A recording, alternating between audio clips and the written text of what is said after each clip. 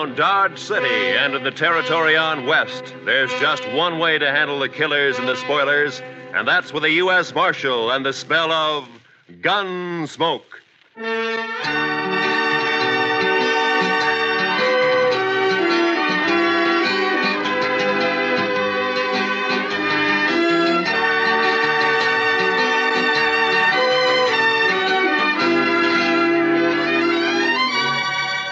Gunsmoke, starring William Conrad. The story of the violence that moved west with young America. The story of a man who moved with it. Matt Dillon, United States Marshal.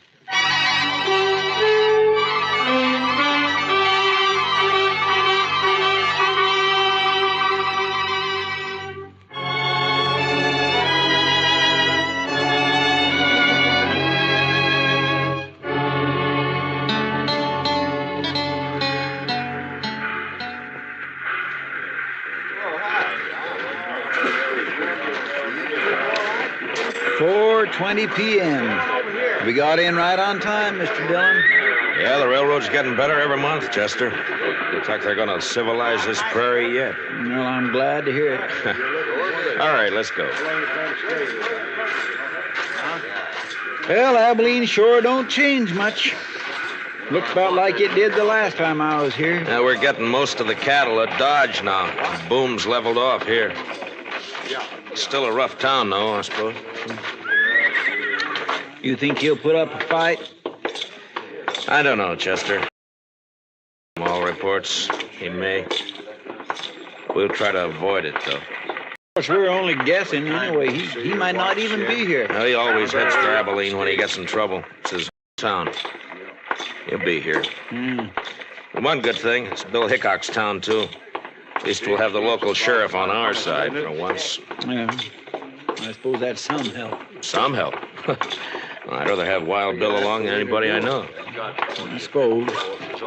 Chester, what's the matter with you? You're acting like a man at his own funeral. Mr. Dillon, I've had an uneasy feeling ever since we left Dodge. Kind of a hunch, you might say. Ah, it's nonsense. They're going to pick up a killer and take him back for trial. That's all. Maybe. And maybe not. Look, Chester, any man who lives by a gun knows down inside that he's going to die by one someday. But if he's got any sense, he keeps from thinking about it. Of course, he can't help getting a hunch now and then. I had plenty of them myself. Mostly wrong. Come on, Chester, let's walk down to the Last Chance and I'll buy you a drink. As a matter of fact, I'll buy us both a drink.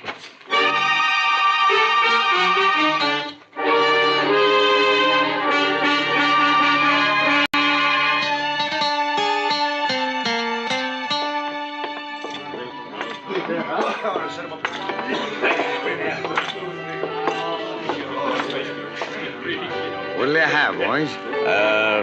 Rye for me. Yes, sir. You can make mine the same. A bottle of rye and a couple of glasses. Quite a crowd in here for this time of day. Yeah. I've been looking around for Wild Bill, but I don't see him. Suppose the Daget kid might be in here, Mr. Dillon? Well, he spent most of his time hanging around the saloons while he was in Dodge. Here you are, boys. Drink up. Thank you. Oh, by the way, bartender, do you happen to know a kid around town by the name of... Who, mister? What? Oh, never mind. Well, he's here, Chester. Down there at the end of the bar. Yeah, that's him, all right. Well, sir, Mr. Dillon? He's what we're here for. We gonna wait for Mr. Hickok? No. Come up on his left side, Chester, and watch his gun handle. Yes, sir, Mr. Dillon. I'm telling you, it was the funniest sight you ever seen. The bullet knocked that scrawny hound dog end over end. First shot I fired. Caught him right in the back of the...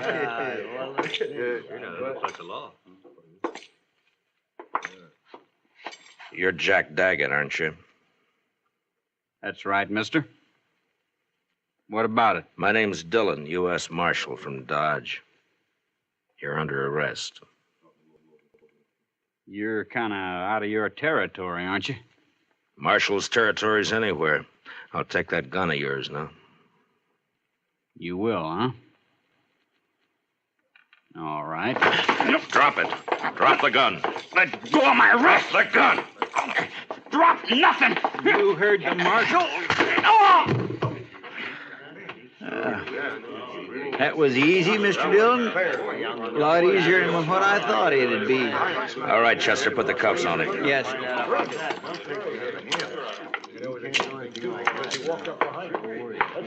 Seems to me your partner acted a little high-handed there, Marshal. It does, huh? Now, he had no call to slug that boy in the head that way. Would you rather I'd have put a bullet in his belly? Chester saved his life, that's all. He was drawing on me. Well, now, if you'd come around and seen me before you started anything, you wouldn't have had this trouble. My name is Rourke. I'm the town constable here. I see. Young Jack here told me all about that shooting out in Dodge. Said they ganged up on him in a poker game, tried to cheat him. Forced him to shoot his way out. That's a good story. It's too bad it didn't happen that way. All right, Chester, let's get him on his feet and go find the sheriff. I reckon you won't be finding him, Marshal. Why not? Hickok's up at Topeka. Won't be back for a week or 10 days. Meantime, I'm the law in Abilene. And I got a favor to ask from you. I'd like to use one of your jail cells until 9 o'clock. That's when the next train leaves for Dodge. I'm sorry, Marshal. I got no authority to do anything like that. What difference does that make? If Wild Bill were here, he'd let me do it. But Wild Bill ain't here. I see. A lot of us folks here like to run our own town. We don't like outsiders coming in and taking over. It's 4 hours till that train leaves, Marshal. I think you're going to find 4 hours is a long time. Meaning? This young fella you arrested has got a couple of older brothers. The Daget boys. You probably never heard of them, but you're going to. They're not going to like this. I don't care much what they like. Maybe they'll teach you to care when they hear about this. And they'll hear. Like I said, 4 hours is a long time. Look, I want you to get this straight. I came here to arrest the killer and take him back to Dodge to stand trial. I got him under arrest now, and I'm going to take him back. Maybe.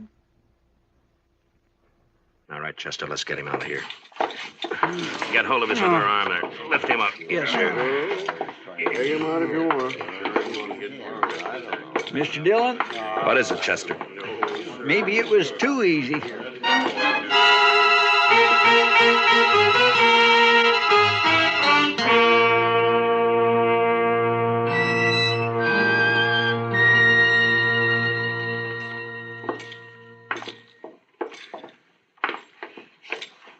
Yes, gentlemen. What can I do for you? We'd like to get a room, please. Well, I have a very nice one right at the head of the stairs. If you'd care to look at it. That won't be necessary. We'll only need it for about 4 hours until the train leaves for Dodge. Mm-hmm. Well, if you'll just sign the register here. Thank you. My, your friend seems to have suffered quite an injury. Yes, sir.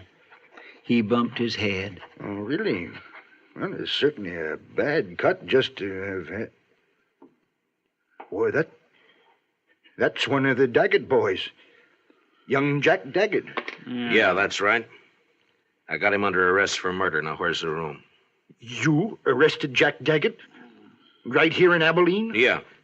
Did you say the room was up? And you're planning to keep him here at my hotel for the next 4 hours? Well, I can't stand out there on the street with him. Marshal, do you know what's going to happen when the Daget boys hear about this? No, but I understand they may not like it very much. May not like it.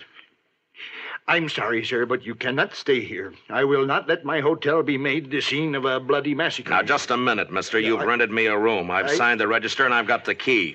And I'm going to use that room until 9 o'clock, whether you like it or not. It's the second door at the top of the stairs. Thank you. Come on, Daget. Move.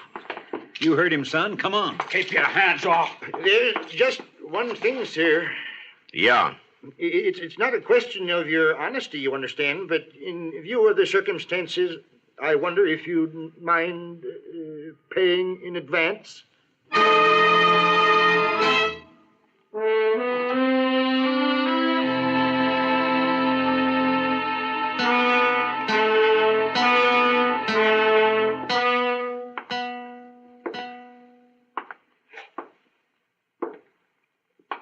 What time is it, Chester?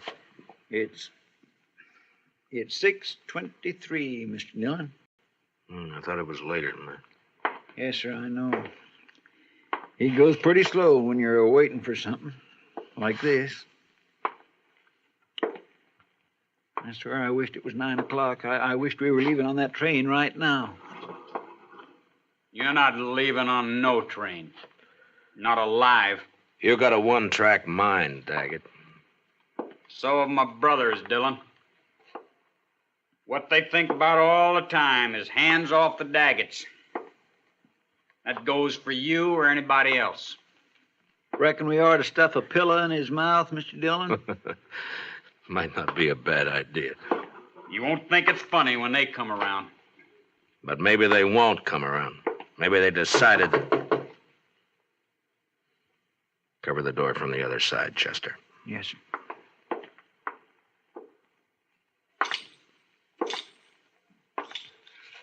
Yeah, who is it?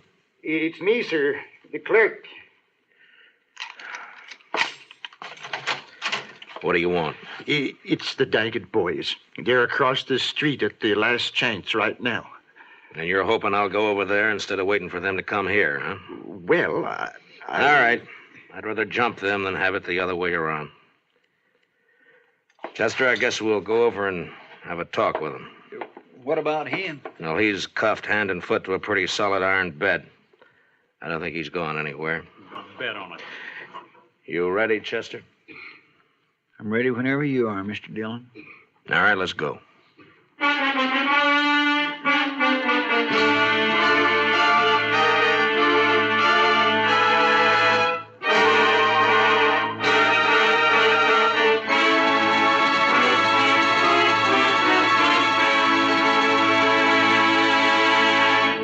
We will return for the second act of Gunsmoke in just a moment. But first, this Monday night on most of these same stations, be sure to be with us when Lux Radio Theater raises the curtain on its full-hour adaptation of the exciting screenplay Phone Call from a Stranger.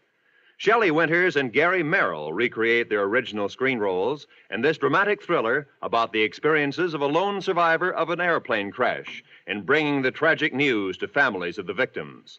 Remember, it's on Lux Radio Theater this Monday night on CBS Radio. Now for the second act of Gunsmoke.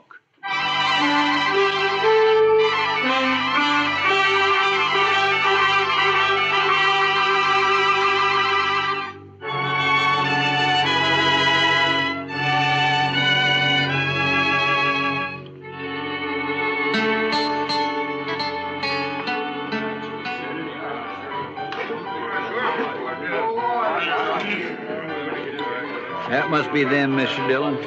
Across the room there. Yeah, I guess so. They look a lot like Jack. And they look mad. And there's quite a crowd around them. Well, Chester, the only way to get it over is to get it started. Yes, sir. How will we do it, Mr. Dillon? I haven't got a plan, Chester. Just face them down, that's all. Yes, sir. Don't mean nothing to him. Go ahead, it's your deal. You the Daggett brothers? What if we are? This is him, Jim. This is a fellow. Shut up, Rourke.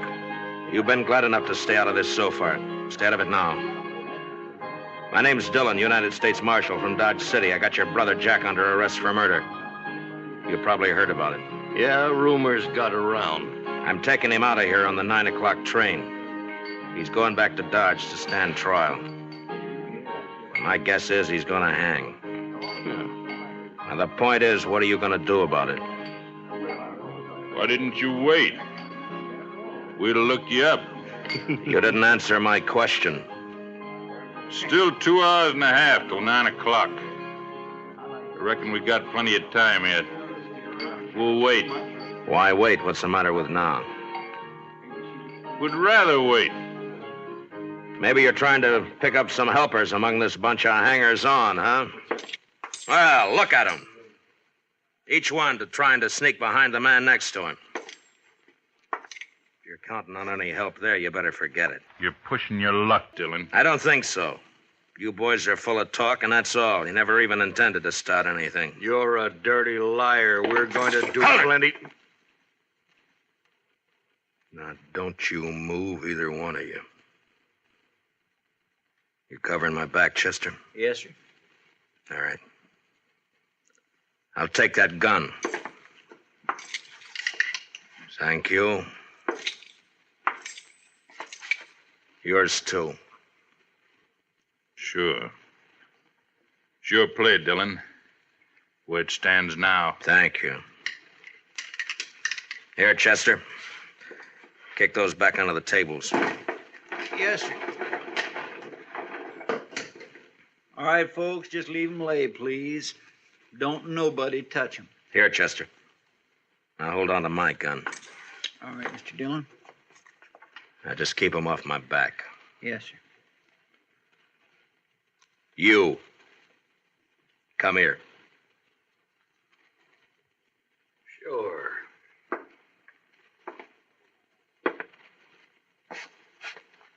You called me a liar, didn't you?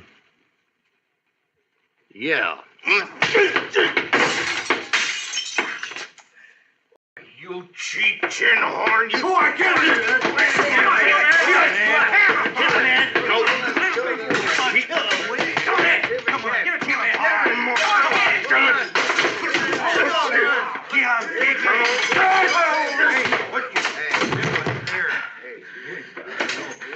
I thought you Dagets were tough.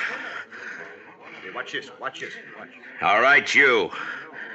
You're next. I'll wait, Marshal. I'll get to you later. You're a no-good coward, Daget. All right, Chester, I'll take my gun back now. Here you are, sir. Thank you. All right, boys, the show's over. Unless, of course, one of you'd like to take up where the Dagets left off. Any one of you still figuring on helping them try to take my prisoner away from me? No? I didn't think so. You're all fine, upright citizens now, huh? A pride and joy to Constable Rourke here. That's enough, Dillon. I thought I told you boys the show was over. All right, get out. Go on, get out, all of you. Move! All right, let's get out of here.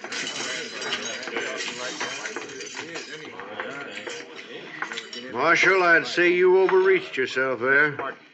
Stepped past the limits of your authority. How I enforce the law's my own business. I do things my own way. The way it'll get you killed someday. Maybe. I have to live in this town, Dillon. You don't know these Daggett brothers. If you cross them, you're through. I've seen it happen. Come on, Chester, let's go. All right, Mr. Dillon.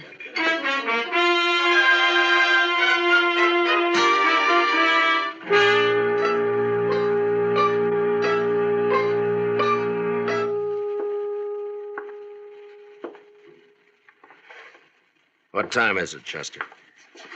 It's 7:45, Mr. Dillon. Yeah, the time's dragging. Yes, sir. It's still an hour and 15 minutes till that train leaves. What difference does it make? You're not going to be on it. Neither one of you are. The way I'm figuring, Jack, we'll all three be on it. You wait and see. You'll never get to that train. My brothers will take care of you. They don't seem to be in any hurry about it. You wait. I sure do wish I hadn't had such an uneasy hunch about this trip. Forget it, Chester. They'll stop you. You just wait.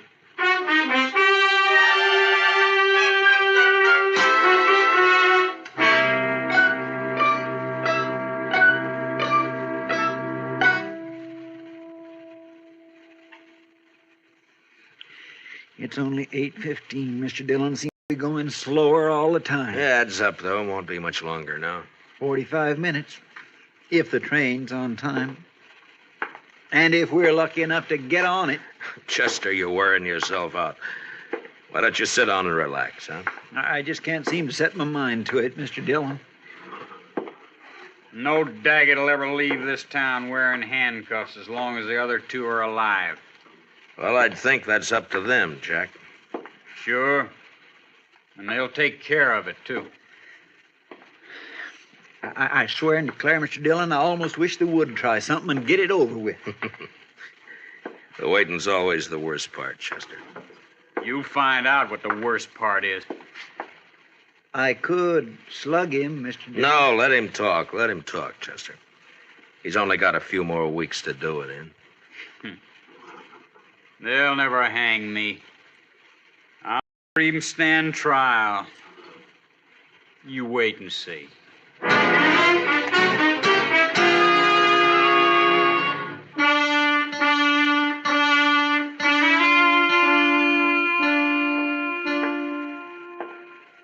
Chester?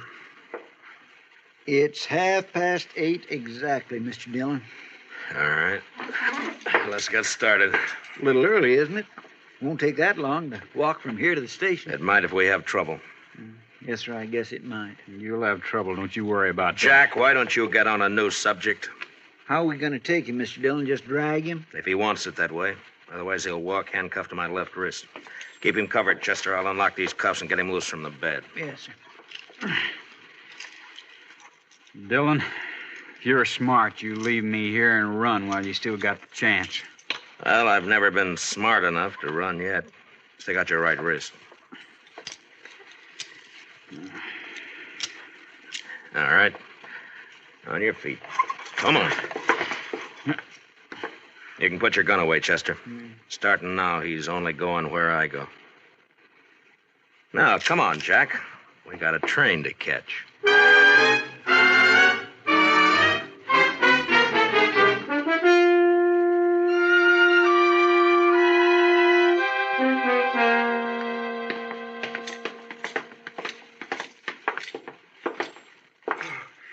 Thank heaven, gentlemen, you're leaving. Yeah, we're leaving. And I want to thank you for your wonderful hospitality. I'll be glad to recommend your hotel to anybody who plans to stop over in Abilene. Oh, I hardly know what to say, Marshal. You simply don't understand. You don't know these Daget brothers. No offense personally, Jack.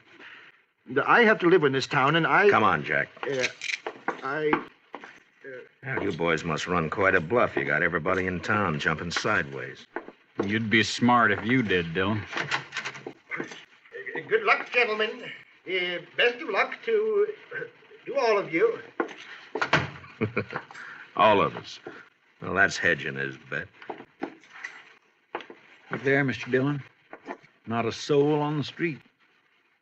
Quiet as a graveyard. Yeah. They're going to make a play, Chester, somewhere between here and the depot. We can count on that. Yes, sir, I kind of figured they would.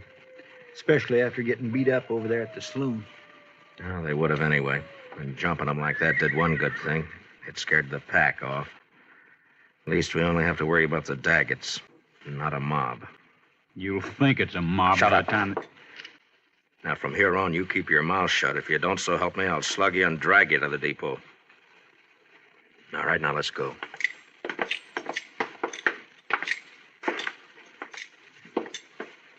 No, sir, not a soul. I never thought I'd see the main street of Abilene deserted at this time of night. It's not deserted, Chester. They're inside, behind the shutters. But at least they're staying out of it. I wonder if coyotes are as lonesome as they sound, Mr. Dillon. They couldn't be, Chester. Watch that left side up ahead of us, sir. It's pretty dark along there. Yes, sir. They might jump us from behind. I don't think so. Too many people watching. They gotta keep up their reputation. I hope you're right. Chester, they're at the corner of the bank. Somebody moved. Across the street, too. In the shadow. Take the one in the shadow, Chester. Yes, sir. There's one down, Chester. The other one's still there in the shadows. Get him if you can. Jack here's ruining my aim. I'll ruin more. Good for you, Mr. Dillon. You ought to have slugged him sooner. I didn't slug him, Chester. He caught a bullet that was meant for me. Shot by one of his own brothers. Here, let me unlock those handcuffs, Mr. Dillon. No time. Here, I'll get him up on my shoulder and... All right, let's move in and keep firing. Yes, sir.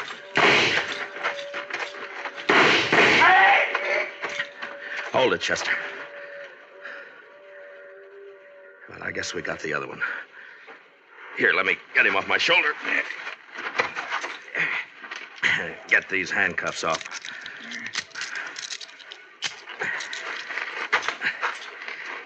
Well, there's our prisoner, Jack Daget. Wanted for murder, killed by his own brother. Let's take a look at the others.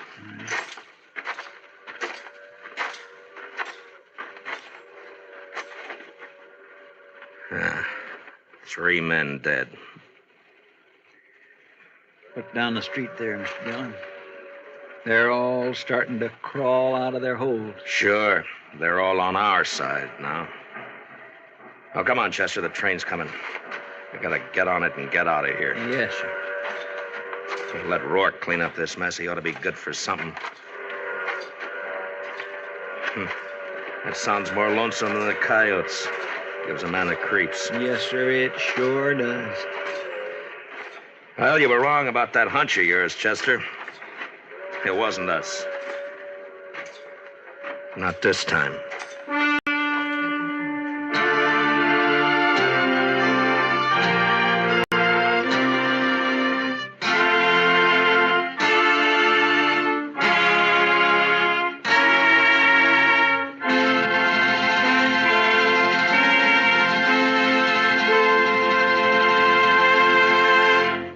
Gunsmoke, under the direction of Norman MacDonald, stars William Conrad as Matt Dillon, U.S. Marshal. Tonight's story was specially written for Gunsmoke by Les Crutchfield, with music composed and conducted by Rex Corey.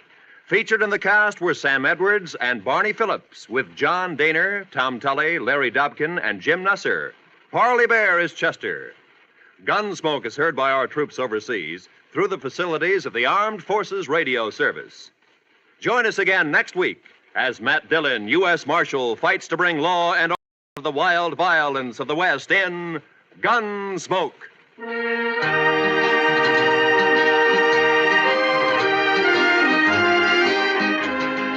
Tomorrow night, Lionel Barrymore and your Hallmark Playhouse invite you to enjoy another Hollywood cast bringing you another drama in the tradition of this fine program. Every week, your Hallmark Playhouse features Lionel Barrymore as host. Frequently, Mr. Barrymore stars as well. Historic dramas, stories about the human side of patriots, presidents, pioneers, and adaptations from literature. Enjoy them on Hallmark Playhouse over most of these same stations, presented by CBS Radio. This is Roy Rowan speaking. And remember, for thrilling dramas of escape, listen Sunday nights to the CBS Radio Network.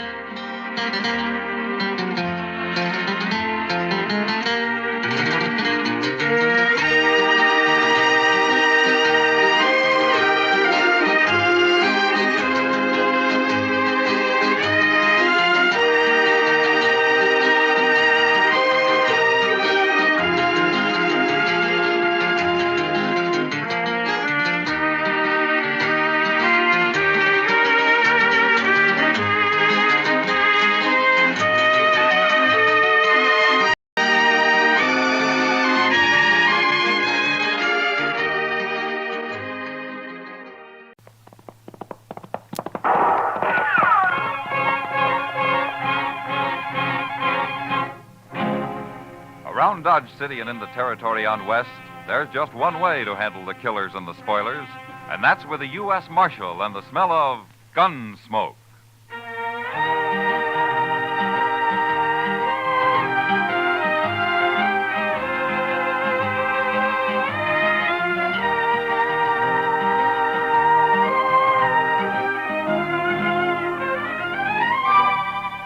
Gunsmoke, starring William Conrad. The story of the violence that moved west with young America. The story of a man who moved with it. Matt Dillon, United States Marshal.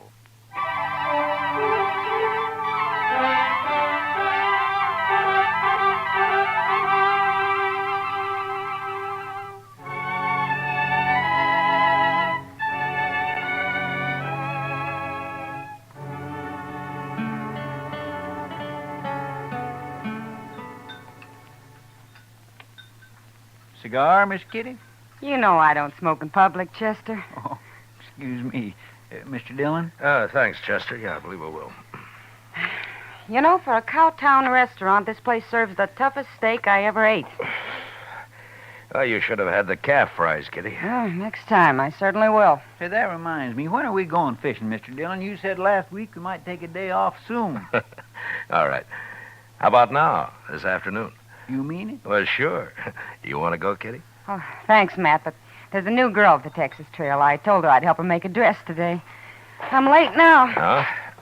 Well, I'll have to drop by the office first, Chester. All right. If you want any help eating those fish, let me know.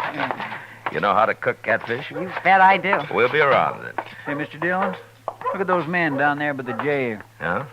Now, what's so curious about a wagon load of buffalo hides, I wonder? Maybe they got a white one. If they have, I want it. See you later, Matt. Chester? So long, Miss Kitty.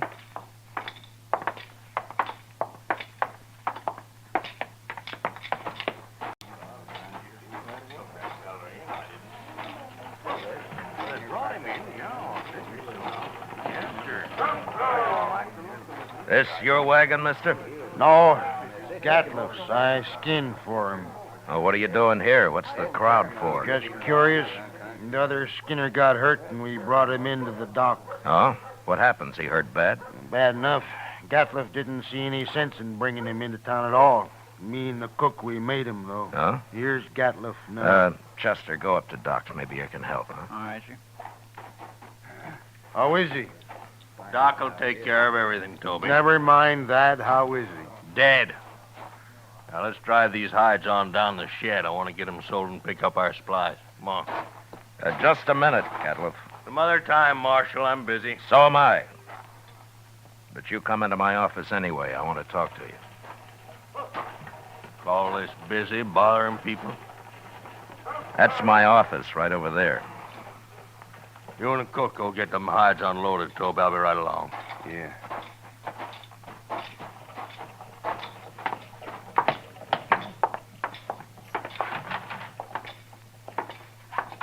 Now, what do you want, Marshal? You new around here, Gatliff? Any law in it? It depends. What happened to your Skinner? Billy? He hurt himself, that's all. He's dead, isn't he? Yeah, he's dead.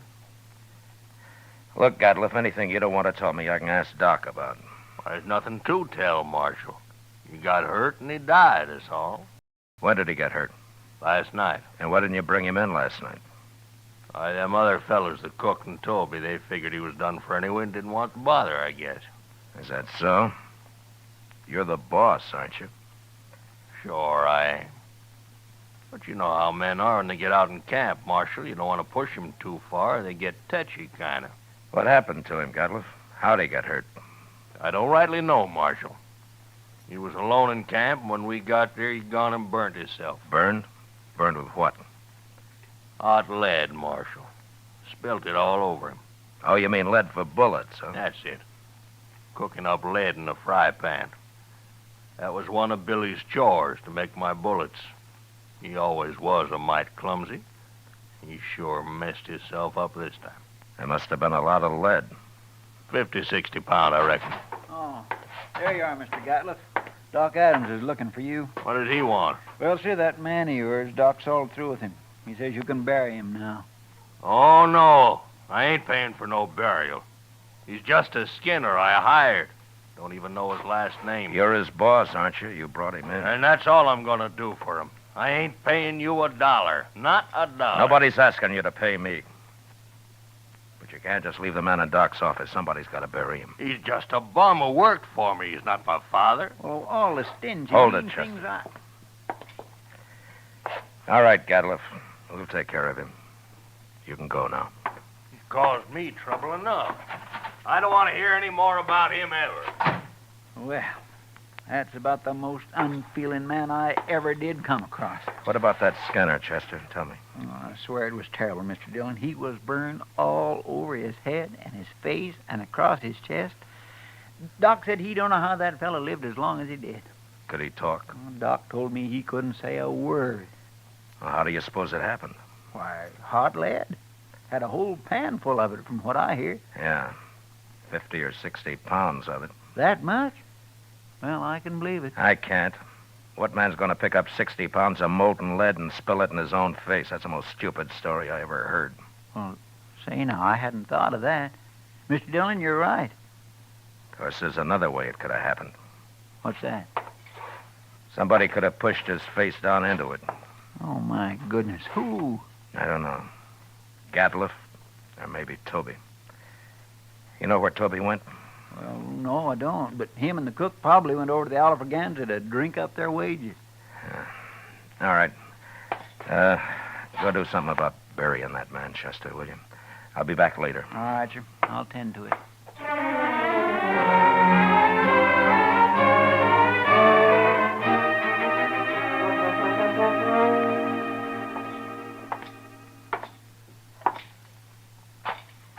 Where's the cook, Toby? Oh, hello, Marshal. Cook, he went to get him some boots while he still had the money. Come on over to a table. I'll buy you a drink. You will? Well, I mean, sure, Marshal, sure. Sam, set out a bottle of rye and another glass, will you? Yes, sir.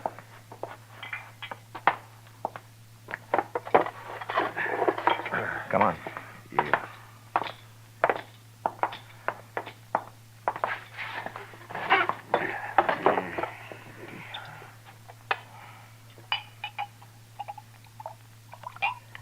Yeah, here you are. Thank you. Well, here's to your friend, Billy. He's mine, but he died a bad death. I'll drink to him.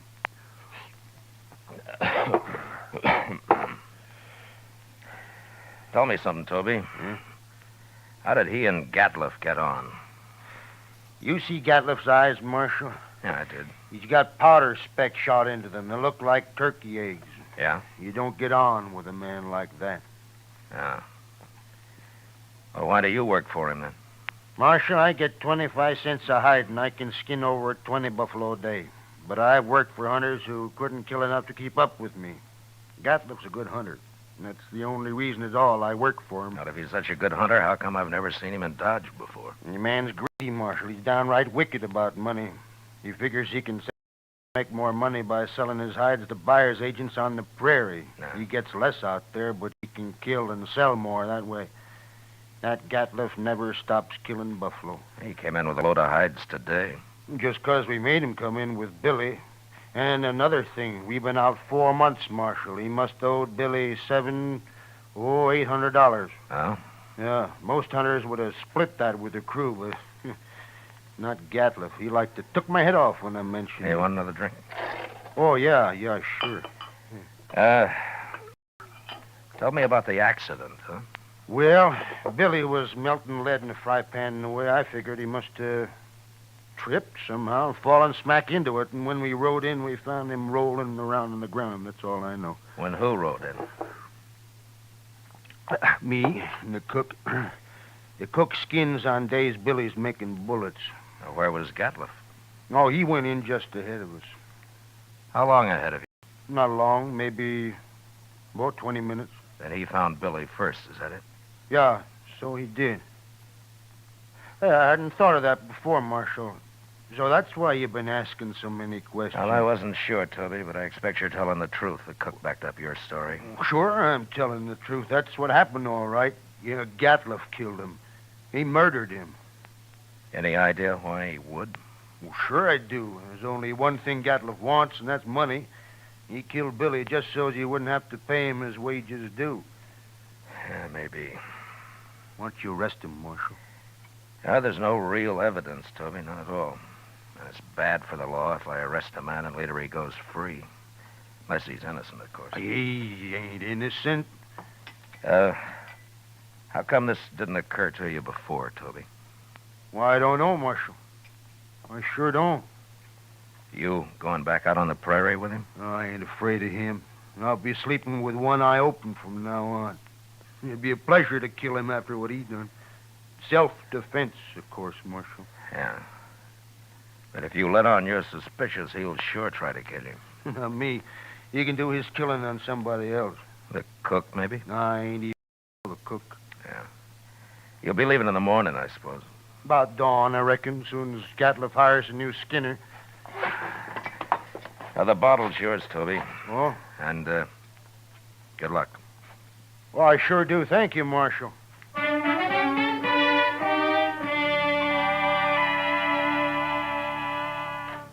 Later in the day, Chester and a couple of other men buried Billy out on the hill. As Toby's bad death, and it was made worse by the men who'd done it to him, going scot-free. But I figured anybody as greedy as Gatliff would someday overplay his hand, and I hoped I'd be there when he did. The next morning, Chester told me he'd heard that they'd left Dodge. And that afternoon, we went off fishing. When we got back, Kitty cooked up our catch for supper, and she did a real good job of it. Yeah, that was fine, Miss Kitty, just fine. Anytime, Chester. You catch 'em and I'll cook 'em. Say, do you know how to make antelope stew I've made it. and sourdough biscuits? Of course. Oh, my goodness. Chester, you sound like you're about to propose. Oh, my gracious. No, Mr. Dillon, my. Why, Chester, I always kind of hoped. Well, oh, I didn't mean... Well, that is... I mean... Well, mercy, well, who'd marry me anyway? You ever ask anyone to, Chester? Well, yes, ma'am, once I did. Well, what'd she say? She said she would. She said, yeah. Oh, what happened? Marshal Dillon here. Yeah, come on in, mister. They sent me after you, Marshal. Nestor camp across the river. Oh, what's the trouble? Man got knifed over there. Killed. Oh, was it just a fight or what? They don't know who knifed him, Marshal. Come on, Chester. Thanks for the supper, Kitty. Sure, Matt.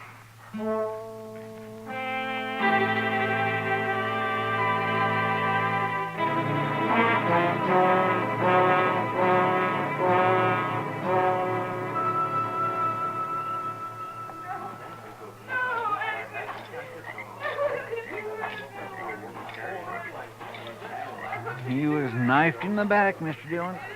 Yeah, but nobody saw it happen. No, sir. Looks like somebody got clean away with murder. Well, hello there. Marshal Dillon? That's right. What can I do for you, son? That man that's dead. Huh? What about him? Well, go ahead. You can tell me. I saw him get stabbed, Marshal. You did? Well, where were you? I was looking for berries over there. I heard them arguing, and I sneaked up just after he'd done it. They were all alone. Who was the man, son? Did you know him? No, sir, but he was big and kind of dirty looking. He had a buckskin shirt. Anything else you remember? He had funny eyes, Marshal. They had spots in them. It's Gatliff, Chester. I declare it sounds like him, sure enough. Son, how come you didn't tell anybody about what you saw? I was afraid to, till you came, Marshal. Why, it's all right. But in case I want to find you later sometime, what's your name? Yorkie Kelly. All right, I won't forget that, Yorkie.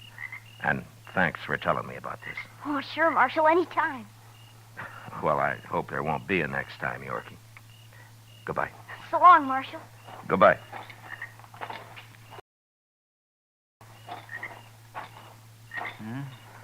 Guess it was Gatliff, all right.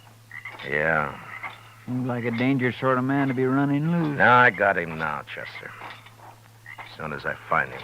I hope so, Mr. Dillon. I certainly do hope so.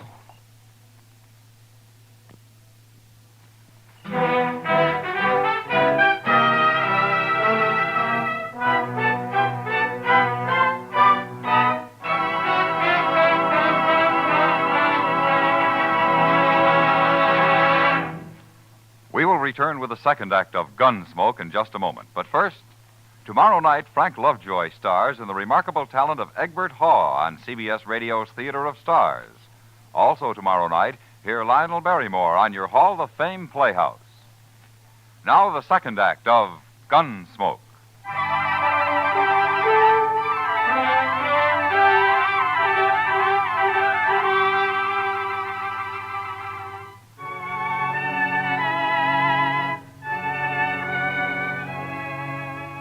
Since Gadliff would figure nobody had seen him, it wasn't likely that he'd run. And anyway, there wasn't much sense in trying to track him down in the dark. So Chester and I didn't start out until the next morning. Ordinarily, a man would ride into the prairie and disappear. But with Gadliff, it was a little different. At least we knew he'd be somewhere around Buffalo. It was late afternoon before we reached good hunting grounds, and almost dark when we spotted the first hunter's camp. We just gonna ride right up to him, Mr. Dillon? Now, this isn't Gadliff. He had mules. This man's got horses. Yeah, that's right. Keep your eyes open just the same, Chester. Oh, yes, sir.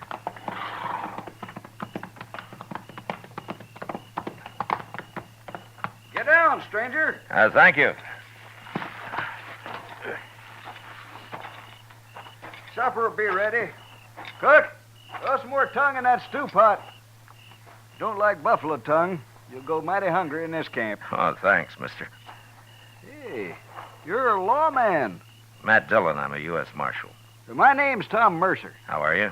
This is Chester Proudfoot. How'd you do? Mr. Mercer? Come over by the wagon, sit down. Supper'll take a little longer now. Anyway, my skinners won't be in for a while yet.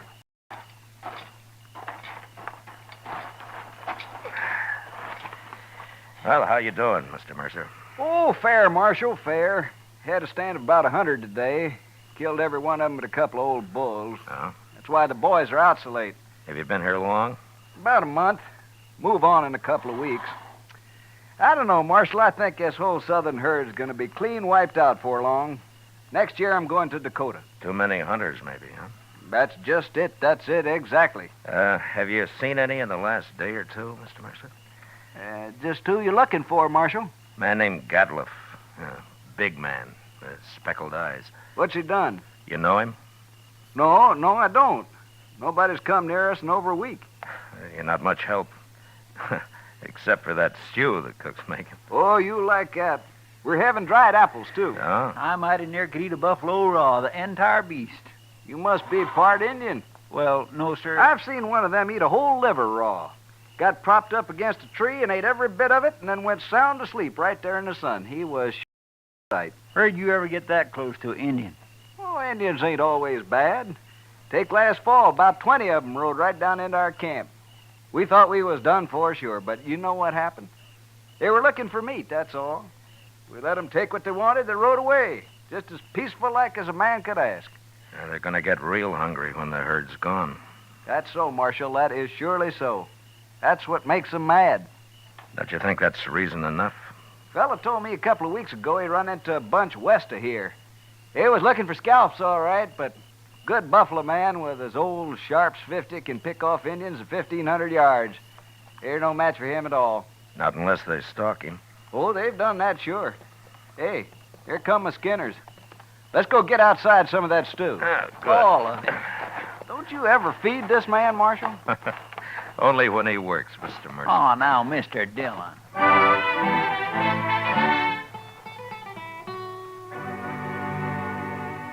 We spent the night in Tom Mercer's camp. And at dawn, just after breakfast, we said goodbye and rode on west. There was a lot of country out there, and all we could do was ride through it till we ran into him.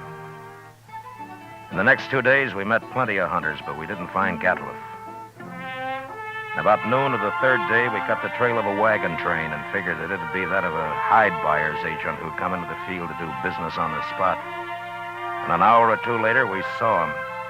A long string of ox-drawn wagons piled high with buffalo hides. And there was a man on horseback leading the train. We rode up to him. Hello there. Well, that's quite a load you got, mister. 10,000 so far. But what are you doing way out here, Marshal? I'm looking for a hunter named Gadliff. You know him? Sure I do. Just picked up a load from his rick early this morning. Is he in trouble? Yeah, he sure is. Where is he? Straight south here a couple of miles. Can't tell you exactly. He moves around a lot. Well, that's close enough for us. Thanks a lot, mister. Sure, Marshal. I never did like him anyway.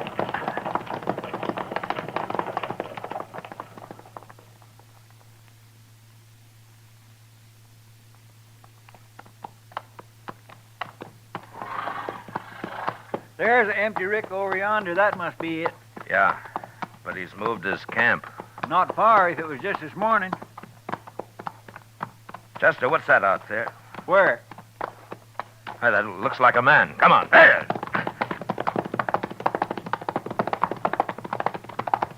Oh.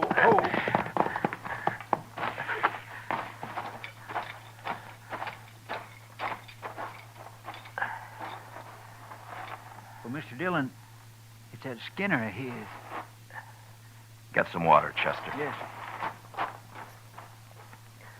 Toby? Toby, can you hear me? He's been shot. Yes, sir. Here's the water. Yeah. Oh. Toby? It's Marshal Dillon. Give me a drink. Here you are.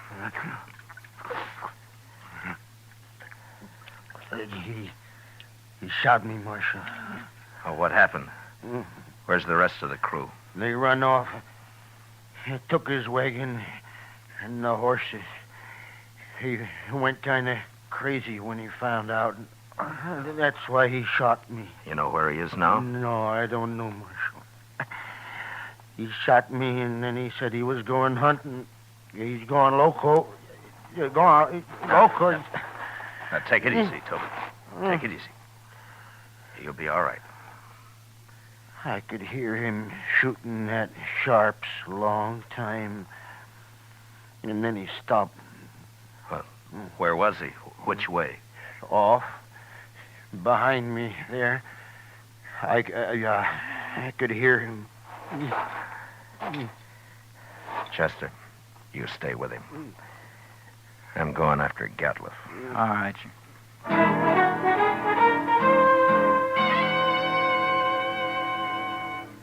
Off in the direction Toby had indicated, there lay a large, isolated hollow surrounded by low ridges.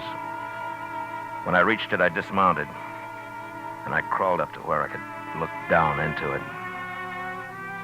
There was no sign of Gatliff, but lying on the prairie floor were the bodies of countless fresh-killed buffalo. It was a strange sight. The old bulls, the cows, the little calves lying there blackening the prairie grass. I got up and stood, looking at it for a long time.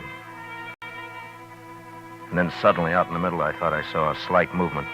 And a second later, there came the familiar boom of a Sharp's 50. And I dropped behind a ridge and waited.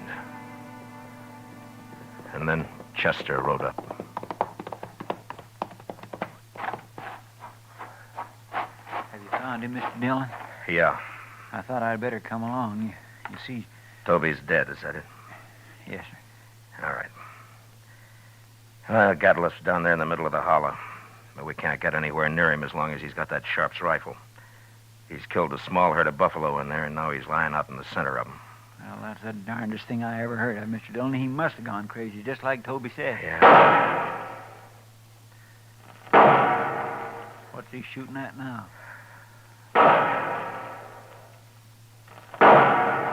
Mr. Dillon, the way he's spacing them shots. Yeah, that's a signal for help, Chester. Come on.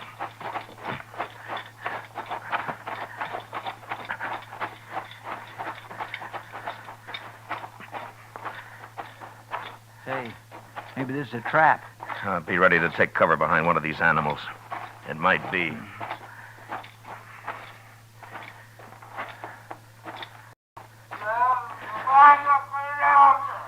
Sounds like he's been hurt. Yeah. Keep your head up.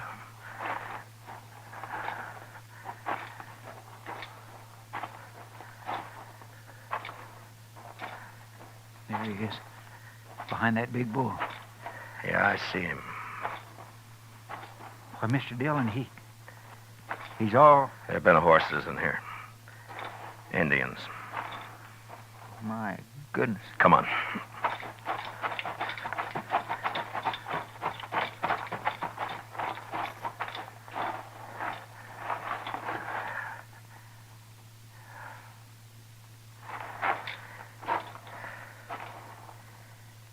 Well, that was his last effort, Chester. He's dead now. Mr. Dillon, that's awful. Yeah. Come on, let's get out of here.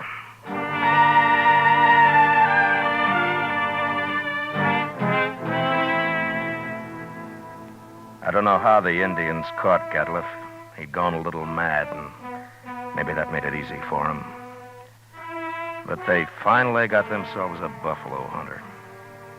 And into their unbelievably savage torture of him had gone all the hatred and desperation of a race being slowly starved and driven from their homeland. And then they'd put him there surrounded by his own bloody slaughter. And they'd gone off with a gesture of contempt, leaving his rifle and his ammunition by his side.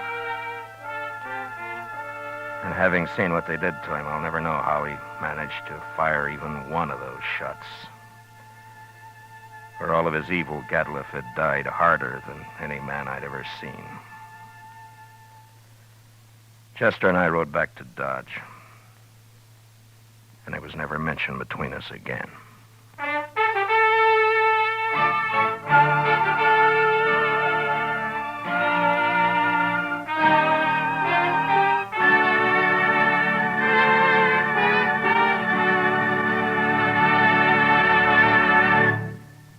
Gunsmoke, under the direction of Norman McDonald, William Conrad as Matt Dillon, U.S. Marshal.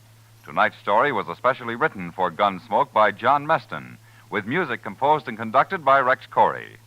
Featured in the cast were Lawrence Dobkin, John Daner, Harry Bartell, Richard Beals, and William Euler. Parley Bear is Chester, and Georgia Ellis is Kitty. Gunsmoke is heard by our troops overseas through the facilities of the Armed Forces Radio Service. Join us again next week as Matt Dillon, U.S. Marshal, fights to bring law and order out of the wild violence of the West in Gunsmoke.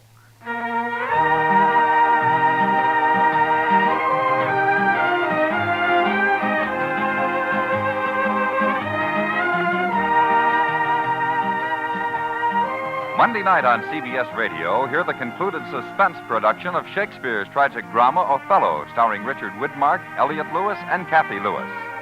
Also Monday night, don't miss the Lux Radio Theater's charming excursion into fantasy, The Bishop's Wife, starring Cary Grant and Phyllis Baxter. George Walsh speaking, and remember, there's fast, funny quizzing on The Bob Hawk Show, Monday evenings on the CBS Radio Network.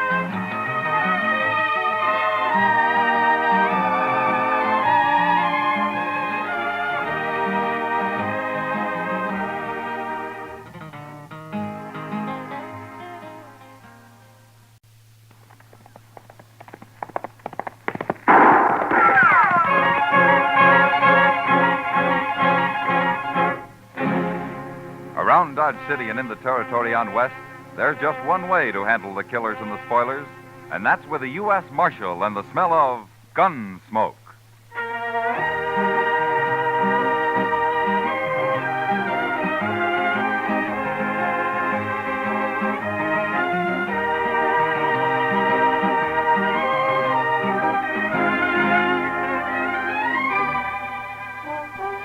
Gunsmoke, starring William Conrad. The story of the violence that moved west with young America. The story of a man who moved with it. Matt Dillon, United States Marshal.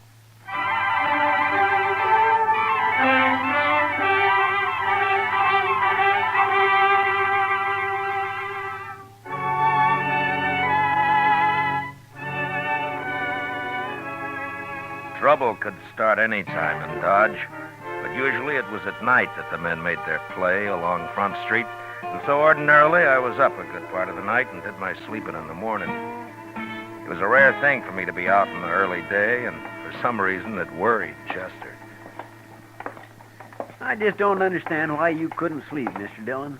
Unless you had the colic or something. I feel fine, Chester. Just got a few things to take care of at the bank, that's all. Yes, I know, but the bank's open all day. You know what they always say, Chester. It's the early bird that catches the worm. Yeah. My ma used to tell us that one about being healthy, wealthy, and wise. She used to root us out of bed every morning at daylight on account of it. It's a good saying. Yeah. I don't know whatever become of my brothers, but I'm sure not living in a very big house. Well, maybe you ought to come in here more often. I got no business with the bank, Mr. Dillon. Well, morning, Mr. Fogg. Morning, Chester. Morning, Mr. Dillon. Morning, Fogg. I'll be over there in a minute as soon as I straighten this stuff out.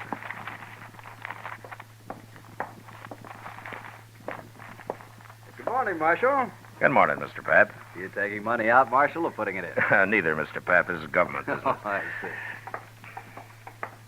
Who are those men, Marshal? What? I say, who are those men? I never saw him before. That one in the middle holding the envelope, he seems pretty excited about something. Certainly, sir. What can I do for you? I want a loan of money immediately. Well, we'll do what we can, sir. First of all, how much do you want? $20,000. 20.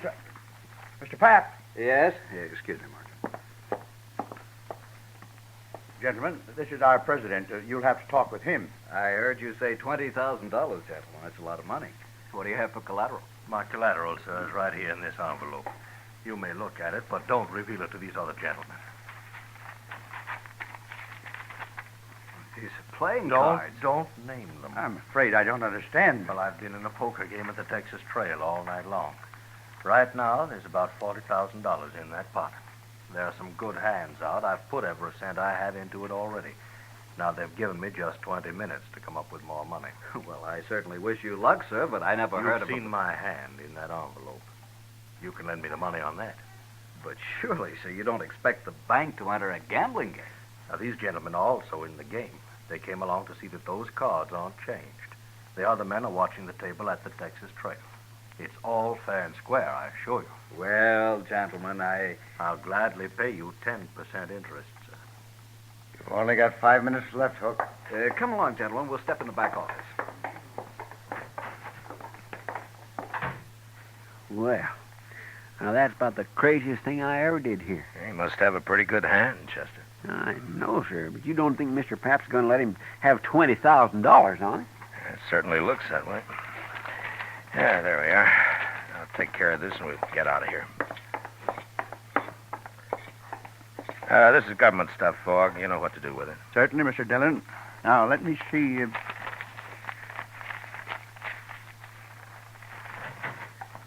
Marshal, I want you to come with me. What? These gentlemen, there's a poker game, and I've got the money here. I think you'd better come along just to be safe. You mean you gave him his $20,000, Mr. Pap? Yes, of course. Now, come over here, Marshal, I'll tell you. All right. Marshal, that man Hook there has 4 aces and a 10 in his hand. It's a sure thing. Why, the bank stands to make $2,000 on this loan, and it won't take but a few minutes. Well, you run the bank, Mr. Pap, but are you sure you ought to take a gamble with other people's money this way? I can't lose. There's not a chance in a million. But I want you to protect this money till I get it back here. Well, all right. Nobody takes it at the point of a gun, if you think that'll help. Good. Now, you come along, men. Hook's only got a few minutes to get back in the game.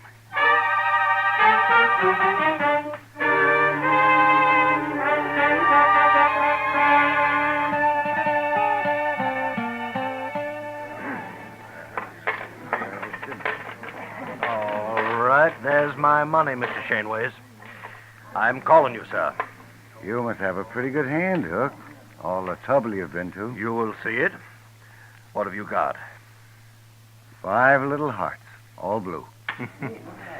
I win, sir. 4 aces. But look at my hearts. They read 2, 3, 4, 5, and 6. Straight flush. Your aces lose, Hook. Aces. Aces, how could he have a straight flush? Got it dealt right out of the deck, Hook. Right out of the deck. Ah, nice pot. Had enough, but He won. Mr. Pap, sir, I don't know what to say. $20,000. Just like that, $20,000. It's not even my money. Now, Mr. Pap, don't you worry, sir. I only borrowed that money. You'll have it back. You have my word as a Confederate gentleman on that. Hook, please. Hook, I've got to have it back. It's not my money. I have to put it back in the bank. I'll be ruined if people find out You about only this. loaned the money, sir. I lost it. Now, I'll send for it today, sir. I'll wire my agents. They'll have it on the next Santa Fe that leaves St. Louis. No, Hook. No, I don't think that'll happen. My word as a gentleman, sir. But you must be patient.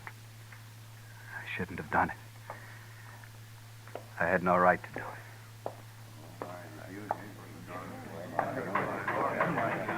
Chester. Yes, sir.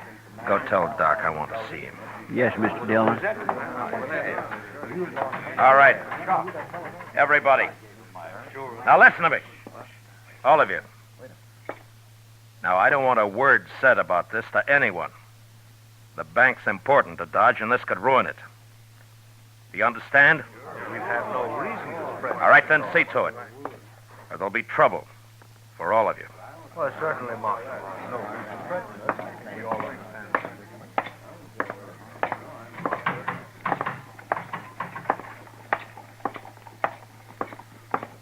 Mr. Pap, hold up a minute, will you? Mr. Pap? Marshal, I should have listened to you. I'm ruined now. Now, look, Mr. Pap. Maybe Hook's got money, I don't know, but if not, we'll figure something out. People will give you time. No. No, they won't. As soon as they hear about this, there won't be any bank. They won't trust it anymore. But they have to. It's the only bank there is. What'll Joanne think? My kids. I can't face it, Marshal. I just can't face it. Now, look, you just go back to the bank and tell the cashier to keep his mouth shut about this. You just got to give it time.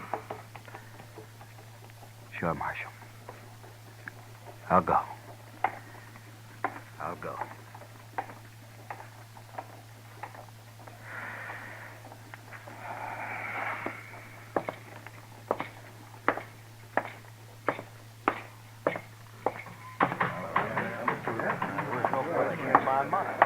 Oh, Marshal. Marshal, sir. I am sorry for that man, but he has no reason to worry.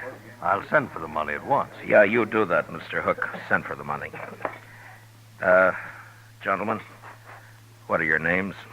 My name's Shaneways, Marshal. Now, I'm sorry for that banker, but it's nothing to do with me. I won this money fair, and I'm keeping it. Sure, Mr. Shaneways, of course you are. Who are you, mister? Varden. And I agree with Shaneways. Gambling money's fair money. Nobody is arguing that, Mr. Varden. But remember, gentlemen, what I said. Don't talk about this. Oh, well, hey, Matt. Chester said you wanted me. What's happened? Didn't hear any shooting. Everything's all right, Doc. Oh, well, that's... Oh, you look familiar. Don't you? I haven't had the pleasure, sir. Oh, well, maybe not. No, I guess not. My mistake. Never mind, Doc. Come on. Yeah. Chester said he'd wait at the office, Matt. Look, Doc, I want you to go over to the bank. Mr. Pap is pretty upset. See what you can do for him, huh? Give him a bromide or something. Sure, Matt. What's wrong with him, anyway? He just lost $20,000 in a poker game. He lost 20... And he wasn't playing. He lent the money on the strength of what looked like a good hand. That man Hook came into the bank for it with the other two. Oh.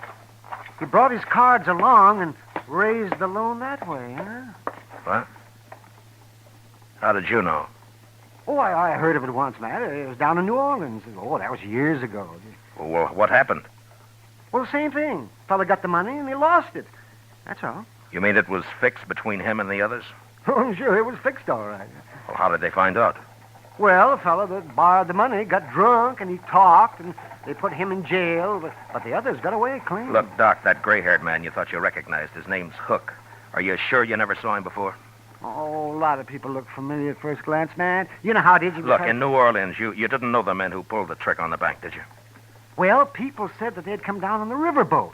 I was doctor on the Tennessee Belle then, but I never met them, not to my knowledge anyway. You recall hearing their names? Well, that was a long time ago, Matt. Look, Doc, those three back there may have just pulled the same thing now.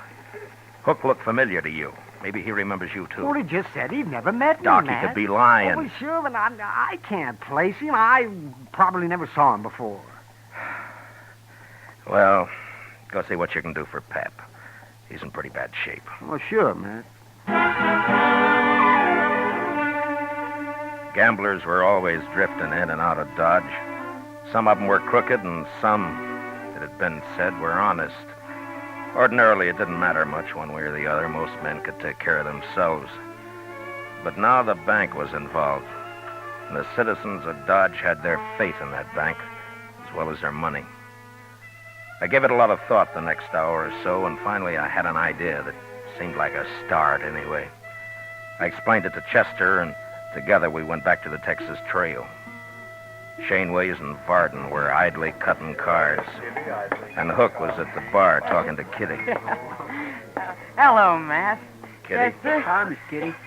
Do you know Mr. Hook? This is Marshal Dillon. We met earlier. Why, yes, indeed. This morning? I must have smelled trouble, Kitty. I got up early. You're always smelling trouble, Matt. Yeah. Leave your beer, Hook, and come with me. What for? Just do it. Whatever you say, Marshal. Miss Kitty, I'll be back. Yeah, sure. All right, Varden, Shaneways, get up and follow Chester. What? Is this an arrest? Now, what would I be arresting you for, Mr. Shaneways? What? Nothing. You've no reason. That's right. All right, come on, let's go.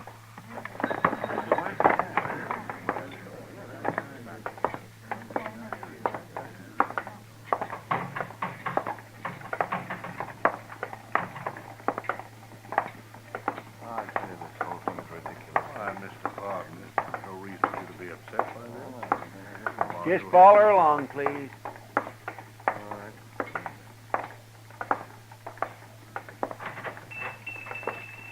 What is the idea of bringing us in here, Marshal? Well, good morning, gentlemen. What can I... Oh, hello, Marshal. Chester. Hello, Lum. Lum, these men want their pictures taken. Oh, no, not me. I don't. I've got plenty of pictures. Can you do it right away, Lum? No, certainly can, Marshal. And, gentlemen, you'll be the very first to stand before my new drop. The ancient temples of Greece. It'll lend you dignity, power. What's the idea of this, Marshal? Lum's just going to take your pictures, that's all. Oh, Lum, front and side views both, huh? Oh, certainly, Marshal, certainly. And then, gentlemen, if you leave Dodge, any of you, it'll make it a lot easier for the law to find you and bring you back, wherever you go. This is outrageous. I won't stand for it. Pardon, wait a minute. I agree the marshal is being a little high-handed, but after all, he must protect himself in his job. But since we've done nothing wrong, we have nothing to fear. Sure. Hook's right, Wolf Varden. I'll go first. Are you ready, Lum? No, right this way, sir. Chester, you stay here and wait for the pictures. Bring them over when they're finished. Yes, sir, Mr. Dillon.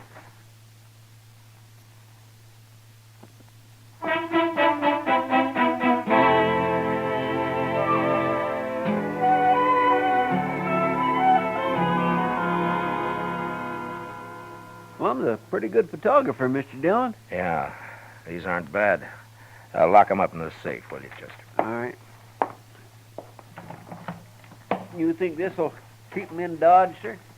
No, not if they really get scared.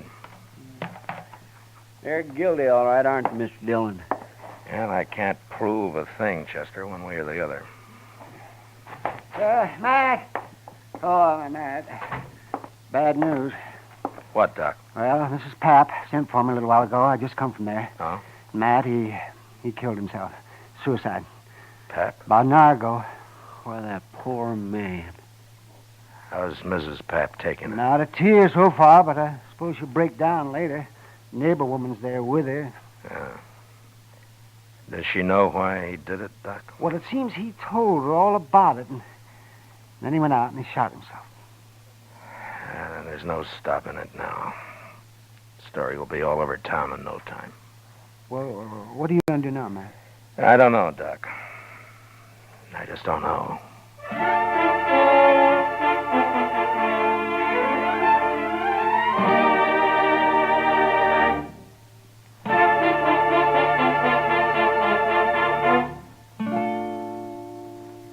We will return with the second act of Gunsmoke in just a moment. But first, today's opportunity knocks twice for qualified women.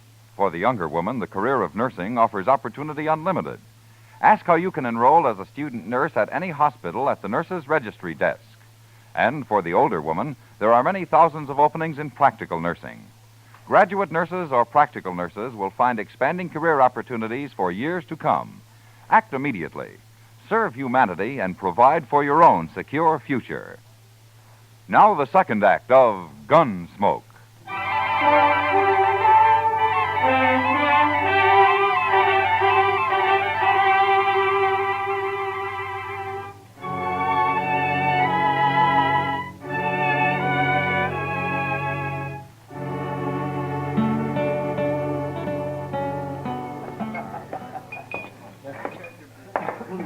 I'll buy you a drink, Kitty. Gosh, I'd like it, Matt, but I just said I'd join Hook over at his table. Well, I'd like to talk to him, too. I'll just sit with you for a few minutes. That's fine with me. I don't know about him, though. Oh, I don't think he'll object. I just have time for a smoke, Mr. Hook. I didn't think you'd mind. Why, no, of course not. You're quite welcome, Marshal. May I buy you a drink? No, thank you. Marshal, I want you to know I sent for that money today, just as I promised. Oh? You're a little late. Late? Mr. Papp shot himself. He did? You mean Mr. Papp, the banker? Yeah. But why, Matt? He would always seem so quiet like. Maybe Mr. Hook will explain it, Kitty. Well, now, Marshal, you can't hold me responsible in any way at all. I didn't say I could, Hook. But you seem kind of nervous about it. Well, naturally, I'm upset. After all, that man did me a great favor. Yeah, sure. But I don't think the people in Dodge are going to like it much when they find out. Tell me something, Mr. Hook. When were you in New Orleans last? New Orleans? Mm-hmm. Well, why do you ask that, Marshal? Just curious. Well, so I've never been in New Orleans. Does that answer your question? Yeah, it's good enough. For now. Goodbye, Kitty. I'll drop by later. Sure, Matt. And, Mr. Hook, it still goes about not leaving town. I like it here, Marshal. Yeah. Yeah, you should.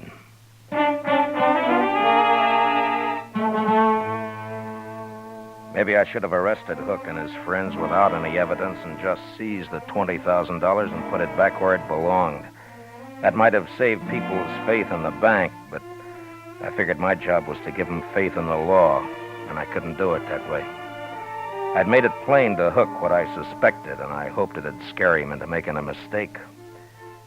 And it did.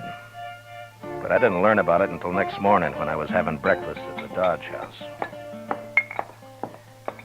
Mr. Dillon? What? I've been looking everywhere for you, at your room, Delmonico's, the Texas Trail, everywhere. This is the last place I hit. Well, what is it, Chester? Here, look at here, just you read that. Marshal, we're taking Doc along. If you follow us, we'll kill him. Where'd you get this, Chester? It was under the door when I opened up this morning. I ran up to Doc's right away, and sure enough, Mr. Dillon, he's gone. Come on. Go check the depot and the stage line, Chester. I'll cover the livery stables. All right, sir. That'll take me longer, so you get our horses ready. I'll meet you at the office, huh? Yes, sir.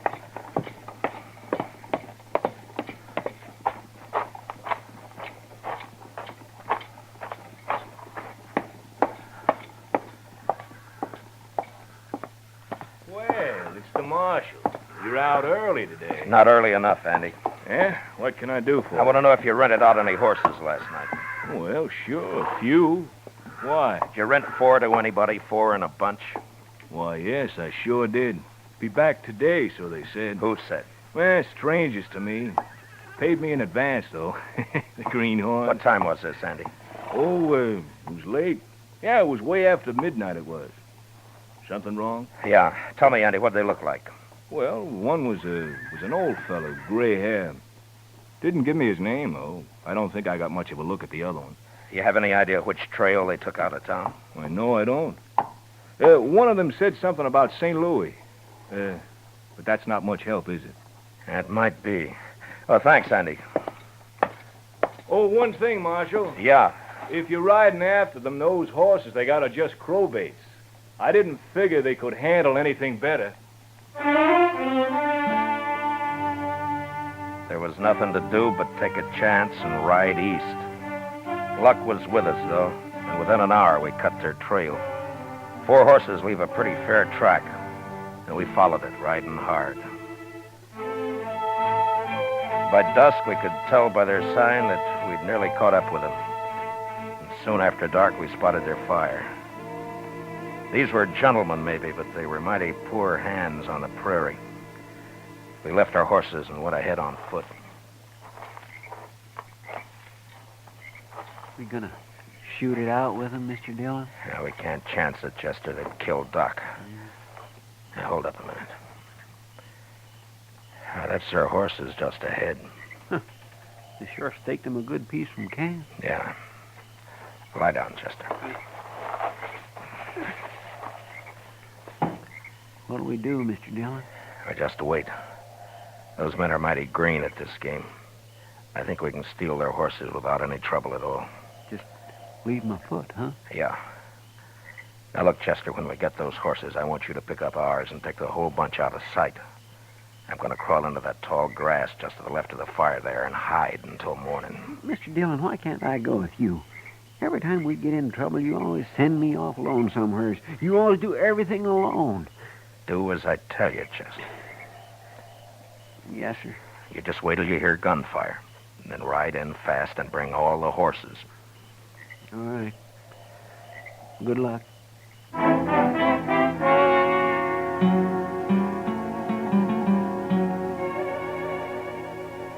By dawn next morning, I was half burrowed into the ground and covered by blue-stem grass, not more than 30 feet from their camp. I could hear their talk all right, but I couldn't see them unless they were on their feet. Shaneways had already gone out after the horses. Pretty soon he was back. With their ropes, that's what every last one of them. What'll we do now? You and Shaneways go after them. I'll stay here and guard Doc. Now, hurry up. We've got to get moving. Come on, Wagner. We'll never find them. I'm coming. I don't know why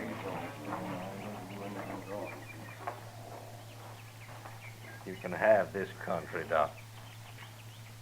I don't know why you ever left that soft berth you had on the Tennessee Belle. Well, I didn't have to leave it. That's more than you can say about New Orleans. More talk like that, you'll get your throat slashed like a fat shoat, Doc. Oh, spoken like a true gentleman, Hook. Or whatever your name is. Now, if you hadn't talked so much in the first place, you wouldn't be where you are now. Oh, you're a fool, Hook. I might have seen you somewhere, but I sure couldn't connect you with that New Orleans business. Anyway, you're giving yourself away now. Just how? Don't you know there wasn't a thing the law could do until you ran? Oh, you'll be caught now for sure, yeah. Oh, I doubt it. Why don't you untie my hands? I can't eat this way. You'll manage. I let Hook and Doc wrangle on till I figured the other 2 men had walked about a half a mile from camp. Then I waited till Hook had his back to me, and I stood up slowly and moved quietly forward. Doc saw me and almost spoiled the game, but he caught himself in time and then started another argument with Hook. I was about 15 feet away when Doc suddenly kicked the coffee pot off the fire and all over Hook's legs. And then I moved. Oh! Hit him again, Matt. He can stand it. No, that's enough. All right, get up, Hook. Oh, Marshal, easy now. Don't shoot. Get Doc untied and be quick about it. Yes, get me untied and think about it. There. Yes. Oh, that feels better. Oh, Hook, if I weren't a professional man, I'd punch you right in the eye. Never mind, Doc. Here, put his gun in your belt. All right, I'm just mad enough. I'd like to have an excuse to use this. Matt, what are you doing? You'll see. Matt! Why, You'll have them back here in no time. I got a surprise for Hook, but he's not going to like it much. Huh? Oh, Where they got the money, Doc? He in that saddlebag, right over there, the yellow. All right, get it, will you, quick? Hurry up. Them two didn't get very far away. All right, Doc, if you got the money, get up on the horse. You too, Hook. Come on, quick now. Come on. Look, yonder they come. You see him, Mr. Dillon? Yeah, I see him. They're shooting at us. Well, I'll fix that. All right, hold it, Chester. They can't hit us from there. Come on, let's ride. You just gonna ride off and leave them, Matt? Oh, we got you, Doc, and we got Hook, and we got the money. Oh, but they'll die out here, Marshal. There's none of us know how to live out in this prairie. Well, maybe they'll learn. It's a good way. You're murdering those men. Oh, they'll be all right for a few days, Hook. You'll all meet in prison. All right, ease up. Oh. We've left. Well, what do you plan to do about this? They're full of fight right now, that's all. I don't want to have to kill them to take them. But in a few days, they'll be so hungry and scared we can walk right up to them. Nobody will get hurt that way, neither them or us. Mr. Dillon? Yeah, what is it, Chester? Mr. Dillon, later, in a couple of days, let me come back and bring them in. What? Just me this time, alone. Well, now, Chester, Please, Mr. Dillon. Okay, Chester. You can do it. Alone. Thank you, sir. All right, Hook. Ride a little faster there. We ain't got all day.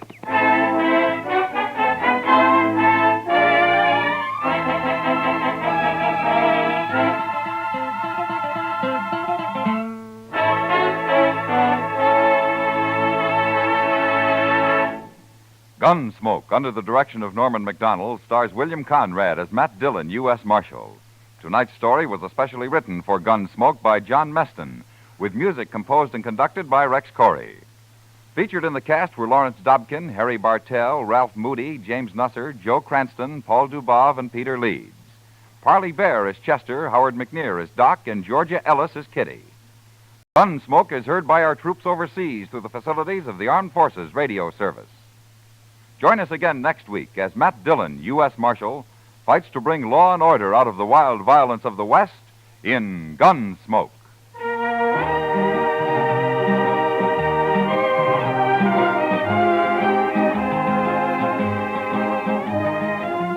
This Monday night on the Lux Radio Theater, June Allison recreates her original screen role and appears as the Girl in White. Don't miss the Lux Radio Theater this Monday night on most of these same CBS radio stations. George Walsh speaking. America now wakes up to 3 million clock radios and listens most to the CBS Radio Network.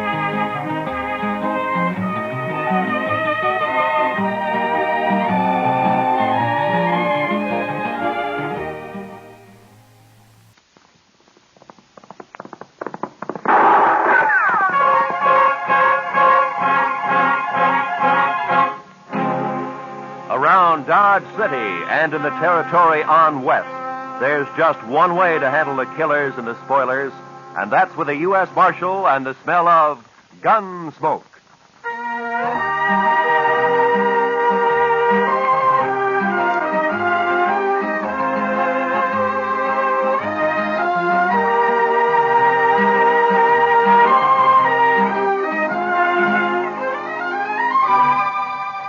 Gunsmoke, starring William Conrad.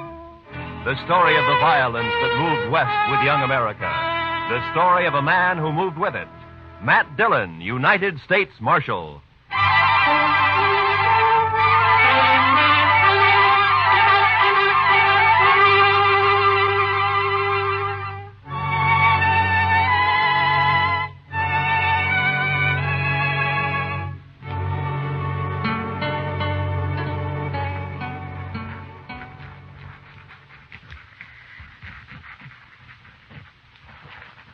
Mr. Dillon, I've been thinking. Yeah? We ought to renovate this place. What? Renovate it? Oh, blast it, Chester. What's the matter? Oh, nothing. I was trying to write and listen to you at the same time. That's all. It can't be done. Well, Marshal. Yeah, what's the matter, Lee? I'm drunk. the way he was walking, I thought he'd been shot. No, I'm not shot. I never saw you drunk before, Lee. Well, would you like a little coffee or something? Ah. There's my gun. Now lock me up. What? Lock me up, I said. What, you mean you want to sleep in jail here? I do. You keep my gun. Are there any blankets out there, Chester? Well, there's one, Mr. Dillon. No, that's enough. Okay, Lee.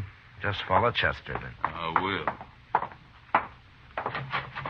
Marshal, I come here to prevent a killing.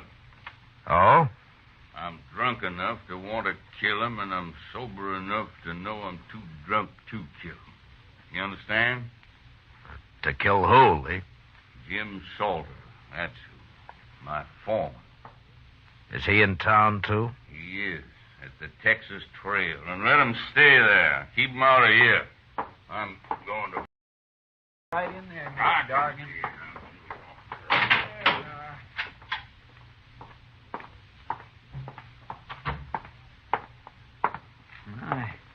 I never saw Mr. Dargan like that before, Mr. Dillon. No. I wonder what he was fighting with Salter about. Maybe Salter started it. Maybe he's drunk, too. Well, if he is, knowing him, he'll be after someone else to fight with now. I think I'll go take a look, Chester. All right, sir. Oh, Chester, if Lee wakes up, just give him another drink, huh? Yes, sir.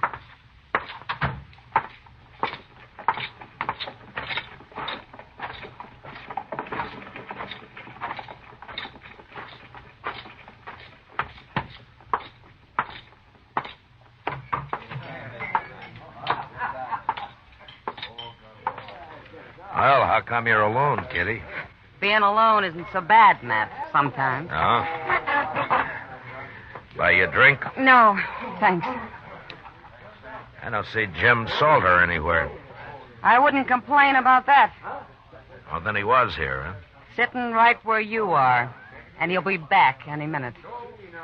How drunk is he, Kitty? Well, he isn't very drunk. It might be an improvement. It'd break his heart to hear you talk like that. If he has one. Here he comes now. Let's ask him. Yeah, you look sober enough.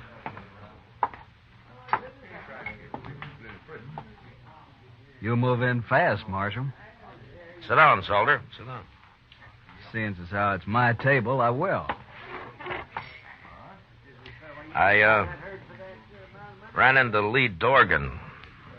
He was pretty mad about something. That so? Yeah. But it's all right as long as you're not looking for trouble. Me, Marshal? I never look for trouble. Neither does Lee. Now, you know those Southerners, Marshal. They're always getting insulted about something. You've been foreman on Lee's ranch for over a year now, Salter. This the first time he's wanted to kill you? Is that what he said? That's what I heard him say. Oh, yeah.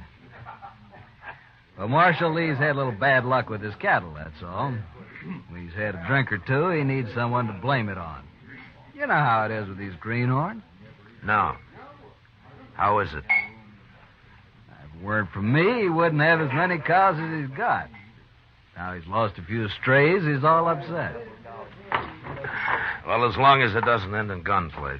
Oh, me and Lee get along fine when he's sober. Yeah. You have to leave, Matt? I'm afraid so, Kitty. Then I'm going to bed. Hey, wait a minute. You can't do that. Who says I can't, mister? Good night, Matt. Good night, Kitty. Well, I'll be.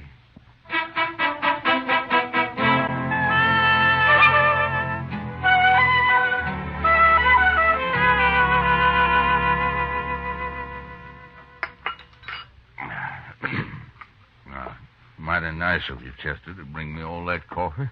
Oh, don't mention it, Mr. Dargan. I had a hangover once myself. Here's your gun, Lee. Thank you, Marshal. You, still feel like killing Jim Salter? I'll kill any man that cheats me. That's how I was brought up, and that's how I am. So? I guess it's just instinct that tells me I'm being robbed by him, Marshal. I got no proof at all. None whatsoever. What is it, Lee? Don't your cattle tally up right? Look, I came out here from Alabama 18 months ago. I bought a ranch. I'm trying to raise beef. I've learned a little, but I can see it takes years to be a cattleman. Meantime, I'm green and I'm an easy mark, but I'm not so dumb I can't count. Marshal, I branded over 300 calves last spring and fall, and more than half of them are missing right now. Stolen? I don't know, Marshal. I've asked every rancher and every buyer around here to be on the lookout for my brand that hasn't turned up once. Well, why do you think Salter has anything to do with it? Instinct, I told you. I just don't trust him. Nothing more, but it's enough.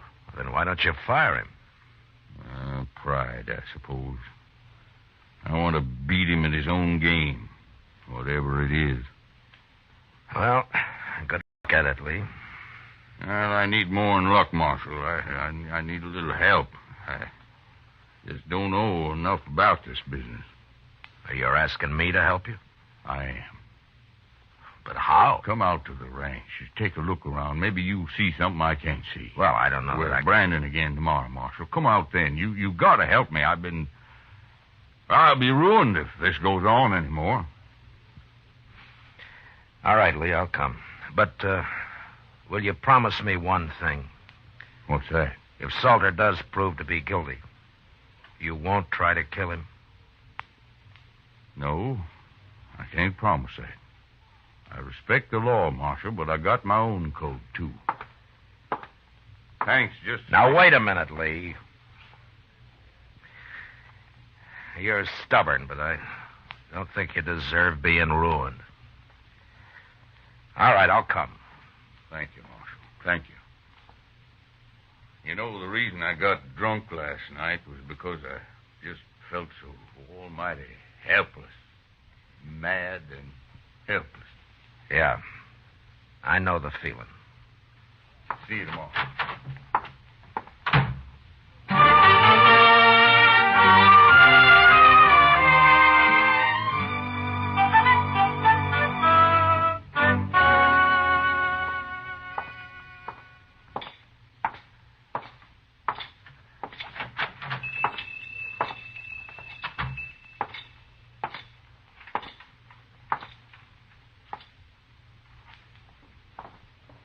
Good morning, Marshal Dillon. Good morning, Mr. Peters. And what can I do for you this morning? Well, I'm interested in some brands that you got registered here. Oh, you don't mean to tell me that you're going into the cattle business, Marshal? No, not likely. I just want to see what new brands have been registered in the past, 12 or 13 months. Well, certainly, Marshal. Let's see, 1865, 67, 68, 68, yeah. Here it is. There you are. That's the official brand book for the last 2 years. Oh, thank you. You can start anywhere you like in it. Well, maybe you remember, Mr. Peters. Mm-hmm. Has Jim Salter got a brand registered? Salter? Yeah, Jim Salter. The fellow who works for Lee Dargan? That's right. Yeah. Last summer. July, I believe. Look there. July? Mm-hmm. Yeah, July. Yeah. Here it is. Salter, James Salter, July 14th. Bar S. That's it. Bar S, yes, indeed. How's he doing? Fine, Mr. Peters, fine. Thanks for the help. Oh, anytime, Marshal, anytime at all.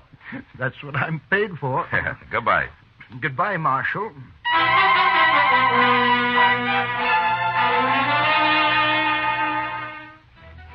When we weren't working, most of the cattle buyers in town spent their time drinking toddy and telling lies at the Dodge House. And And there I learned that a number of Bar S calves had been sold in the fall and some more of them in the spring. They remembered because it wasn't often a man sold only calves, and also because the brands were newly burned on. But they said the brands were clean, and there was no question of any previous marking having been altered. I figured Salter was a whole lot smarter than the ordinary rustler. And the next day I found out just how smart.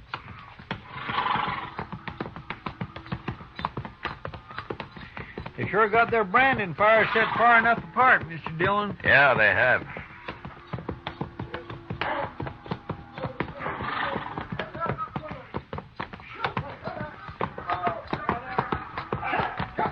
There's Jim Salter now at this first fire. Oh, we'll stop and say hello, Chester.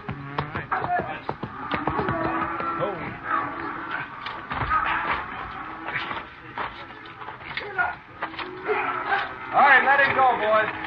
That's interesting. What is? I'll tell you later.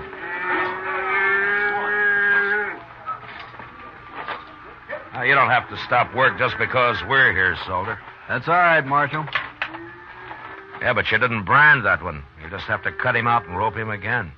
Iron's cold anyway. Oh, you got another iron there in the fire. We'll get him branded, Marshal. What are you doing out there anyway? Oh, we needed to change the scenery, so we thought we'd pay Lee a visit. Where is he? Working the fire down yonder. You sure do keep your fires separated. Anything else you fellas object to? Well, no, I wasn't objecting. I was just making an entirely impersonal observation, that's all. Well, go do your observing on Lee. You came to see him. Salter, I'd starve plumb to death before I'd ever work around you. You sure would, Chester. On, Jim. Wasting time. See you later, Marshal. Yeah. Okay, Adams, bring another one out. Okay.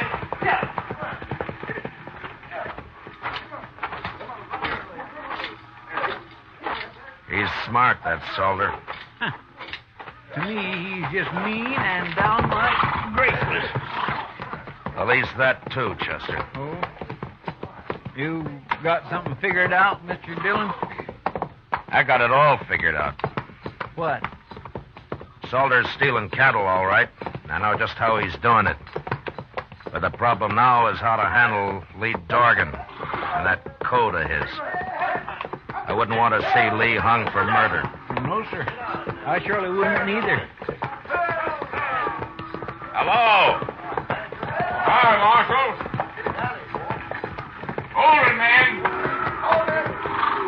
How are you, Marshal? Chester? Fine, Lee. We're about through for the day. Why don't you ride on down to house? Okay. I'll be along directly. We stopped by Salter's fire back there. Oh, how are they doing? Fine. Tell me something, Lee. Does Salter always work alone with those same two cowboys? Yeah, come to think of it, he does. Why? I was just curious. We'll see you at the house, Lee. Sure, Marshal. Tell the cook I'll string 'em up and supper isn't ready when we get there. All right, I'll do that.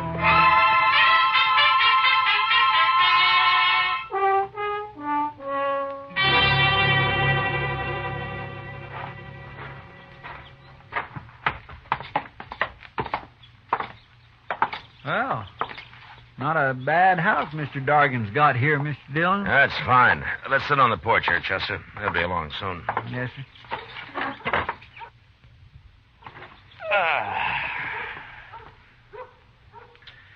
Mr. Dillon? Yeah.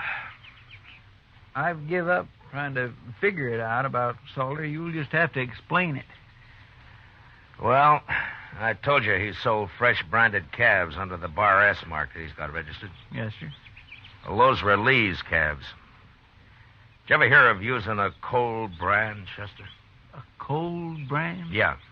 You can either put it on through a wet blanket or you can just keep the iron hot enough to burn hair and press it down lightly so it won't scorch the hide. Well, Looks like a fine brand for a few months. That is until the calf sheds. I'll be doggone. And then the calf's as unmarked as the day it got dropped. You can brand it at leisure with any mark that appeals to you, like a Bar S, for example. So that's what Salter's been doing. He was about to put a cold iron on that calf a while ago when we rode up. Sure. He works at a distance from Dorgan because the other cowboys had noticed right away what he's up to. Poor Lee. He's sure right about being green at this business. Well, he's going to learn now, Mr. Dillon. No. No, Chester, I can't tell him. Well, why not? Lee meant it when he said he'd kill Salter if he had any proof. And if he did that, he'd be worse off than he is now. Well, then why don't you just arrest that man? Yeah, the judge would let him off, I'm afraid. Cold brand can be laid to carelessness. Of course, we could wait a couple of months and catch him doing his bar-ass branding. That's risky, too, though. Well, what are you going to do, Mr. Dillon? I don't know, Chester. But I'll have to figure something out by morning.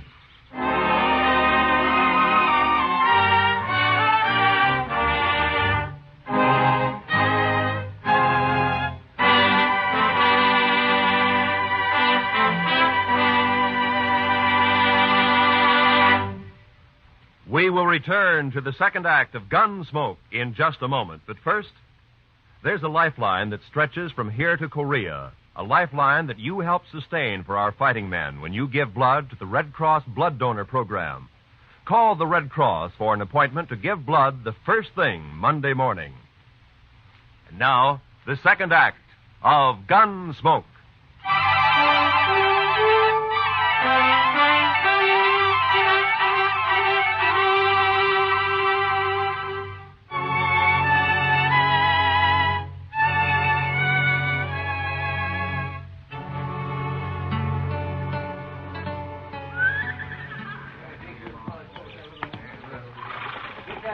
I don't understand it, Marshal. It just doesn't make any sense to me, but I asked for help, so all right, I'll do as you say. Then call Salter over here and tell him. Okay, Marshal. Salter?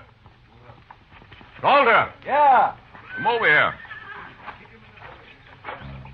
What do you want, Lee? We're already late this morning. I'm going to make a change in our branding setup, Salter. What?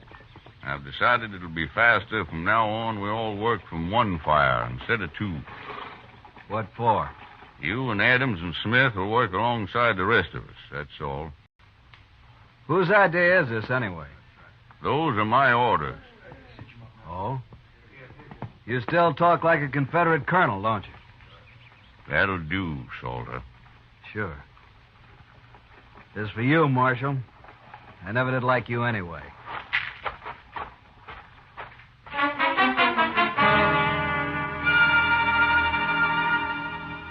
It must have been pretty hard on Salter that day, having to put a permanent brand on Lee Dorgan's calves with a good hot iron. But he had no choice, and he did it. About noon, Chester and I said goodbye and rode back to Dodge. I figured that'd be the end of Lee's trouble. But 2 nights later, while Doc and I were taking our ease at the Alfraganza, I found out I was wrong. Yeah, it's like that ignorant cowboy got a letter from his sweet girlfriend in St. Louis, Matt. Well, all right, Doc, what did the letter say? Oh, well, she mentioned that she'd found a nice room with running water. Yeah. Running water. And so this uncivilized son of the prairie wrote her back to get rid of that Indian at once or our engagement is off. He thought that, you understand that now, don't you, Matt? Because, For that, the next drink's on you, Doc. Sure, Matt, sure. And will you get it as the bartender for a couple of good cigars? As soon as I finish. Oh, see, that was a fun. See, I thought you left Lee Dorgan out at his ranch. What? Just came in the door. Must be looking for you. He's coming this way, man. Yeah. What's that under his arm? Oh, looks like a blanket. Hello, Lee. Sit down. Marshal, Doc. Oh, how are you, Lee? What are you doing in town? You all through, Brandon? Yeah, we're through. Oh, how'd it go? Yeah. Take a look at this blanket, Marshal. Huh? It's all marked up, isn't it? It sure is. And it's burned with my brand all over. Where'd you find this, Lee? One of my men was riding by the place where Salter and his had his branding fire, Marshal. His horse kicked it up. They'd half buried it there. He showed it to you, is that it? That's it. And he explained all about cold branding to me at the same time. I see. Where's Salter now, Lee? And he got wind I was on to him and left, Marshal. I think he's in Dodge with those two who worked with him, Adams and Smith. And, you're looking for him? And I'm looking for him. But I'm telling you so's you can look, too. That blanket's enough evidence even for the law, I figure. Along with the witnesses that'd convict him. But, I'll find him, Lee. Better hurry, Marshal. I might find him first. Lee, you'll stand trial if you kill him. I'm not worried about that. So long, Marshal.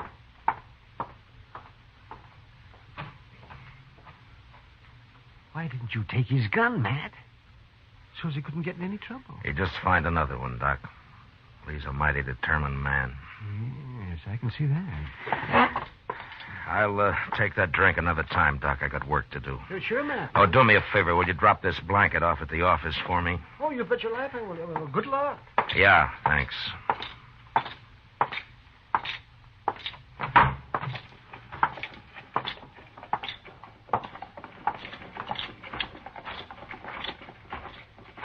Mr. Dillon? Mr. Dillon? Yeah, what is it, Chester? There's something wrong, sir. I just saw Salter and two men walk up behind Lee Dargan over there and grab his gun. What? Well, where are they? They were headed toward Kelly's stable. I thought I'd better find you first. Come on.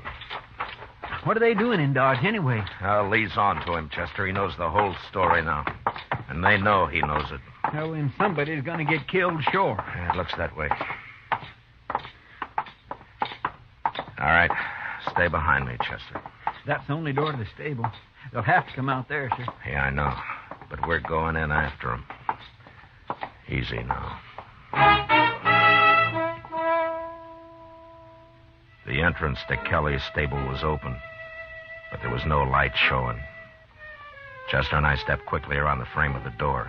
Then we stopped just inside, waiting for our eyes to get used to the darkness. We could hear voices in the back where the men were saddling up.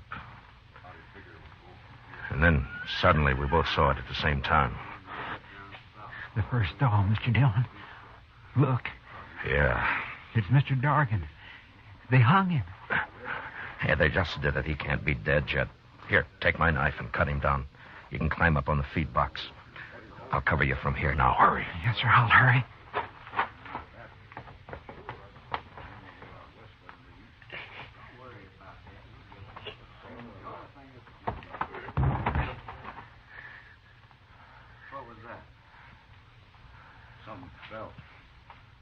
Maybe Dargan got loose somehow. Get up front there and take a look, both of you. I'll finish saddling up. Okay, Salter. Come on, Smith. Stay in here, Chester. Don't move. Mr. Dargan's breathing. When they come up, we'll jump them. I'll take Adams. Now, quiet now.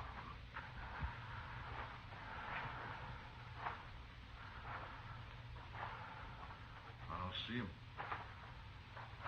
Rope must have broke. Let's hit him on the head and have done with it. Yeah, might as well. You do it, Smith. I'll wait here. Yeah, okay. I'll see what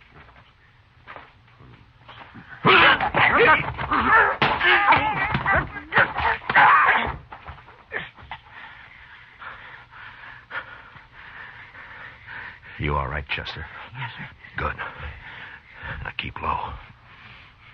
What's going on up there? Adams? Smith? Mr. Dargan's coming to now. He's breathing easier. Keep him quiet. Hold him down if he tries to get up. Salter will be along in a minute. Yes, sir. What are you two doing?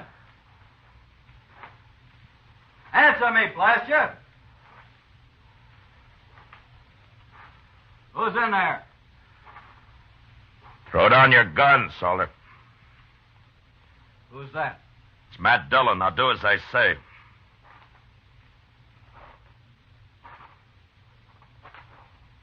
Sure, Marshal. Here it is.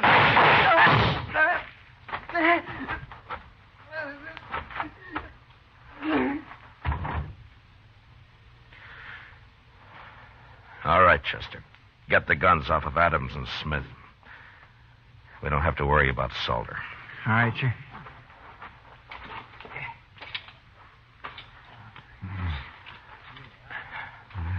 Lee? Lee, how are you? Oh, it's good to breathe again, Marshal. I was about gone. Well, you're all right.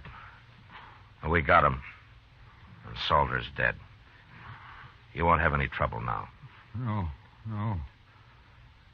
But it's not easy, the way you people educate a man out here. Well, if it was easy, Lee, anyone could manage. Well, thanks, Marshal. Yeah. Sure.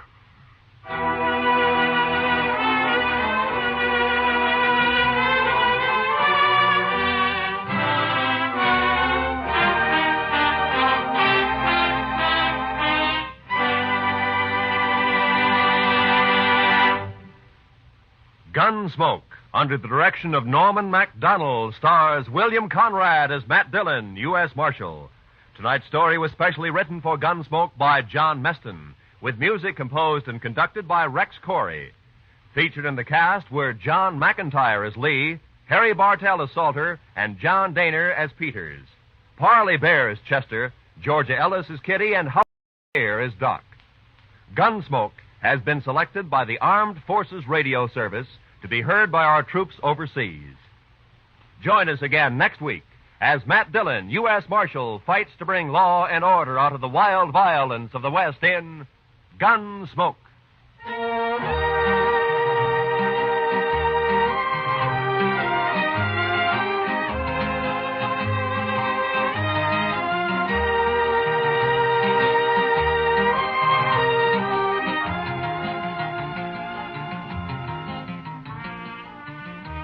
A flirtation that leads to a killing interests Mr. and Mrs. North this coming Tuesday night on CBS Radio. Don't miss Kiss of Death when Pam and Jerry North go into action against a murderer.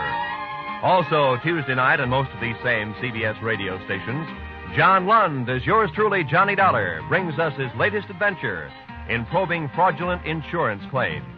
Mr. and Mrs. North and yours truly, Johnny Dollar. They're both thrilling Tuesday nighters at the Star's address. This is Roy Rowan speaking, and this is the CBS Radio Network.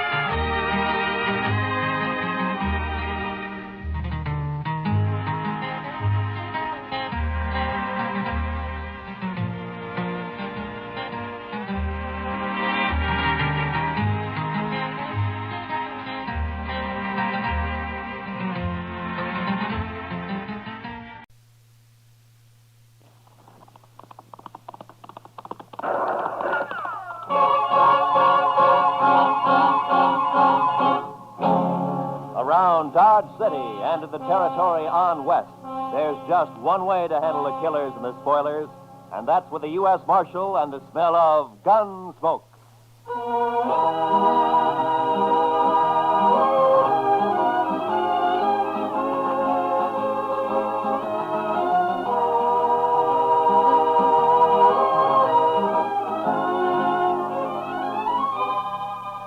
Gunsmoke, starring William Conrad, the transcribed story of the violence that moved west with young America.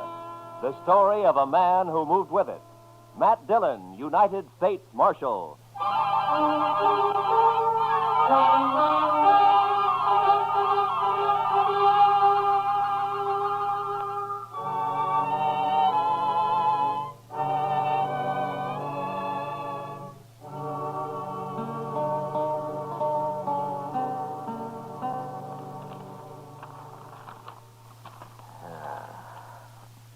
Is this everything, Chester?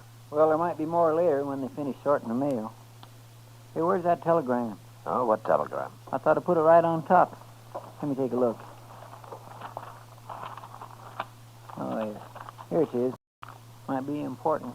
Oh, we'll soon see. Well, it's from Bill Hickok. Up in Abilene? Yeah. What'd you say, Mr. Dillon? Teeters and Gridler headed for Dodge. Keep them there, but don't arrest them until I get there with murder witness. Or I'll write Washington all I know about you. Signed Hickok. Oh, then Mr. Hickok's coming here, huh? Now, that's what he says. Well, how'll you recognize those two men, Mr. Dillon? I expect I'll recognize him all right. Oh, you know them. Yeah, we've met. Teeters and Gridler are gunmen, Chester. The kind who kill as easy as most men shake hands. Just about as often. Too bad you can't just put them in jail. Yeah. Well, we'll start meeting the trains. There's one in at noon, sir. Good. Then we'll meet it.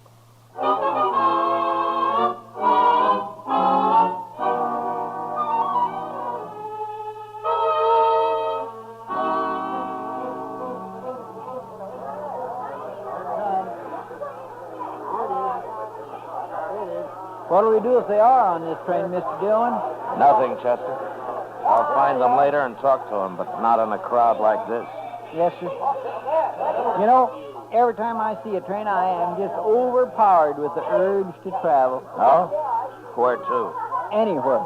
Anywhere but Kansas. Well, I don't think you'd like it back east any better. Why not? You just have the urge to come out west again. I know your kind. I suppose you're right, sir.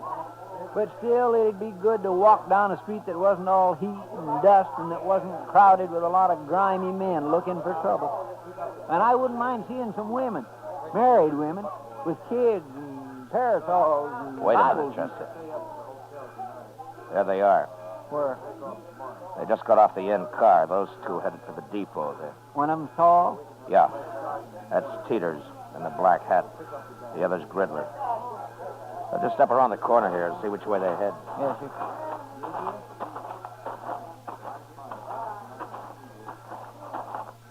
There they are. Yeah. Looks like they're going to the Dodge house. Now, let's follow them.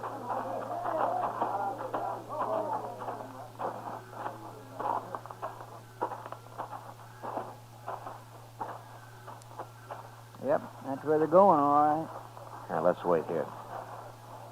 Let them get a room, and then I'll go talk to them. But if you can't arrest them... And I'll just try to make them feel welcome to stay in Dodge. When do you think Mr. Hickok will get here? Be a couple of days anyway, Chester. Look, right now, I want you to go back to the depot and ask the ticket agent to let me know if Teeters and Gridler start to leave anytime. You can describe them to him. All right, sir. Then go to the stage office. Yes, sir. And go to all the stables, too. If they rent or buy any horses, I want to know about it right away. I'll tell everybody. Also, tell them to keep quiet about it. I'll be back at the office later, huh? All right, sir.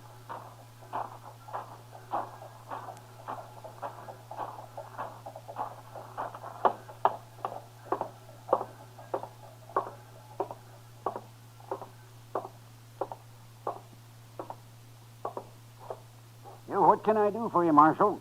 Two men came in here just a minute ago. One of them was tall, black hat. Well? Well, what, Marshal? You were here. Did you see him? Those were gunmen. I could tell. The tall one's Teeters and the other one's Gridler. Those the names they gave you? Yes, but there'll be trouble if you try to arrest them here, Marshal. Can't you wait until they're outside in the street someplace? No. What if they're after you? I've got nothing to do with men like that, Marshal. There's no reason in the world that Now, they... just take it easy. They never heard of you, and I'm not going to arrest them. But since you're a good, helpful citizen, maybe you can tell me what room they're in. Certainly, Marshal, certainly. Number 25. Up the stairs and turn to your left. Thank you very much.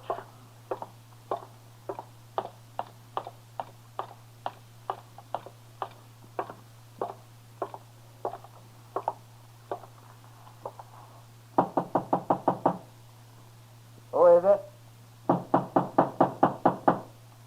Who is it, I said? I'll open it, Gridler.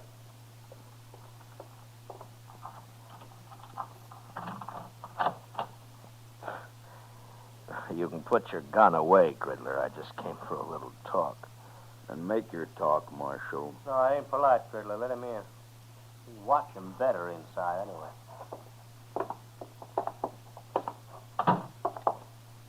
Hello, Teeters. What's on your mind, Marshal? I'm just trying to think. Last time I saw you men was in, let me see, was it Tascosa? Never mind all that, Marshal. Why are you here? No, I heard you were in town. I thought I'd drop by and say hello. News must travel pretty fast in Dodge. We ain't been here 15 minutes all told. Well, maybe he was expecting us, Gridler. I happened to be at the depot. I noticed you get off, so I followed you here. All right. But we're not wanted, Marshal. Matter of fact, a judge up in Abilene just turned us loose. Wasn't no witness to that killing. Wild Bill tried to frame us, but didn't work. Well, that just goes to show the law's fair to everybody, doesn't it? Why'd you come here, Marshal? Just to let you know that I'm still the law in Dodge and that I don't want any trouble here. With men of your sort, I always like to mention that. We're not looking for trouble. Good, good. And you're welcome to stay here as long as you like. That's a funny thing to tell us. It's an open town, Teeters. Yeah, sure, Marshal. Sure it is, yeah. And I'll treat you two just like anybody else. If you stay out of trouble, the town's yours. Anybody who starts trouble won't be us. Well, I'm glad to hear that. I'll be going now, gentlemen. Oh, there are some pretty sharp gamblers here. Don't let them take all of your money. Well, don't you worry about us, Marshal. So long.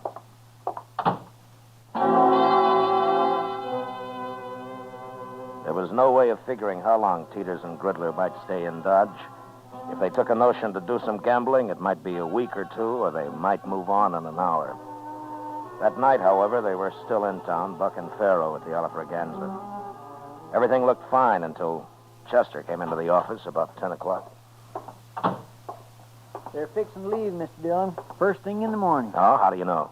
Jim Bunch at the stage office. He just told me they came in and paid their fare to Sharon Springs on the morning stage. Sharon Springs, huh?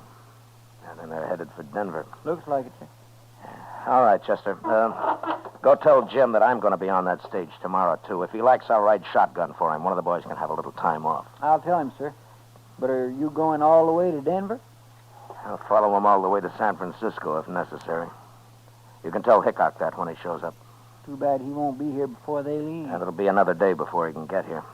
But I won't be too far behind us. Stage leaves at 8, right? Yes, sir. I'll be there to see you off, Mr. Dillon. Fine. We'll meet at the Dodge House for breakfast if you like. All right, sir.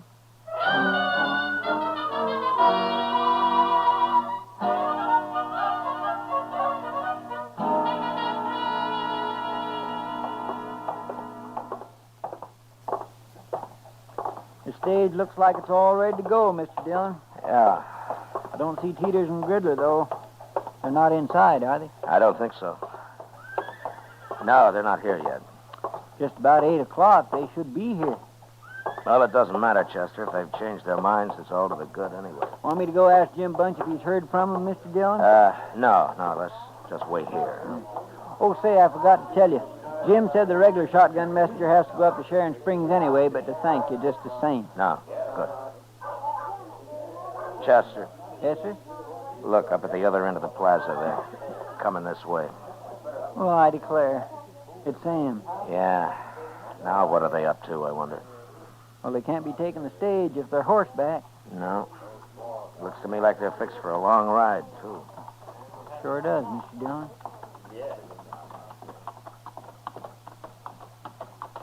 You're up early, Marshal. Yeah. So are you, Teeters. Cooler in the morning. For traveling, it is. So long, Marshal. What's the matter? Did you lose all your money last night? Yeah.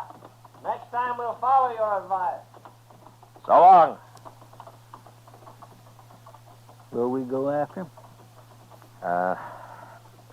Chester, you stay here and explain things to Wild Bill.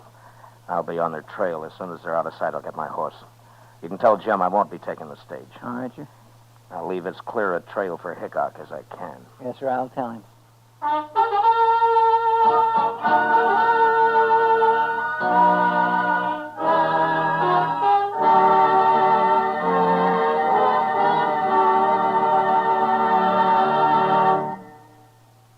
return to the second act of Gunsmoke in just a moment. But first, young women are needed to enroll as student nurses and to take their places as graduate nurses in an ever-expanding field where opportunity unlimited awaits. Older women should seek careers as practical nurses where fine living and fine working conditions are in prospect. Ask at any hospital at the nurses' registry desk or at any qualified school of nursing. And now, the second act of Gunsmoke.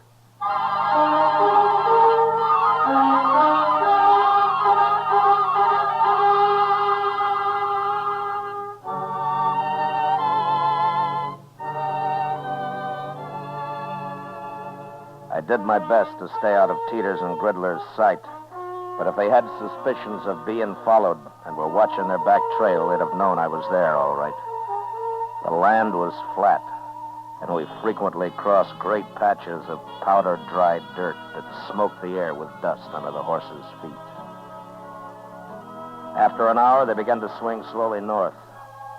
And by noon, it was clear that for some reason they were riding in a great half-circle. They'd left Dodge, headed west, and sure enough, just after sundown, they rode back into town from the east. I waited until dark, then came in. Put my horse up. The office was empty, so I walked up to Delmonico's, where I found Doc having supper. Oh, Matt. Oh, sit down. Oh, thank you, Doc. Oh, you look hungry enough to even eat this food. Yeah, it's been a long time since breakfast, Doc. Yeah, the man ought to eat 3 meals regular, Matt. You'll get run down if you don't. Yeah, sure, Doc. Only sometimes you have to eat when you can. Oh, that's so. Did you have a hard day, Matt? Yeah, I've been riding, Doc. Riding around in circles. Oh, is that what the government pays you for? Oh, I'd like to have your job, man. I wouldn't be too sure of that, Doc. It isn't always this easy. Yeah, I know, Matt. Chester told me. What happened? You lose them? No, I didn't lose them. As a matter of fact, they're coming in here right now. Huh? What do you mean they're coming? Those two? Yeah, They're pretty hard-looking fellas. they are. Evening, Marshal. Oh, hello, Teeters. Gridler. Marshal. This is Dr. Adams, gentlemen. How are you? Hi, Doc. How are you? Well, what's on your mind? You are, Marshal. What? That was you trailing us all day, wasn't it? Yes, it was. Why? I didn't want you to get lost. That's a lie. Then let's say that I didn't want you to get into any trouble. You're going to tell us what it's all about, Marshal? Well, you're not exactly the most reputable citizens in Kansas, and I just wanted to have an eye on you, that's all. You sure do. Because like I told you, you keep out of trouble, and you're welcome to stay here. Just remember one thing, Marshal. There's 2 of us. And next time you follow us, you might not come back. Well, taking chances like that's part of my job, Mr. Teeters. That's a poor job, then. Yeah, sometimes I think so, too. Come on, Teeters, let's get out of here. Yeah.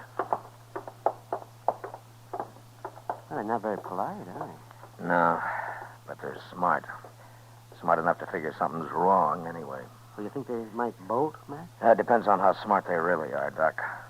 Right now, they're so curious, they might stay around just to see what it's all about. Oh, Mr. Dillon? Oh, hello, Chester. Oh, Pull up hi, a chair.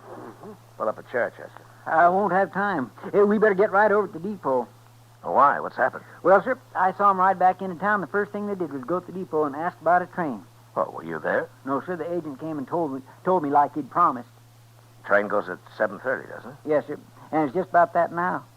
I've been looking everywhere for you. Doc, if that waiter ever does come around, tell him to hold a steak for me, will you? I might just be back for it. Sure, Matt. Yes, sir.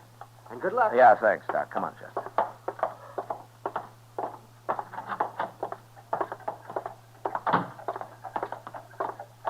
Are you going to go on the train with him, Mr. Dillon? No. Hickok's sure to be here in the morning, Chester. If I can keep him off this train tonight, I doubt they'll try anything else till tomorrow. Yeah, but you can't arrest him. Yeah, I know. Well, then, I'll just face him off it, Chester. So keep your head up. Yes, sir.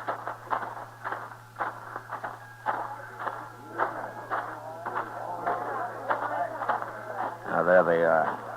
Come on.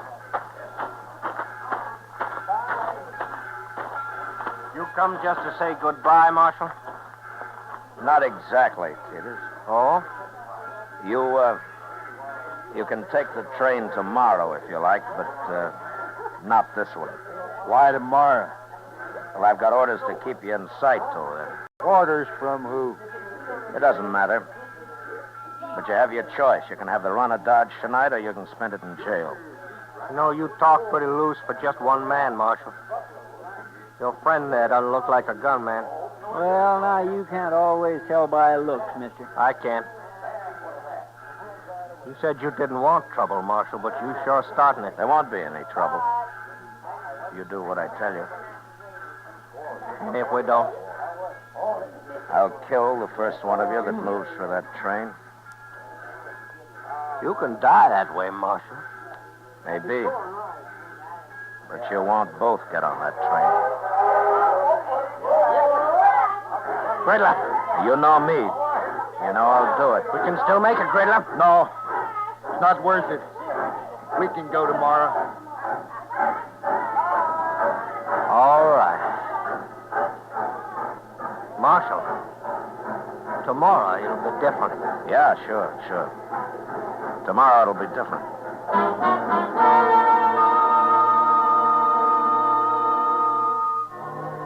Chester and I met the noon train next day.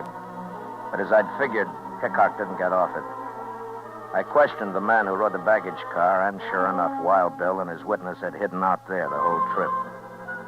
As soon as the crowd left the depot, we walked down to the car, crawled under it, and pounded on the door on the other side.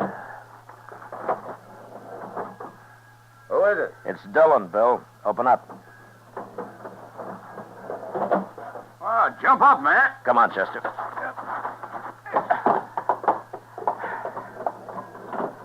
Oh, Matt, how are you? Oh, fine, Bill, fine. Oh, this is Chester Proudfoot. How do you do, Mr. Hickok? Chester. Sam, come over here. This is my witness, Sam Trimble. Howdy. Mr. Trimble? Are you still here, Matt? Yeah, but we better move fast. Matt, that judge up at Abilene's crazy, but he's still the judge. And he says Trimble here has to identify Teeters and Gridler before I arrest him this time. But, Bill, they can't be tried twice for the same crime. I know that, Matt, but I'm after them for a second murder they did. I'd suggest we just go kill them, but I've been waiting a long time to see these two hung, and by glory, I'm going to do it. Well, you will if you're lucky. Tell me, Mr. Trimble, do these men know you on sight? Well, I'll tell you how it was, Marshal. I was in this stable where I worked, over in Abilene, that is, and a fella come in for his horse, and I went to get it for him.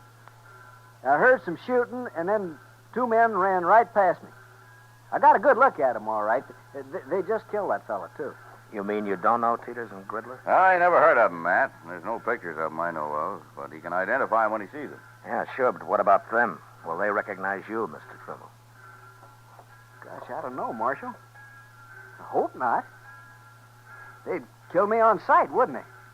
I hadn't thought of that. Well, you just do what we tell you to, and you'll come to no harm, Trimble. Dillon and I are a fair match for those two. If they start any trouble, we'll be on them so fast they'll die on their feet. Taking a terrible chance. I hadn't thought of that. Easy, Trimble, easy. An hour from now, we'll have them in jail with their teeth pulled. I sure hope so, but how are you going to do it? Just go find them, that's all. As soon as we get them locked up, I'll buy you the biggest steak you ever ate, Trimble. Come on, let's go.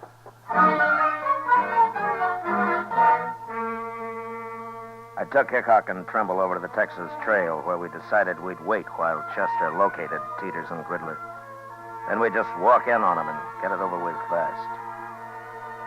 I introduced the two men to Kitty, and we ordered a couple of drinks for Trimble, who was getting jumpier by the minute. What are you two heroes doing? Getting this poor man drunk enough to fight him?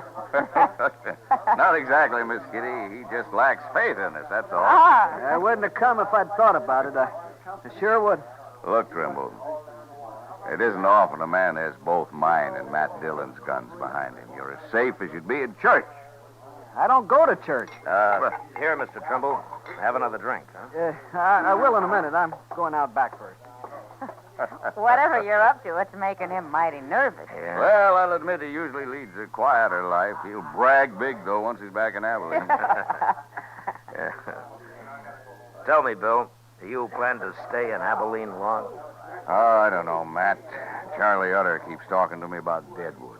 Oh, it's as dusty up in Deadwood as it is in Kansas. Yeah, I know, Miss Kitty, but Charlie thinks some of that dust is made of gold. Hey, what's that? I don't know, but I'm going to find out. I'll go with you, Matt. All right, stay in here, everybody.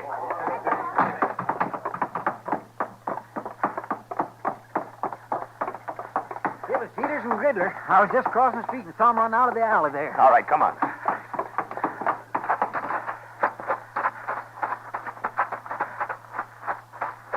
There he is. Yeah, it's Trimble. What happened, Trimble? They shot me. I was going to run away. And he got scared and ran right into him. Yeah, we shouldn't have let him alone at all. They said they saw me with you, Mr. Hickok. They said that's all they needed to know. And they shot me. Chester, go get the doctor. Hurry. Yes. Tell me, Trimble. They were the men who killed that fellow in Abilene. You recognized them all right? No. No, I never saw these two before. It wasn't them. What? I knew I shouldn't have come. I got killed for nothing. Trimble. Trimble. That's no use, Bill. Yeah. He got killed for nothing, all right. They must have figured he was a witness to some murder they did commit. Well, anyway, they'll hang for Trimble now. Let's find him before they get out of town, Matt. We'll find him even if they do. Hickok and I walked out of the alley and into the plaza. There were a couple of citizens who'd heard the shooting and had seen Peters and Gridler run out of the alley. Told us that they'd gone into the Dodge house, and we followed. From the look on the clerk's face as we went past him and up the stairs, I knew that they were in their room. When we reached it, Bill stood on one side of the door, and I on the other. Think they'll fight, man? Well, let's ask them.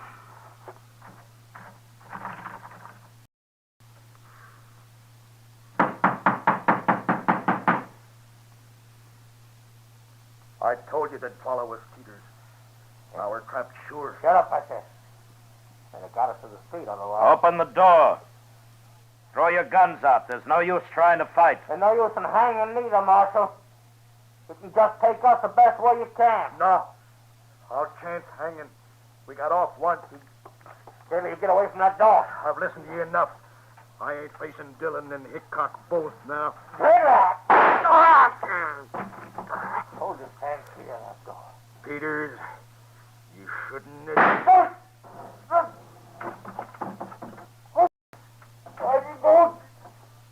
Don't you try to convince us.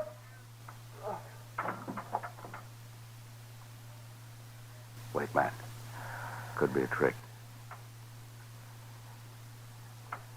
No, I don't think so, Bill. Look. On the floor there. Yeah, he's been hit all right.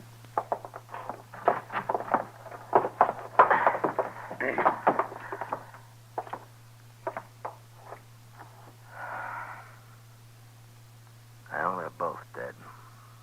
Well, I sure never expected this. Saved us doing it, maybe. Riddler lost his nerve, blast him. Shooting was too good for these two. I wanted to see him hung. How things don't always work out, Bill. No, they sure don't. Not lately, anyway. Matt, I think I'll go up to Deadwood with Charlie Utter right soon after all. Maybe I can find me a little peace and quiet.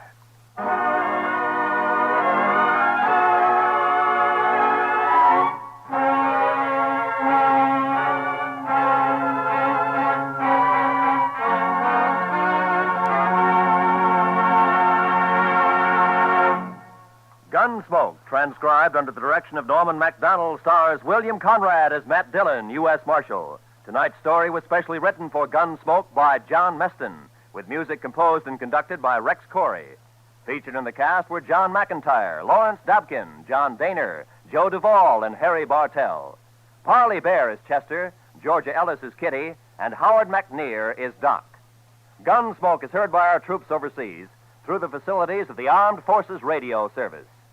Join us again next week as Matt Dillon, U.S. Marshal, fights to bring law and order out of the wild violence of the West in Gunsmoke.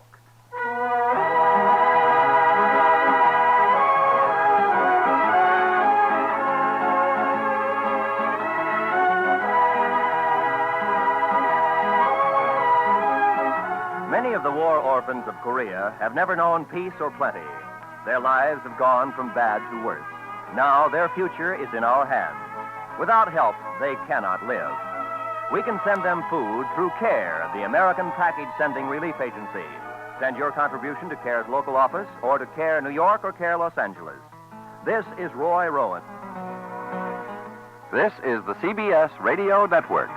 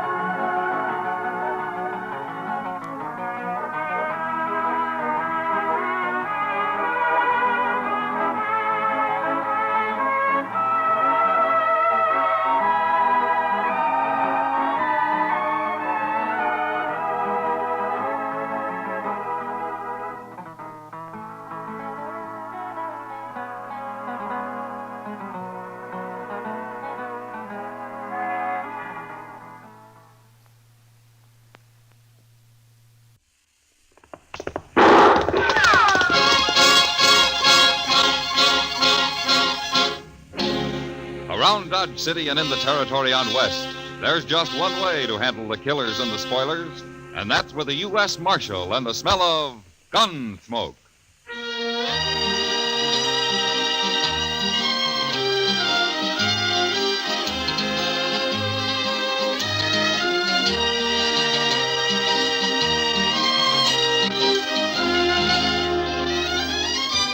Gunsmoke, starring William Conrad. The story of the violence that moved west with young America.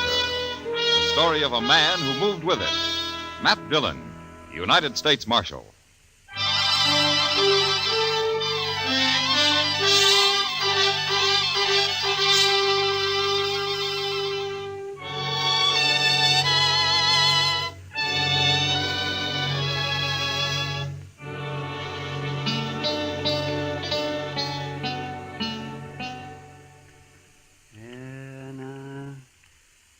Hold tight now, Matt.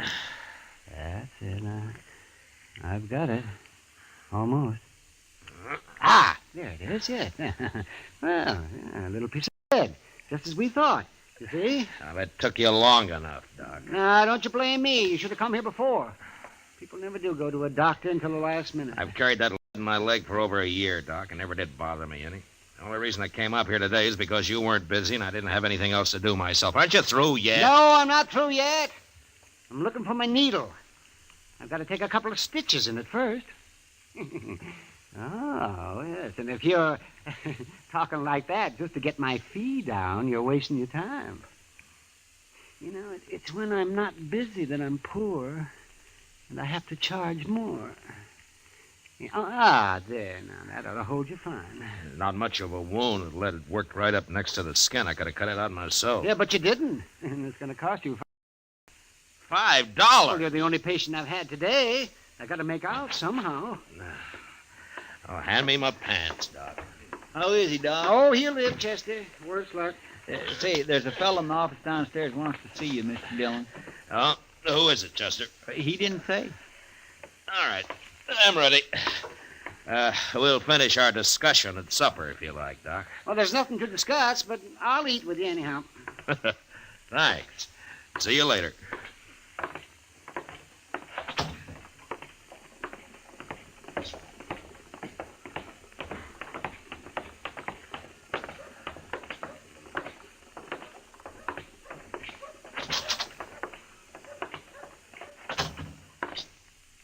you Marshal Dillon? I am. My name's Parker.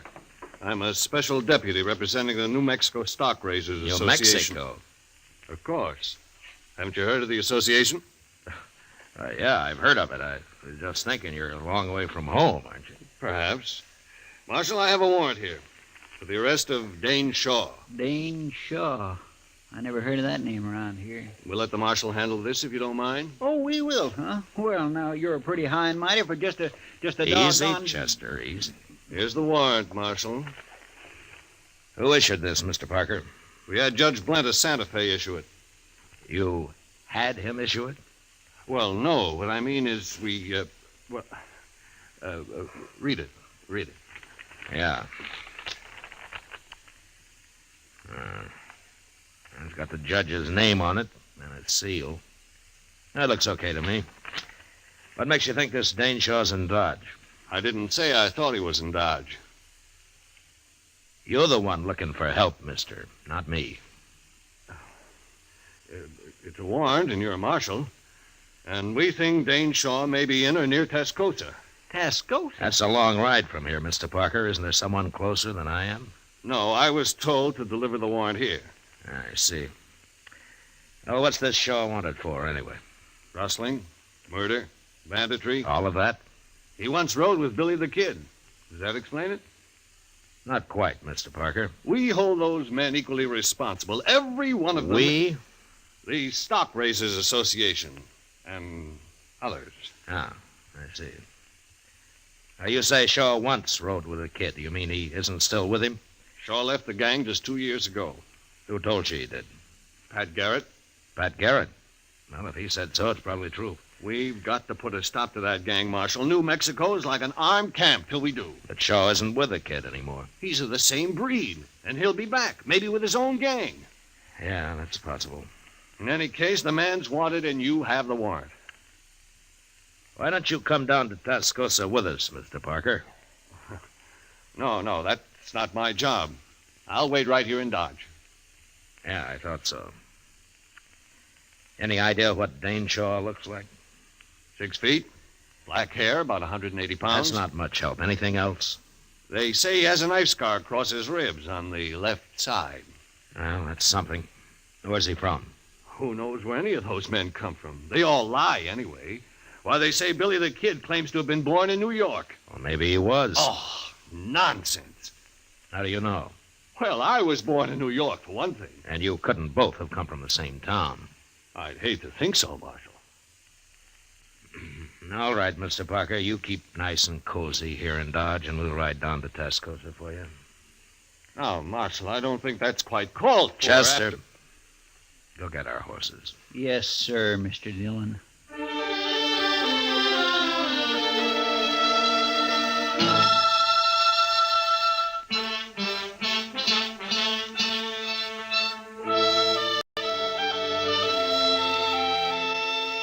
Tascosa lay on the Canadian River, a couple of hard days' ride south. Until recently, it had been a Comanchero trading point. Now it was mostly a center for cattle thieves looking for a place to spend their money. I hadn't been there for several years, and when we rode in, I was surprised to see how much the town had grown. Now, at least they got some trees down here, Mr. Dillon. Yeah, and a couple of new buildings under them, Chester. It looks like there's another one being started. It's going to be a big one, too. Doesn't look like a house, though. I wonder what it is. Now we can ask in the saloon over there. The Red Deer. That's a pretty fancy name. Maybe we can find out if there are any respectable citizens in this town. There don't seem to be anybody here at all, sir, respectable or otherwise. How about that? Oh. I sure could use a drink, Mr. Dillon. Well, I figure we've earned one.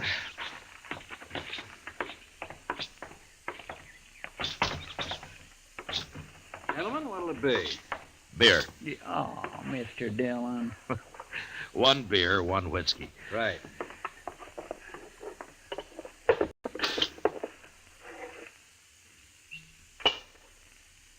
There now. That's the best looking thing I've seen yet in this town. Here's how. Tascosa's changed some. You been there before? Yeah, some time ago. What's the new building they're putting up? Oh, that's going to be a schoolhouse. A schoolhouse? In Tascosa? Yes, a few men have moved into town with their families. Kids need a school, so it was Nat, of course, got it organized. Nat? Nat Temple. He owns the Red Deer here. Oh, I see. He must be sort of the leading citizen here, then, huh? In most ways, I suppose he is. Mm-hmm. I'd like to talk to him. Where is he? Out back, building the fence. Door's right there. Oh, thanks. There's your money. See you later. Sure.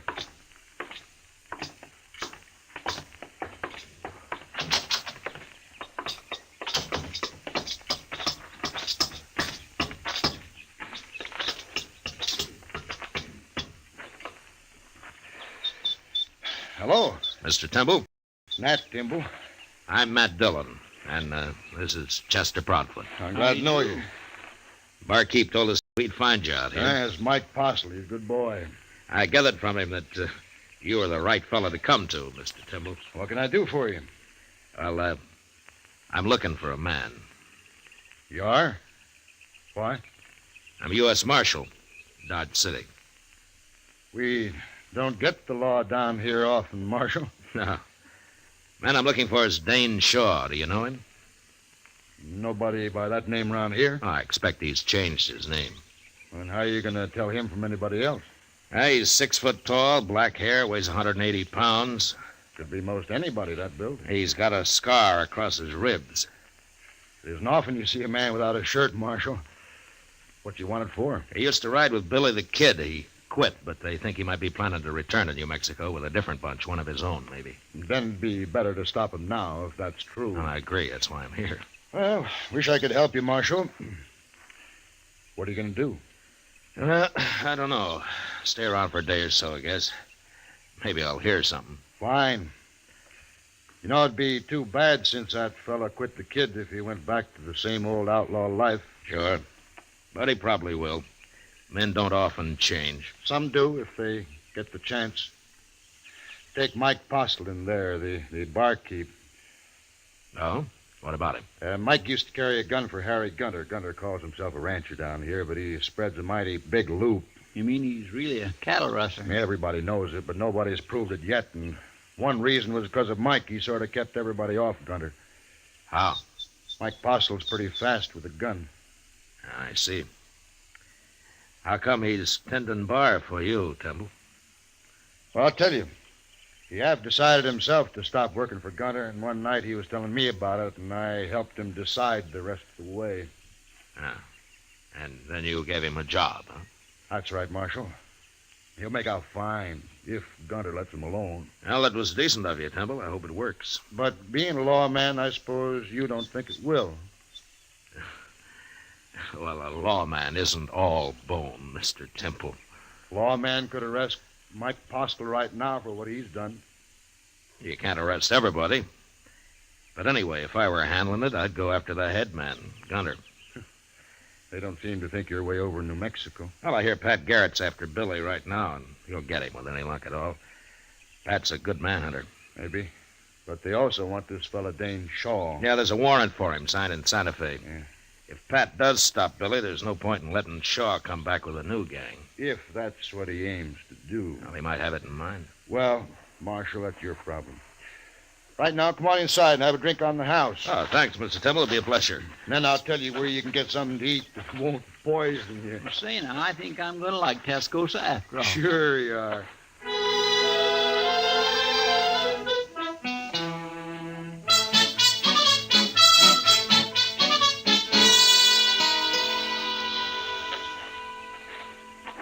That was pretty good turkey, Mr. Dillon. You should have tried it. And they must have a Chinese cook in that place. It's better than the usual feed trough in a town like this.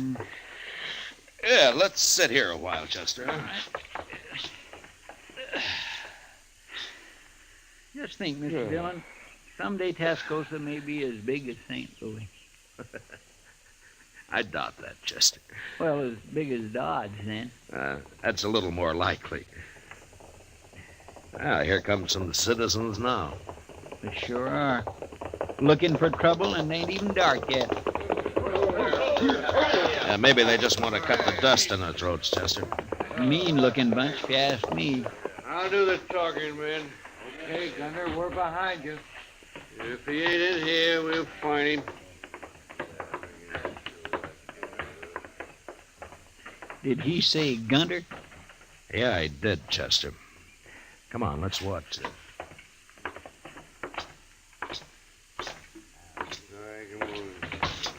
I didn't expect... Over here, Chester. Yes, sir. You come here for a drink, gentlemen? No, Postle, we didn't come here for no drink. And state your business, Gunter. You're the first man ever walked out on me, Postle. I don't like it, and I don't aim to tolerate it. That all? There's two reasons you're coming back. I'm not interested in your reasons, Gunter. One is I need your gun. I'm through selling my gun. And the other is you know too much about my business. Your business is your affair, Gunter. You know I don't talk. Maybe. But you're still coming back. That's so?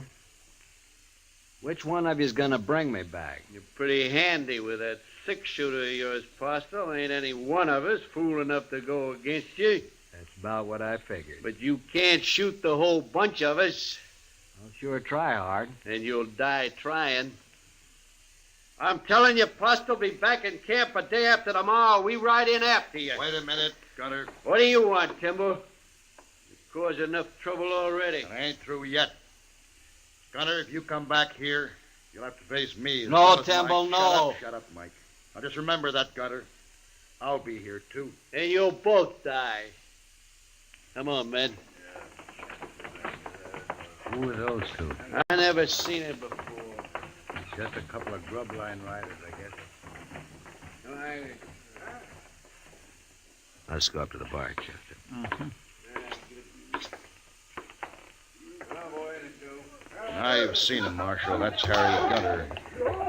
Well, Gunner's not my business, but I wish you luck with him. Mike and me will face him down. I'll face him, Temple, not you. No, I helped get you in this. By heaven, I'll see you through it. It's not your fight, I tell you. It's my fight. I believe any man who wants to make a change deserves all the backing anyone can give him. I'll see you get it. You'll just be killed for nothing. Besides, you're a married man. Being married has nothing to do with it. Maybe we'll both be killed, but that's better than giving in to a man like Gunner. Mike, I never told you going straight was easy. You should have been a preacher, Temple. I'm going to get my supper now. I'll be back in a minute. I'd make a fine preacher, I would. But if business don't pick up some here, maybe I'll have to give it a try. Well, the town's growing, Temple. Business ought to be good. Well, it's growing, Marshal, a little at a time. When I first came here, there wasn't more than a couple of adobe huts, the whole place. When was that, Temple? Oh, when you first came here. 1 year and 9 months exactly, Marshal. Now, if you'll excuse me, I got work to do. Let's get some air, Chester. All right.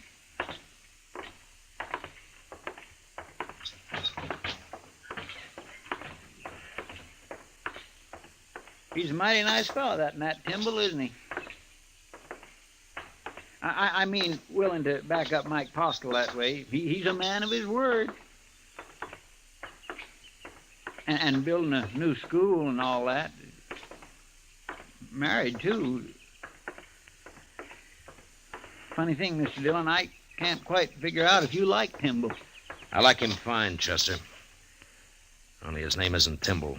What? It's Dane Shaw. He's the man we're looking for.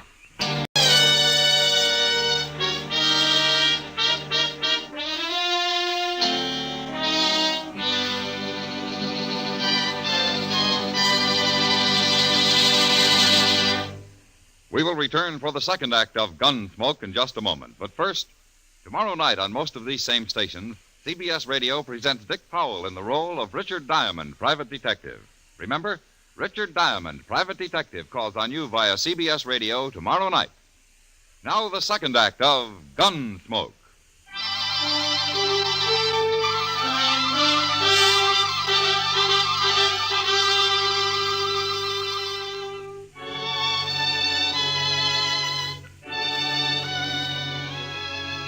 The idea of taking a man like Nat Timble in and sending him back to New Mexico to face a jury of scared and vengeful cattlemen didn't sit too well with me.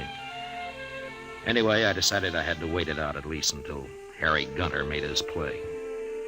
2 days, Gunter had said. And the night before the final day, Timble asked Chester and me to a little dance they were having to celebrate the start of the new schoolhouse. And there we met Ms. Trimble, a fine-looking woman with a strong face and steady blue eyes. If you'd like some punch, gentlemen, my husband's serving it right over there. Yes, I might enjoy sampling a little, ma'am. I'll be right back. Chester. Yes, sir? Huh? Oh, my goodness. Oh, excuse me, ma'am. I'd also enjoy fetching you a cup of that punch. Oh, thank you, Chester, but I'll have some later. Well, sure, ma'am. Anytime. I'll be right back. I'd be foolish not to take advantage of your husband's being busy, Miss Timble. Would you do me the honor? No offense, Marshal, but I'd rather get a breath of air outside. Why, certainly, ma'am. Would you accompany me? Why, of course.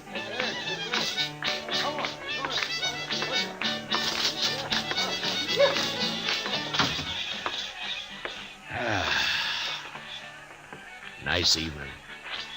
You think it'll hold, Marshal?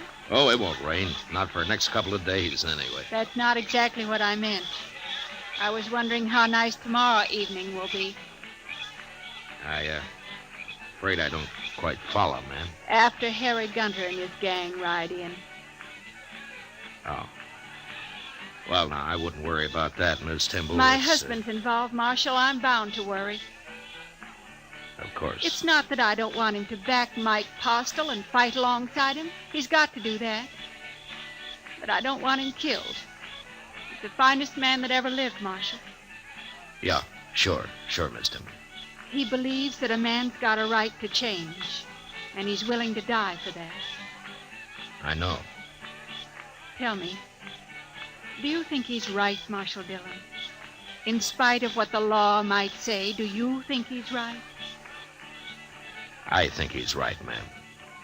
I had a feeling you would. But maybe things will work out all right tomorrow. Maybe everything will be fine. I hope so, Marshal. Anyway, I'll bring our son up to know his father for the rare kind of man he is. Oh? Well, I didn't know you had a son. We haven't yet. What? I haven't even told Nat. But we're going to have one, Marshal. Oh, I see. Shall we go in now? And I'll be your partner for the next dance, if you like. What? I'd be proud, Miss Timble. Real proud.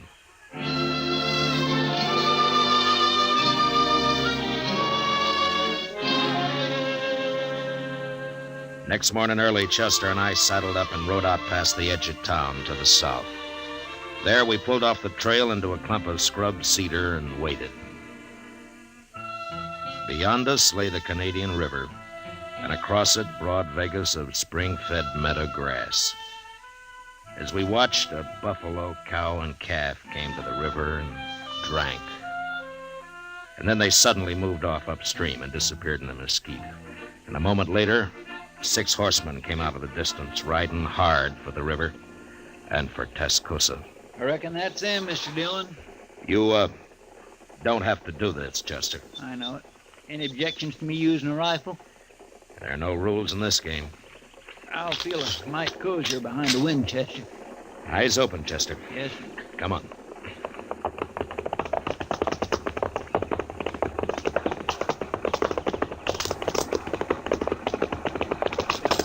All right, hold it, Gunter. Oh, who are you? I'm a U.S. Marshal. My name's Matt Dillon. Them's the fellows we thought was bums, Gunner, the other day at the Red Deer. Yeah. Get off the hill, Marshal. You got no business with us. Turn around and ride back where you came from, Gunter. Mike Postle's staying in Tascosa. Postle, eh? So you're in on this, too? I've dealt myself in, Gunter. Now do as I say. And keep away from Tascosa from now on, or I'll get a posse and come after the bunch of you. We don't need any lawmen down here, Marshal. Who's that? It's Timble and Mike, Mr. Dillon. How did they know we were out here? Looks like we won't have to go into Tascosa, Marshal. We can settle this right here. You were missing this morning, Marshal. I kind of figured we'd find you hereabouts.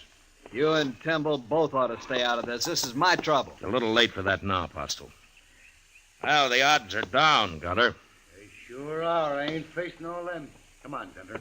We'll catch Postle later when there ain't such a crowd. Here we are. Not me. I'm going. Shut up. Timble, you're responsible for this.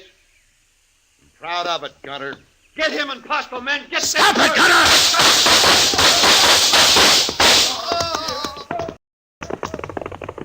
Should we go after them three?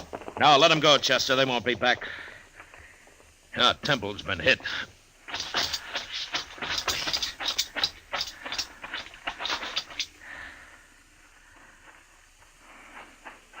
How is he, Marshal? He got hit bad. Chester, go see if Gunter and those other two are really dead. Yes, sir. I told him not to come along. He wouldn't listen to me.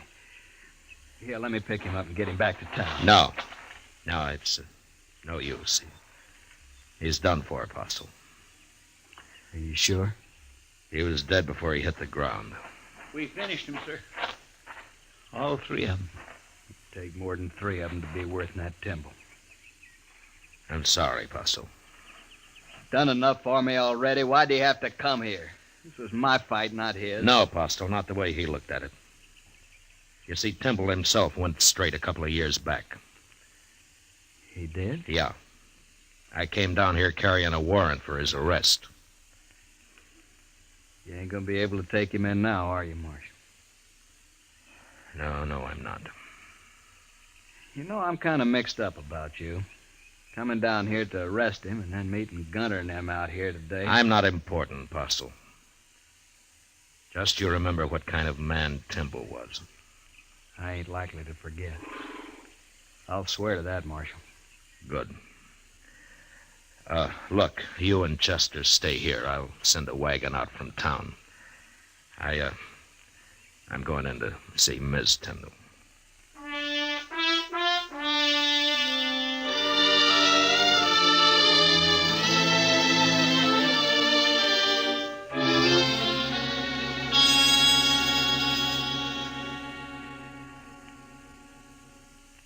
You'll be going back to Dodge now, Marshal. Yes, ma'am, I will. I want to thank you for trying to stop it. It's my job. No, not quite. Well, I guess Mike'll have to run things now. He's a good man. He'll make out fine. Sure. Tell me one thing, Marshal. Yes, ma'am. I know you came here to arrest my husband. I figured you did. If this hadn't happened today, would you really have taken him back? Miss Timble, I don't know. But I'll tell you one thing. If I had, it'd have been my last act as a lawman. You mean you'd have quit after? I'd have quit. If you're around Tascosa again, Marshal, come and see us. Me and the baby. I'd be proud to, ma'am. Real proud.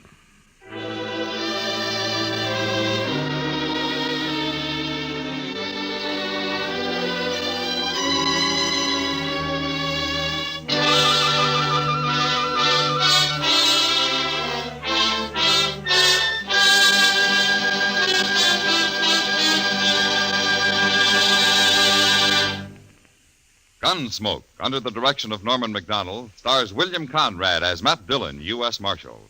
Tonight's story was specially written for Gunsmoke by John Meston, with music composed and conducted by Rex Corey. Featured in the cast were John Daner and Tom Tully, with Harry Bartell, Paul Dubov, Helen Klebe, and James Nusser. Harley Bear is Chester, Howard McNear is Doc.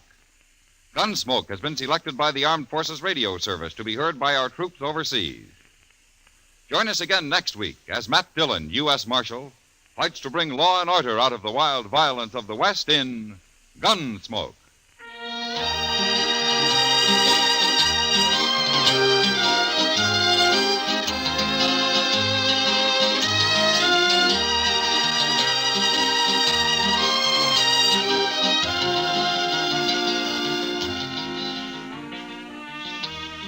Tennessee and Virginia are the home states for CBS Radio's Saturday Night Country Style, just a bit later tonight.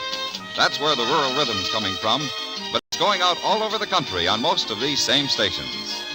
This is George Walsh speaking, and remember, you'll find Western adventure and music with Gene Autry Sunday evenings on the CBS Radio Network.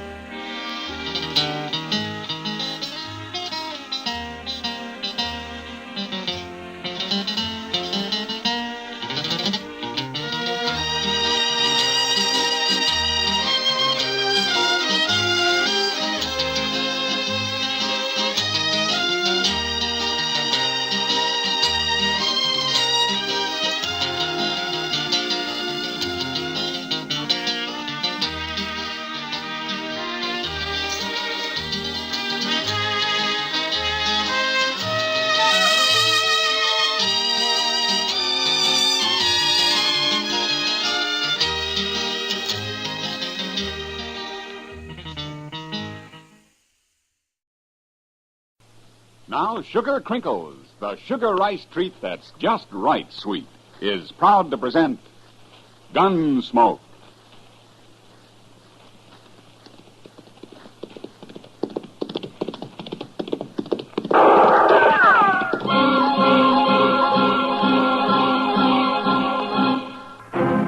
Around Dodge City and in the territory on west, there's just one way to handle the killers and the spoilers. And that's with a U.S. Marshal and the smell of gun smoke.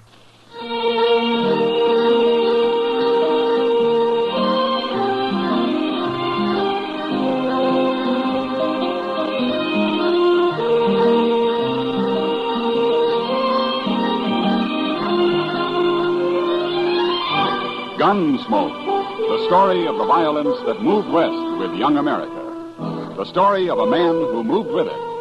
Matt Dillon, United States Marshal. Take it easy, Mom. You know your young folks are going to eat when you give them sugar crinkles for breakfast. Yes, boys and girls love sugar crinkles. And no wonder. It's the sugar rice treat that's just right sweet. Makes breakfast more fun than a circus. Now, the reason sugar crinkles suit young folks to a T is this. Some sugar-coated cereals they've tried seem too sweet. Others don't seem sweet enough.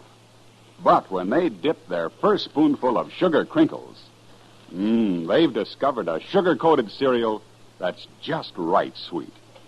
And say, those young folks of yours love to dip into the pack and eat sugar crinkles as a snack, too. So better get several packages. And now, Gunsmoke, starring William Conrad.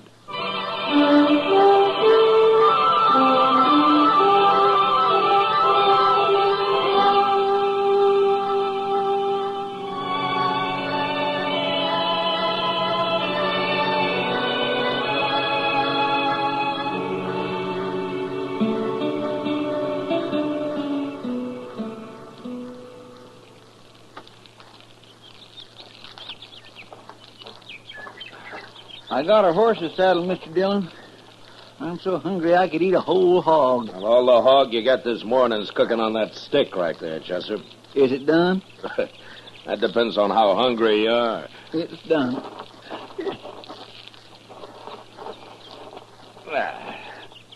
Sure will be good to get back to Dodge tonight and sleep in a bed again. Well, civilization's made you soft, Chester. Maybe so, but I get mighty tired of using my back for a mattress and my belly for a covering. Obviously, Chester, you were born for greater things than rooting around on the prairie and living in the rain. It hasn't been raining, Mr. Dillon. No, it hasn't. But it will, Chester. Sooner or later, it'll rain. Yes, sir. Wish we brought some more bacon. Say, don't old man Granby live around here? Maybe we could borrow a little from him. Well, According to what I've always heard, old Granby wouldn't loan anybody anything. You really think he's a rich miser, like they say? Oh, I don't know, Chester. Sometimes a man's entirely different from his reputation. I only met Granby once or twice. He seemed like a nice enough old fellow, though. Well, I wouldn't want to live out here all alone with nothing but a few horses for company. Oh, he's used to it. Well, even if he does have a lot of money hid away, there's no place to spend it out here. Granby's pretty old for the pleasures Dodge has to offer, Chester. Well, I hope I am never that old. At the rate you're burning yourself out, Chester, you never will be, so don't worry about it. Oh, now, Mr. Dillon, I live mighty quiet for a young fella who's free and still full of blood. Sure. Hey, look over there. Huh? That string of dust laying right on the ground there. Yeah, I've been watching it, Chester. It's not on the ground, though. There's a dry wash runs along there. Somebody's driving stock down it. Maybe it's old man Granby. That may be. Let's go say hello, huh? All right, sure.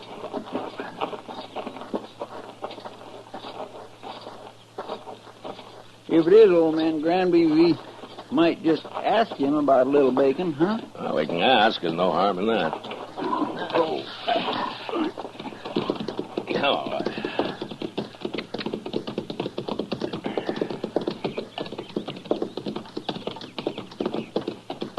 Now, that's horses down there, Chester. Yes, sir. I can see their heads now. I don't see anybody driving them. Now, he'll be along in a minute. Now, let's wait here.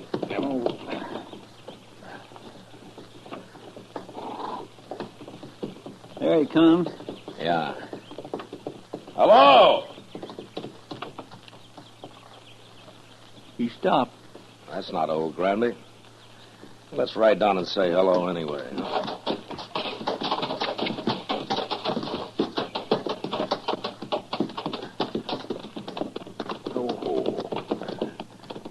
Now, that's Granby's brand on those horses, though.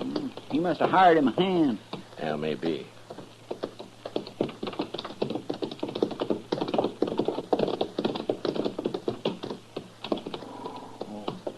Hello? Hello. Are you working for Granby? I ain't working for nobody, mister. Oh? And where is he? Where's who? Granby. I don't know no Granby. Well, those are his horses you're driving. Oh, they are? Yeah. I ain't driving them. What do you mean? They got ahead of me in the wash here, that's all. I see. You a cowboy? Yeah, sure. I'm a cowboy. Well, you don't look like one. You don't ride like one, either. You're asking the questions, mister. No decent cowboy would run another man's horses down a dry wash just because he didn't want to get up on the bank and ride around them. I told you, they got in front of me is all. How come you're not carrying a gun? Does a man have to carry a gun? No. I'll bet you're the only man within 1,000 miles of here who isn't carrying one. Maybe I got a better conscience than the rest of you. Maybe. Look, mister, you've run those horses about 5 miles off of old Granby's place. You want to give us a hand, we'll run them back. I'm in a hurry. It won't take long. The old man might be a couple of days finding them if we don't. You worry about him. I got to get into Dodge. We'll ride in with you. Afterwards. I ain't going to do it. Look a lot better if you did. I'd like to, mister, but I can't wait. I'm leaving now. So long. You going to let him go, Mr. Wait a Dillon? minute, Chester. I'll let him hear what lead sounds like. No, don't shoot! Don't shoot me! All right, then ride back here.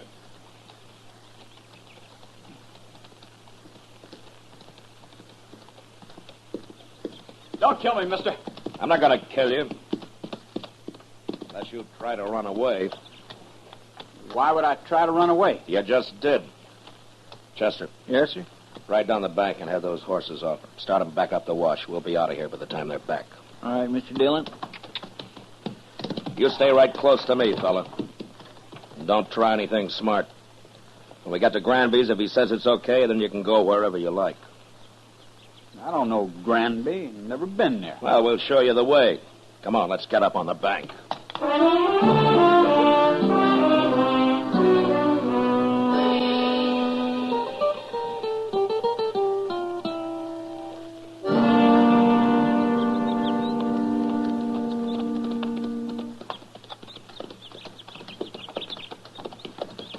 Old man Granby can find his horses all right now, Mr. Dillon. Yeah.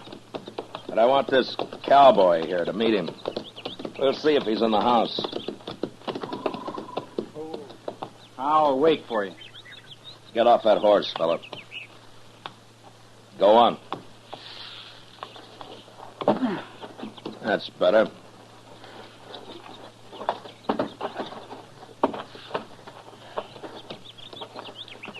Come on. We'll take a look.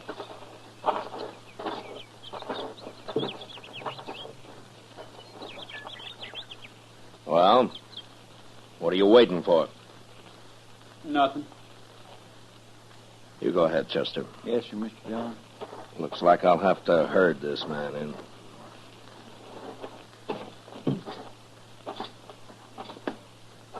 You've been kind of balky ever since we ran into you, mister. I don't like being dragged around. I never did. I just want you to meet old Granby. He'll be grateful for you, helping run his horses back here. I know what you think, mister. You think I was stealing them horses. Well, I never heard of the old man. I was never near this place. Yeah, so you told me. But you're here now. I ain't afraid of you or nobody. Then let's go into the house. Come on.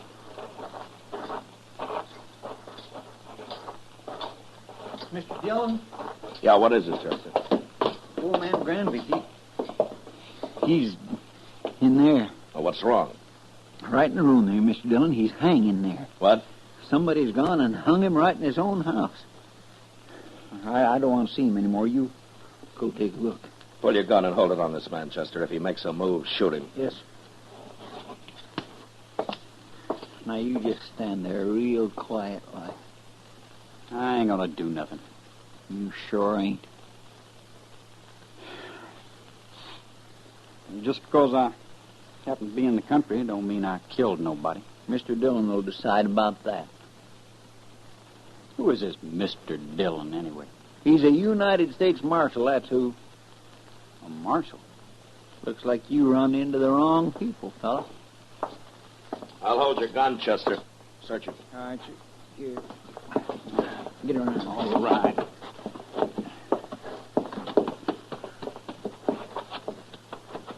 Turn around. The house is all torn up. He must have been looking for old Granby's money. I was never in that house. There's nothing on him. Not a thing. All right, Chester. Here's your gun. Catch it. Thank you. All right, now, what's your name, fella? Trimble. Joe Trimble. Where are you from? Up north. Up north where? All over. What are you doing down here, Trimble? Making a change. Yeah, sure. And some cowboy you ran into told you about Granby being rich. So you came here and kicked the old man around and hung him. And then tried to find the money. That's a lie. This is the first time I was ever near the place. I'm sure you did it, Trimble, but I wish I had more evidence. A court of law just might not convict you the way things stand. You gonna let me go? No. I'm arresting you. And you're gonna stand trial. And I'll do my best to see you hung. I didn't do it, I tell you. And I'll go free, too. You'll see. There's something mighty wrong about you, Trimble, and I can't figure it at all. But I'll sure find out.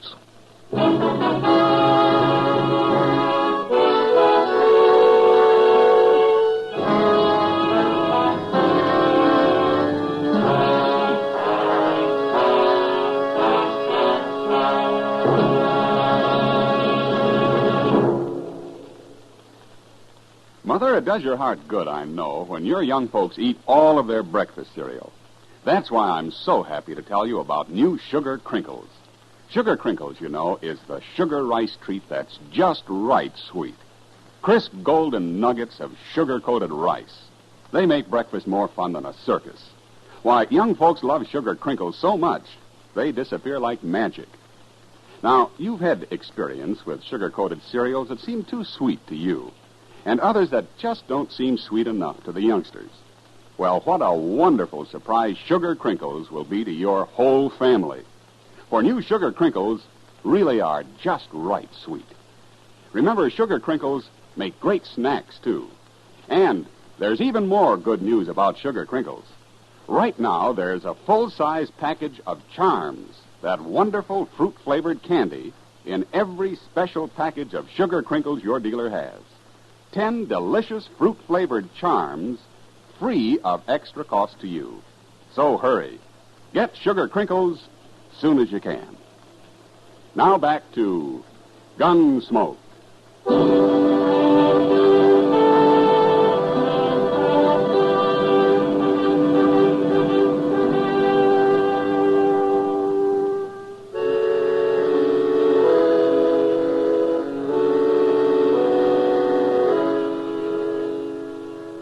We let Joe Trimble dig a grave up behind the house. Then we laid old Granby in it and covered him with dirt.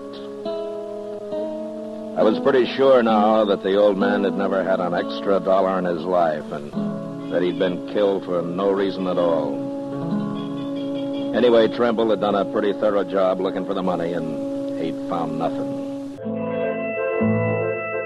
On the ride into Dodge, I tried to figure out just what he was, but he didn't seem to fit anywhere. He wasn't a cowboy or a hunter or a gambler or even just a drifter.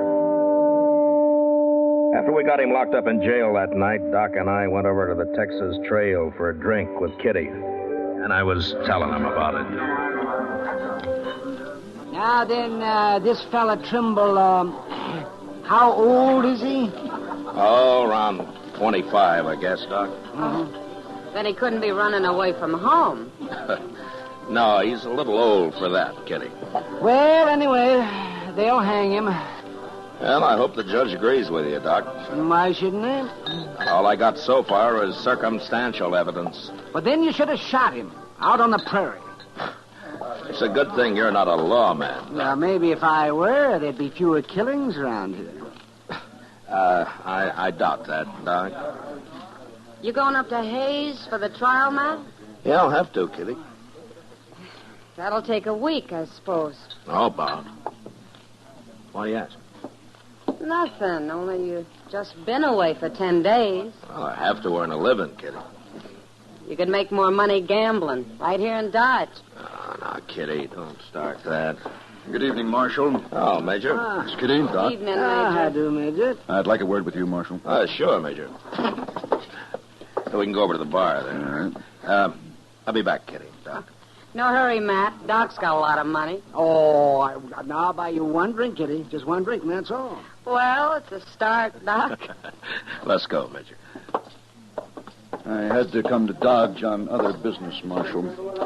But I wanted to pass the word to you that we're looking for a man. Oh? The Army? Yes, a deserter. Oh? Not from Fort Dodge. Where was he stationed, Major? He was with the 7th Cavalry at Fort Lincoln. Oh, up in the Dakotas. And for some reason, they think he headed south. Now, I don't have much of a description of him, just that he was a private, about 25, curly blonde hair, and he had a scar on his left hand. Yeah, that fits. What's his name, Major? He enlisted as Joe Gould, but he's known to have used the name Trimble. Uh-huh. Well, he's right here in Dodge. What? I got him locked up in jail. Well, that's fine, Marshal, but how did you know? I think he murdered an old man who lived a day's ride here. I'm going to have him tried for it. Now, that won't be necessary now, Marshal. I'll take over custody of him. No. Huh? Then he'd be tried at Fort Lincoln for desertion. I want him tried for murder. And I got to be there to present the evidence. You could go up to Fort Lincoln. No, the Dakotas are out of my territory, Major. Besides, this is a civil crime. The Army wants that man, Marshal. I'm sorry, Major. He's going to be tried in Hayes first. He is still a soldier, even if he did desert. Well, if the judge lets him off, you can have him. But not otherwise. Major, he tortured and hung an innocent old man, and I'm going to do my best to see him punished for it. Well, I'll have to take this up with my superiors, Marshal. You better hurry.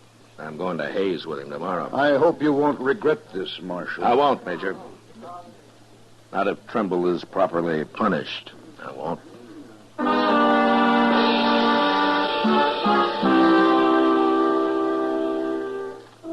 I didn't wait till morning, but started out for Hayes with Joe Trimble that night. The trial lasted a week, and in spite of all the arguments I made, the judge finally decided that there wasn't enough real evidence to convict him. I even tried to make Trimble confess, but he was too smart for that. So there was nothing to do but bring him back, turn him over to the Army. I sent word to Fort Dodge, and the next morning the major himself appeared to take him into custody. Well, Marshal, it looks as though you didn't have much of a civil case after all. He killed old Granby. I know he did, Major. But after all, the law's the law. Yes, and in the Army, orders are orders. I'm just sorry your judge didn't convict him after all. Oh, is that so? Chester. Yes, sir? Bring Trimble out, huh? All right, sir. Major, I'll give the Army credit for one thing. What's that? Trimble and I rode back some 80 miles yesterday, and when we got here, he wanted to sit up and play cards with Chester. Yeah, there may be some bad men in the cavalry, Marshal, but they're all tough. Here he is, Mr. Dillon. Well, he's yours, Major. Private Trimble, sir. You're under military arrest, Private. Not privileged to salute. Besides, you enlisted as Private Gould, not Trimble. Yes, sir. Report to the guard outside. Yes, sir. Just a minute, Trimble. You, know that you're mighty lucky, don't you? You should have died for what you've done. I told you I'd go free, Marshal. It'll catch up with you someday, Trimble. It always does somehow. That's all I wanted to say. Yes, sir.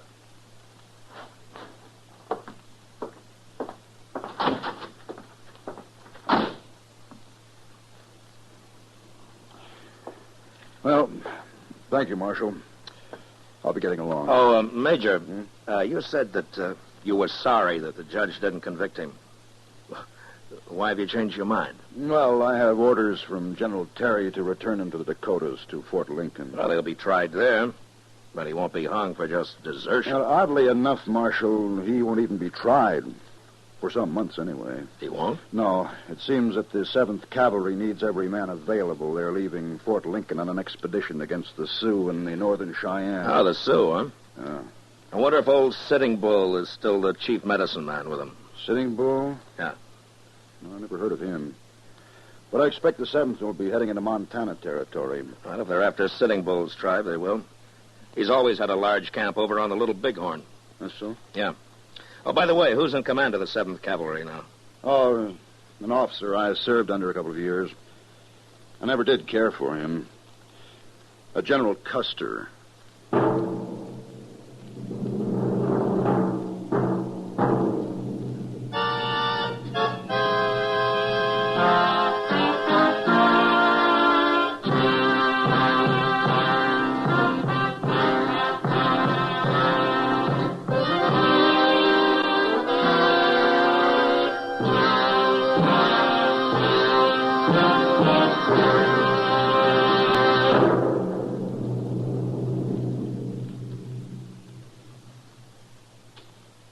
In just a moment, we'll tell you about next week's adventure on Gunsmoke. You know, what you are tomorrow depends on what you eat today. So, Mother, be sure the big and little Indians at your house always eat a good breakfast. And tell me, what could be better for breakfast than Post Toasties? Post Toasties, you know, are the heap good cornflakes. The best thing that's happened to corn since the Indians discovered it. But all of the talking in the world couldn't tell you how downright delicious Post Toasties are. you have to taste those crackling, crisp flakes. Yes, you have to taste that sweet kernel corn flavor toasted. Then you'll know how perfectly wonderful breakfast can be. Put Post Toasties on your shopping list right now, Mother. Just watch how your whole tribe goes for them. Remember, Post Toasties are the heat good cornflakes.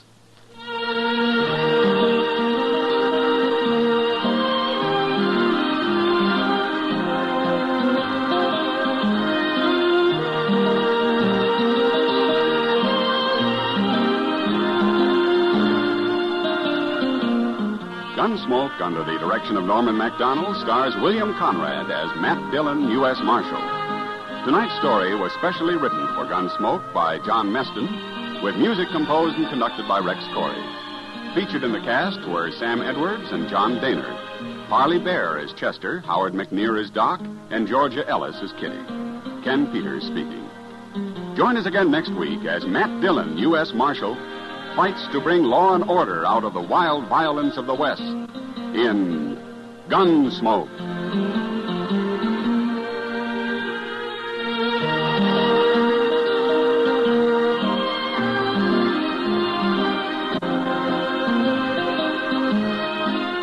Listen next week at this time when Gunsmoke will be brought to you by Post Toasties, the heat good cornflakes.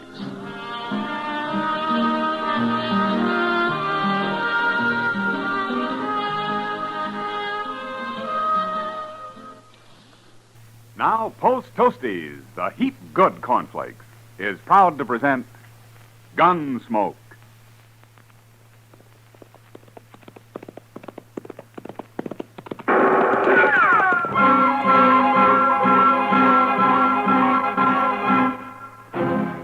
Around Dodge City and in the territory on west, there's just one way to handle the killers and the spoilers, and that's with a U.S. Marshal and the smell of gun smoke.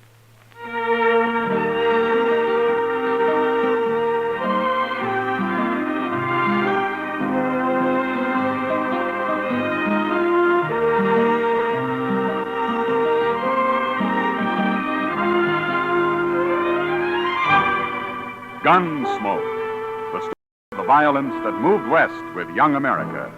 The story of a man who moved with it. Matt Dillon, United States Marshal. It's easy to do your whole tribe a big favor, Mother. Just pour every big and little Indian in your camp a breakfast bowl full of Post Toasties. Post Toasties, you know, are the heat good cornflakes. They're the best thing that's happened to corn since the Indians discovered it. Fresh as fresh can be. Say, Post Toasties are cracklin' crisp. Sweet kernel corn flavor, toasted. That's Post Toasties. Post Toasties are packed with nourishment, too. A bowl of Post Toasties with sugar and milk helps your big braves and little Indians start the day right. Get Post Toasties soon. And now, Gunsmoke, starring William Conrad.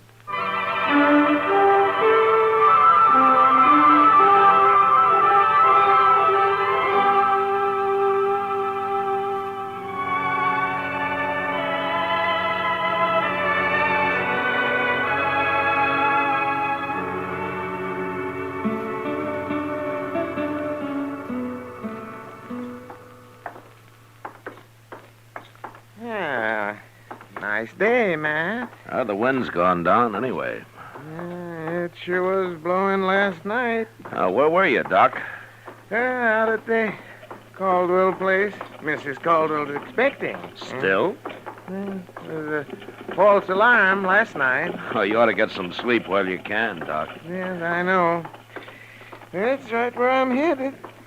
Doc Adams. Oh, hello, Roof. I've been looking for you, Doc. Matt, this is Roof Tucker, Sheely Tucker's son. Oh, hello, Roof. We ain't met before, Marshal. No. How's Sheely these days? He's just like ever. But it's Ma I come to get Doc for. Well, what's the matter, Roof? She swallowed a nail, Doc, and it's hurting her bad. Swallowed a nail, did she? How'd she do that? I told her not to, but she was fixing the chicken house anyway, and she had some nails in her mouth. Oh, you say it's hurting her? It's her stomach. She's got a terrible pain in her stomach. Oh, that's bad. I'll ride out with you right away, Roof. As soon as I get my tools, may have to operate. You know Pa, Doc. You know how he is. Oh, yes, I forgot about him. Sheely doesn't like doctors, does he? He hates them. But he ain't there now. He's been out on the prairie the last couple of days. Oh? When'll he be back? I don't know for sure. But Ma said to get you anyway. She doesn't want to die. Sheely'd cause trouble if he found me there, wouldn't he? He sure would. He'd beat you half to death. Well, maybe I better ride out with you, Doc, just in case Sheely comes home while you're there. Good idea, Matt. I think you better. Yeah, Roof, go over to the Olive Fraganza and tell Chester I want him to go with us, will you? Sure, Marshal.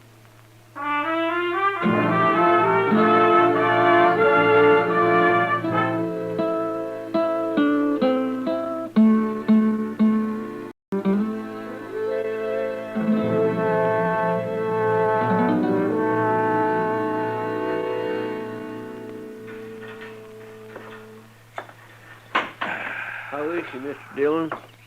Oh, I don't know, Chester. Doc's still working on her. Well, there's no sign of Sheely anyway.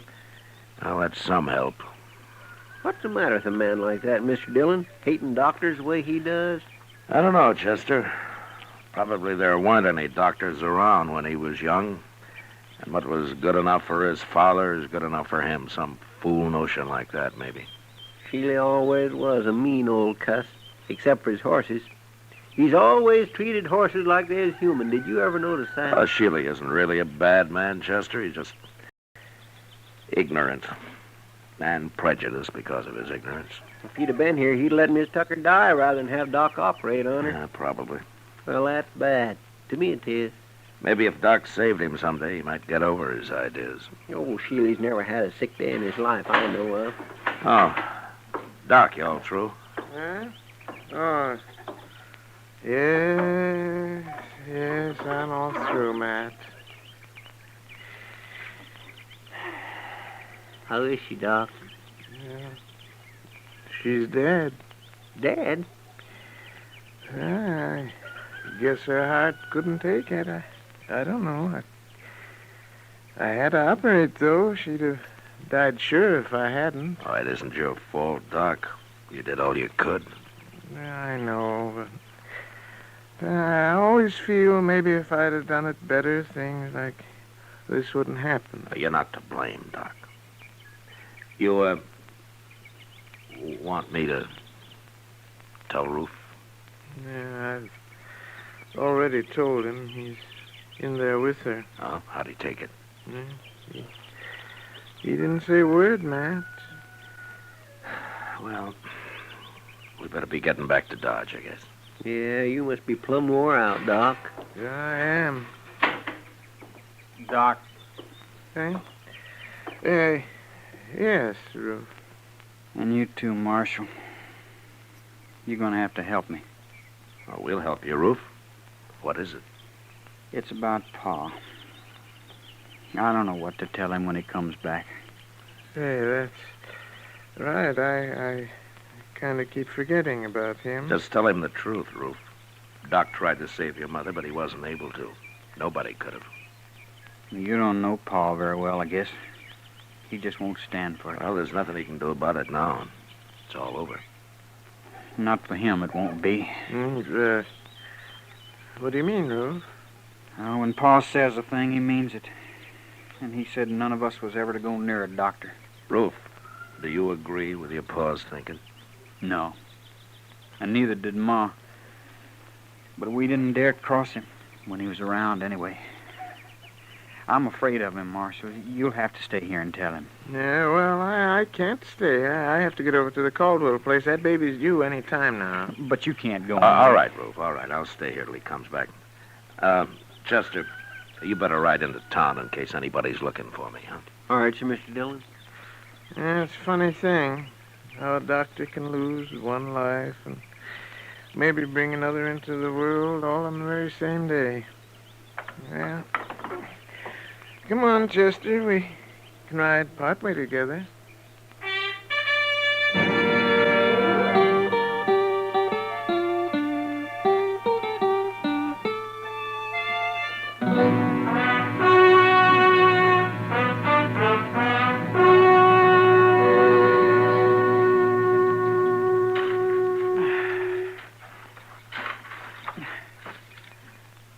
do it, Ruth. I want her buried good, Marshal. How about a cross? You want to put up a cross? I'll let Pa decide that. Oh, my gosh, Marshal. Here he comes now. Yeah, looks like he's been riding pretty hard. Pa always rides hard, but he takes mighty good care of his horses all the same. He's never hurt one yet. I know. Hurry, boy, or. Oh, there, Marshal. How are you, Sheely? What are you doing out here? What's this? Sheely, your wife died. Ruth and I just finished burying her. She died? Just a few hours ago. We didn't know when you were going to get back, so we went ahead and buried her. What'd she die of? She was holding some nails in her mouth, and she swallowed one of them. Oh. Ruth, take this horse into the barn and dry him off. Sure, Pa. Rub him good now. I will, Pa. Don't let him near no water yet. I won't. What are you doing out here, Marshal? I came out with Doc. With who? Doc Adams. He did everything he could to save her life, Sheely. He cut on her, didn't he? He tried to get the nail out, if that's what you mean.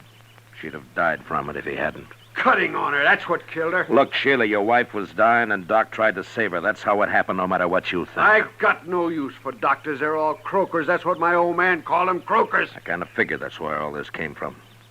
Sheila, have you ever thought that your old man might have been wrong? Not about them, he wasn't. Hey, how'd Doc get here anyway? Who told him to come? Your wife wanted him. After all the times I've told her to stay away from doctors? I guess she didn't want to die, Sheila. She wanted a chance to live. Yeah, sure. And he come out here and killed her. Poor defenseless woman. Doc Adams will pay for this, Marshal. I'm telling you right now. You lay a hand on Doc, and I'll run you out of the country, Sheila. Maybe it won't be a hand I'll use, Marshal. Try anything like that, and you'll hang for it. I'll find you no matter where you go. He killed my wife with his bungling butchery. He's a murderer. There isn't a man in Kansas who'd believe that. Doc's a pretty valuable citizen around here, Sheila. Not to me, ain't. It's an eye for an eye, Marshal, like it says in the good book. You even try it, and I'll throw you in jail. I don't try nothing. Then you'll hang. Will I, Marshal?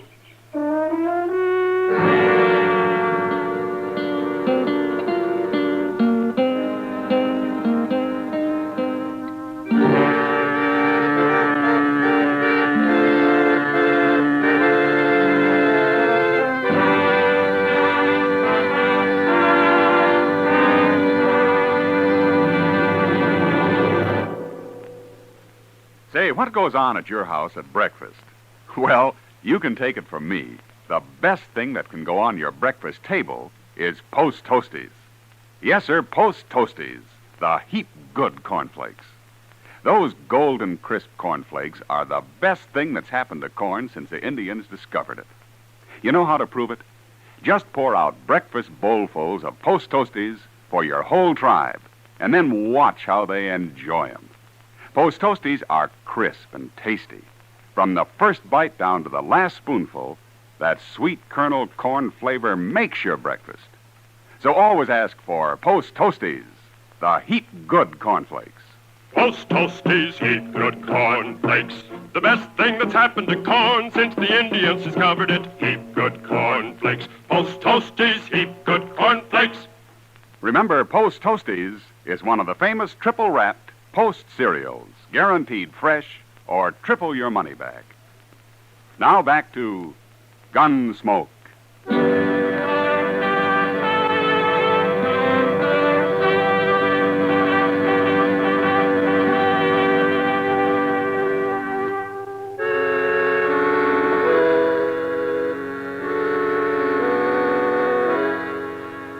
I left Sheely Tucker standing by his wife's grave, and I rode back to Dodge. There was no use trying to convince the man that doctors aren't bunglers and murderers. I figured he'd have to experience the truth himself somehow. And there wasn't much chance of that, the way things stood. But what really worried me was his threat to get Doc. Ordinarily, Sheely was peaceable enough, but there was no telling what he might do now. Doc stayed at the Caldwell place that night and the next day, too. I thought he'd be safe there, and I didn't worry about him till the next evening. Kitty and I were having supper at the Dodge House. Matt, for a town that lives on the cattle trade, you'd think we'd be able to eat decent steaks. You should have had the prairie chicken, Kitty. Yet didn't have to walk all the way from Texas. That steak I had got carried. It was too old to walk. I've never eaten prairie chicken, Matt. What's it taste like? Oh, a little chicken. A lot of prairie. If I didn't know you better, I'd say you've been drinking. If I know you, you'll order steak next time anyway. I don't give up easy, Matt. Yeah, I know. Remember it, then. Sure. You don't know much about women, do you, Matt? Well, I'm learning. Yeah. But at the pace you've set, I'll be in my grave before you're out of first grade. Well, it took me 10 years to learn how to handle a 6-gun. Well, that's the nicest compliment I've had all day. Drink your coffee. I gotta get out of here. Yes, sir, Mr. Dillon. Oh, here's Doc. Hello, Matt. Kitty. How's Mrs. Caldwell, Doc? Yeah, gave birth to a 12-pound boy this afternoon. Ah, that's fine. Yes. That's not what I came to talk about, Matt. Somebody tried to shoot me on the way back from the Caldwell place. What? Who was it, Doc? Yeah, I didn't see him, and since I didn't have a gun, I rode straight ahead. Fast. Where did this happen? Yeah, about a mile the other side of the grove. I should have come out and ridden back with you, Doc. You should have, huh? Well, then, you know something about this? Yeah. Sheely Tucker, huh? He came back after you and Chester had left, Doc. He made some threats. Yes, I might have known it. But I'm not going to be a target for Sheely every time I go on a call in the country. I'm going out and see him, Matt. We'll have this out face to face. I don't think you can change his mind, Doc, but I'll go with you. And if he admits shooting at you this afternoon, I'll bring him back to jail. Maybe I'll bring him back anyway. Well, I should hope so. People around here'd be in an awful fix without Doc. Well, then there's me too, Kitty. Oh, sure, Doc. I was thinking of you. We'll ride out in the morning, Doc. Yeah, good.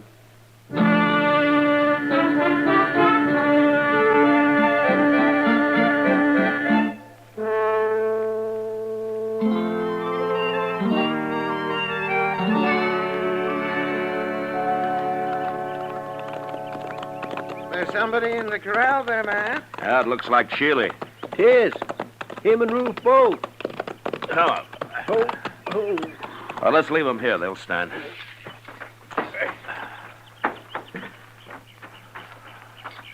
I got a horse tied down in there, Mr. Dillon. He's down, Chester, but he isn't tied. No, by golly, he ain't. Oh, say, look at that. Yeah, broke his leg. Now, that's too bad. Well, here we are. Doc, I'll go first in case Sheely gets excited. Oh, all right, man. Yeah. Go ahead, I'll close it.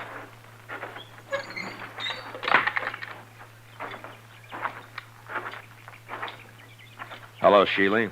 Ruth? Hello. You bring that croaker out here to kill my horse for me, Marshal? Now, Sheely... Wait a minute, Doc. I'm sorry about your horse, Sheely. What happened? That bay's the finest animal I ever owned. I was just topping him off when he fell and busted his leg. I'll blame it. Gee, that's too bad. It sure is. Ruth, go on up to the house and fetch me my rifle.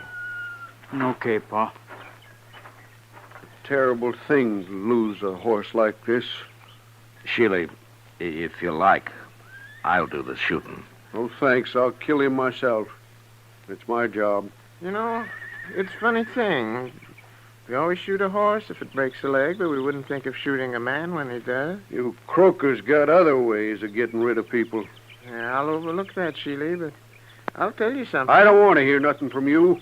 Well, you like that horse, don't you? Of course I do. Well, then, don't shoot him.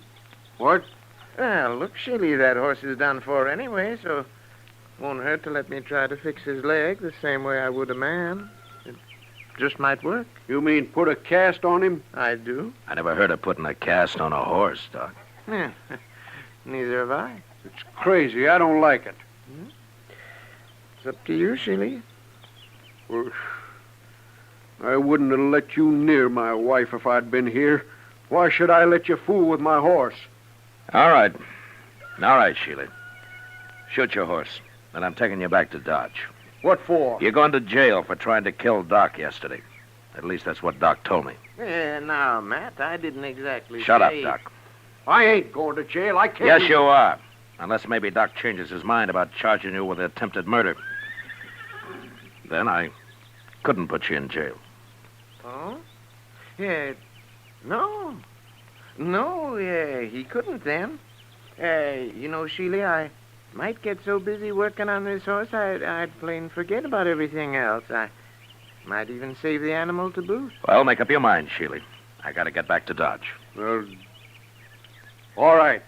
But you better make it work, Doc. I said I'd try. That's the best I can do. Ever. No matter who the patient is. Okay, Doc, you try. But try real hard, will you?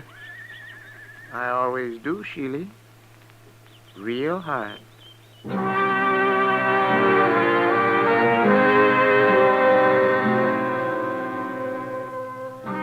Chester and Ruth made a fast trip into Dodge for plaster of Paris and some muslin to go under it. And when they got back, Doc went to work. An hour later, he had a heavy cast on the horse's leg. And after giving Sheely some final instructions, he was finished. He promised to come back in a couple of weeks and put a lighter cast on, and then we left. Sheely didn't say much, but I knew if anything went wrong with that horse, he'd be after Doc again. However, 6 weeks went by before anything happened. Doc and I were hiding out in his office with a game of chess we'd started a few days earlier. Yeah, doggone rook, if you're sitting there, Matt. If I move my bishop, you'll be right in on that queen. That's the only move you got, Doc. All right. There you are, Matt. See what you can do with it. A couple more of those and I'll get that queen. Doc.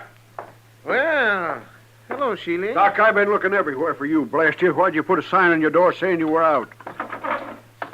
How come you're wearing a gun, Sheely? Man, it'd be a fool not to wear a gun in this town, Marshal. He'd be a worse fool to try to use it. Don't rile me. I'm in a bad enough temper already. What's wrong, Sheely? How's your horse? My horse is tied up right outside, Doc. What? Yeah, I took that second cast off myself. Then I rode him in here. Of course, I took it easy with him, Doc, real easy. And he ain't even limping. Well, what do you know? By heaven, it worked. Oh, that's fine, but what are you so heated up about, Sheely? Well, you'd be heated up too, Marshal. If you'd been carrying a rotten tooth in your jaw as long as I have. You mean you're looking for a doctor, Sheely? I'm man enough to admit it, Marshal. Well, now, Sheely. You just sit down right over there, and I'll see what I can do. Okay, Doc. Hey, this is the one right here. Try to get it out, will you? I'll try, Sheely. That's the best I can ever do. Ever. That's good enough for me, Doc.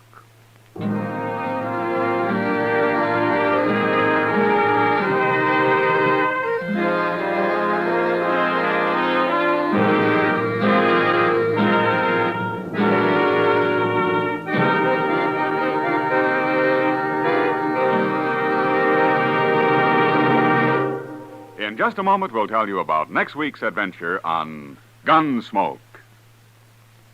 Say, exciting things happen to breakfast when there's sugar crinkles at every place.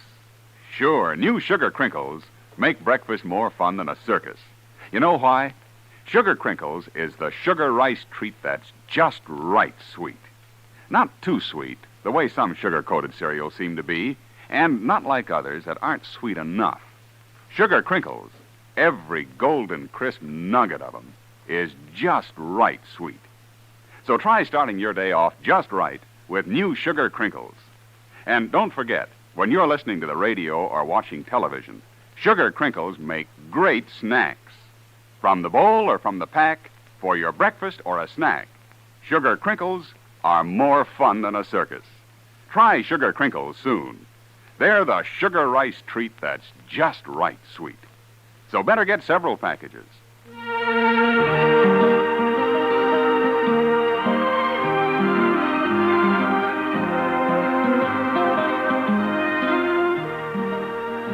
Gunsmoke, under the direction of Norman MacDonald, stars William Conrad as Matt Dillon, U.S. Marshal. Tonight's story was specially written for Gunsmoke by John Meston, with music composed and conducted by Rex Corey. Featured in the cast were Sam Edwards and Tom Tully. Parley Bear is Chester, Georgia Ellis is Kitty, and tonight Paul Frees played Doc. Ken Peters speaking. Join us again next week as Matt Dillon, U.S. Marshal, fights to bring law and order out of the wild violence of the West in Gunsmoke.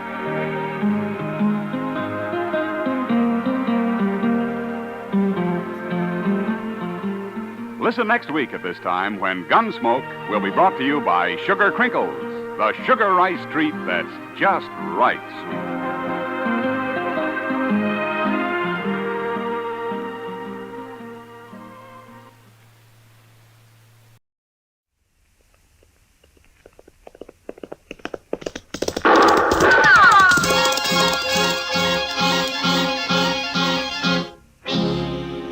Dodge City and in the territory on West, there's just one way to handle the killers and the spoilers, and that's with a U.S. Marshal and the smell of Gunsmoke.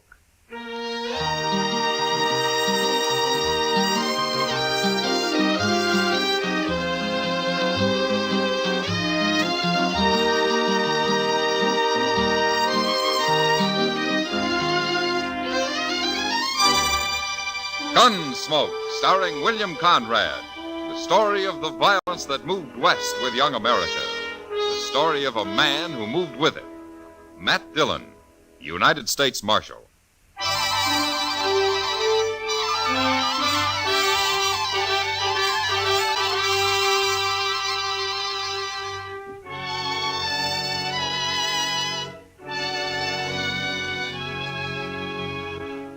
The first time I saw Lena wave, I should have resigned my job and gone to Texas on the fastest horse I could find. Handling a man is one thing, but trying to handle a woman is another. Especially when she weighs some 200 pounds and is muscled like a mule and twice as ornery. Lena came to Dodge on a great draft horse with dark circles around its eyes. And she was leading an old jack mule that carried her boyfriend, Emmett Fitzgerald. And Emmett was a tired, pigeon-breasted little fellow with a green look in his face. They weren't a very handsome pair, but we were mightily impressed by them the day they rode up Front Street. I swear, Mr. Dillon, that woman must wear leather underwear. I don't know why she's leading his mule. The man doesn't look stout enough to run away if he wanted to. My, I'd sure hate to have her on my tail. Well, she's wearing a 6-gun and built like a buffalo. Well, she sure isn't the gentlest looking woman I ever saw. Oh, that poor little man, Mr. Dillon. He somehow gives me the feeling he's being carried around in a bird cage. Now, quiet, Chester. They'll hear you. Yes, sir. Oh, I never thought we'd make it, Lena. You mean you never thought you'd make it? Get off that mule. Sure, Lena. Here. I'll help you tie him up, Lena. Ow! You stepped on my foot. I'm sorry. Lena. That'll learn you to be a gentleman.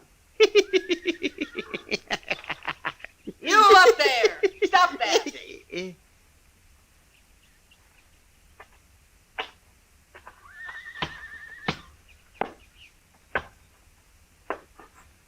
Who you laughing at? Why, nobody, ma'am. That's good. But if I got the notion you was laughing at me or my man, I'd open you up. Oh, no. Oh, mine, no. No, it was just something funny I heard the other day from a fella. What? What? What'd you hear that was so funny? Well, I was sitting there and he come around the end Think hard, mister. You remember, Mr. Dillon, you tell her, please. Dillon? Why, you must be the marshal here. Oh, that's right, ma'am. Well, now, Marshal, I'm proud to know you. My name's Lena Wave. Shake! Well, how do you do? Over here, Emmett. Sure, Lena.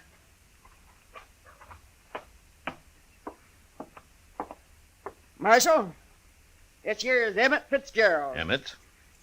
Glad to know you, Marshal. Emmett's a gambling man. Oh, is that so? I want you to know he's honest, Marshal. Ain't you, Emmett? Sure, Lena. Say it. I'm honest. I only caught him cheating once, Marshal. Ain't that right, Emmett? I was in bed 2 weeks. She liked to kill me. Well, I'm glad to know that. About your being honest, I mean. Emmett'll be running a game tonight. Right over there's as good a place as any. The Texas Trail. Sure. Glad to have you sit in, Marshal. And you can come, too, if you watch your manners. Yes, ma'am. Thank you. Emmett, I'd better feed you so you can get enough strength back to kneel them cards. Come on. Sure, Lena.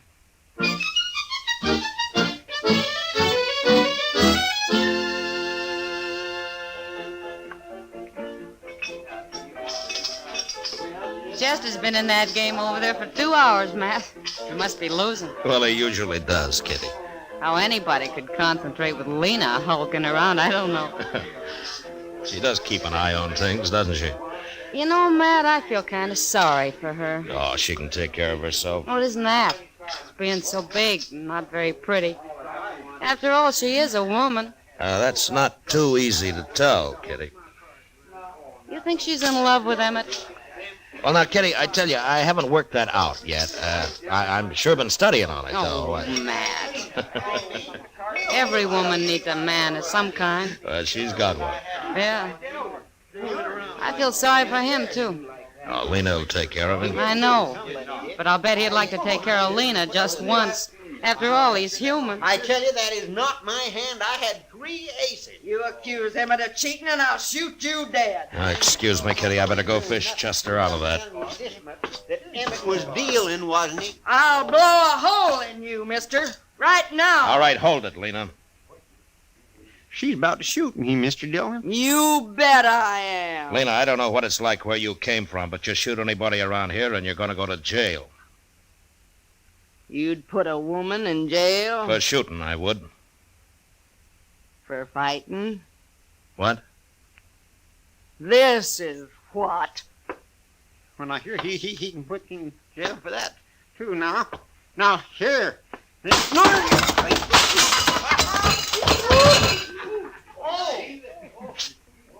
The game's closed, gentlemen, for half an hour. I need some beer, Emmett. Come on. Sure, Lena.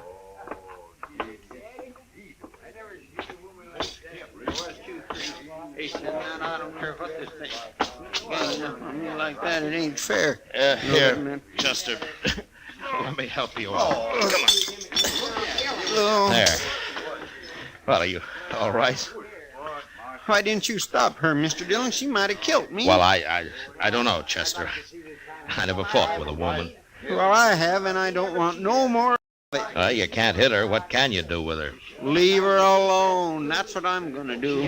You know, Chester, Lena could get to be quite a problem. Well, she ain't going to be my problem. I'm getting out of here.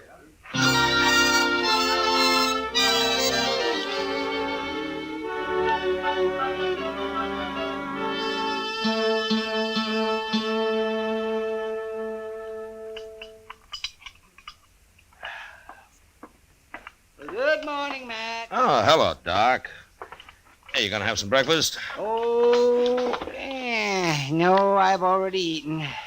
We'll have some coffee, though. Oh, good. They had me up real early this morning. No? Who did? A couple of men Lena Wave got mad at. Huh? She used a bottle on them. Oh, were they hurt bad? Oh, she bloodied them up some. It wasn't real serious, though. All they did was try to protect themselves. After all, what man's going to fight a woman? Yeah, that's true. But one of these days, some drunk's not going to realize she is a woman, and he'll shoot her. The one that hasn't happened already. Oh, say, I hear Chester caught it all right when he accused Emmett of trying to cheat him. Well, he found out later that wasn't true, Doc. The other boys were just playing a joke on him. They switched his cards while he was under the table looking for some chips that he'd dropped. If you ask me, a man that'll leave his hand while he crawls around on the floor deserves anything that happens to him. Well, just about everything did. Mr. Dillon? Oh, here he is. He'll tell you. Mr. Dillon? Oh, say, you better come too, Doc. Huh? What's the trouble, Chester? Lena Wave, she just shot a man over at the Dodge House. What? We better get... Is the man dead, Chester? He sure is, Doc. Where's Lena? She's still there. Claims it was self-defense. Did you see it? Yes, sir. I was right there. Lena was getting her room key at the desk, and this buffalo hunter come in and grabbed her. Well, he was pretty drunk. Drunk? At this hour of the morning he was drunk? Well, I guess he'd been up all night, Doc. Anyhow, he tried to kiss her. He must have been drunk. He got her gun hand behind her back, and then he pushed her up against the desk. Oh, she was swearing at him something terrible. Well, how did she shoot him, Chester? Well, sir, she just ooched around and squirmed herself along the desk till she'd rubbed her 6-gun around on the other side. Then she just pulled it out with her free hand and shot him in the belly. She did? Oh, my, she's quite a woman, ain't she? She sure is. She's waiting with Emmett right inside here, Mr. Dillon. Everybody else took cover. They're scared to death of her. What are you here for, Doc? Eh? You can't do him no good. Well, I just come to take a look at him. Let's see. Oh, yes, he looks dead, all right. He's dead. Why did you kill him, Lena? Well, I had to protect myself, Marshal. Nobody else would, including Emmett here. I figured you'd take care of him yourself, Lena. You always do. Sure. But if you was a man, you'd do it for me. Now, Lena, look how big he is. He ain't very big anymore. All it takes is a gun, Emmett.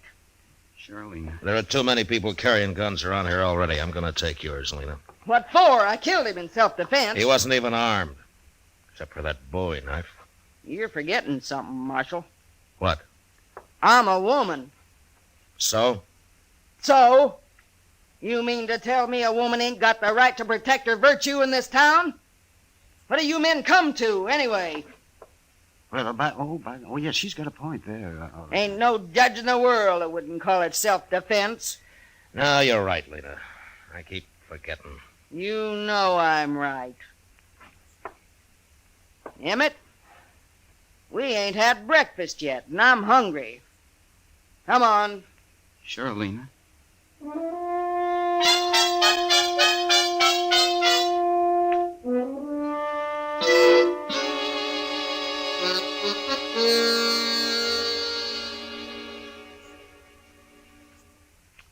You know, I've been thinking, Mr. Dillon. Oh, what about, Chester? Well, old Lena could have let that fella kiss her this morning. Just a little peck, anyway. Then she wouldn't have had to shoot him. Yeah, she could have. But she didn't. I declare. She's enough to curdle cream. Well, I hope everybody leaves her alone from now on. Marshal Dillon? Yeah. I'm Nate Bannister. Well, I'm glad to know you. You won't be, if what I hear is true. Oh? Jim Henry was my friend, Marshal. Is that so? Nobody's going to shoot a friend of mine and get by with it. Not even a woman. He was drunk, Nate, and he was treating her bad. That's no call to kill him. In this country, a woman's free to protect herself any way she can. Yeah. That's what everybody I've talked to say. Well?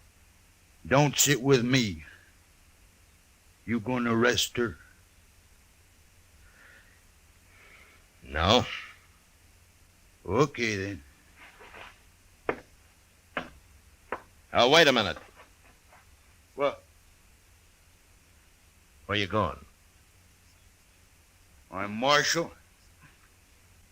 I'm going to kill me a woman.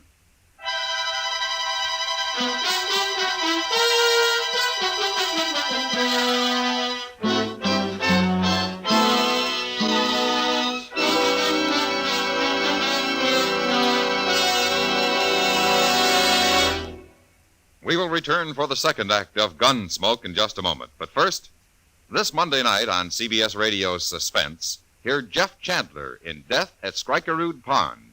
It's an exciting trial in which a young man faces death because of his decisions made as a member of a World War II underground. It's a fascinating study in suspense, and it's yours to hear this Monday night over most of these same stations at the Star's address. Monday, Suspense. Now the second act of Gunsmoke.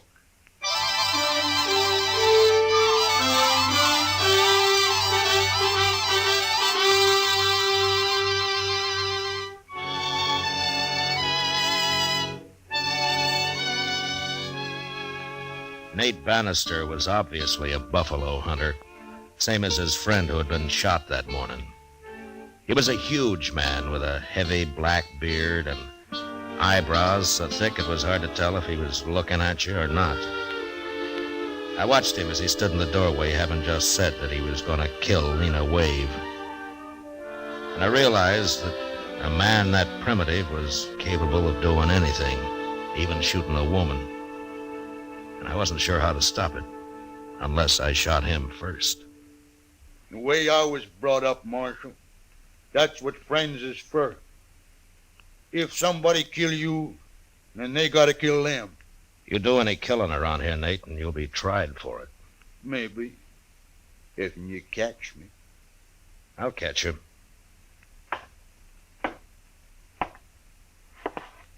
Why you gotta protect women, Marshal? Just 'cause they're so weak and puny? Is that Nate Bannister? Huh? You heard me.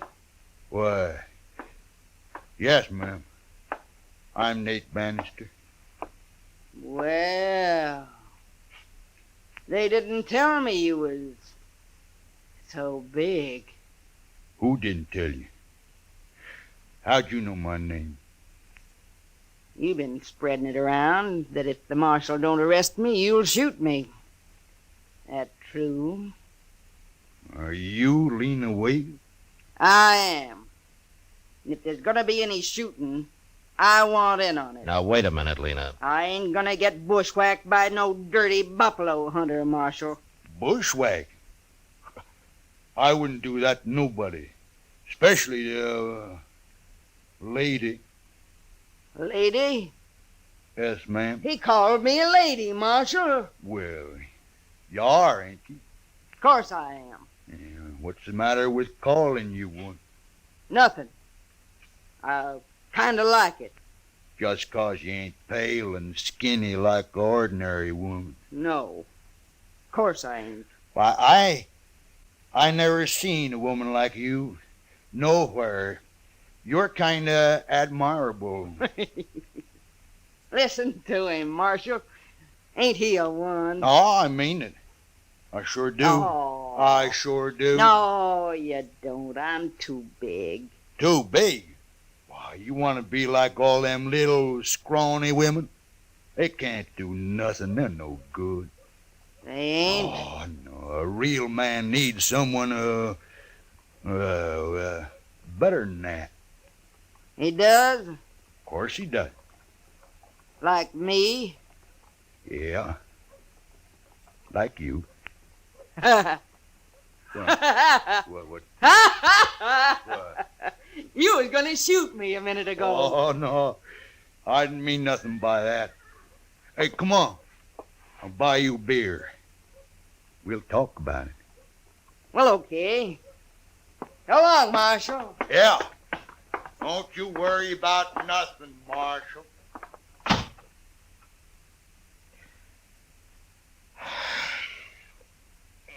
Chester!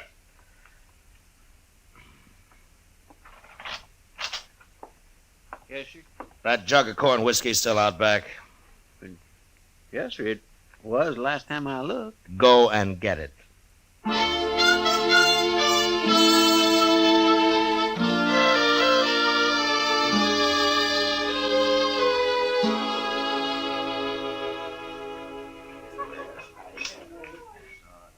Those two make quite a couple, Matt. Look at them. They've been sitting there most all day. Yeah, a pretty shaggy pair of lovebirds, if you ask me. How's Emmett taking all this? Well, he didn't find him till a couple of hours ago. No, what happened? Oh, where is he? Nate ran him off. He probably had done more, but Lena wouldn't let him. You know, Matt, I think underneath she's real fond of that little Emmett. Huh? And she got a strange way of showing it. Women do sometimes. Well, it doesn't matter as long as she keeps out of trouble. She leads quite a life, doesn't she? Shoots a man in the morning and falls for his best friend in the afternoon. She might have shot both of them if Nate hadn't started sweet-talking her.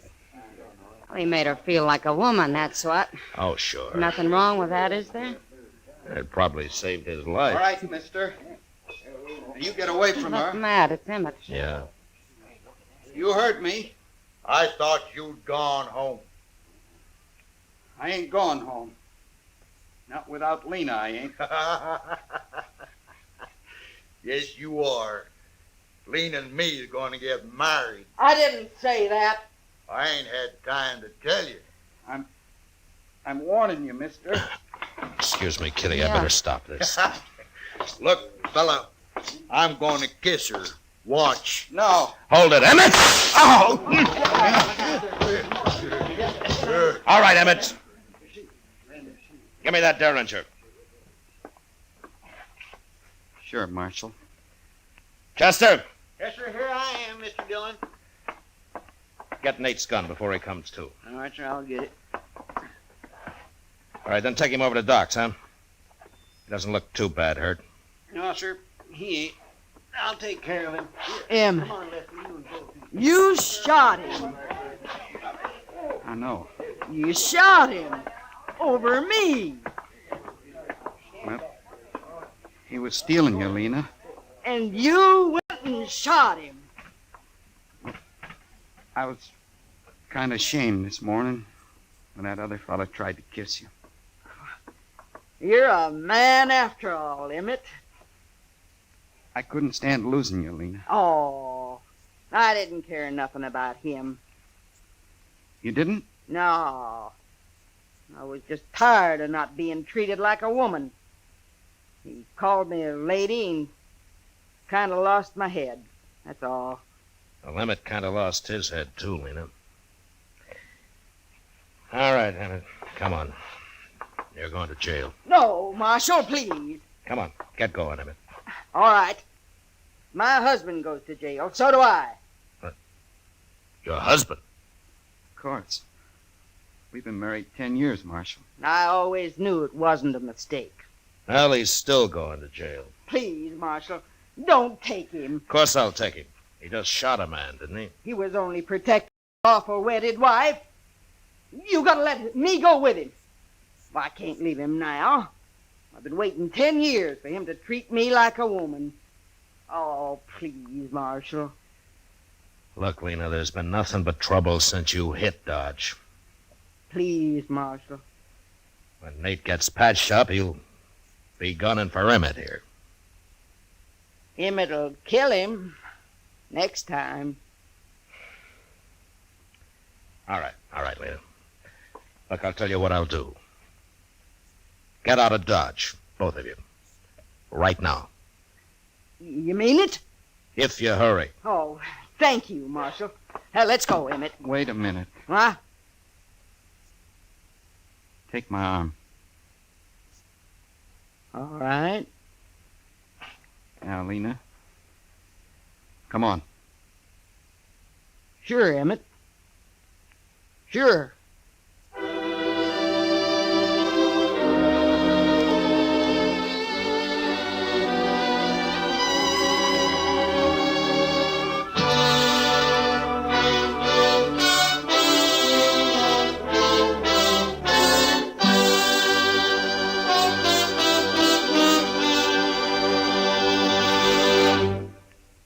Gunsmoke, under the direction of Norman Macdonald, stars William Conrad as Matt Dillon, U.S. Marshal. Tonight's story was specially written for Gunsmoke by John Meston, with music composed and conducted by Rex Corey. Featured in the cast were Virginia Gregg with Vic Perrin and John Daner. Parley Bear as Chester, Howard McNear as Doc, and Georgia Ellis as Kitty. Gunsmoke has been selected by the Armed Forces Radio Service to be heard by our troops overseas. Join us again next week as Matt Dillon, U.S. Marshal, fights to bring law and order out of the wild violence of the West in Gunsmoke.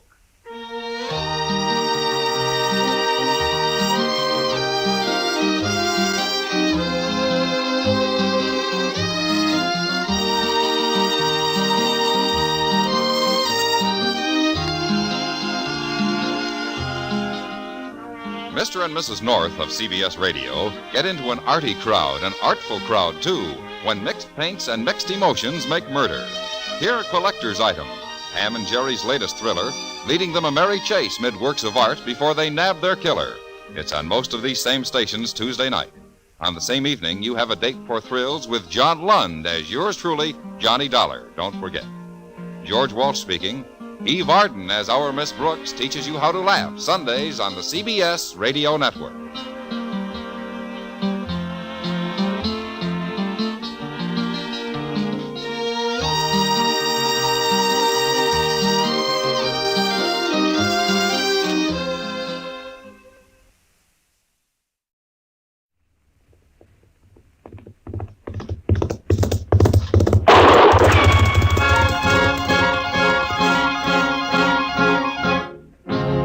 Around Dodge City and in the territory on West, there's just one way to handle the killers and the spoilers, and that's with a U.S. Marshal and the smell of gun smoke.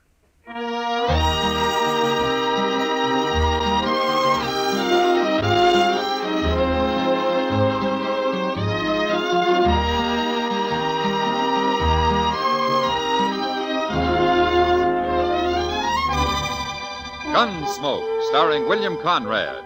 The story of the violence that moved west with young America. The story of a man who moved with it. Matt Dillon, United States Marshal.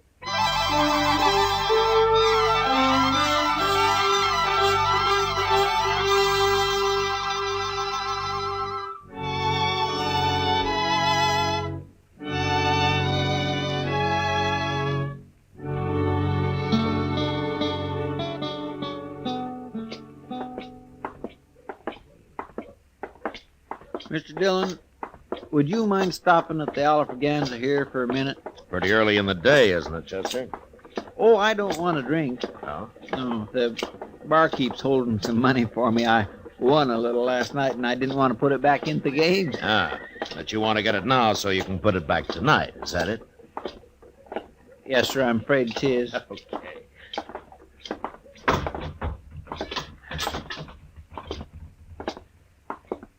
Mike? Come for your money, Chester? Yep. Hello there, Marshal Dillon. How are you, Mike? Well, here you are, Chester.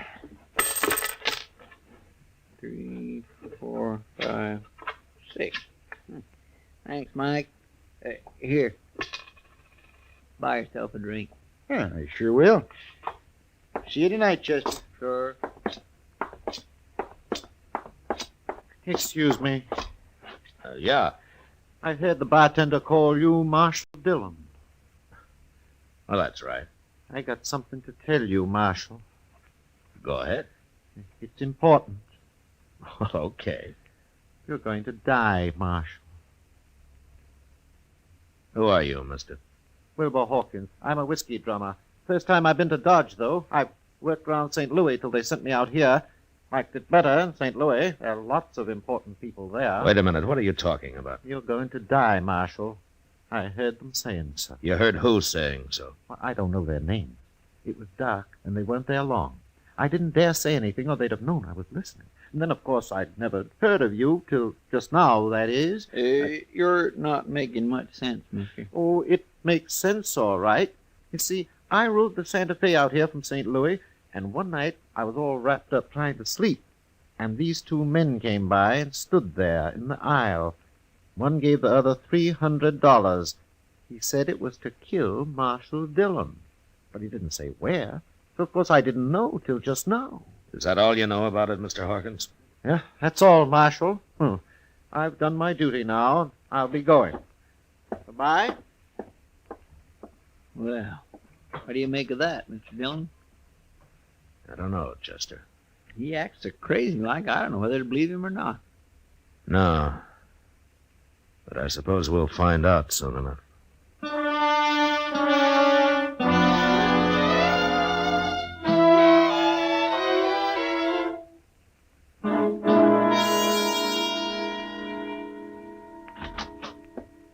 The prisoner's sound asleep already, and it's only just got dark out, Mr. Dillon. Well, he's got nothing else to do till Tom Smith gets here. Is that who you're holding him for? Well, I thought I told you, Chester. Yeah, but Tom Smith's sheriff of Tascosa, ain't he? Sure. Why? I thought this fellow was wanted in Abilene. No, they never heard of him in Abilene. That's why I wired Tom. I'm going out back for a minute, Chester. I think I left my new bridle on the hitching rail out there. Yes, sir. Well, I better get this place swept up a little, Mr. Dillon. That's a good idea.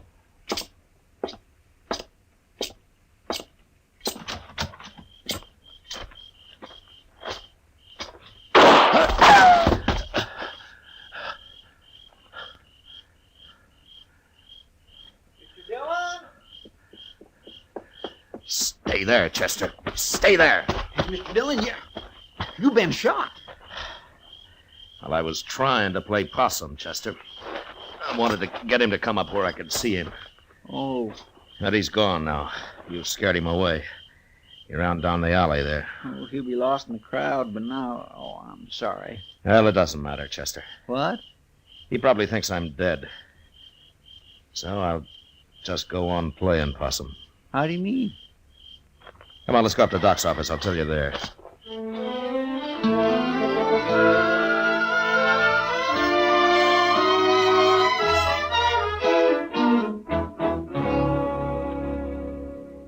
What'd you say that whiskey drummer's name is, Matt? Wilbur Hawkins, Doc, but you never heard of him. This is his first time in Dodge. Well, you think you'd have sense enough to have followed those two men to find out who they were? Yeah, he was probably scared to death, Doc. Yeah, and anyway, he kind of acts like he got hit by lightning somewhere. Even when he's standing still, he gives you the feeling that he's sort of walking sideways like a crab, if you know what I mean. No, I don't, but I'd sure think twice before asking you to explain, Chester. Well, what is it you have in mind to do now, Matt? Nothing, Doc. Nothing? No, Chester's going to do the work for a while. I'm just going to sit up here in your office and wait. Wait? Wait for what? Well, when Chester spreads the word around that I'm dead, whoever wants me that way is going to make his play. He'll come right out into the open and do whatever he's got planned. And then I'm going to give him a little surprise. Oh, Mr. Dillon, that's a wonderful idea. Now, why didn't I think of that? You better get going, Chester. I'm kind of anxious to meet this man. Him and his gunman. Yes, sir. But only one thing. Ain't the boys likely to run a little wild when they hear you're not around to keep a lid on things? Yeah, they might. But we'll have to take the chance. Okay, sir. I'll get started.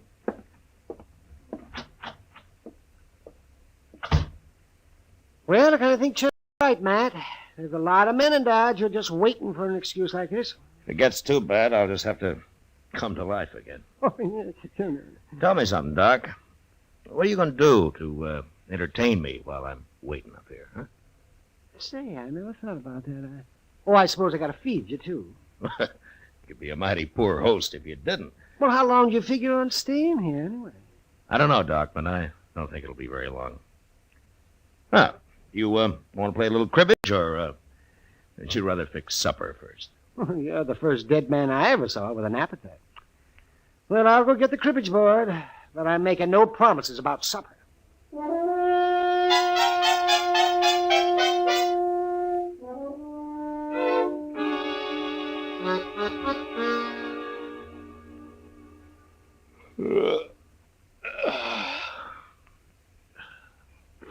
Doc, what time's it getting to be? Let me see. It's nearly midnight, man. Yeah. How long are you going to wait up? Well, till something happens, I guess. Chester will let me know. Town seems quiet enough so far. Maybe nothing's going to happen. They didn't try to kill me just for the fun of it, Doc. No, guess not, man.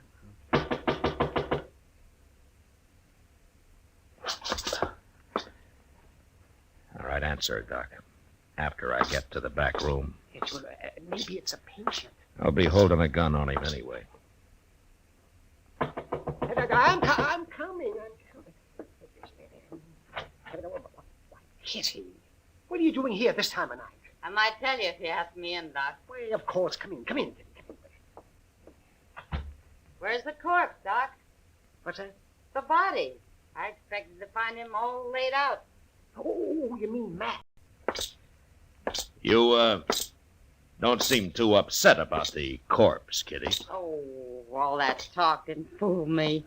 Just didn't make sense, Chester, running around telling everybody you've been killed. No, why not? I know Chester too well. If you were dead, he wouldn't be acting like that. No, I guess he wouldn't. Where is he, anyway? I haven't seen him for a couple of hours, but most everybody else believes it, Matt. Now they do, huh? Mm-hmm. Good. I don't know what you're up to, but I figure someone's been trying to kill you. Is that right? Yeah? Ambush, Kitty. That's not the way he's telling it, Matt. Not the way who's telling it.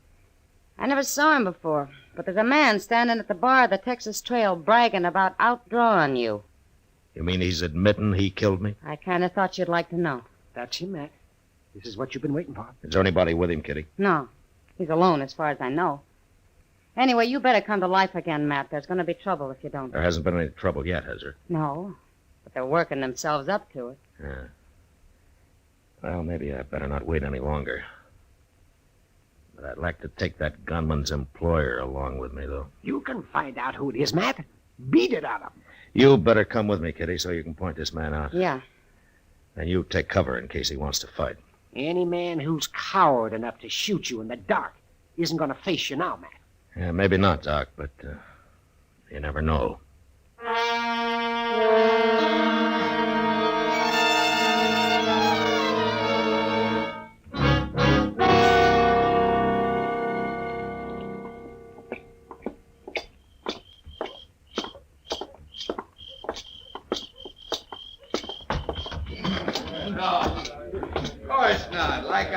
There he is, Matt.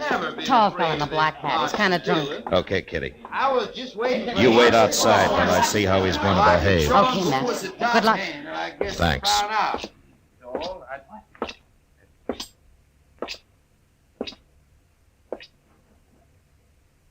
I'm Marshal Dillon, mister.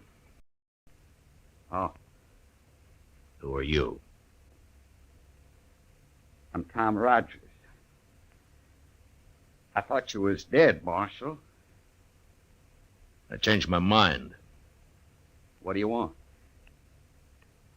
You've been bragging about shooting me.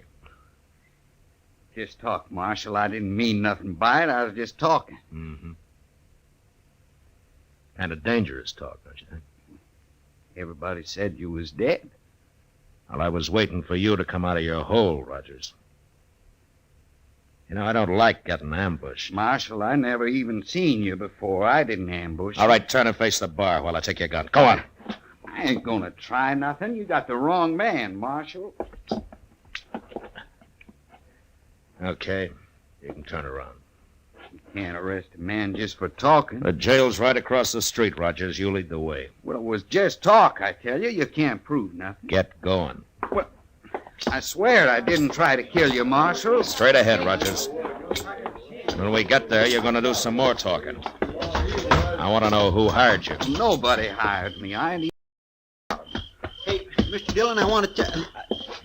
Mr. Dillon, what are you doing out here? Who's this fella? His name's Rogers, Chester. He's been bragging about shooting me. I was just having a little fun. I ain't no gunman. It doesn't take much of a gunman to try to ambush a man. But I didn't do it, Marshal. I heard him talking about it, and I don't know why I started saying I'd done Mr. it. Dillon? Yeah, what, Chester? Mr. Dillon, I was on my way up to docks. I was coming to tell you something. Well? I've been over to Alafraganza. I declare I just don't understand it. Well, say it, Chester. Yes, sir. Well, there's a fellow over there, and he's been bragging about shooting you, too. What? Yes, sir, that's right. He's saying he outdrawed you and killed you. Of course, he's a little drunk. Yeah, of course he is. So was Rogers here till I scared him sober. Sure. Sure, I've been drinking, Marshal. I wouldn't have talked like that if I'd been plumb sober. Here's your gun, Rogers. You turning me loose? It's like you say, Rogers. You're just a big talker. What about the fellow over at the Alafraganza? I don't even want to see him, Chester. He'll shut up fast enough when he hears I'm still around. And you go on back to the bar, Rogers, unless the men laugh you out of town. Yes, sir. I'm sure sorry I done it, Marshal. All right, get going. Sure, I'm going. I don't know what's the matter with me, Chester, not figuring this. I might have known there'd be at least a couple of drunks wanting the reputation for having killed me. Yes, sir. Doggone it. Now we're right back where we started from. Yeah. Hey, maybe that whiskey drummer was lying, too. No, you're forgetting I got shot at, Chester. And there's a man somewhere in Dodge still waiting to kill me.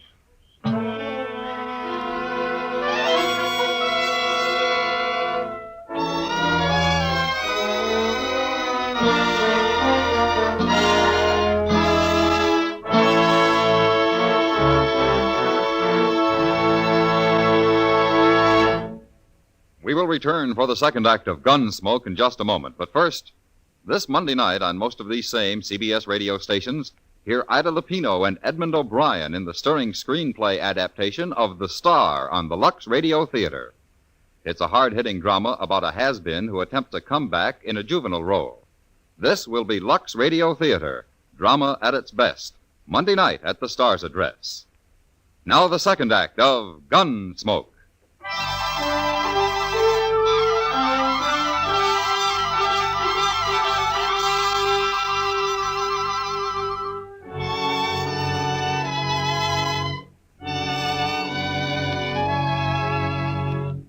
It wears a man down, living from day to day, waiting for a bullet in the back, and not knowing who to expect it from, or when.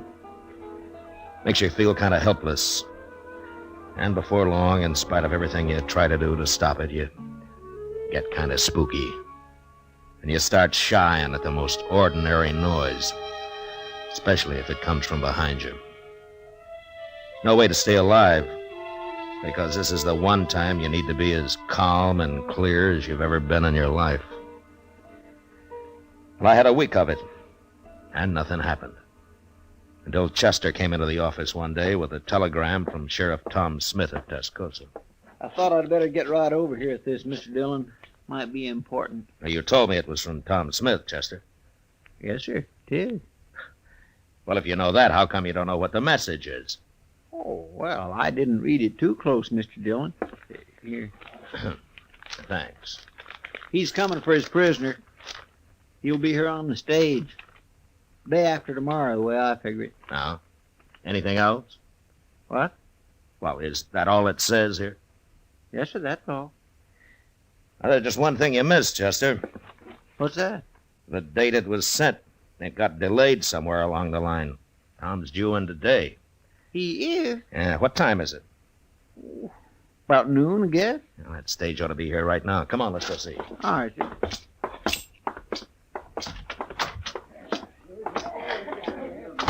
Well, there it is, Mr. Dillon. Must pulled in just a minute ago. I don't see no passengers, though. Well, that may be because they haven't got out yet, Chester. Here they come. Ain't that Tom Smith? Yeah, that's him. Who's that other fella? He looks kind of familiar. Now, that's Wilbur Hawkins, Chester, that little whiskey drummer. Oh, yes. Well, now, I've been wondering where he's been. Matt Dillon. Hello, Tom. Hey, how are you, Matt?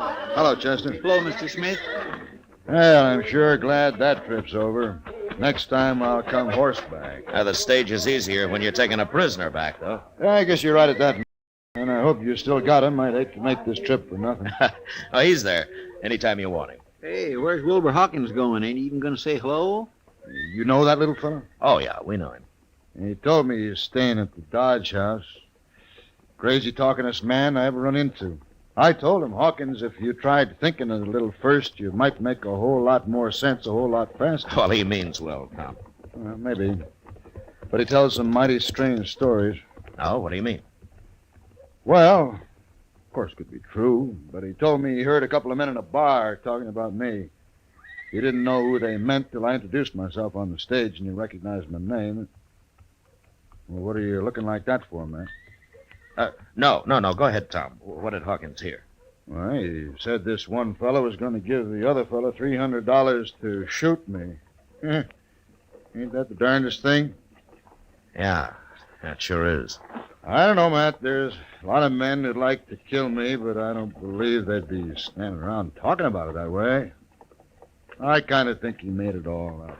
No, he didn't make it up, Tom. Not quite. Huh? You know something about this? You mean someone is out to shoot me? Yeah. Who? I'll tell you about it on the way over to the Dodge House.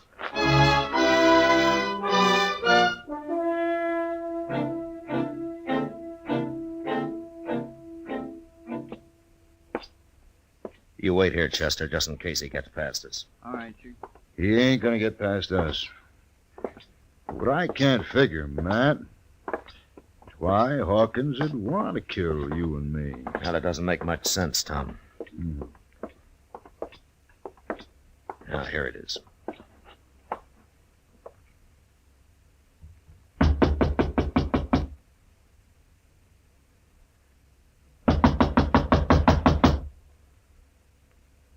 Who is it? It's Tom Smith and Matt Dillon, Hawkins. What are you doing here? We want to talk to you. Open up, Hawkins. Tom, get out of the way. Yeah.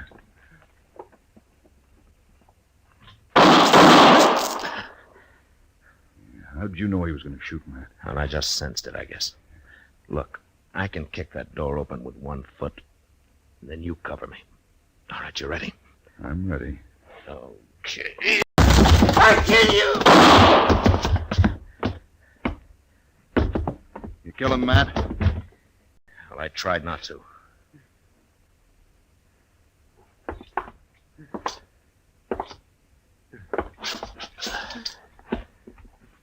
Hawkins.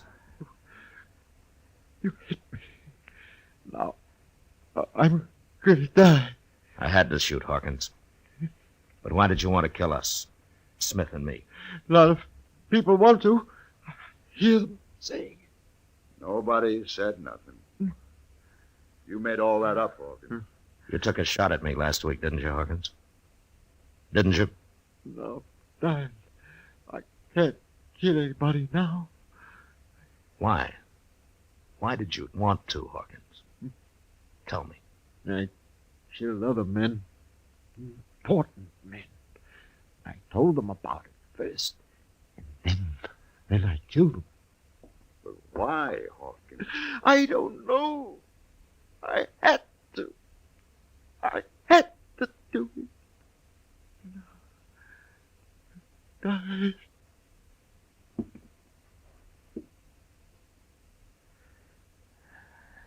He's dead, Tom.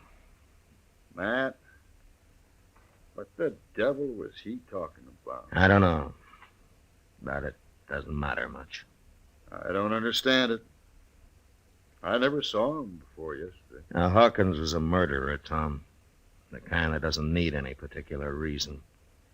Nobody'll ever know why he did what he did. Yeah, he was crazy, if you like. Sure was crazy. You think he's done a lot of killing, Matt? Yeah, probably. That's the most dangerous kind of man there is, Tom. A murderer with no reason at all.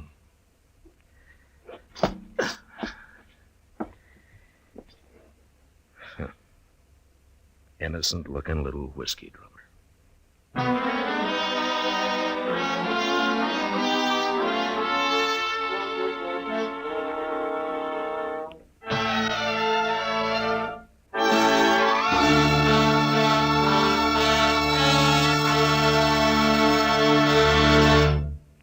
Gunsmoke, under the direction of Norman MacDonald, stars William Conrad as Matt Dillon, U.S. Marshal.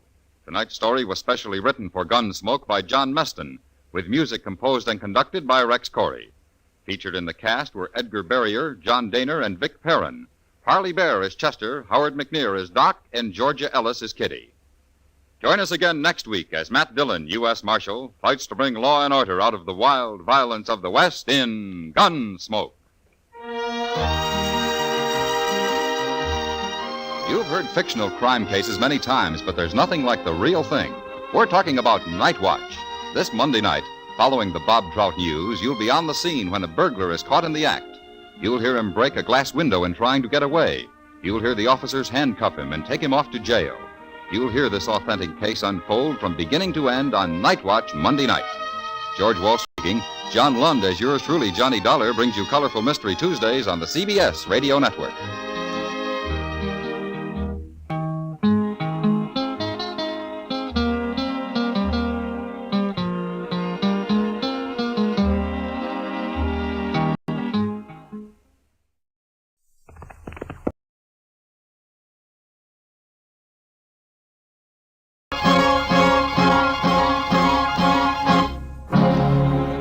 Around Dodge City and in the territory on West, there's just one way to handle the killers and the spoilers, and that's with a U.S. Marshal and the smell of gun.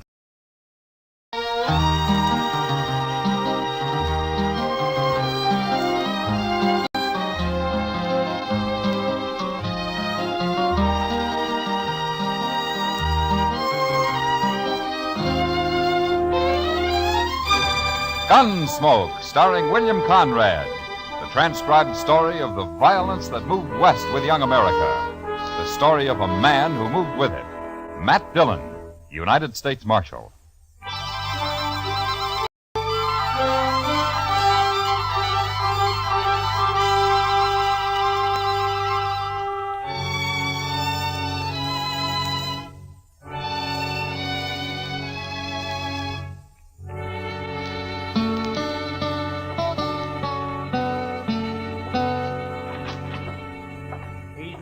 Mr. Dillon.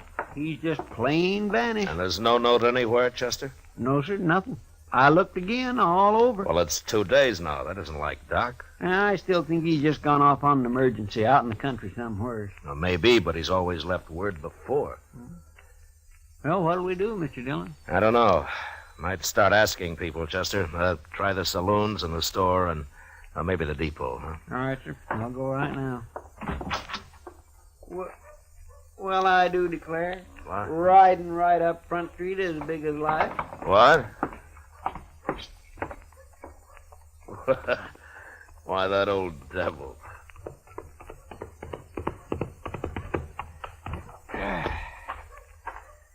Well, you sure are a sight for sore eyes, Doc. Where in the world have you been, anyway? Hello, Chester. Matt? Well, you had us worried, Doc. Oh, that's so? Well, you've been gone 2 days. I know. Next time, leave word, Doc. I will. I surely will. If I can. Well, it sure would save us a lot of... Wait a minute. What do you mean, Doc, if you can? Just that. If they let me, I'll leave word. Come on inside, huh? Okay, Doc, I'm curious. You want to tell me about it? Well, I can tell you part of it, the least important part. I made a promise about the rest. You know how it is, man. No, but you tell me. Well, the other night, Wednesday it was, I was peacefully asleep on my couch when a couple of riders tromped right into my office. They said a man was hurt bad on a place out past Fort Dodge. So naturally I got up and went along with them. Well, then why didn't you leave a note and say so? They told me not to. They told you what? Let him talk, Chester. Of course, I figured then it must be a shooting. But my job is to take care of everybody, sinner and saved alike. And so when we finally got to this place the next day... What place? That's part of what I promised not to tell, Chester. Oh, my. But like I was saying, there was a young man there who'd got himself shot in the back. The bullet lodged right in his spine. I dug it out and did all I could for him. And then I just sat there for quite a spell.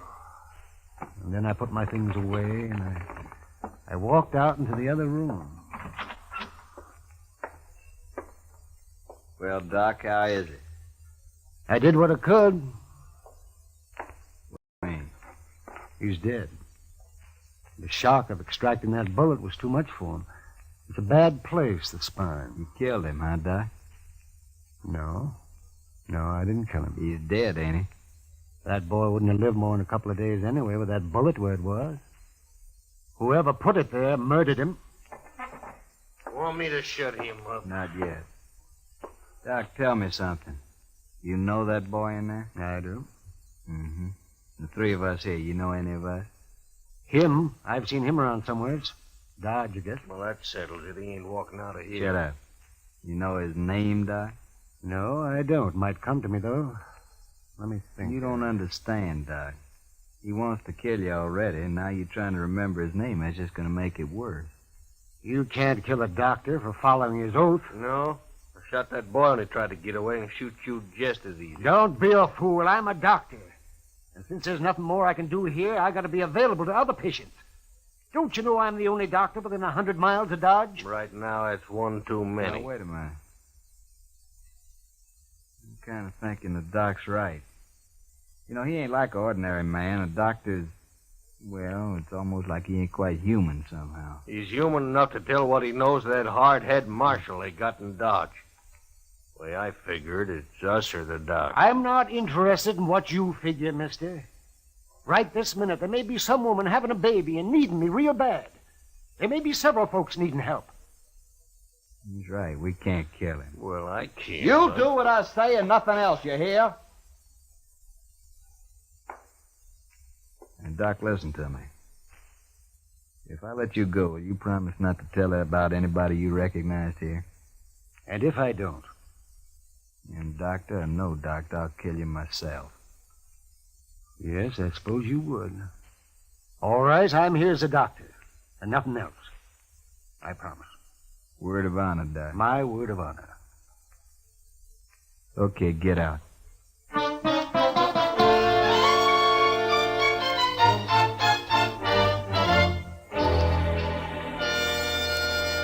Well, that's quite a story, Doc. Oh, you played it right smart if you ask me. Who were they, Doc? Well, I only recognize one of them, Chester, besides the man they'd shot. Have you thought of his name yet? Chester, don't you understand? I gave my word I wouldn't tell. Oh, but that was just so you could get away. Yes, but still I gave my word. It doesn't matter how or why. But, Doc, they're just a bunch of killers. I know. Leave him alone, Chester. But I don't... Yes, sir? Matt? Yeah. Wouldn't you do the same if you were in my boots? That'd be a hard choice, Doc, but... Yeah, I suppose I would. I think any man would. Leastwise, any man of honor. I guess I wasn't really thinking about it that way. Well, I'm going to get myself some sleep. Matt, that was a good boy they murdered. I hope they hang for it. That blossoming. How are we ever going to find him, Mr. Dillon? I don't know, Chester. We don't even know who they killed. And just think, Doc could lead us straight to him right now. It isn't making the doc happy, Chester. No, sir, it sure isn't.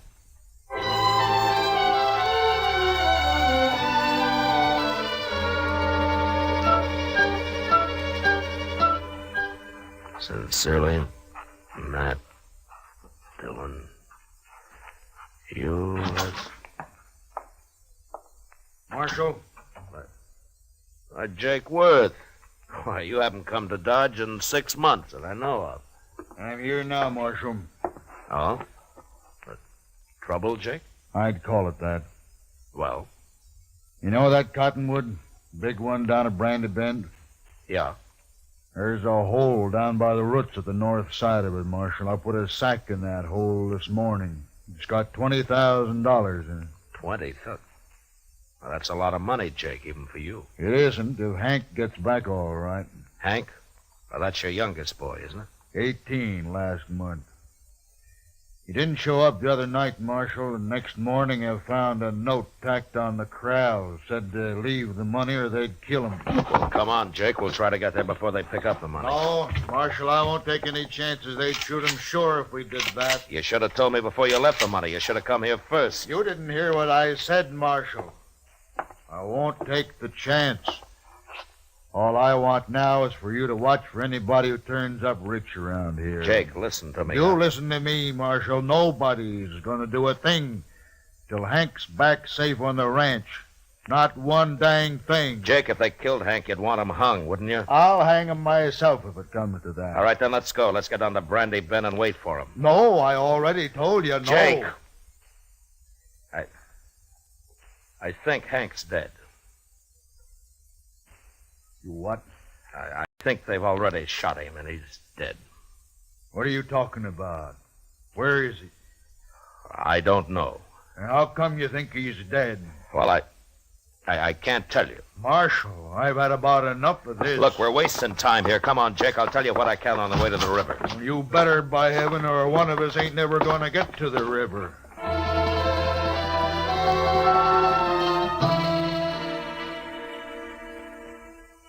Jake Worth was known as a hard, hot-tempered man, but he was straight as they come. He'd made one fortune in Texas cattle and buffalo hides, and now all he wanted was his ranch and his 3 sons to work it with him. The Worths were good men. They didn't cause any trouble, and they worked hard. It wasn't easy to tell Jake, but without mentioning Doc, I said what I could.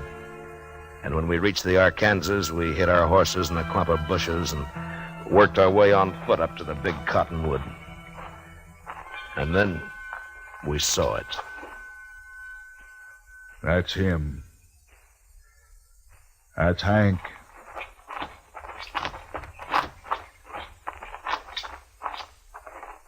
Yeah, I'm afraid so, Jake. Yeah. They killed him. They killed him all right. He was a good boy. Had his whole life to live yet. Why'd they do it? I gave them the money. Why'd they do it? I'm sorry, Jake. Marshal, I want the truth now, every bit of it. Well, that's all I know, Jake. Hank tried to break, and one of them shot him. But we'll get him. I'll take care of myself as soon as you tell me who they are. I don't know who they are. Don't lie to me, Marshal. You know a lot you're not telling me. I've told you all I can. That's Jake. my boy lying there, Marshal. He's been murdered, and if I didn't know you so well, I'd begin to think maybe you had something to do with it yourself. Easy now, Jake. Then why don't you tell me? Because the man who told me about it had to promise not to name anybody. That's why. What man? Who is he? I'll get it out of him if I have to cut it out. I know. That's why I can't tell you who he is. What kind of a lawman are you, anyway? I've told you all I can, Jake. No. No, you haven't. Marshal, I don't believe your story about nobody promising nothing. You know who done it. You're going to tell me. I'm giving you 24 hours to name those men. And me and my boys are coming to Dodge. There'll be blood spilt, Marshal. Jake, I give you my word, I don't know who did it. I don't believe you. I'll help you take your boy home now. Go on back to Dodge. I'll manage here. You're making a bad mistake, Jake. 24 hours, Marshal. I'll be there. We'll find you, wherever you'll be. Jake, So long, Jake.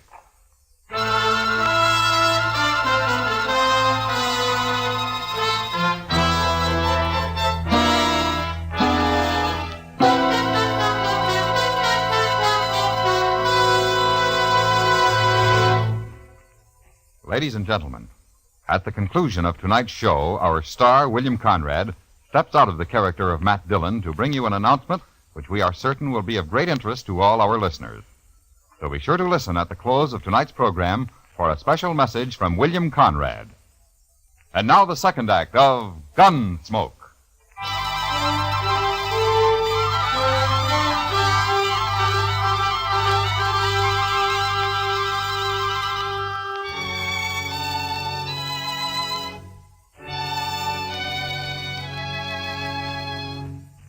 There was no use arguing with him.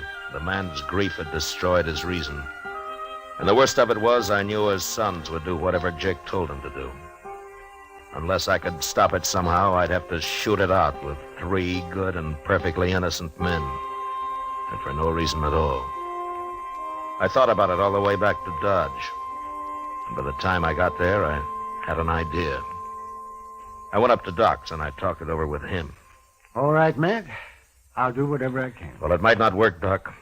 And you'll be exposing yourself to a lot of danger. Have you thought about that? I have. And I've also been thinking about the men who killed Hank Worth. Well, we could wait till they start spending their money, or till one of them gets drunk and maybe talks too much somewhere. Yes, we could, but meantime, you and the Worths will have a gunfight. Oh, and that'd be a terrible thing to let happen. All right, then, Doc, let's go. I want to get to the ranch before dark.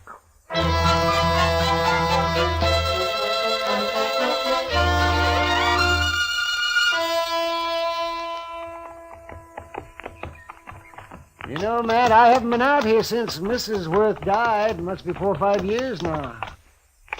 Place sure has changed. Yeah. I don't see anybody around, do you? Well, maybe they saw us first. Maybe they're hid out. Yeah, maybe.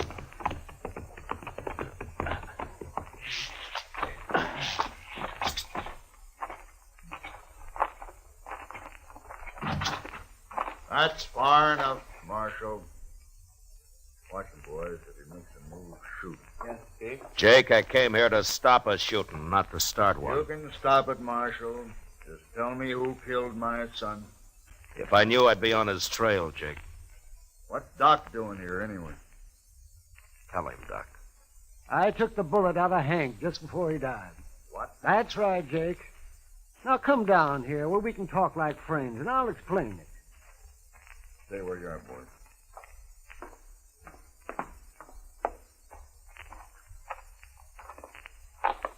All right, Doc, let's hear it. Well, they got me out of bed, Jake, and they led me out into the country. Hank had been shot in the back, and I extracted the bullet. But it was no use. He'd have died anyway. There were 3 men there, and I recognized one of them. Who was he? I had to promise I wouldn't tell, Jake, or they'd have killed me. That don't matter now. Think about it, Jake. Doc gave him his word, and you're asking him to break it. Now think about it for a minute. I'm thinking, and I'm thinking about my boy, too. Hank's dead, Jake. We can't help him. Shot in the back, and the coward who did it's running free.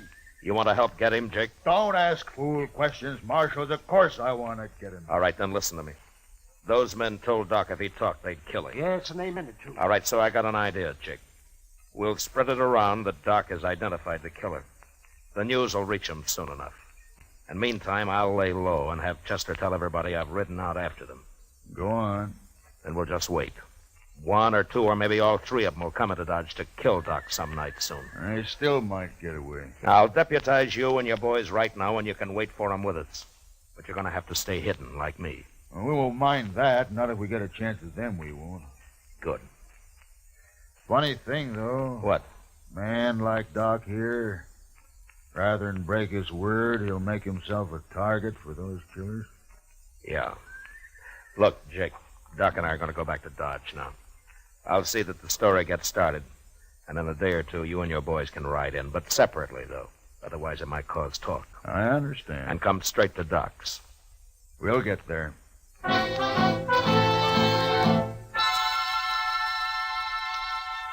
For the next few days, Doc never left his office. I figured that'd make him look scared and draw the killers right into his place. The rest of us sat around in his back room and waited. Chester kept us supplied with food and coffee. And on the 6th night, about midnight, we got our game.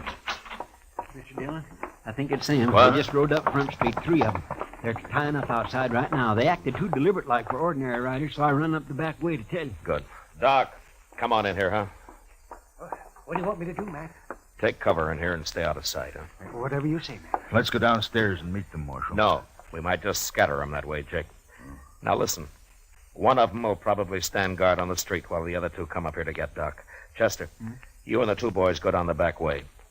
Jake and I'll wait in Doc's office. Now, don't jump that man until we go into action up here. You understand? Yes, right, got it. All right, then move and move fast.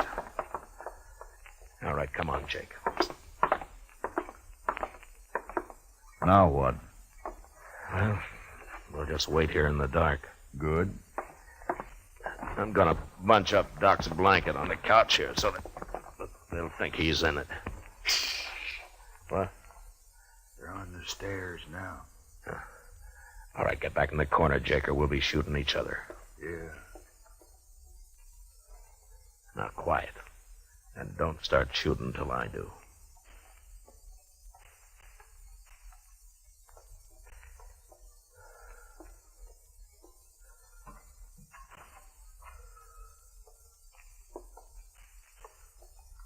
Doc, wake up, you lying dog. Let's just shoot him and get out of here.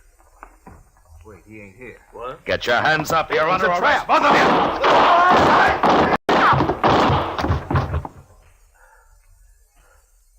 you. You all right, Jake? Yeah, I got one of them. I'm all right. Doc? Doc, come on out. They're dead. Light the lamp, will you, Doc? All right. You okay, Mr. Dillon? Yeah, come on in, Chester. Oh, we got him. He tried to get away when he heard the shooting up here, but he run smack into one of the Worth boys. He's dead. Bring the lamp over here, Doc. No, I don't know either one of these men. Now, Doc, you can tell us now. Is one of these the man you recognized? This one here.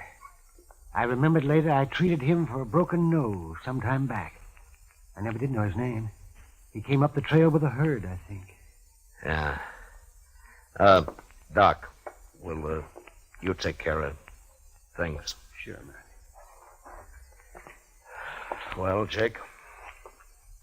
Marshal, me and the boys will be getting back to the ranch now. Sure. Marshal, What, Jake? I doubted you. I'm sorry for that. Oh, forget it. No, it's best I remembered. A man shouldn't make mistakes like that. Well, there was no harm done. The way it worked out. I'll buy you a drink before we leave, Marshal. I think I'd like that, Jake. Come on, let's go.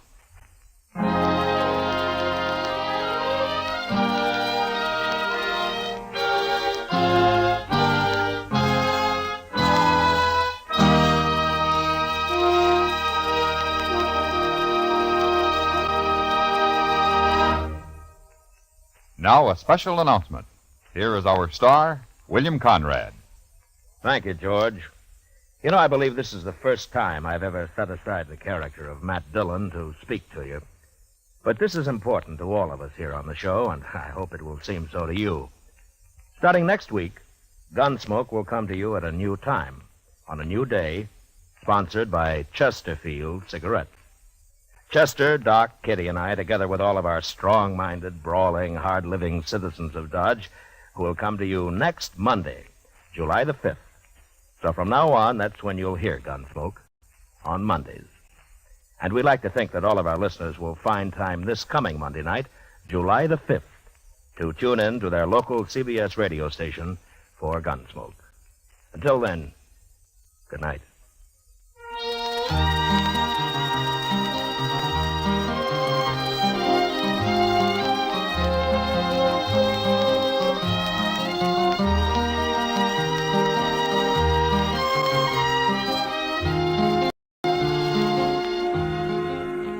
Gunsmoke, transcribed under the direction of Norman MacDonald, stars William Conrad as Matt Dillon, U.S. Marshal. Tonight's story was specially written for Gunsmoke by John Meston, with music composed and conducted by Rex Corey. Featured in the cast were John Daner, Lawrence Dobkin, and Harry Bartell. Parley Bear is Chester, and Howard McNear is Doc. Join us again Monday, July 5th, as Matt Dillon, U.S. Marshal, fights to bring law and order out of the wild violence of the West in Gunsmoke. George Walsh speaking. For the top tunes of rural America, hear Saturday Night Country Style every week on the CBS Radio Network.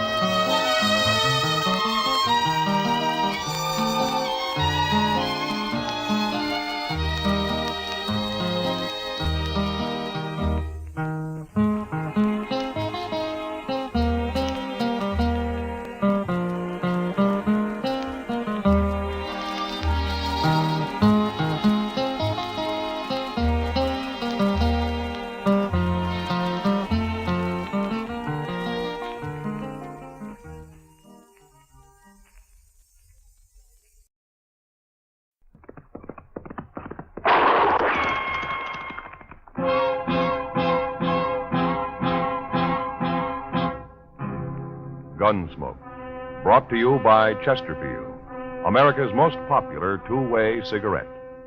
What a pair. Chesterfield king size at the new low price. Chesterfield regular. Around Dodge City and in the territory on West, there's just one way to handle the killers and the spoilers, and that's with a U.S. Marshal and the smell of gun smoke.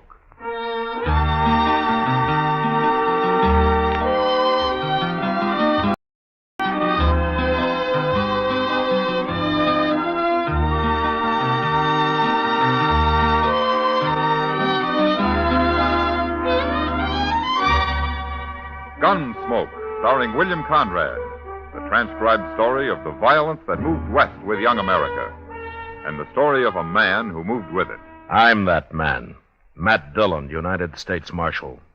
The first man they look for and the last they want to meet.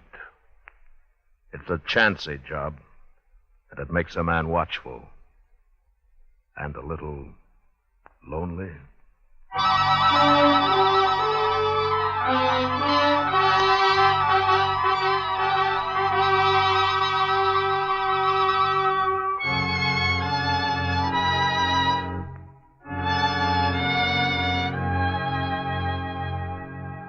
It was a long ride from Dodge up to Ponca Creek in the Dakota Territory, and I killed a good horse getting there. But I caught Lee Trumbo. He was asleep in a clump of willow, and I took him without a fight. We rode his horse double into Sioux Falls, but we came the rest of the way back to Dodge in style, by stagecoach. At least I thought we were traveling in style. Lee didn't seem to care much for it. In fact, he wouldn't even talk until the stage pulled into Dodge and drove up Front Street toward the plaza. You're making a bad mistake, Marshal. Is that so? I didn't kill anybody. There are two witnesses say you did, Lee. They're lying. Then why did you run? My brother Dolph, he said you was after me. That's why I run. You'll get a trial. You can talk about it then. I ain't gonna stand trial, Marshal. Dolph will get me out of jail before that. Is that so? I never figured Dolph is a man to do much of anything. You've been against us Trumbos ever since we come to Dodge, ain't you, Marshal? Yeah, I have. Neither one of you is any good. See what I mean? Yeah, there's Dolph now, waiting to welcome you back. Well, how'd he know I was coming? I wired Chester from Sioux Falls a week ago. That bandy-legged deputy of yours? Here's the mail. Chester's not my deputy. Well, he sure acts like it. Yeah, he does, doesn't he? Well, here we are.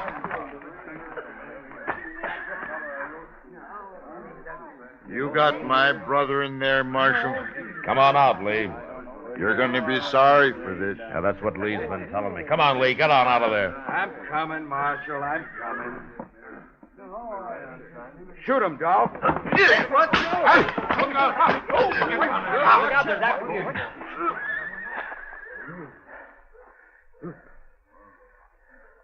Don't look at me, Marshal. I didn't even draw. No. No, you didn't, did you, Dolph? You didn't have to kick him like that. You hurt him. He'll get his wind back. I got him covered, Mr. Dillon. Hello, Chester. Don't you try nothing like that again, Lee. It's all right, Chester. The fight's out of him. You want me to take Dolph's gun? Now, that's funny. I keep forgetting. You do wear a gun, don't you, Dolph? There's nothing wrong with wearing a gun, Marshal. There is the way you wear one. What do you mean? Well, you might run into somebody who doesn't know you're afraid to use it, and he might shoot you before he found that out. You calling me a coward, Marshal? Now, Chester. Yes, sir? I'm going over to the office. When Lee here stops groaning, herd him over and lock him up, will you? Okay, sir. And if Dolph gives you any trouble, shoot him. Now, Marshal. Get going, Dolph. Go on, move. You'll be sorry for this. I'll make you sorry for it. Oh, say, there's a fellow waiting for you over at the office, Mr. Dillon. He's a stranger to me, but he wanted to see you. All right, Chester. Oh, by the way, welcome back. Thanks. It's been most a month you've been gone. We sure did miss you here. Now, there were times when I missed being here, Chester. Don't let Lee get away from you now, huh? I'd hate to make that ride all over again. No, sir, I won't. Oh, I sure won't. Oh, stop breathing like that, Lee, and get on your feet. You ain't hurt. Come on now. Get up here. Let me alone. Well. Hello, Matt. Hack Brine, how are you? Good to see you, Matt. You're surprised to see me alive, huh, Matt? Why, Hack, it's been at least 10 years, hasn't it? Man ain't born that could kill me. Leastways, I ain't run into him yet. Well, maybe you're just lucky. Luckier than you, anyways. A lot luckier sometimes, is the way I recall it. Now, you're thinking about Santa Fe. Huh? Yeah. You wasn't very lucky that day, Matt. Hey, remember how it was? You backed into a corner with nothing but a beer bottle in your hand, and 3 of John Chisholm's drunk cowboys about to empty their guns into you. Yeah. And you walked in and killed every one of them. Yeah. It was real surprised, wasn't it, Matt? John Chisholm's been after you ever since, hasn't he, Hack? Oh, them was just the first of Chisholm's men I've killed, Matt. Been riding with Billy the Kid till about half a year ago. Oh? Why'd you quit? Never could make out if Billy was working for or against Chisholm. Besides, it didn't pay enough. Oh, but you're the one, Matt. When I got to Dodge last night, heard you was U.S. Marshal here, I just didn't believe it. Well, being a marshal isn't that hard a job. Oh, you can handle it all right, I know that. What I mean is, it's kind of sudden. Find a man you used to know being a U.S. Marshal. Well, I got to earn my keep somehow. Oh, sure. Well, what are you doing at Dodge, anyway? I don't know, Matt. I don't know yet. I've been over to Wagon Bed Springs, stretching my legs, sleeping in a bed, doing a little gambling and the like. Yeah. Some fella here sent for me. I ain't seen him yet, but if it's a job he's got, I sure need the money. Well, good luck with it, Hack. We'll get together later and have a drink. Well, Huh? Straight ahead, Lee. Right through that door there. The fellas is out What's back. this? Just a prisoner. What'd he do? I didn't do nothing. Shut up and keep walking, Lee. What you locking him up for, man? Murder? That's bad. That's real bad. Murder's always bad. I don't mean that. I mean locking a man up. I couldn't stand that, Matt. I never been in jail. I never ain't gonna be. Well, then you better stay sober around here, Hack. And you're taking it back about that drink. Oh, no. You'll be safe as long as you're with me. Oh. I don't know, Matt. I've been around you when it wasn't so safe. I'll see you later. Yeah, sure, Hack. Oh. Hey, well, come on in, mister. I'm leaving. So long, Matt. So long, Hack. Marshal Dillon? Hello, Ole. How are you? Marshal, I got something I got to tell you. It's my duty the way I see it. Oh, what's the trouble? Hello, Ole. What you doing here? Well, I come to tell the Marshal something, Chester, but I sure don't like informing on people. You understand me, Marshal? Well, what's it about, Ole? Dolph Trumbo, that's what. You got his brother Lee in jail here. We sure have. I just locked him up myself. Well, Dolph's coming to get him out. He's over at the Alfraganza right now talking it up. Talking what up? Well, there's some men at the bar there, Marshal. And Dolph's buying them drinks and telling them his brother's plumb innocent, and they got to raid the jail here and get him out. You mean he's forming a mob? That's what he's doing, and I don't like it. There's going to be trouble, sure. Ole, thanks very much for telling me this, but don't worry about the trouble. I'll put a stop to that right now. Come on, Chester. Yes, sir.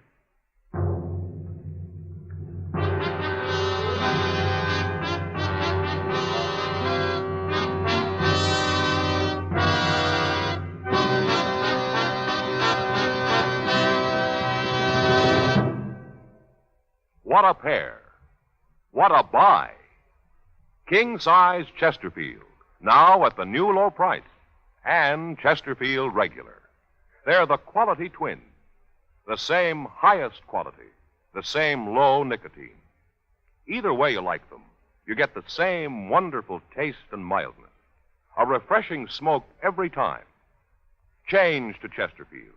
America's most popular two-way cigarette. Yes, the Chesterfield you smoke today is the best cigarette ever made.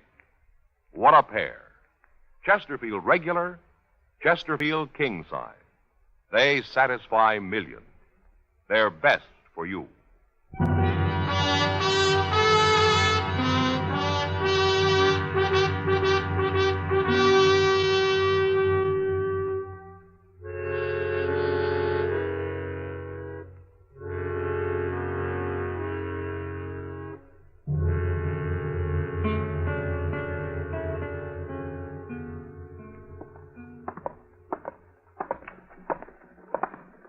Wouldn't you know Dolph Trumbo do something stupid like this, Mr. Dillon?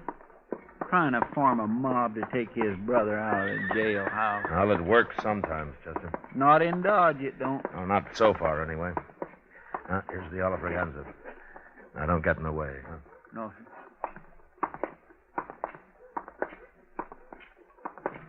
You're right, and something else. There's nothing to be afraid of, you men. You'll be led by one of the best gunmen in the whole country, I promise you that.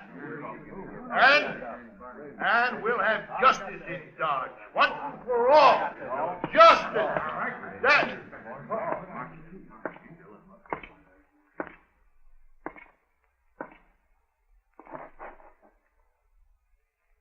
What do you want, Marshal?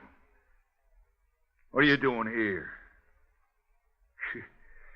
Ole told you, huh? I seen him sneak out.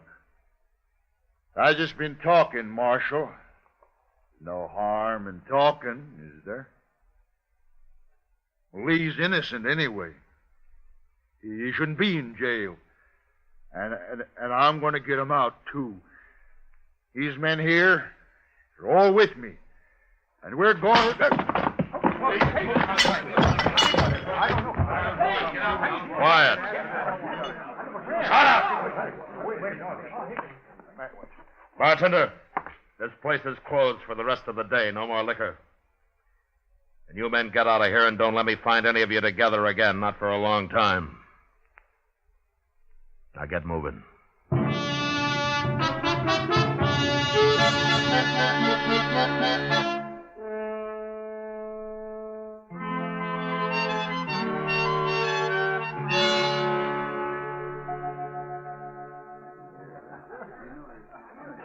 Oh, here, Chester. I'll pay for the beer. You leaving, Mr. Dillon? Oh, Kitty just came downstairs. I haven't seen her yet. I think I'll go over and say hello. Yes, sir. Like for me to go across the street and see if they're keeping the Oliver Ganza closed? No, it's all right. I told them they could open up again tonight. Oh, well, thanks for the beer, Mr. Dillon. Sure, Chester, sure. Welcome to Dodge, stranger. How are you, Kitty? Fine. I'd be even better if you'd brought 2 beers over instead of 1. Uh, But you can sit down anyway. well, you can take this one, Kitty. It's kind of warm. I don't want it. Matt, do you suppose the day will ever come when having good manners will be a requirement for the marshal's office? Well, if it ever does, Kitty, I don't guess they'll need marshals anymore. Yeah, maybe you're right at that. Well, how have you been, huh? Everything okay? Well, I was making out pretty good, Matt, till I broke my toe. Broke your toe? Yep. How'd you do that? In the line of duty, right here in this saloon. I got tromped on dancing with a Texas cowboy who should have been spending his trail money on red silk handkerchiefs and soda water instead of me. He couldn't have been over 16. Darn fool kid. There's not much you can do for a broken toe, is there? No. At least it doesn't hurt when I'm sitting down. I hear you broke up Dolph Trumbo's party at the Oliver Ganza this afternoon. Oh? Huh? You hear just about everything, don't you, Kitty? Men. They talk more than women. This place is full of men, day and night. You think if I closed my eyes and prayed real hard, they'd all go away? Well, if they did, what would you do for a living? That'll keep me awake. Say, there's your friend Dolph now. Just came in. Huh? There's a stranger with him, Matt. Well, I'll be. What's the matter? Who is he? He's a gunman, Kitty. That's so? Yeah. I guess he's about the handiest man with a gun that ever hit Dodge. So Dolph's gone and hired him a gunman. Who is he, anyway? What's his name? He's a friend of mine, Kitty. A friend of yours? Yeah, a good friend. He saved my life once. But now I guess he's going to try to get it back. His name's Prine. Hack Prine.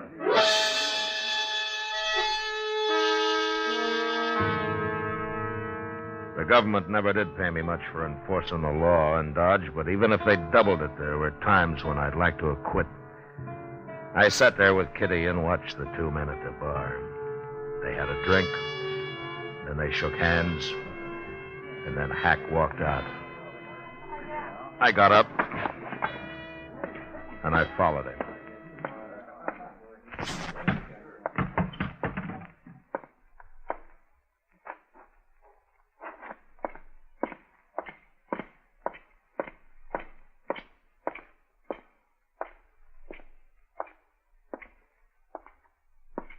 Following me, Matt? Yeah, Hack. What for? Where you staying? Dodge House. Huh? Got a room. I'd like to talk to you. Street'll do. Okay. Dolph was trying to form a mob this afternoon, Hack. He wanted to raid his brother out of jail. I heard about it. When I went to break it up, I heard him saying they'd be led by one of the best gunmen in the country. Now, that wouldn't be Dolph himself. No. He's afraid of guns.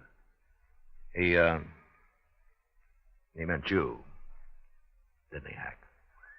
I hadn't talked to him yet. He was just guessing I'd come in. And you have? Not with no mob. I told him that. I don't work with mobs. You should have known better than to say that. Well, how do you work, Hack? Alone, by myself. I'm a pretty good gunman, Matt. Yeah, I know. It saved my life once, sure, being a good gunman. Yeah. Matt, turn his brother loose. I get paid if you do. Look, Hack, Lee Trumbo murdered a man. He's going to stand trial for it. I don't get paid if he stands trial. But you get paid for shooting me? That's what Dolph said. That was his deal. Well? Oh, they tell me you're better with a gun you used to be, Matt. Hack, I don't want to fight you. Afraid, Matt? How'd you get to be marshal, anyways? It's a job. I took it. Well, I've been offered a job, too, and I took it. Yeah, but you had better jobs, Hack. Oh, it's been bothering me some, Matt. I took an awful chance saving your life once. Now I got to take another to kill you. That don't make much sense, does it? Look, Hack, why don't you forget it, huh? Go on back to Wagon Bed Springs. I'll lend you some money to see you through. No, it ain't that easy, Matt. I back out on this, the word will get around. Nobody'll hire me for nothing no more. My reputation won't be worth crowbait. Did Billy the Kid pay you to kill men? Of course not. Of course not. That was for pleasure. You know how I hate John Chisholm. And you come down a long way, Hack. Selling your gun. I killed a man for pay over to La Junta. Didn't bother me none. Who was he? I don't know. Some gambler. Pretty good gunman, though. Tell me something, Hack. Did Dolph say how his brother murdered that man here? Dolph claims he didn't do it at all. Well, there were two witnesses who saw him do it. The man was a buffalo skinner, unarmed. He didn't even have a knife on him. But he refused to buy Lee Trumbo a drink, so Lee shot him. Unarmed? That's right. Shot an unarmed man? You think it over, Hack. I'll see you tomorrow. Good night.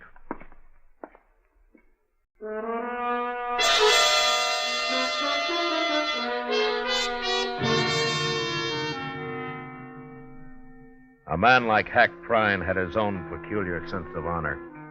The idea of shooting me seemed to bother him less than the fact that Lee Trumbo had killed an unarmed man. Later that night, I heard he'd been seen having an argument with Dolph.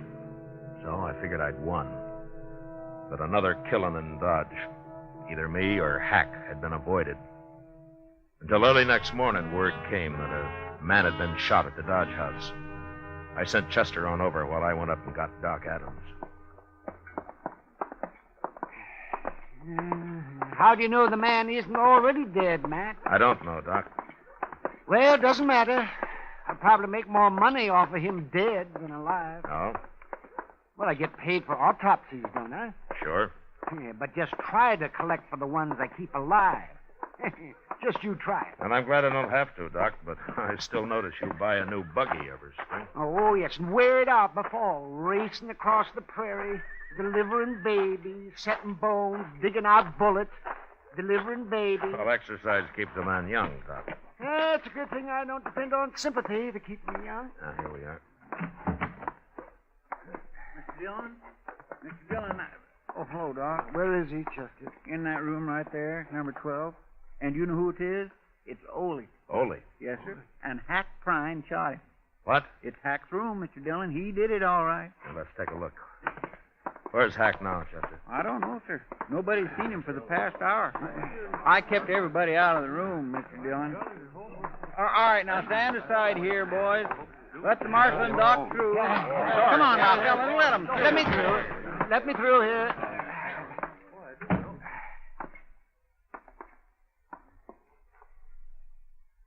It's Ole, all right. He's dead, Matt. Real dead. 3-4 hours, probably. Nobody heard a shot or nothing, Mr. Dillon. But when the clerk come on duty about an hour ago, he saw Hack Prine walk out of here. Why anybody would want to kill poor little Ole, I do not understand. I'll bet I know, Mr. Dillon. What, Chester? You didn't talk Hack out of trying to kill you after all. He went back to Dolph last night and told him he'd take the job. Then he figured the only way to get you into a fight was to shoot somebody so you'd have to come after him. Yeah, maybe.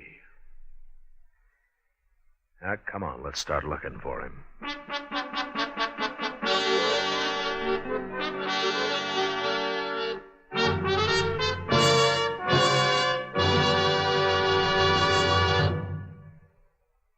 We will return for the last act of Gunsmoke in just a moment.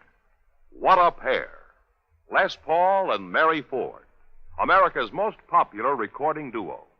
You ought to know. You buy millions of their records. Les and Mary say, Chesterfield's for me. I guess you could call us a real Chesterfield family. I've been enjoying them now for over 6 years. It's over 15 years for me. We believe it's the best cigarette ever made. Yes, they have just that refreshing taste and mildness that we like. What a pair. Chesterfield King Size, now at the new low price, and Chesterfield Regular. America's most popular two-way cigarette.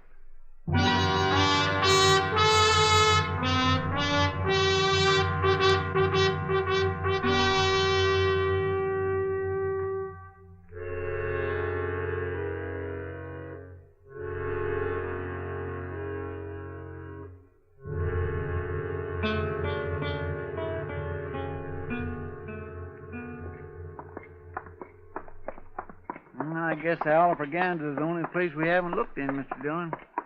He's got to be there, unless maybe he's going to try to bushwhack you. Hack may be a paid killer, Chester, but he'll always face his man head on. Yes, sir. That come right from the Oliver Gans. Yeah. Mr. Dillon, there's Hack. He's coming out. Yeah. All right, get off the street, Chester. Yes, sir.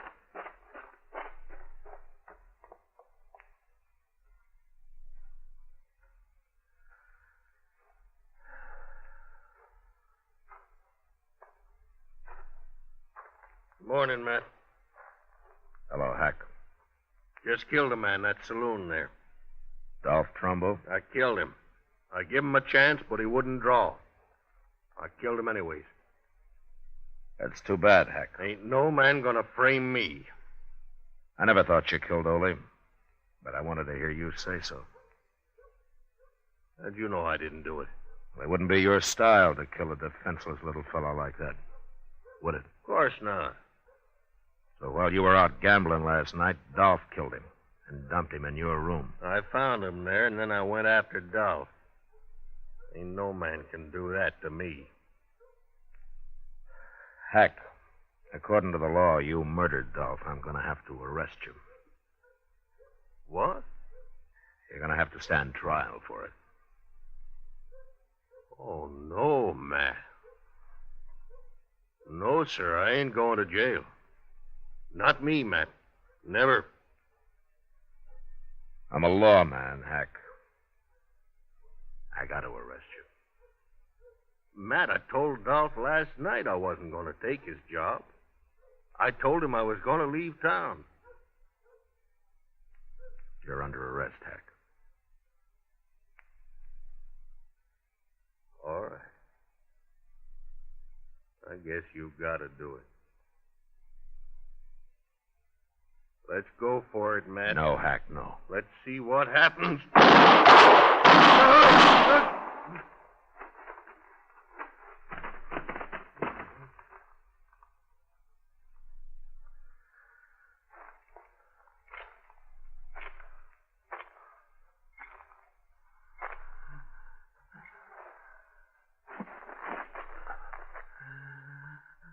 Hack.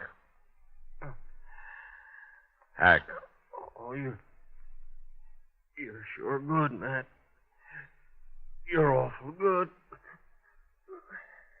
Yeah. Better this way, Matt, than getting paid to fight you. Sure. Sure it is. There weren't no reason to fight you. Not that way. I can't see you no more, Matt. It's like being underwater. I can't see nothing.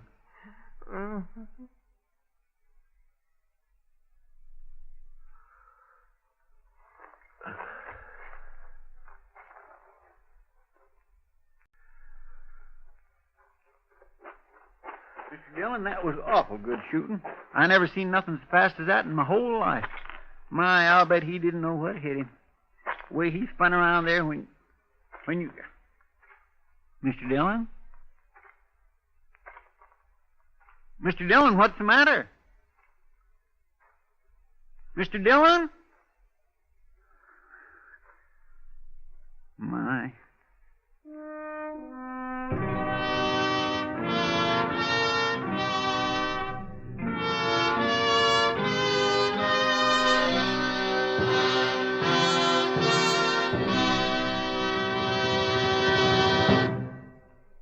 Here is our star, William Conrad. Right now, I'd like to step out of my character as Marshal Matt Dillon to join George Fenneman as a Chesterfield salesman. You know, about the greatest compliment I've ever heard about any product is what smokers say about Chesterfield. They satisfy. So whether you smoke a regular or king-size cigarette, Chesterfield is best. We hope you'll try them, and soon.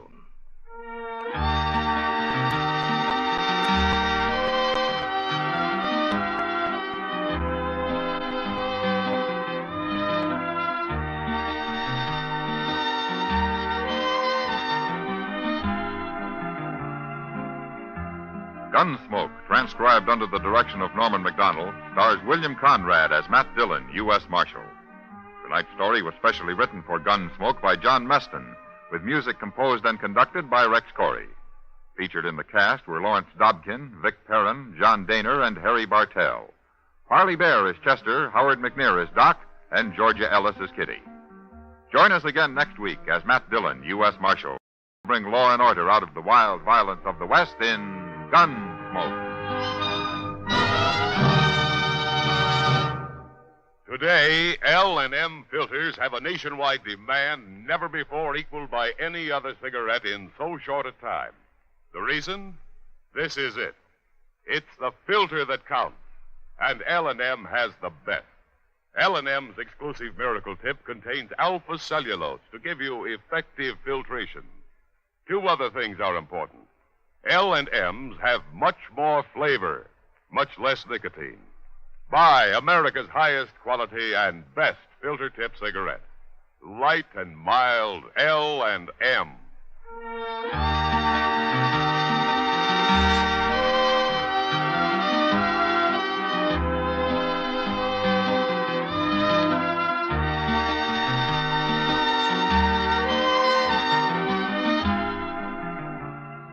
sure to listen to Dragnet, the story of your police force in action, tomorrow night, Tuesday, on another network. Next week at this same time, Chesterfield will bring you another story of the Old West on Gunsmoke. This is the CBS Radio Network.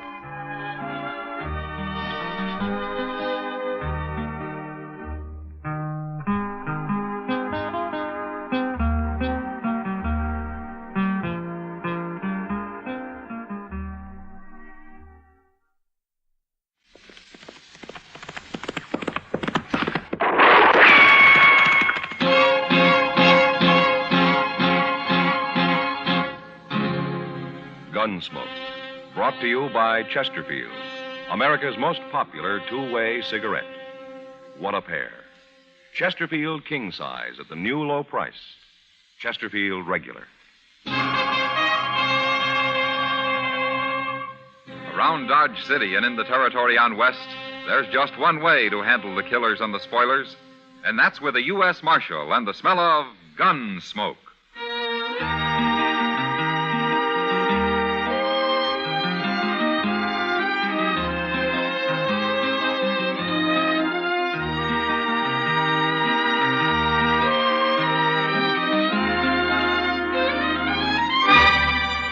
Gunsmoke, starring William Conrad, the transcribed story of the violence that moved west with young America, and the story of a man who moved with it. I'm that man, Matt Dillon, United States Marshal. The first man they look for and the last they want to meet. It's a chancy job, and it makes a man watchful and a little lonely.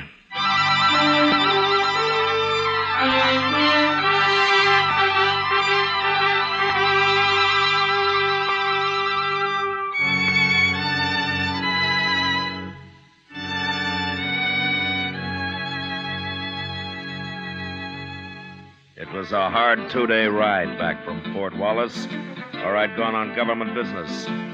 And I was pretty saddle-weary when I reached Dodge late the second night. So I went straight to bed without seeing anybody.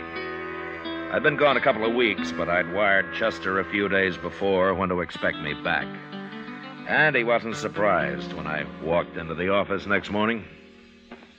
I figured you'd rode in last night sometime, Mr. Dillon, but I didn't want to bother you. Oh, bother me? Why? Was there trouble last night, Chester? Well, no, sir, but everybody was sort of expecting you. Oh. Where was you yesterday, anyway? I mean, where'd you ride from? Pawnee Creek. I camped at Rocky Bend up there. Oh, Rocky Bend's a good camp. I remember it. Oh, I meant to tell you, Mr. Dillon, they hung up a new sign at the Texas Trail across the street there. Come on over here to the window and you can see it. Well, I'll look later, Chester. I'd like to go through my mail now. Yes, sir. Well, now who's that? What? About 4 men just pulled up in a wagon right out in front there. They're getting down. Hey, they're heading this way. I don't believe I know any of them. Well, let them in anyway, huh, Chester? Oh, yes, sir. Come in, gentlemen, come in. Where's Marshal Dillon? He's just sitting right there at his desk, mister. Marshal, I'm Red Samples. Hello? These other men here work for me, except him. Huggins, come up here. This is Jim Huggins, Marshal. Huggins? Hello, Marshal. There's another man laying in the back of the wagon out there, Marshal. He's been shot. Did you say shot? That's what I said. Oh, then I better run upstairs and get Doc Adams. I'll be back, Mr. Dillon. Doc Adams ain't going to do him any good. No? That man's dead, Marshal. He's been dead since yesterday morning. Who is he? Lou Price. Lou Price? That's right. Same man you ran out of town about a month ago. You were pretty mad at him the way I heard it. Yeah, I was. He tried to put a knife into me. Nobody saw him try. How do you know that? He told me. Lou Price was a sort of partner of mine, Marshal. Oh? Buying up cattle, Marshal, all over Kansas. Buying lots of them. I have me a big ranch when I'm through, up on Pawnee Creek. Well, that's fine. You were camped on Pawnee Creek night before last, weren't you, Marshal? Yeah, I was. At Rocky Bend. That's right. Hear that, men? The only reason I asked Marshal was that Jim Huggins happened to see you there. Oh, is that so? I don't remember seeing him. Doesn't matter. As long as he saw you. Tell him, Huggins. It was him, all right. That's where Lou Price was shot, Marshal, at Rocky Bend. Poor Lou, he never had a chance. He wasn't even armed. Happened yesterday morning. I seen the whole thing. Huggins, tell us who killed Lou. He did. What? You did, Marshal. You're the man I saw. You shot him.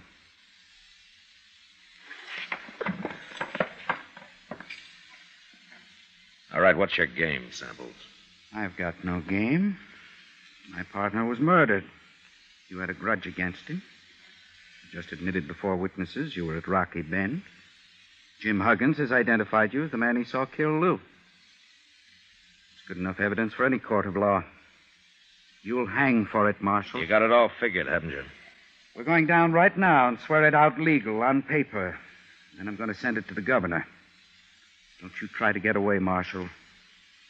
We'll run you down, sure. Yeah, I expect you would, Samples. Your men look like professional gunmen. Except for Huggins there. I never saw Huggins till he run into us yesterday. I don't bear you no grudge, Marshal. I'm only trying to do what's right. Sure.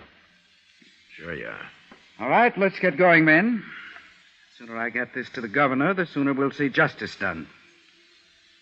Remember what I said, Marshal. Don't you try to run.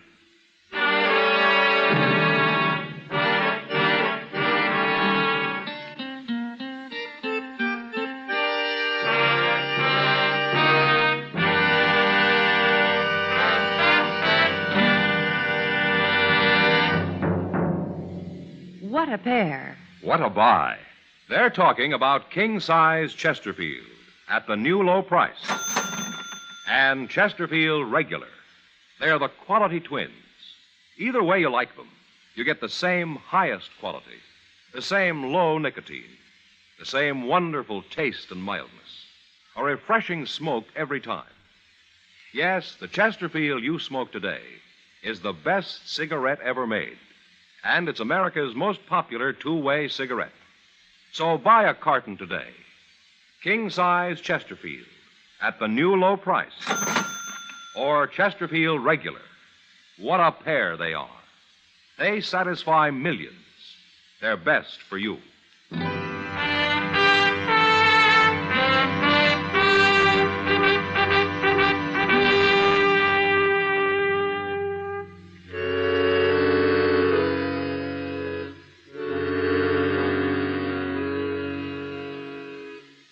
I'll say one thing for Red Samples.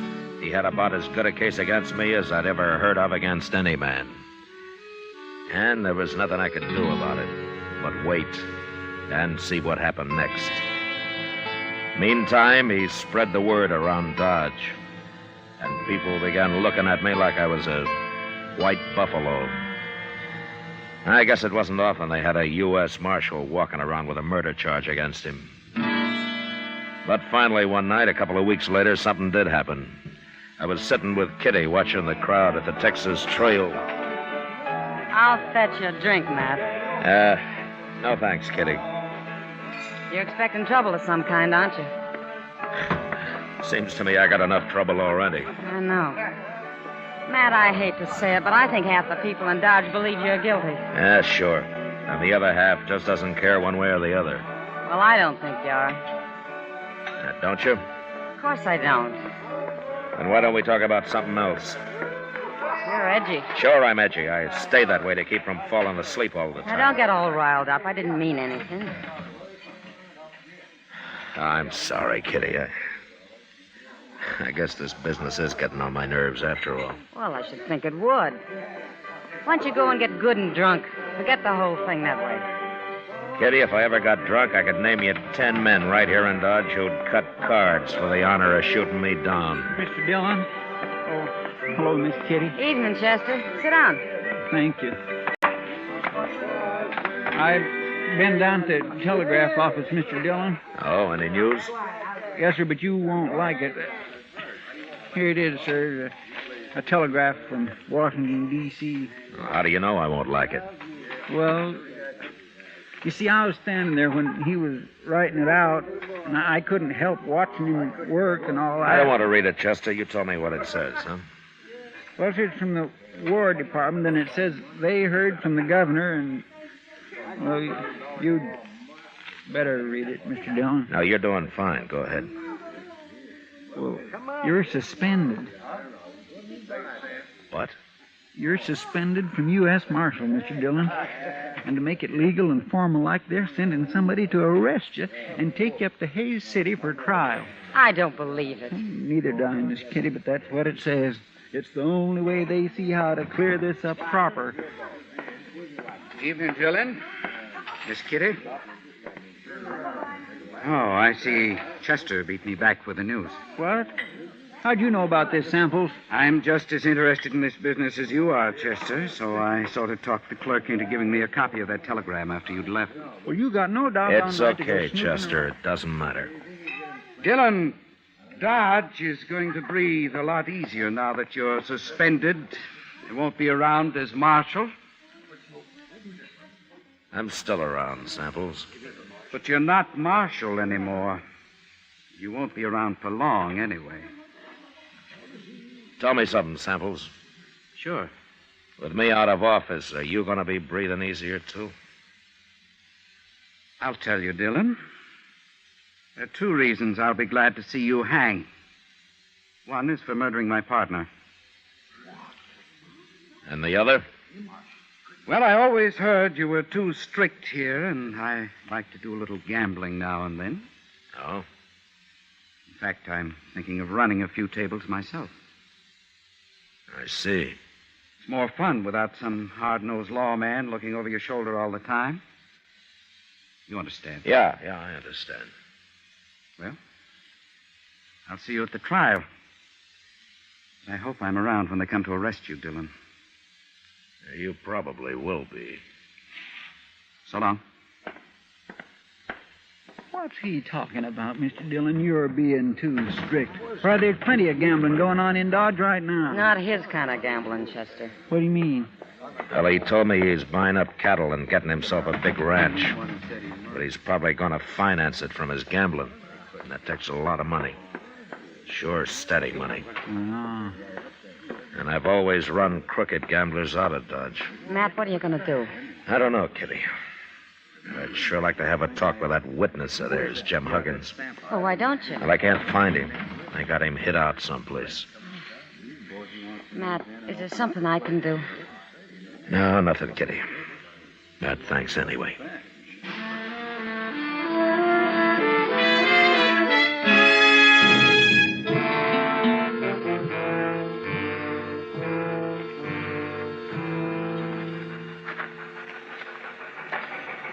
Well, there she comes, Mr. Dillon, right on time. There are not many people at the depot this morning, are there? No, sir, but anyway, I'm glad I talked you into walking down here with me. There is just nothing pleasures me more than watching a train come in. Well, at least it doesn't cost anything.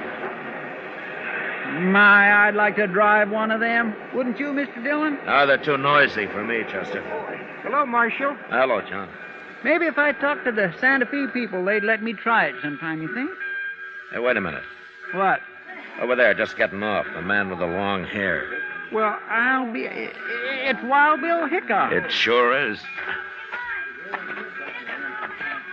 Hey, Bill!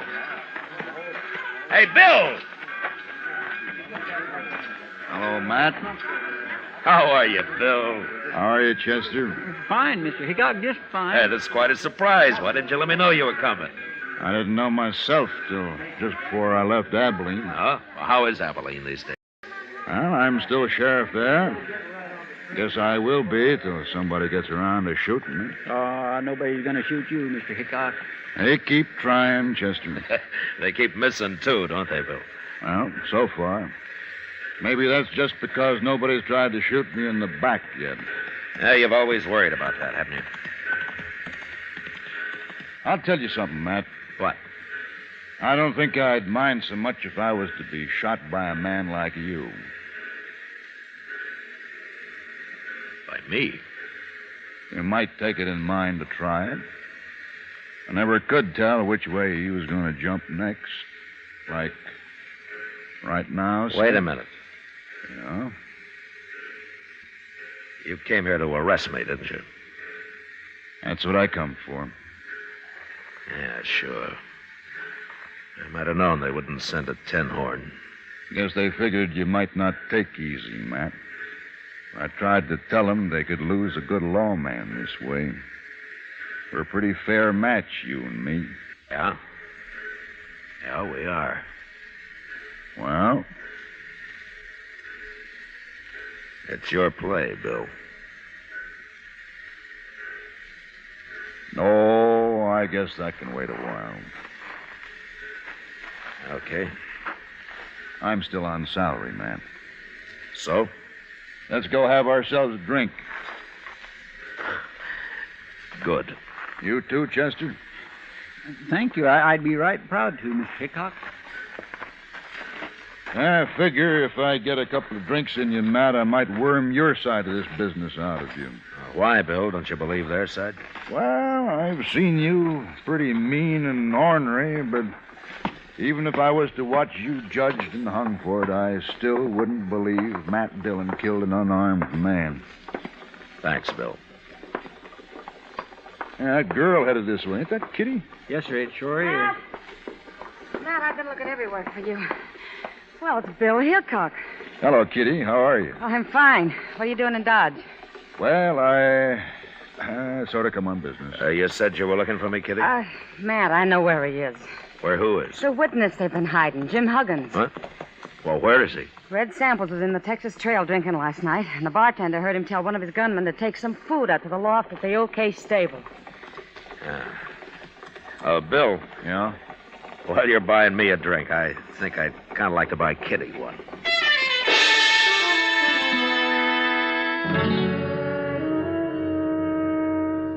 Later on, back at my office, I explained the situation to Bill Hickok, and we talked it over. And then we sat around the rest of the day talking about old times and people and horses and guns. And along about evening, we went up and laid out our plan to Doc Adams.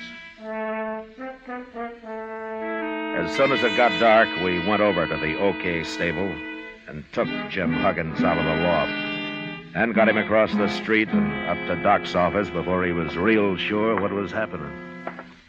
Put him on the couch there, gentlemen. We want him to be comfortable. What are you doing with me? Move, Huggins. Do what Doc says. That's it. Just over here. Yeah, that's fine, Huggins. Now then, you just relax.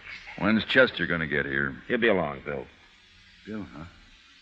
Who are you? I never seen you before. Mister, you're going to see me double before the night's out. What? Hey, never mind, Huggins. You'll find out. Now then, now you tell me. Have you ever had any heart trouble? Heart trouble? Yes. You ever have dizzy spells, faint, have to lie down suddenly, or anything like that? Well, a horse kicked me in the head once. Made me awful dizzy. I'm asking about your heart, not your brains. I don't want anybody to die here. The business is bad enough as it is. What are you going to do with me? What's this all about? Oh, over here, Chester. I got it. I got plenty. That's good. Just put them on the table here, Chester. Let's... 3 quarts? Well, this is a man we're working on, not an elephant, Chester. Well, I wanted to be sure there was enough, Doc. Open one up in Chester. There's a glass there. Yes, sir.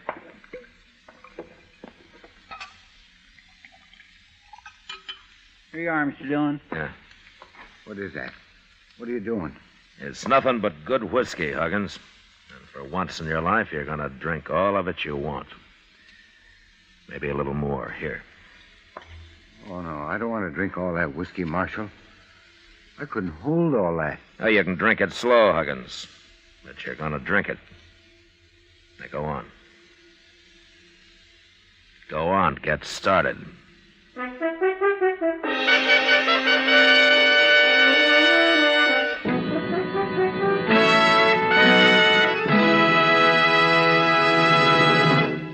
We will return for the last act of Gunsmoke in just a moment.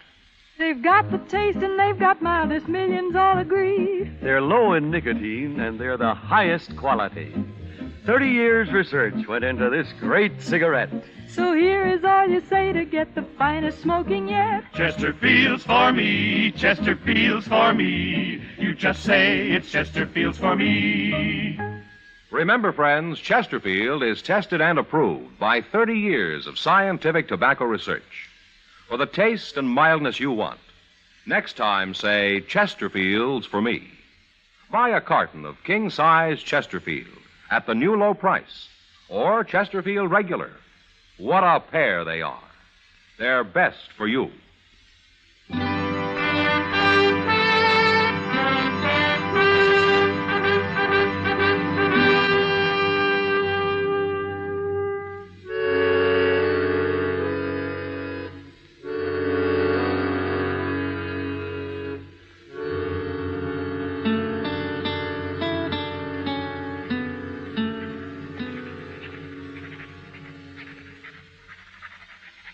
You sure you got it all, Bill?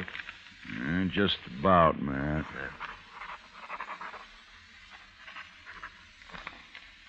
There she is. Want to read it over? No, you heard everything I did.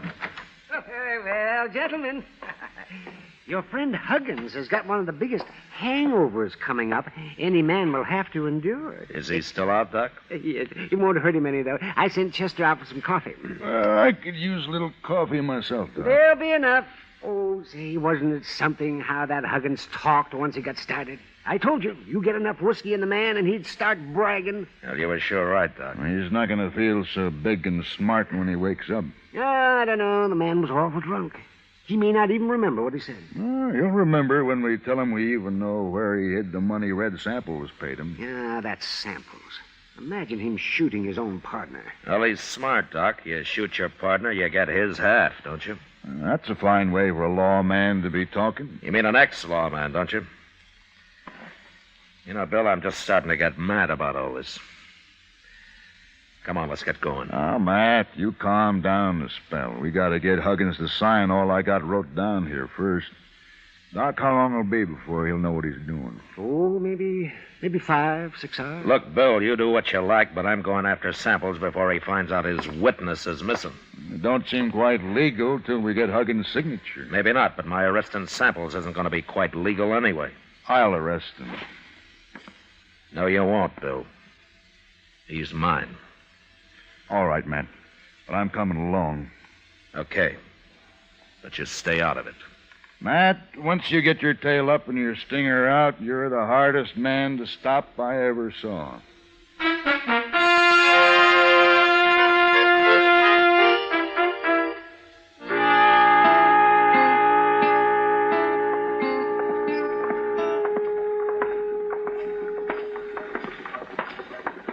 Matt, I've been thinking.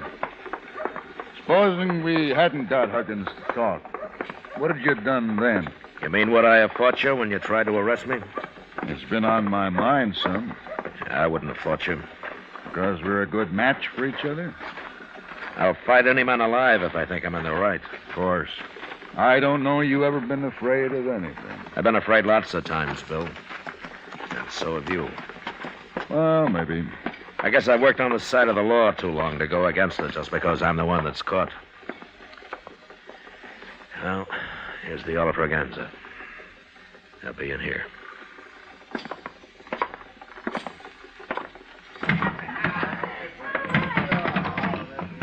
Which one's Samples, Matt? The end of the bar, the one in the middle. The other two are his gunmen. Come on.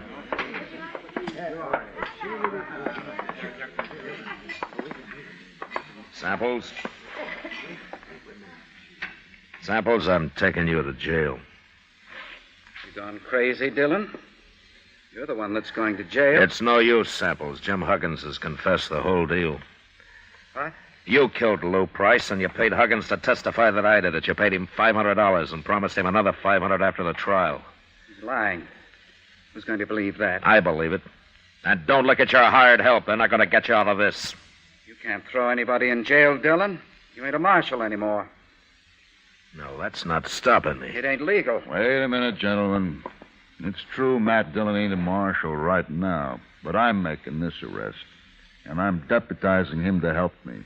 Who are you? Sheriff, up at Abilene. Samples, I want them 2 hound dogs of yours to move a little to one side where I can keep an eye on them easier. Forgetting it's 3 against 2. That's fair enough odds for us. Start shooting. No, Bill. There's no need for killing. I want these men alive. You ain't taking me alive, Dillon. You, nor Hickok, nor anybody else. I ain't gonna hang. Drop your gun belt, Samples. Why? We just might be lucky enough to kill you. Take Dillon first, men, and then go for Hickok. Wait, Samples. Now!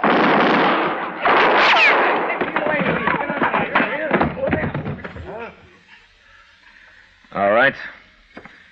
What about you two? They never moved a finger, Matt. They're too scared. All right, you gunmen. Pick up Samples and carry him out of here. Ain't you going to take their guns first, Matt? You don't hobble a horse with a busted leg, Bill. Let them keep their guns.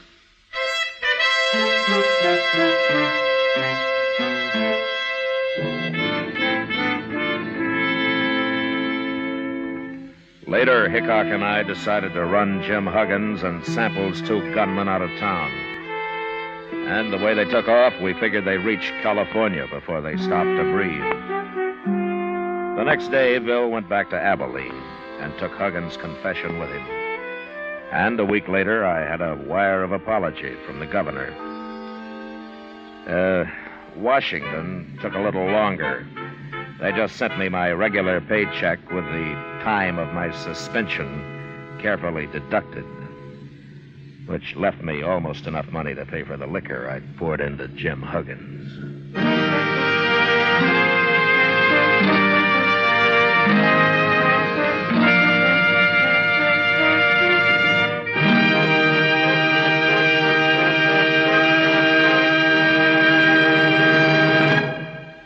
Here is our star, William Conrad.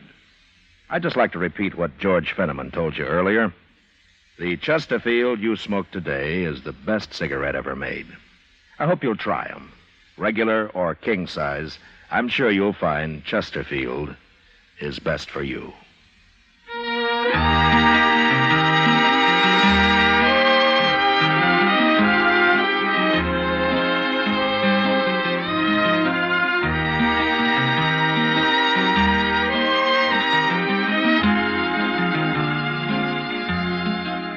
Gunsmoke, produced and directed by Norman Macdonald, stars William Conrad as Matt Dillon, U.S. Marshal. Tonight's story was specially written for Gunsmoke by John Meston, with music composed and conducted by Rex Corey. Featured in the cast were John Daner, Vic Perrin, and James Nusser. Parley Bear as Chester, Howard McNear as Doc, and Georgia Ellis as Kitty.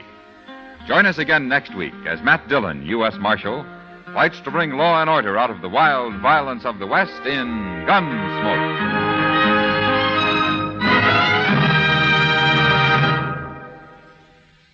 Filter tip smokers, this is it. L&M Filters. At last, a filter tip cigarette with much more flavor, much less nicotine. L&M's Miracle Tip contains alpha cellulose for effective filtration.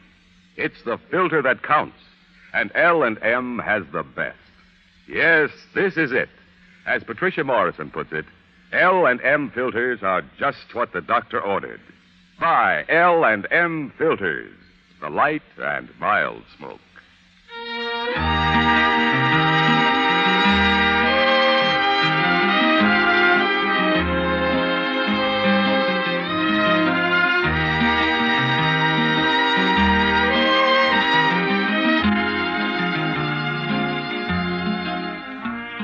Without your letters, your friend in the service feels out of touch, lonely, and it's tough to be lonesome. The USO knows a letter always makes a fellow feel better. Mail from you brings the warmth of home and friends to him wherever he is. So, write today. Remember, it's tough to be left out at mail call. Next week at the same time, Chesterfield will bring you another transcribed story of the Western frontier on Gunsmoke. This is the CBS Radio Network.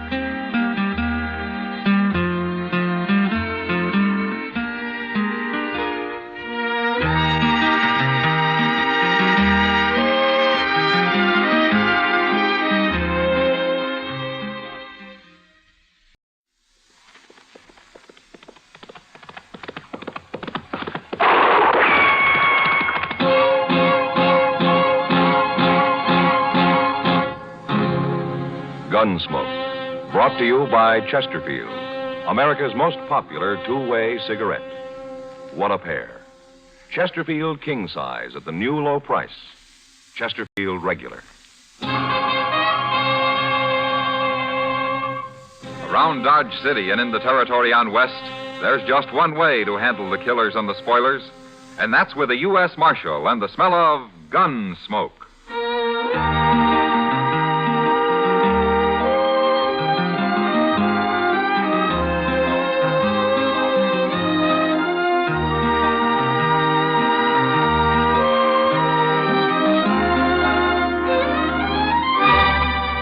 Gunsmoke, starring William Conrad, the transcribed story of the violence that moved west with young America, and the story of a man who moved with it. I'm that man, Matt Dillon, United States Marshal. The first man they look for and the last they want to meet. It's a chancy job, and it makes a man watchful and a little lonely.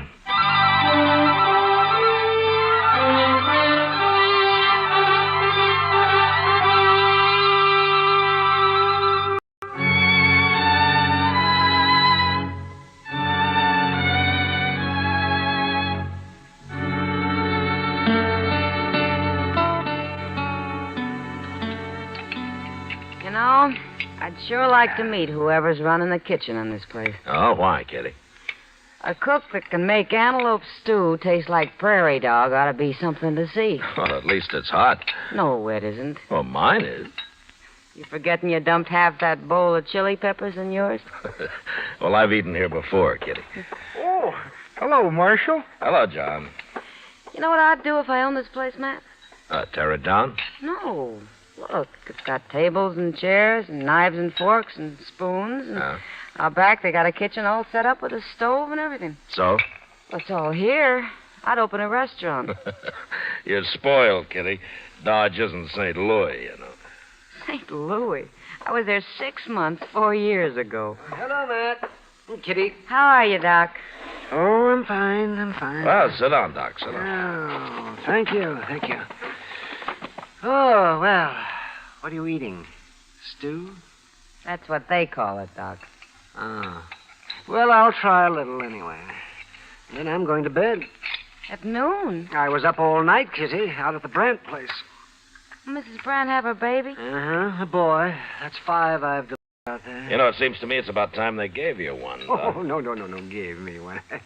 I've got enough trouble all by myself.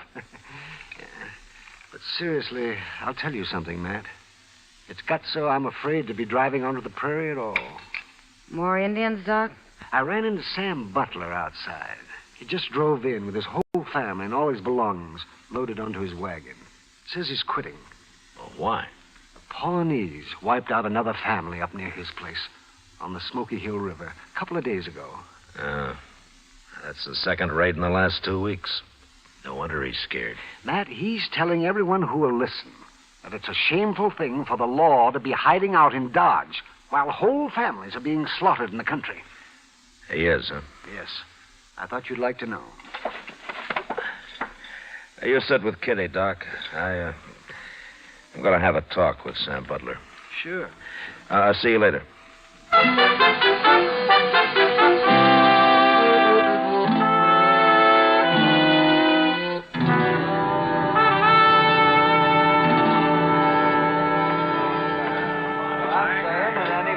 Stays out there and exposes his family to them murdering savages is plumb crazy. You can't fight a Pawnee war party all by yourself. And we sure ain't getting no help from the law around here. We can die and rot for all the law cares. Hello, Sam. Well, where you been hiding, Marshal? I hear the Pawnees made another raid up near you. If you call shooting and scalping a man and his wife and their 2 boys a raid, those men never had a chance to fight, far as I see. Men? Well, boys, but they were coming on 14 or 15, old enough to handle a rifle. But they got caught outside and never even made the house. I seen them lying there with my own eyes, Marshal. And if you'd seen him, you'd be doing something about it instead of sitting around here and dying. I'm not hired to fight Indians, Sam. That's the Army's job. And you ought to be out helping the Army. Every lawman in the country ought to. The Army doesn't need help. But there's something strange about those Pawnees. What's strange about them? They killed white men before. I'm sorry you're quitting, Sam. We need settlers out here. Not dead ones, you don't. No. No, not dead ones.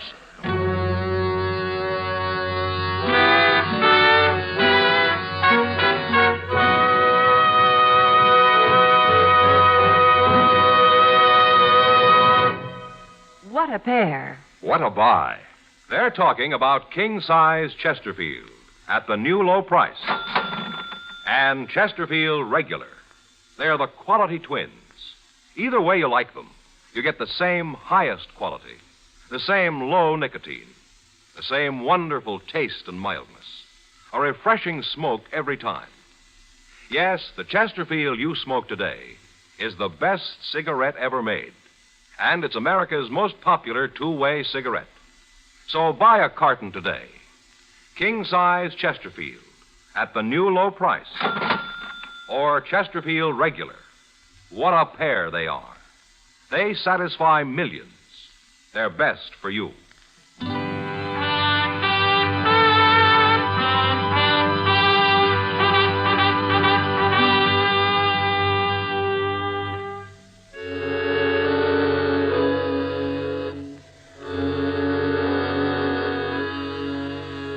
Chester and I left Dodge that afternoon, and toward evening the next day, we ran across a troop of cavalry camped on the Smoky Hill River. It was commanded by an officer who was new to this part of the country, a Captain Starr. He was anxious to make a success of his first expedition, but so far he hadn't even seen an Indian. I decided to stay with him for a while, and I'm glad I did. The next afternoon, while we were on the march, his scouts reported another settler's cabin burned. The family killed. At my request, Captain Starr filed his troop out in patrols while he and Chester and I rode forward to the scene of the slaughter.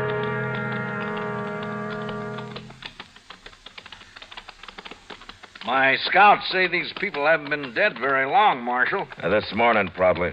At dawn, Captain. Well, then those Indians can't be too far off. No, but Indians have a way of disappearing. There it is, Mr. Dillon. Burned right into the ground. It's just like that last cabin. Their bodies scattered around out front. Well, let's get up there. Come on. Oh.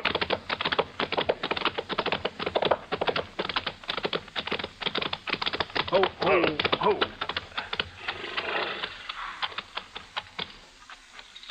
The whole family. Man and his wife and their boy. Look over there.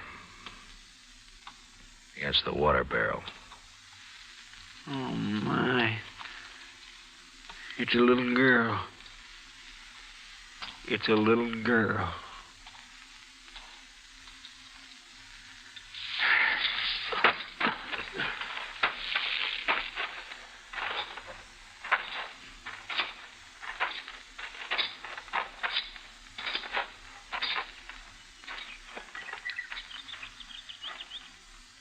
They scalped them, every one of them. Even that little girl. They even scalped her. At least they didn't torture them. Did they torture the other families, Captain? No, they didn't, Marshal. They shot them just like this and scalped them. Where are you going, Marshal? What is it?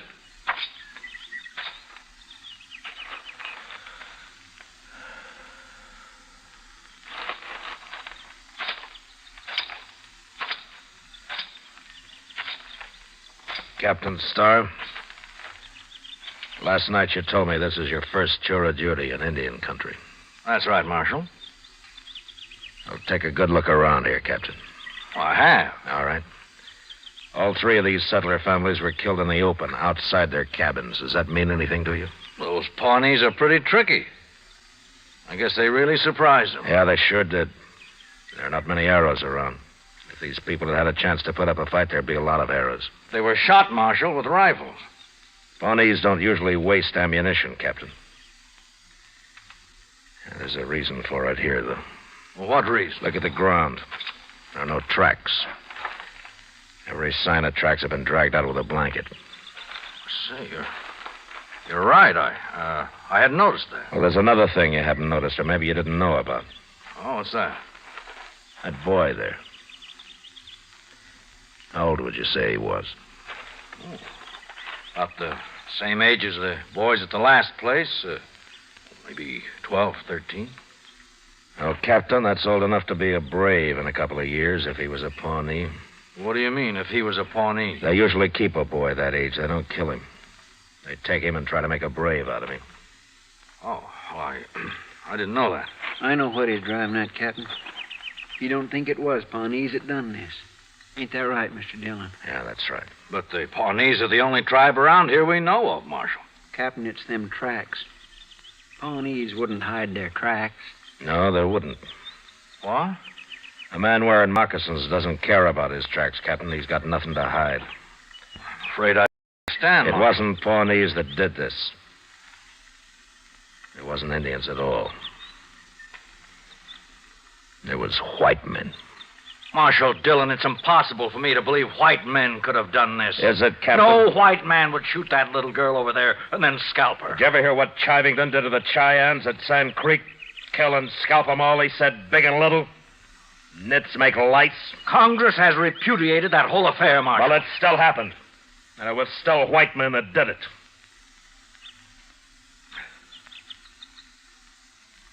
Oh. I suppose you're right. Yeah, I'm right. But why did they do it? Horses.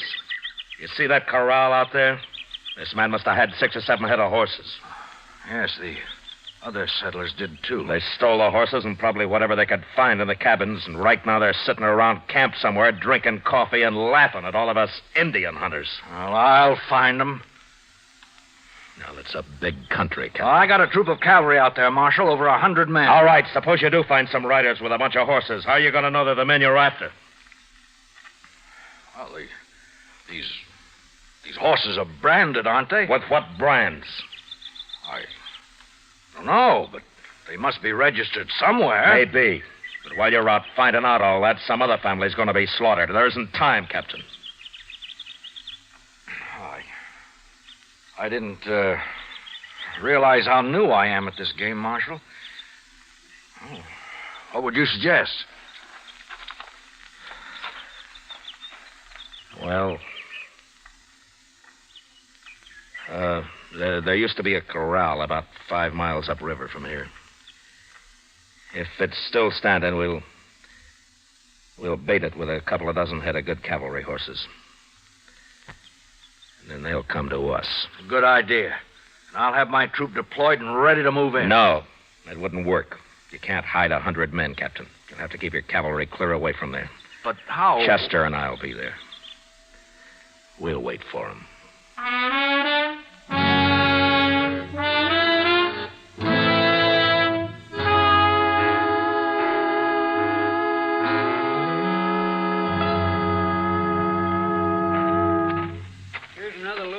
Branches, Mr. Dillon. I'll throw them on the fire, Chester. Let's have some more smoke, huh? Yes, sir.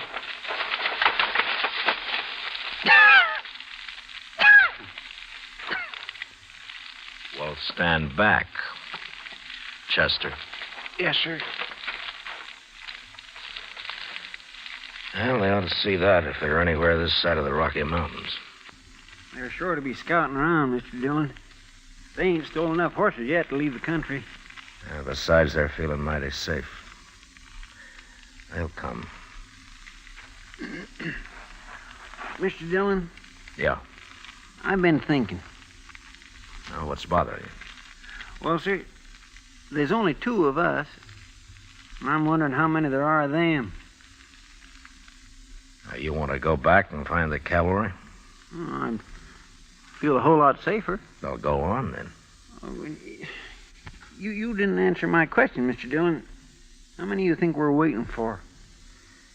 Yeah, there's no way of telling, Chester. Well, if there's a whole passel of them, how in the world are we going to take them? I don't care how we take them. You're pretty mad, ain't you? Well, I can't get that little girl out of my mind. Yes, sir, I know. Now, look up. Here comes somebody. He's all alone. Just some cowboy, probably. Maybe. Yeah, sure it is. He's seen the smoke from our fire, and now he's wondering what that old corral's doing full of horses. And he might be scouting it for the others. Those men don't take many chances. Well, how are we going to find out? Well, maybe we won't till it's too late. Heat up some coffee for him, will you, Chester? Yes, sir. I think I'll have a cup of it, too, huh? All right, sir.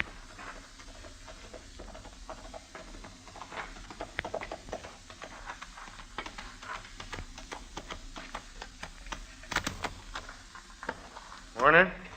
Oh, get on, stranger. We'll have some hot coffee up in a minute. Well, let's tie my horse here. Whew. Sure used some coffee. Had to make dry camp last night. Oh? Well, you couldn't have been very far away. Why didn't you ride on down to the river here? Tell you why, mister, I was lost. I rode till after dark, and I got lost. Well, your horse could have found it for you. Maybe my horse ain't as smart as yours. No offense. Sit down. Chester's bringing the coffee now. I've been sitting all morning. Here you are, mister. Oh. We ain't got no sugar.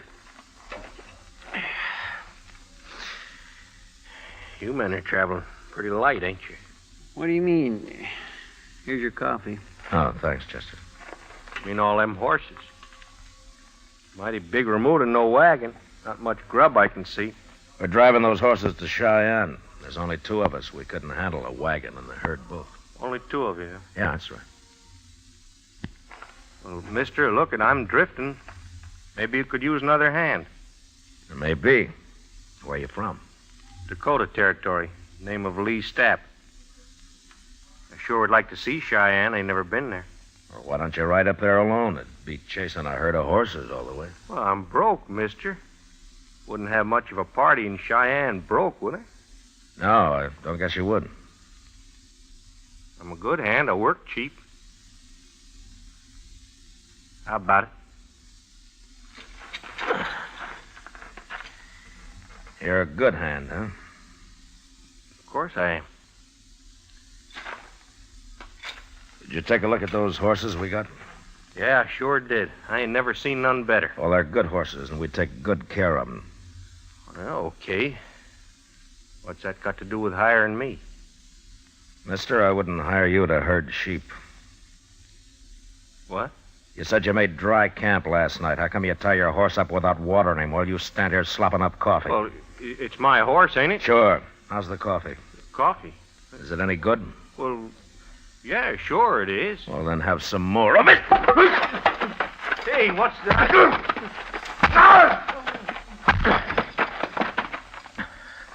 Chester. Yes, sir? Here, catch his gun. Got it. All right, now go get some rope. We'll tie him up while he's still out. Hey, but Mr. Dillon, you sure he ain't just a cowboy like he said? I was pretty sure, Chester, but this made me real sure. It was sticking out of his pocket. Oh, my. I'll get the rope, and we ought to hang him with it.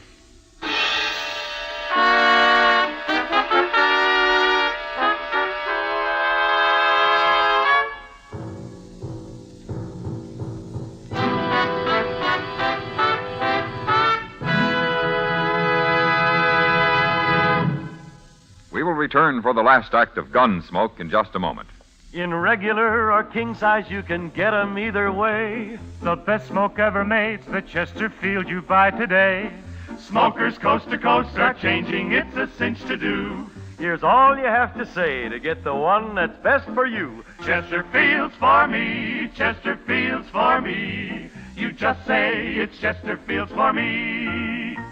Friends, for your vacation, take along plenty of Chesterfield. Buy 'em by the carton. Chesterfield king size at the new low price. Chesterfield regular. What a pair. They're the quality twins.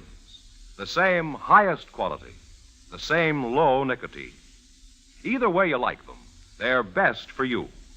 Smoke Chesterfield. It's America's most popular two-way cigarette.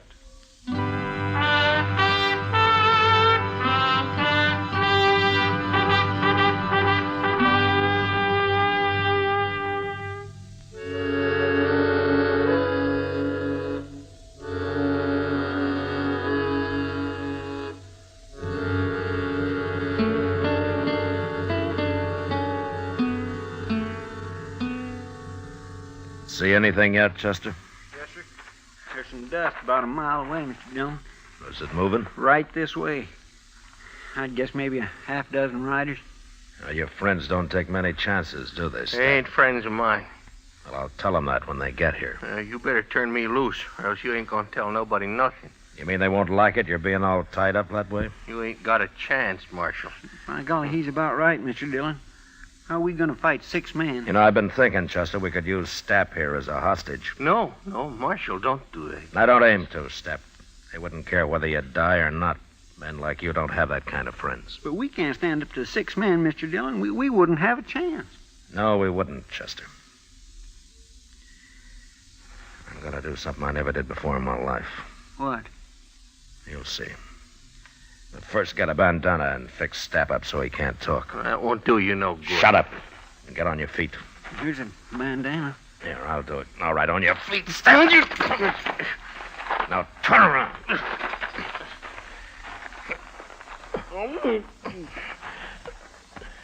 Get our rifles, Chester. Yes, sir. There. That'll keep you quiet, Step. All right, now walk.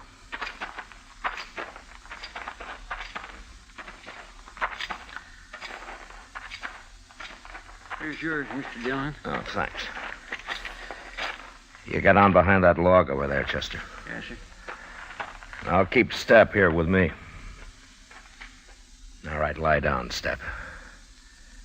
And if you make any noise, I'll split your skull. Now, go on. Lie down.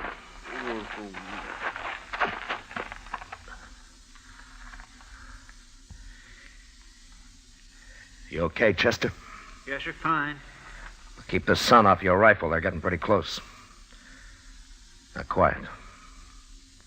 Mr. Dillon? What? What are we going to do now? Fight it out from here? Chester, I'd hate for either of us to get killed by men like them. When I start shooting, you start.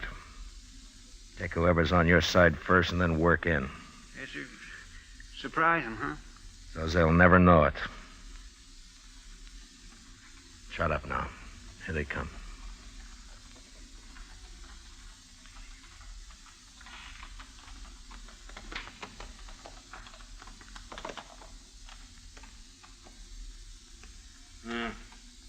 They must be over the river. We'll get down and wait here for them. Maybe Stap's done killed them already. We didn't hear no shooting, did we? I don't like this jig. Stap should have been back a long time ago. Stap knows what he's doing. Them sure fine horses, ain't they? Now, Chester!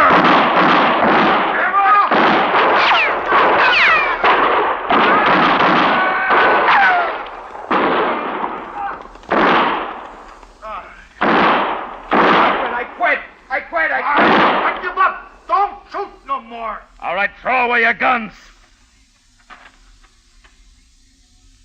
Now turn around and get your hands up in the air. Chester, come over here. We killed 4 of them, Mr. Dillon. 4 of them. Prod Stap up and bring him up to the fire. I'll handle these 2.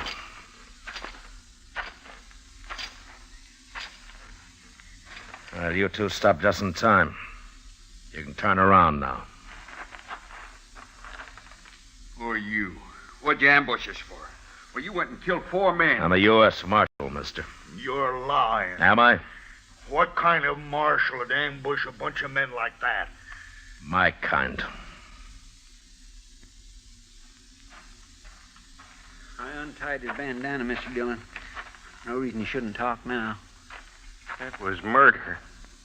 That's what that was. That was plain murder. Sure was. Even if he is a marshal, he'll hang for this. He never give us a chance. You're right, mister. I didn't give you a chance. There were too many of you. Besides, I never knew any man that deserved a chance less than you. What are you talking about? We ain't done nothing. You haven't, huh? Well, I found this on your friend's step, mister. Here. Take a good look at it. Well, what's this? This ain't nothing, just a little yellow ribbon. I burned the rest of it. You blasted fool, Stapp. I didn't get nothing else. It was just kind of a souvenir. I told you to get rid of everything. Stapp, I'm sorry you came in alone. I wish you'd been with the others. But I'll see you hanged. All 3 of you. And it's that little girl's yellow hair ribbon that's gonna hang you.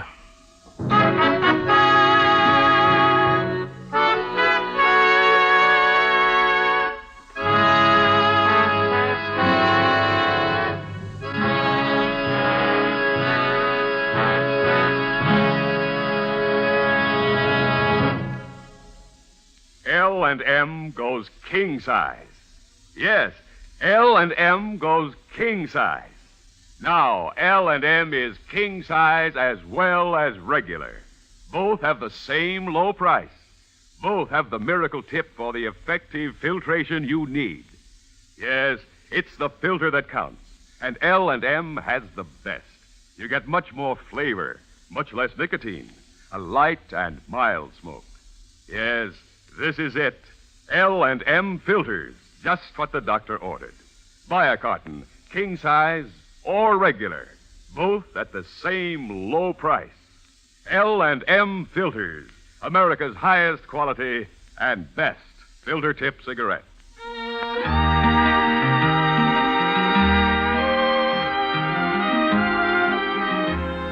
Gunsmoke, produced and directed by Norman McDonald, stars William Conrad as Matt Dillon, U.S. Marshal. Tonight's story was specially written for Gunsmoke by John Meston, with music composed and conducted by Rex Corey.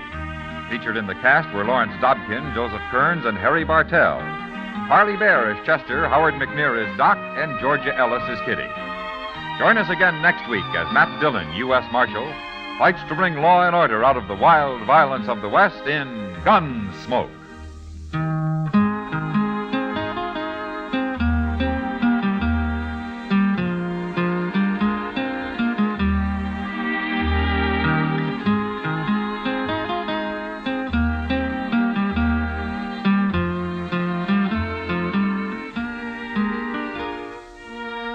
Although the physical danger of war is over for your friend in the service, his morale is threatened now more than ever. He worries about being the forgotten man. And when there's no mail from home, that's when loneliness really settles in. And it's tough to be lonesome. The USO knows there's nothing like a letter to make a fellow feel better. Why don't you let your friend in the service know you're thinking of him? If you're a cousin, neighbor, schoolmate, or a member of his church, club, or union, write to him today. Remember, it's tough to be left out at mail call. And remember, too, next week at this same time, Chesterfield will bring you another transcribed story of the Western frontier on Gunsmoke. This is the CBS Radio Network.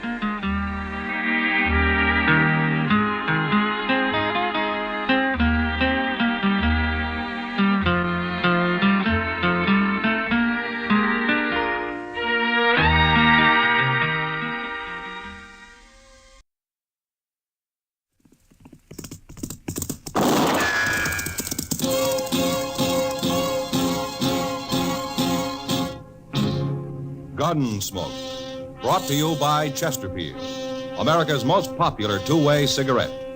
What a pair. Chesterfield king size at the new low price. Chesterfield regular.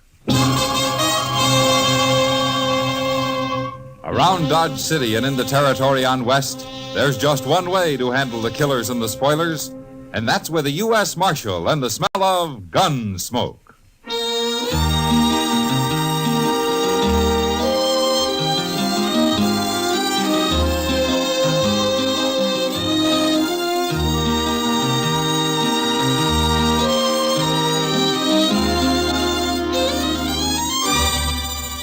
Gunsmoke, starring William Conrad. The transcribed story of the violence that moved west with young America.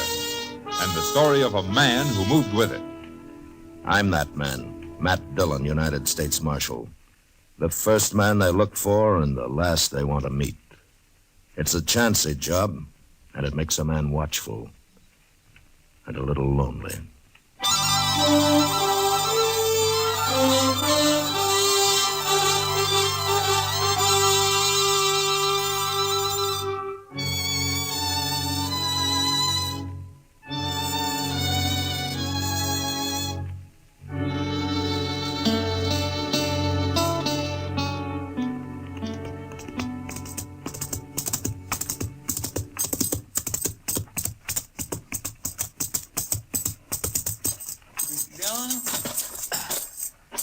Mr. Dillon, Hello, Chester.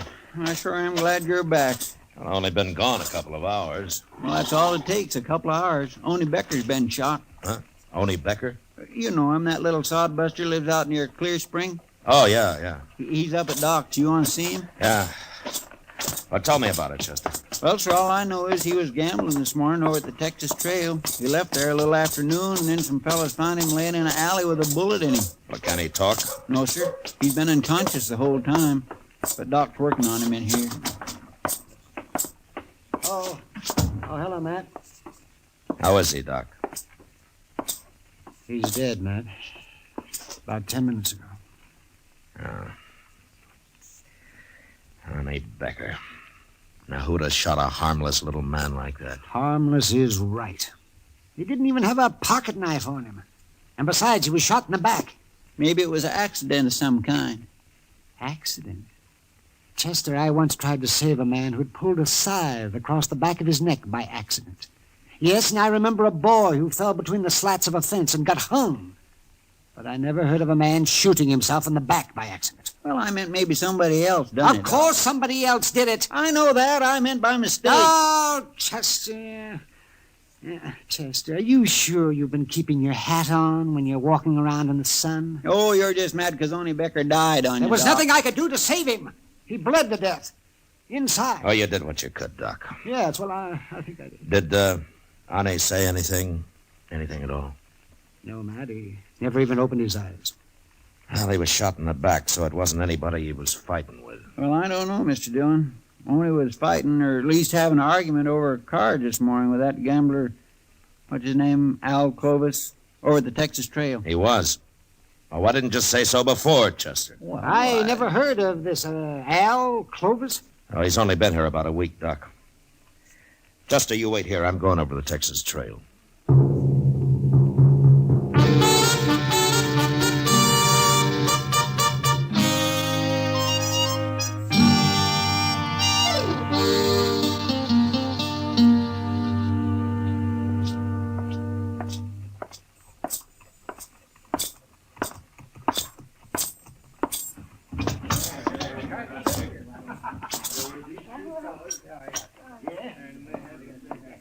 Oh, is that you?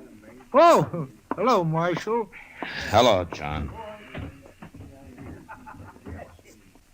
Looking for somebody, Matt? Oh, hiya, Kitty. Is Al Clovis here? I was wondering when you'd get around to him. What do you mean? I heard about Oni Becker, and Al Clovis threatened him this noon just before Oni went out and got shot. Huh? Almost seemed like Al was trying to start a fight with him, Matt. Where was Clovis when it happened, Kitty? He wasn't in here. Kitty, you know Al Clovis better than I do. Would you say he's the kind of a man who would murder Oni Becker because of an argument over cards? You know, shoot him in the back? I don't know him that well, Matt. Yeah, well, maybe he had another reason to kill him. If he did it. Shooting little Oni Becker's like shooting a pet deer. Makes about as much sense. Yeah. But usually when a man gets murdered, there's a reason of some kind for it. You mean it'd take more than plain anger to follow a man down an alley and shoot him in the back? Well, ordinarily it would. Oh, Clovis must have wanted Oni dead for some special reason, Matt. Maybe he only had something on him. Yeah, maybe. He was in here a while ago, but he left. Well, I'll find him. He might be at the depot, Matt. At the depot? He said something about going to St. Louis. Now everything's been taken care of here. I didn't know what he meant at the time, but he said it loud, and I know the train leaves at 4:30. 4:30? That's about that now, isn't it? Well, maybe he said it just to throw you off his trail. Yeah, well, I'll find out. I'll see you later, Kitty. Better hurry, Matt.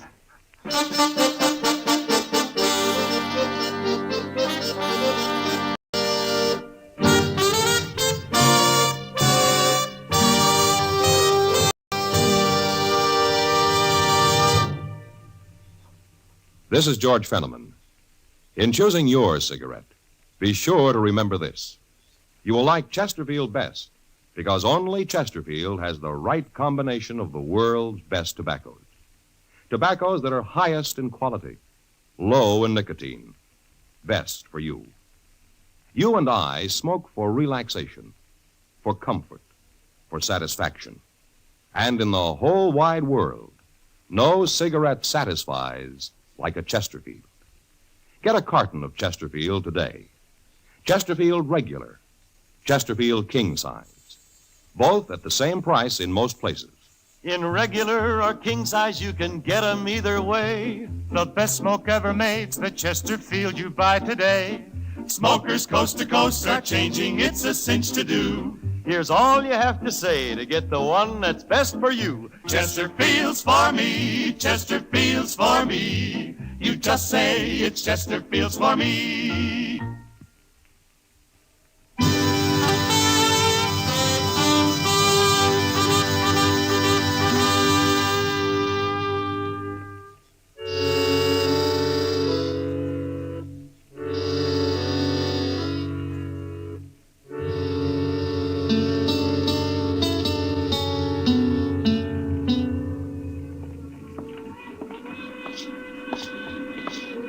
One more car to go, Mr. Dillon. If Al Clovis ain't in there, he ain't on this train. Well, he might have fooled us after all, Chester.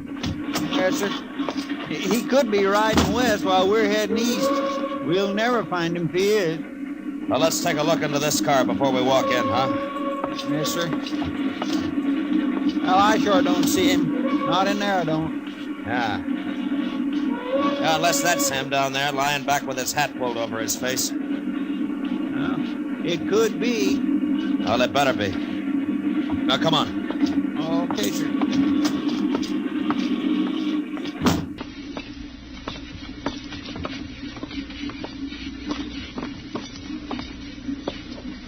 Hey, wake up, mister. Come on, wake up. Quit bothering me. What do you want? Marshal Dillon. What are you doing here? Keep your hands on your knees, Clovis. Tight.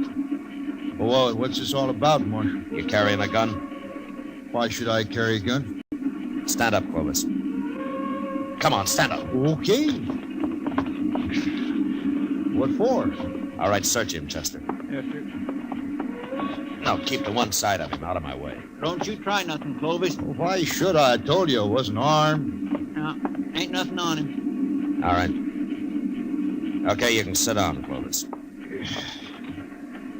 I don't understand this, Marshal. What are you looking for? I'm looking for the man who murdered Oni Becker this afternoon. You mean you followed me and got on this train because you thought I killed Oni? It's about 100 miles to Great Bend, Clovis. We'll get off there and take tomorrow's train back to Dodge. Oh, you're making a big mistake, Marshal. While you were riding up and down on this railroad, whoever did kill Oni Becker's leaving the country for good. You'll never catch him now. What you're trying to say is that you don't admit killing him yourself, isn't it? I'm not a murderer, Marshal. No, we'll see.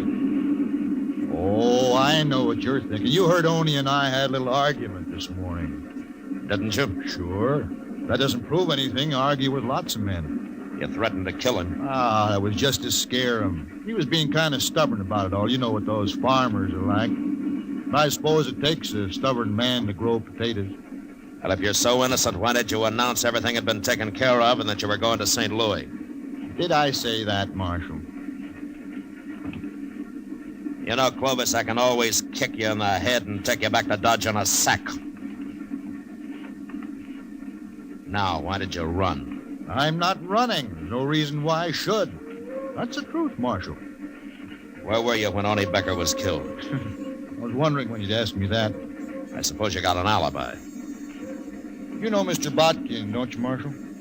I ought to. Botkin's run the Dodge Bank ever since it was an old whiskey barrel. Well, I was with him in his office at the bank, Marshal. I suppose you'll take his word for it. Yeah, sure I will. Well, we were discussing the money I placed in the bank when I arrived in Dodge a week ago. $5,000, Marshal. Mr. Botkin is going to transfer it to St. Louis for me. Chester. Yes, sir? Go up and tell the engineer to stop the train at Jane's Crossing. Stop the train? There's a ranch about a mile from there where we can borrow some horses. Well, I thought you said we were spending the night at Great Bend, Marshal. I changed my mind, Clovis. Your story doesn't make much sense, and I want to get back to Dodge and find out why.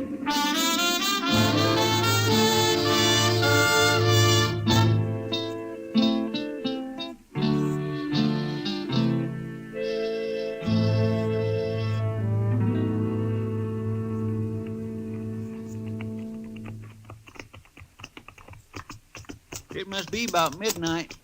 Sure is, and I'm tired. Haven't been on a horse in years. Oh, well, why didn't you say so, Clovis? We'd have borrowed a wagon for you. Never mind, Chester. You take him on down to the jail and lock him up, huh?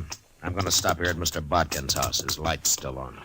Want me to go in with you, Marshal? I'll let you know what he has to say, Clovis. I'll be along a little while, Chester. All right, sir.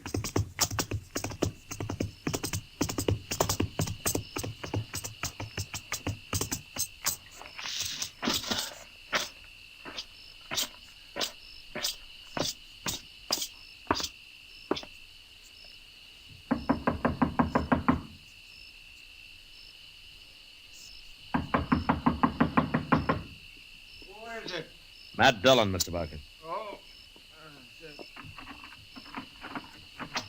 Well, Marshal, come in. Come in.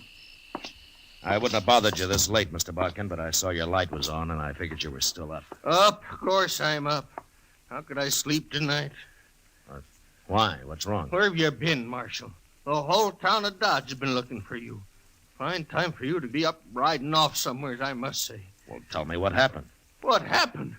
Don't you know even yet? What are you doing here at my house? Well, if you'll calm down, I'll tell you. You'll tell me? I'd better tell you, Marshal. Well, you're out gallivanting around on the prairie somewheres. My bank was held up. What? About 5 o'clock, just as we were closing. 3 men that got away with over $25,000. Every cent of cash I had in that vault, Marshal. Well, didn't anybody try to follow him? No, they tied me and them cashiers up so tight they were miles out of town before we could get loose. There's a few men saw him leave, but they were afraid to do anything about it. And, of course, the United States Marshal, he wasn't even in town.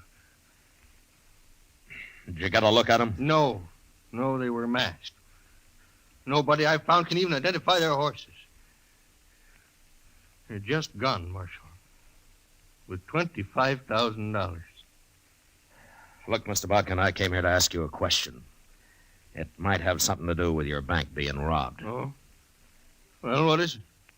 Was Al Clovis with you in your office about noon today? Clovis? Yes, he was for a couple of hours. Why? He had some money on deposit? Yeah, at $5,000 cash. Of course, that's gone, too. That's part of the money they took. I'm afraid Clovis is broke now, along with me and a lot of other people. Well, maybe he isn't as broke as you think. Oh, he's broke. Unless you can get that money back, Marshal. Look, I got an idea. I might find it for you, Mr. Botkin. And it won't take very long, either.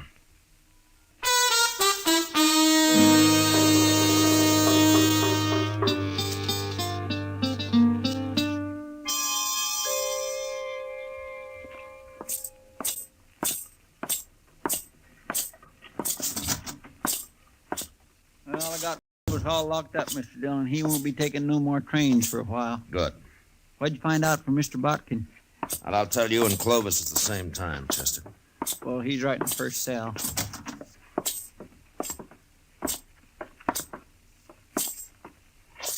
Well, Marshal, come to turn me loose. Mr. Bodkin says your alibi's good, Clovis. If you'd have believed me in the first place, you'd have saved us all a lot of trouble. Yeah. Well, let me out. I don't want to spend the night here. You better get used to it, Clovis. You're going to be spending a lot of nights in here. What? At least a month or two of them. No. They can't keep me here, Marshal. It's illegal. Is it? Of course it is. Well, maybe you know more about the law than I do, Clovis, but I run this jail, and you're going to stay here a long time. And what's more, I'm going to tell the whole town where you are. Come on, Chester. Marshal, I demand to be released at once. Now come back here. It'll cost you your job if you keep me here. Shut the door, Chester. Marshal, you can't do this. Marshal. You really gonna keep him locked up, Mr. Dillon? I am. But he ain't done nothing. I mean, if Mr. Botkin said he is with him... Well, Clovis didn't kill only Becker, if that's what you mean. Well, then why don't you turn him loose? Chester, the bank was robbed of $25,000 today. It was? Yeah, just after we got on the train. Looks to me like only Becker was murdered just to get me to follow Al Clovis out of town. Well, we'll find out in a few minutes. I don't think Clovis can stand the idea of sitting in jail while his partners ride off with all that money. You mean he was supposed to get out of here and meet them as soon as his alibi was made good, huh? That's the only way it makes sense to me. Marshal. Marshal Dillon. Well, it didn't take as long as I thought. Come on.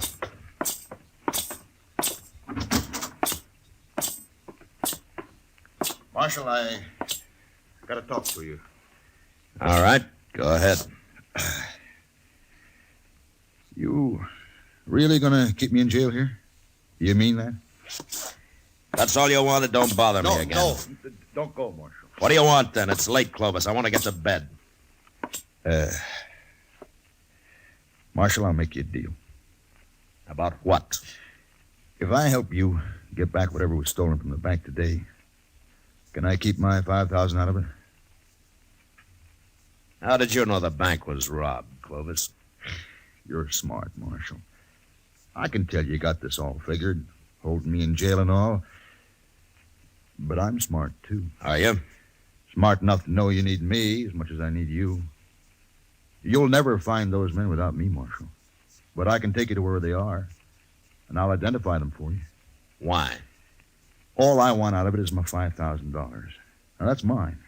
You can do what you like with the rest. The court will have to decide about your $5,000, not me. Will you think there's a chance I might get it? Well, I don't know. But you're a gambler, aren't you? It'll help my showing you where they are, won't it? Yeah, it'll help. Okay. I'm supposed to meet them tonight or early tomorrow, Marshal. They won't wait longer than that. All right, who are they, Clovis? They're not friends of mine, Marshal. I never saw them before 2 weeks ago in St. Louis. And they're all hiding behind summer names. How far's away the meeting place? It's an old cabin, about 20 miles from here. They there now? Nobody stopped them here, did they? No. Thanks to you. But I'm helping you now, Marshal. If I find your partners, you are. Chester, go get our horses. We going out there tonight, Mr. Dillon? Would you rather try it in broad daylight, Chester? No, sir.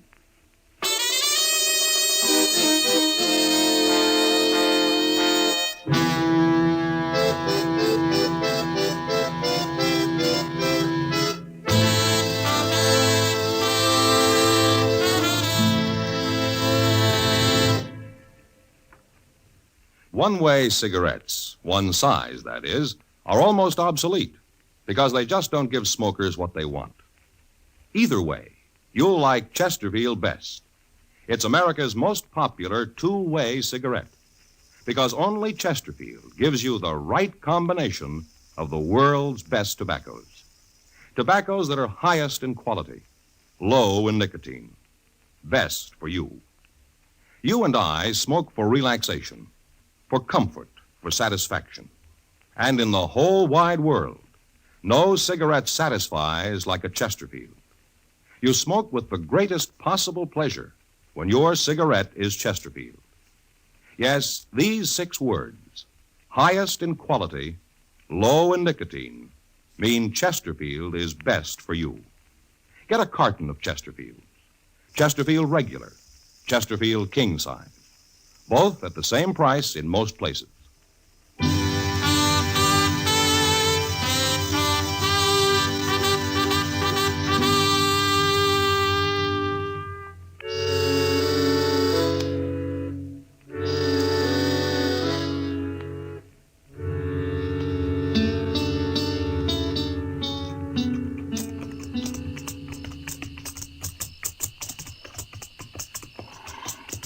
You sure you can find this cabin, Clovis? I made the ride out here one night just to be sure. I swear I can't hardly see nothing. I wish that moon wasn't all scudded up with clouds. Chester, you still don't understand that if you can see them, they can see you. That's right. Oh, you're right, Mr. Dillon. It sure looks like rain, though. We're almost there. Good. Marshal. Yeah. How are you going to take them? 3 men. What's the matter, Clovis? You getting scared? You know what they'll do to me if you don't take them, Marshal. Like I said, you're a gambler, aren't you? Look, why don't you give me a gun? I'll help you. We'll manage. You can trust me, Marshal. I'm on your side now. Clovis, I wouldn't trust a man like you if you were in church, praying. Wait. Somewhere over there. Ooh. Yeah. There it is. That little clump of elder.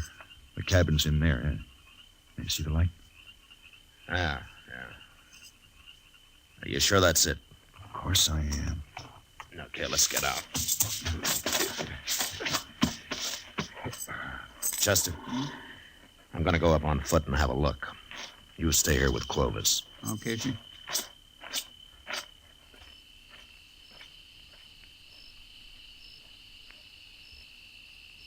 What if they hear him and come out and shoot him? Mr. Dillon ain't exactly green at this game, Clovis. They wouldn't kill me. They'd burn me or something first. Can't blame them much. Wish I'd stayed in jail. Wished I'd let him keep the money. Something's sure to go wrong here. Unless maybe I outsmart him. You ain't gonna outsmart nobody, Clovis, so forget about it. Okay. I declare I never seen a darker night than this is. No. Neither did I. Here, get off. Get off. What's the matter? It's my horse. He's standing on my foot. We'll push him off. I can't. Now help me, Chester. No, for pity's sake. Come on. Ow. Move him. That's all you gotta do. Back. Here, what are you doing? Clovis? I got your gun, Chester. Now shut up. Don't move. But you give me Shut up, that I said. gun. That's better. What's that? Thunder, Clovis. You'll be hearing a different kind when Mr. Dillon gets back here. He's not coming back here. We're going to him. And if he shoots anybody, it'll be you, because you're going to be right in front of me. Like this. All right. Start walking, Chester. Go on.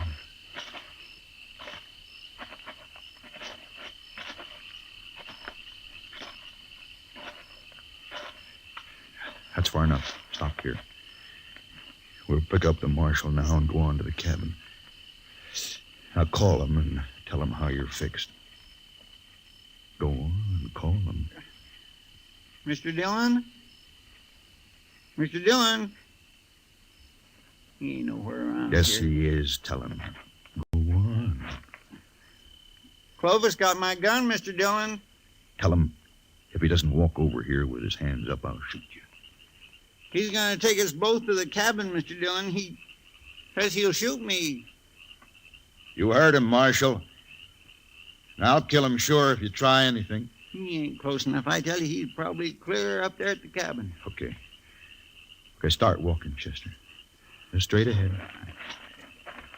Once I get you inside the cabin, he'll have to give up. Unless he wants you dead.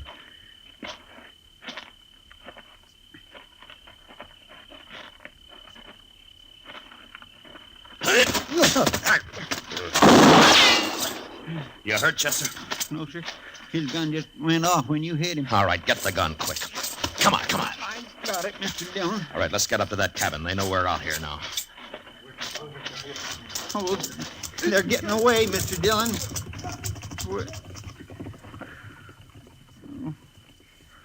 They're gone. Yeah. Oh, my goodness. I just don't know what to say. Then don't say anything. Let's try to find our horses. We'll get Clovis later. We'll never find them horses in the dark this way. Rain. Well, that's it. There won't be a track left now. Well, there go 3 killers and $25,000. Mr. Dillon, I just feel awful about this. How'd he get your gun away from you anyway? Well, see, he said his horse was standing on his foot, so So you walked up and let him pull your gun right out of the holster, huh? Yes, sir, that's about the way it happened. Mr. Dillon, you should have let him take me into that cabin. They'd have killed me, but you could have caught them. They wouldn't have got away like they did. Yeah, I know. I was close enough to hear what Clovis said. Well, then why'd you save me? Everything would have been okay. Oh, yeah. Everything would have been okay. Almost everything, Chester. Well, let's just don't stand here in the rain talking about it. Come on.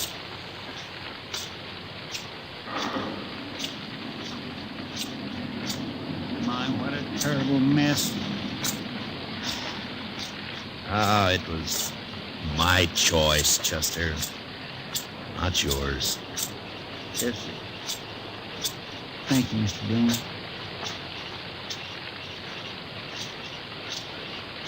Mr. Dillon, would you like a whorehound drop?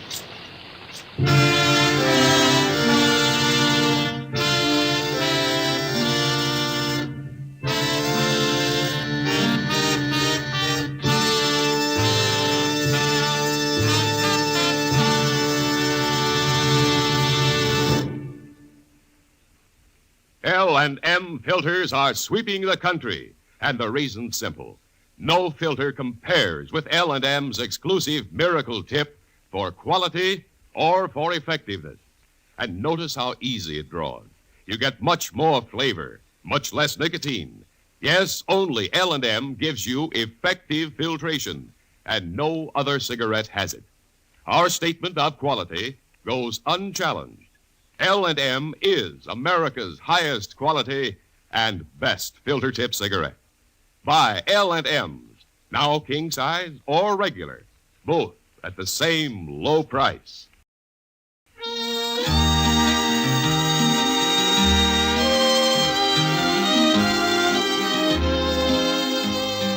Gunsmoke, produced and directed by Norman Macdonald, stars William Conrad as Matt Dillon, U.S. Marshal. Tonight's story was specially written for Gunsmoke by John Meston, with music composed and conducted by Rex Corey. Featured in the cast were John Daner and Lawrence Dobkin. Parley Bear is Chester, Howard McNear is Doc, and Georgia Ellis is Kitty. Join us again next week as Matt Dillon, U.S. Marshal, fights to bring law and order out of the wild violence of the West in Gunsmoke.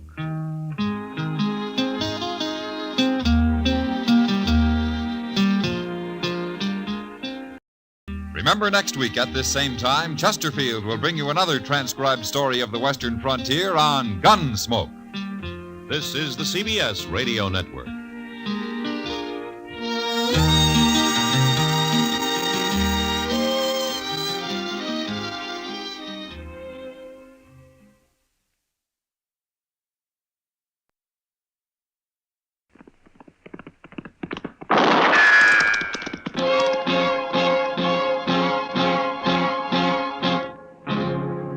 Gunsmoke, brought to you by L&M Filters.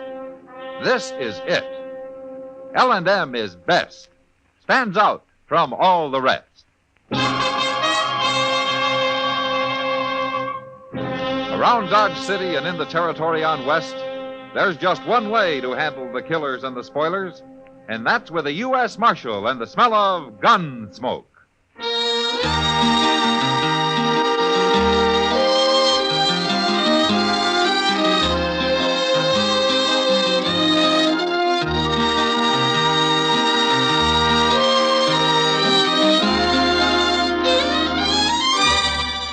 Gunsmoke, starring William Conrad. The transcribed story of the violence that moved west with young America. And the story of a man who moved with it. I'm that man, Matt Dillon, United States Marshal. The first man they look for and the last they want to meet. It's a chancy job, and it makes a man watchful and a little lonely.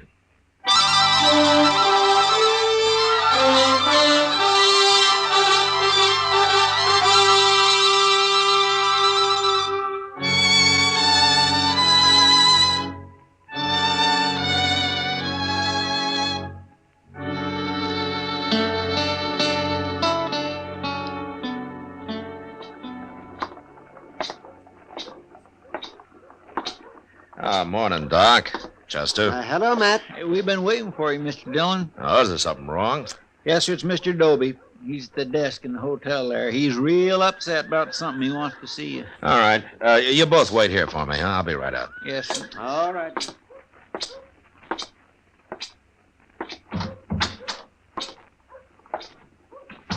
Marshal Dillon, I've sure been wanting to see you. Oh, what's the trouble, Mr. Dobie? You got a riot in here or something? There'll be a riot if you don't get them people out of here, Marshal. What people? The Dagets, that's who. Well, who are the Dagets? Big Dan Daget, he calls himself. And he is big, too, Marshal. I never heard of him. He's only been in Dodge since yesterday. He's one of them mountain men from on west. He's a hunter or something, one of them real hairy fellas. Shouldn't be allowed around other white men. Oh, why not? What's he doing? He's setting in my hotel. I let him in before he told me. Before he told you what? It's better you see for yourself, Marshal. Room's right at the top of the stairs there. Well, okay, Dobie, let's go. It's true, ain't it, Marshal, that I don't have to let nobody stay in my hotel I don't want. I guess so, if you got a good reason. I got plenty of reason. 3 men have moved out already. And it sounds to me like he must have a box of rattlesnakes with him or something. Worse than that. This is room here. This is a double room, isn't it? He needs it. He needs a whole doggone prairie. And that's where he's going. Now, you tell him, Marshal.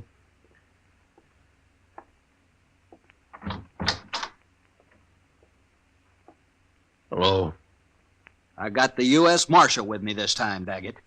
Oh? I'm Marshal Dillon, Daggett. Dobie wanted me to come over here and meet you. Come on in. Well, you were right about his being big, Dobie. Man can't help being big. It's no offense. It's all right. There've been times I wished I was smaller. Not that I can't move as fast as any man. I'm easier to see is the only bad part. Tell me, Daggett, what's the trouble between you and Dobie here? It ain't my trouble, Marshal. All right, Dobie, I guess you better explain. There's nothing wrong here that I can see. It ain't him. It's his wife. What? He don't like my wife 'cause she's an Indian, Marshal. That's a lie. What I care if she's an Indian. I don't understand. Where is she, Daggett? In the room? We'll bring her in here. Dobie, you know what I could do to you with the fingers of this one hand? Just the fingers? Don't forget I got the Marshal with me. I use the other hand on him. He starts ordering me around, too. Now, wait a minute. This kind of talk isn't doing any good. You're probably pretty good with that gun, Marshal. But I've killed mountain lion with this knife. I ain't afraid of anything alive and not many ghosts. Ghosts? You even talk like a savage. All right, that's enough, Dobie. Daggett, I didn't come here for a fight. I came to see what all the trouble's about. Now, if it's something that has to do with your wife, tell me. It has to do with Dobie, not with my wife. That's a lie. Dan? There she is. Look, Marshal. If it is me they are talking about, Dan, why didn't you call me? It's nothing to do with you. He was trying to order me around. At least he was, Dobie there. I only told you to get her in here so the Marshal could see her. Well, now he's seen her. Now, what's all the fuss about? You're playing dumb, ain't you, Daggett? Wait a minute. I don't think he is. Tell me something. Where did you and Miss Daggett meet? Near Denver. Near Denver? I'm a mountain man, Marshal. Never been on the prairie before. What were you doing near Denver, Miss Daggett? I was sent there 4 years ago to complete my education. My father was a chief, Marshal. A chief? What chief? His name was Yellow Horse. Yellow Horse? That's worse. That's the worst yet. I don't understand either of you men. What are you talking about? Well, Dobie could tell that your wife was a Kiowa by the way she dressed. Well, she got to come from some tribe, don't she? Yeah, but being the daughter of Yellow Horse makes it even worse. Why? 2 years ago, the Kiowas killed some 18 settlers on raids through the country near here. Yellow Horse led them until he was killed. You never told me that. Is that true? I only heard my father was dead. They told me nothing else. Well, what difference does it make anyway? You wasn't on them raids. The feeling's still high against Kiowas around here, Daggett, but you're right. She had nothing to do with them. A Kiowa's a Kiowa, and we won't stand for him and die. Oh, don't be a fool, Dobie. How can you blame her for what somebody else did? I blame that whole tribe, and especially her father. And I won't stand for her being here. She's probably as murdering as he was. Dobie. All right, hold it, Daggett. I'd like to apologize to Miss Daggett for bothering her. Apologize? Let's get out of here, Dobie. Now. No. You come here to throw him out, and you're going to do it. Dobie, I guess I'm a little like Dan Daggett here. I don't like taking orders very well either. All right, Marshal. If the law won't help me... The law won't help you. And don't you try anything else. Now, come on, we're getting out of here.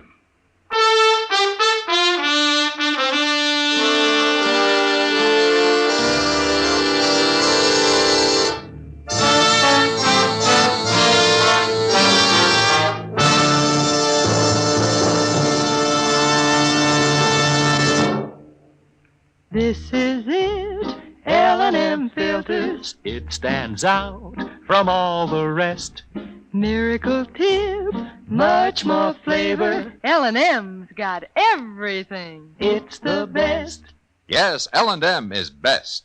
Stands out from all the rest. L&M stands out for flavor. Flavor. Flavor. Flavor. The miracle tip draws easy. You enjoy all the taste. L&M stands out for effective filtration.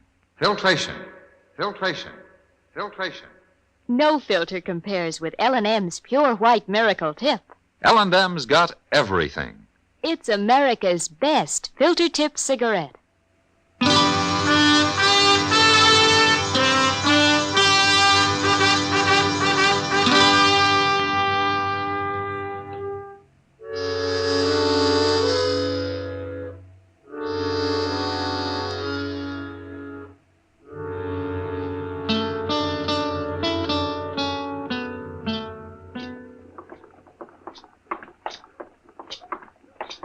Mr. Dillon? Yeah, what is it, Chester?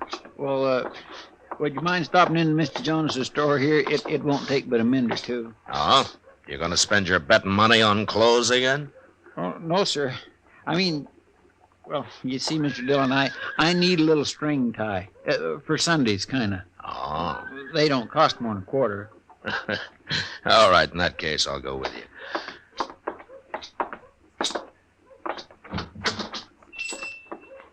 Well, there's Miss Kitty. Hi, Miss Kitty. Hello, Chester. The ties is hanging back over there, Mr. Dillon. I won't be long. All right, Chuck.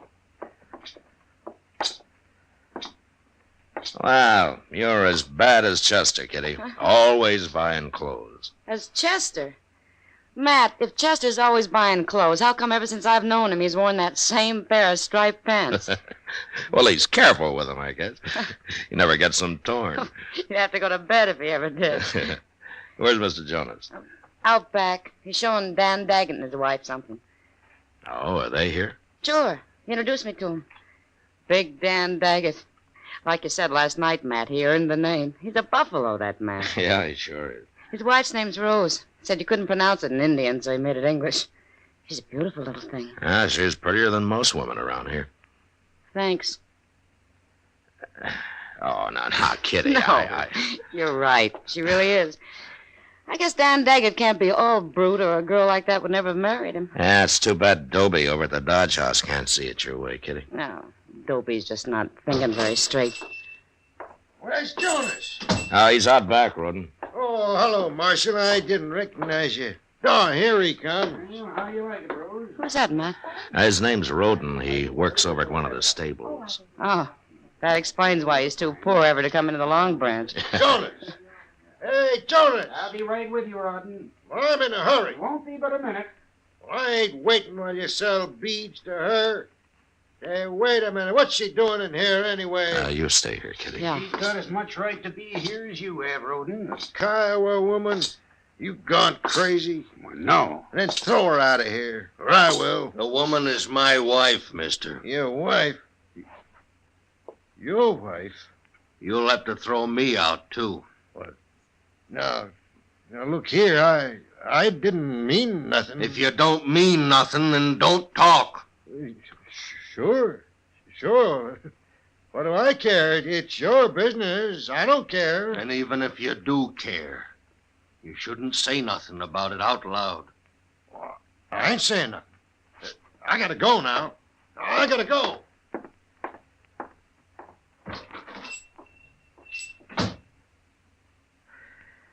Well, it looks like you handled that pretty well, Daggett. Can't fight every man in the world. No, I guess you can't. And I don't aim to. Long as they don't push me too far. Is Dobie leaving you alone? Oh, he's doing a lot of talking around. He's trying to stir up trouble. But before it comes, we'll probably be gone. Back to Colorado in the mountains. Oh? But Marshal, you come and see us sometime the next day or so. Rose would kind of like that. Well, thank you, Daggett. It'd be a pleasure.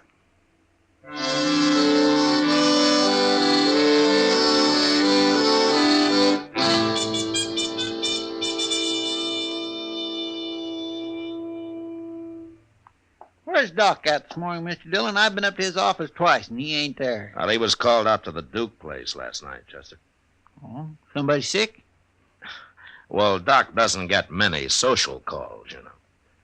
I was calling on him social. Huh? Oh, well, he'll appreciate that, I'm sure. Well, I think I'll go up to the Dodge House and make a call on Jim Dobie. Oh. More trouble, Mr. Dillon? Well, there will be if somebody doesn't stop him. He's been talking to everybody who'll listen about Rose Daggett being Yellow Horse's daughter. How they ought to run her out of town. It's like he's looking for help, ain't it? Yeah. You ought to know better than that, a man like Dobie.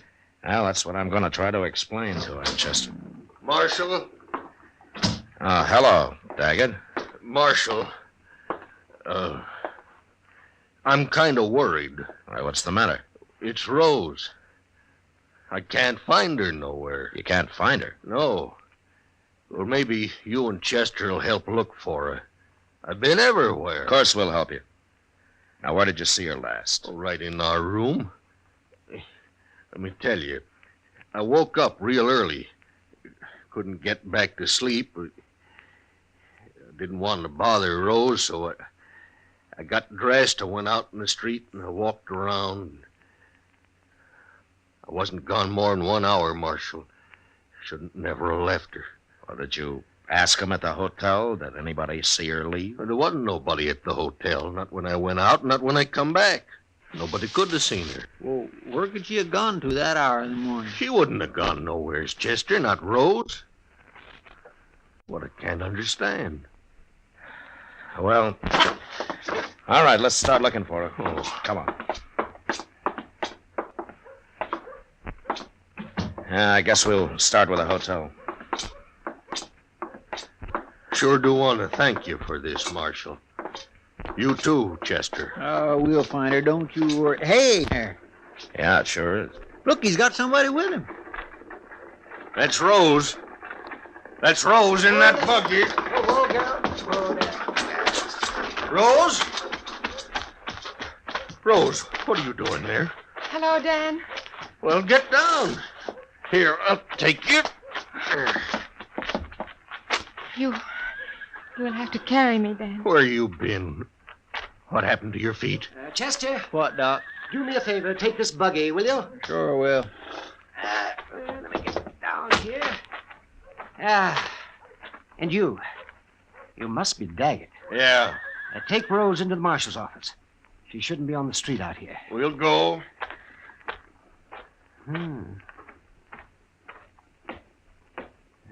She told me about her husband, Matt, but she didn't tell me that he was that big.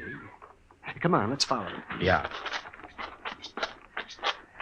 Tell me, Doc, what was Rose doing with you? I found her out in the prairie, about 10 miles east of here. Well, what was she doing out there? I'll let her tell you that. Just you stay and sit right there, Rose. I'm all right there. Oh, Doctor, this is my husband, Dan. Well, I kind of gathered that, Rose. Glad to know you, Dan. Yeah. Good thing you come along, Doc. You feel up to telling the whole story, Rose? Mm-hmm.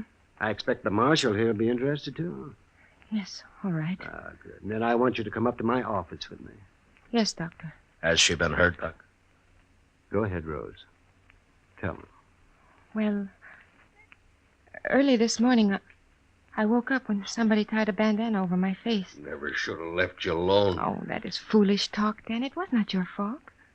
Go on, Rose. Well, it was two men.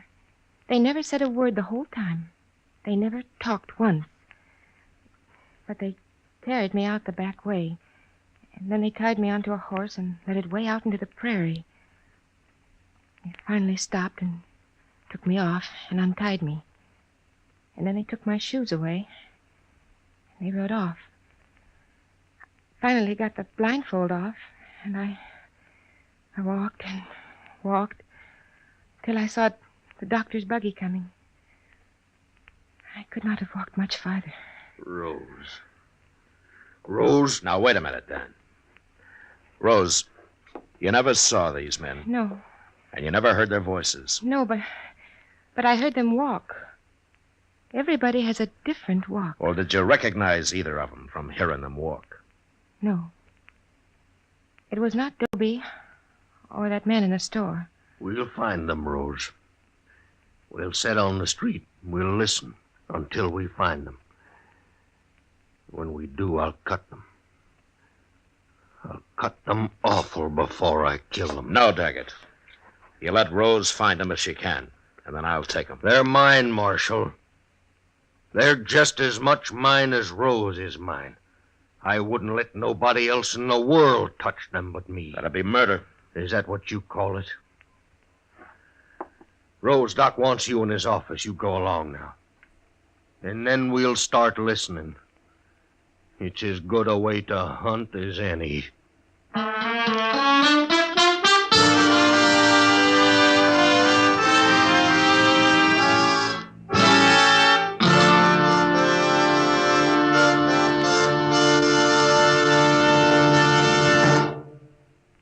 L&M is best. Stands out from all the rest. L&M's got everything. Everything? Everything. Best flavor? L&M stands out for flavor. The miracle tip draws easy. Lets you enjoy all the taste. Best filter? L&M stands out for effective filtration. No filter compares with L&M's pure white miracle tip for quality or effectiveness. Best tobaccos? Highest quality tobaccos. Low nicotine tobaccos. L&M tobaccos. Light and mild. Every way, L&M is best. Stands out from all the rest. They've got everything. King size or regular, L&M is America's best filter tip cigarette.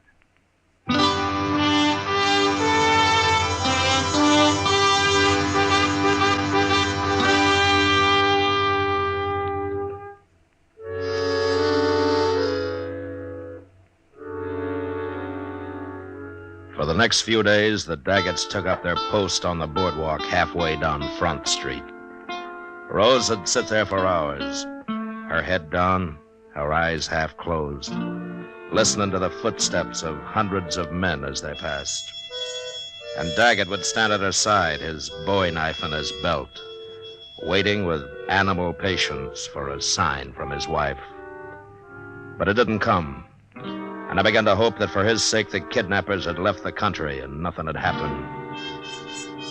And then the morning of the third day, Chester and I were loafing around on the porch of the general store. Well, where's the Dagets this morning, Mr. Dillon? They ain't over there where they usually are. Well, I guess they haven't started yet, Chester. I swear every man in Dodge must have walked past there by now. All but two, maybe.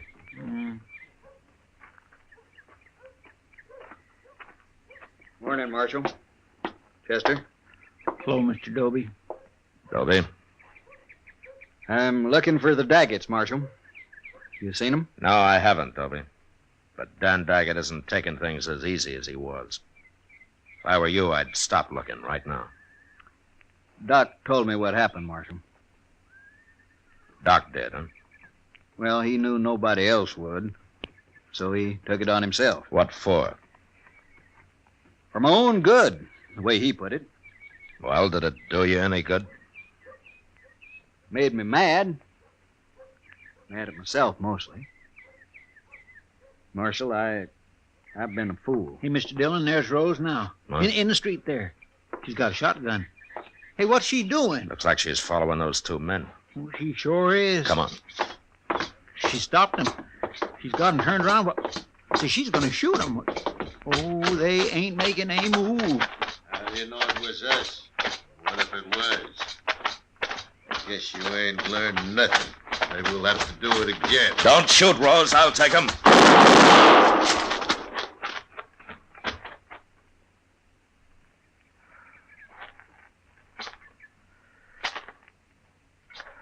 All right. Give me the shotgun, Rose. It is empty, Marshal. Why did you do it? I'd have arrested him. Dan would have found a way to kill them, even if you had. They're dead, Mr. Dillon. Both of them. Who are they, Chester? I never saw them before in my life. A couple of strangers, I guess. Rose! I'll go get somebody to give me a hand. Rose! Was that them?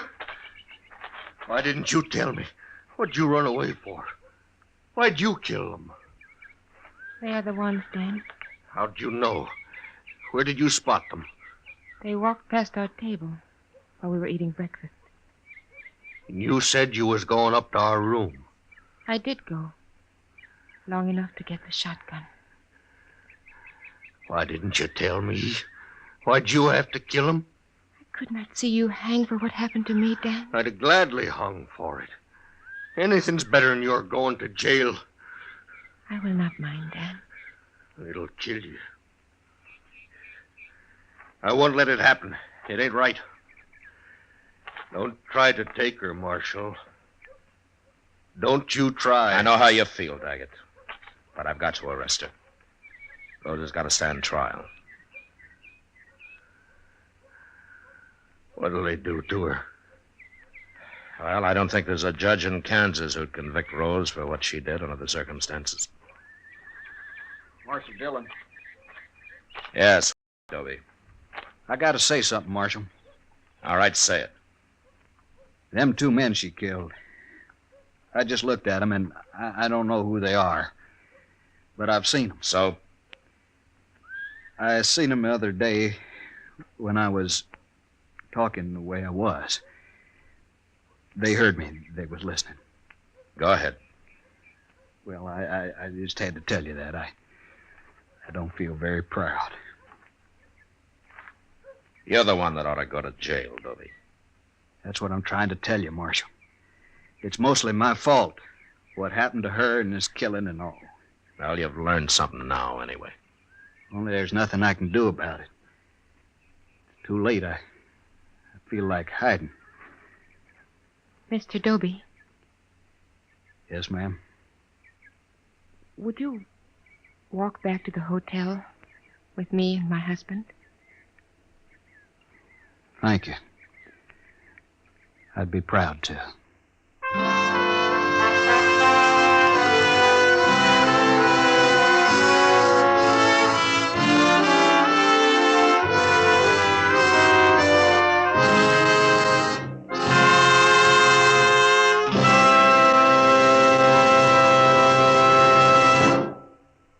Now our star, William Conrad. Thank you, George. Today, there's one filter cigarette that stands out from all the rest. L&M stands out for flavor, for effective filtration, for highest quality tobacco. L&M's got everything. That's what makes it America's best filter tip cigarette. Try L&M's king size or regular. I know you'll go for 'em.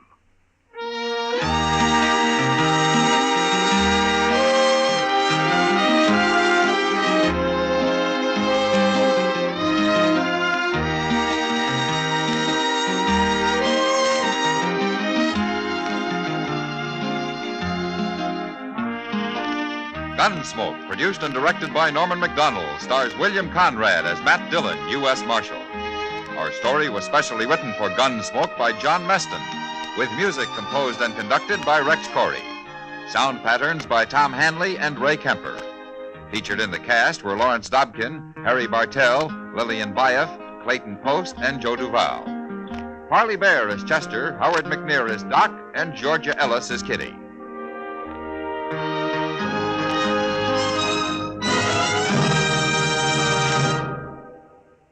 Stop! Start smoking with a smile, with Chesterfield, smiling all the while, with Chesterfield. Put a smile in your smoking, just give 'em a try. Light up a Chesterfield, they satisfy. Put a smile in your smoking.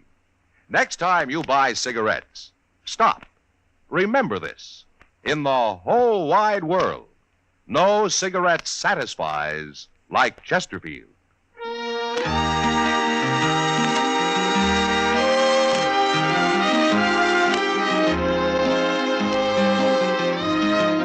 Listen to Chesterfield's two great radio shows every week.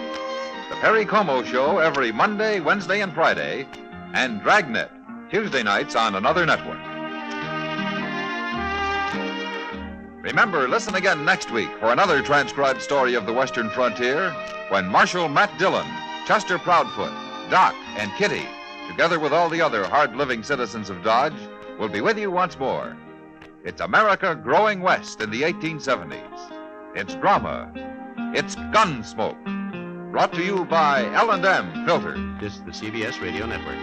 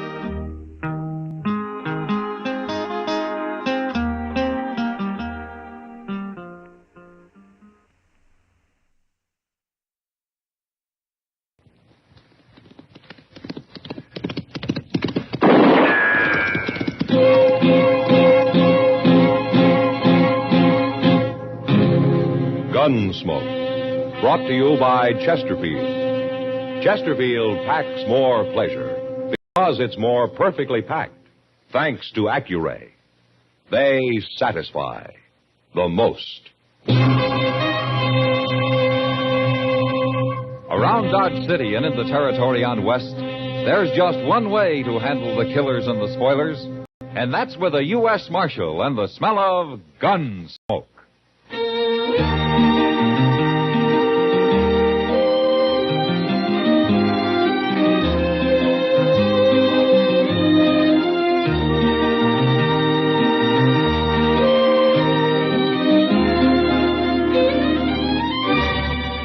Gunsmoke, starring William Conrad. The transcribed story of the violence that moved west with young America. And the story of a man who moved with it. I'm that man, Matt Dillon, United States Marshal. The first man they look for and the last they want to meet. It's a chancy job, and it makes a man watchful. and a little lonely.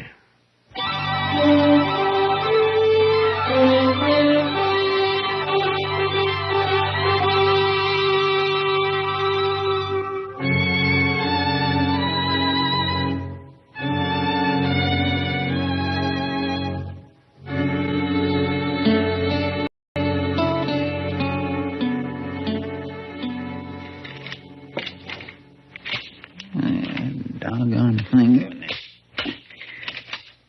There. That works. Hello, Chester. Oh, Mr. Dillon?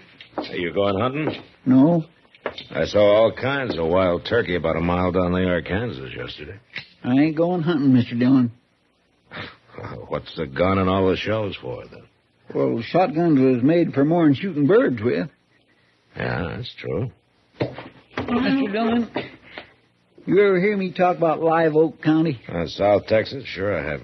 According to you, it's a hideout for bandits. Yes, it is.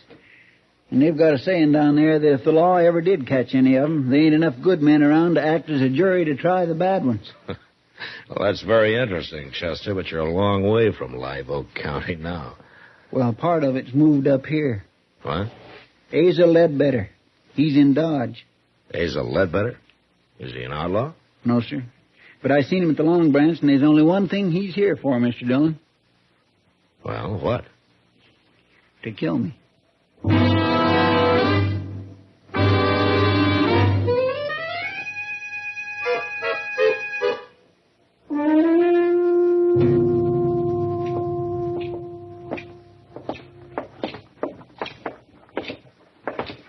All right, Chester. Are you going to tell me why Asa Ledbetter is here to kill you? It don't matter why, Mr. Dillon. Okay. I'm going to go in there and talk to him. I'd as soon you didn't. I don't like people getting killed in Dodge, Chester. Even you. Now, you wait here, huh?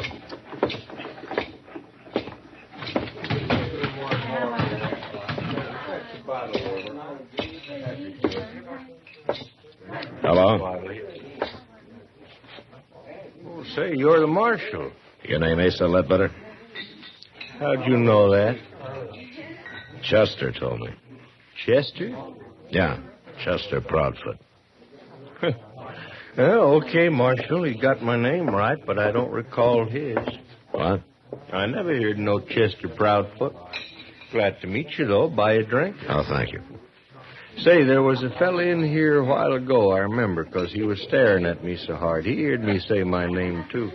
I was talking to a cowboy about finding work around here. Where you from, Ledbetter? Texas. What part?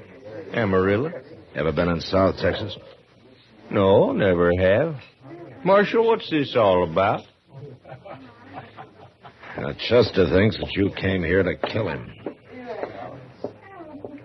Now, just look here, Marshal. I don't know this Chester fella. Never even heard of him. I don't go around murdering people. I hope that's true, Ledbetter. Of course 'tis. And I don't like nobody dragging down my good name, Marshal. Nobody is. So long. You just asked anybody from Amarillo about me, Marshal. They can tell you.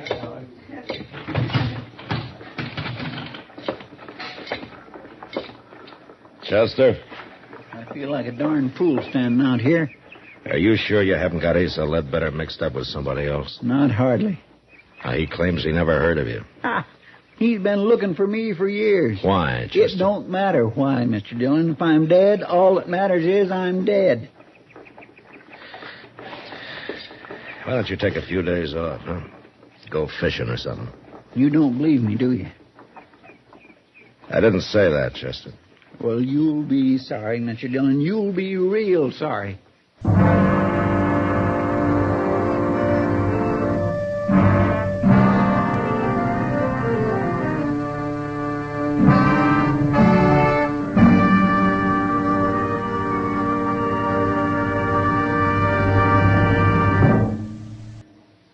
That whistling man, Bobby Haggart, really started something. Tonight, the Calypso Boys join in. Ready, amigos?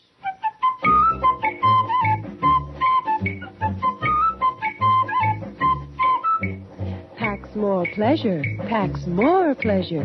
Chesterfield packs more pleasure because Chesterfield's more perfectly packed. It stands to reason a cigarette made better and packed better, smokes better, tastes better. And Chesterfield is more perfectly packed by Accuray.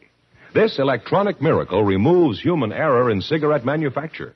So Accuray Chesterfield is firm and pleasing to the lips, mild yet deeply satisfying.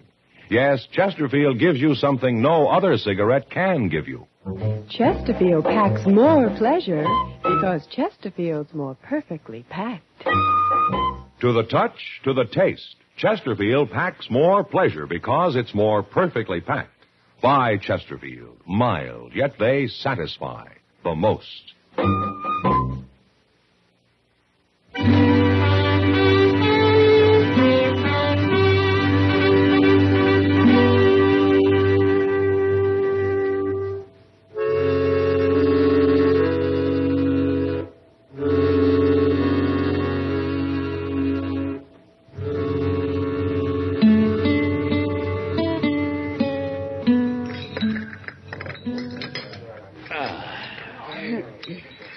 Well, Kitty, that was a real good dinner. Mm-hmm.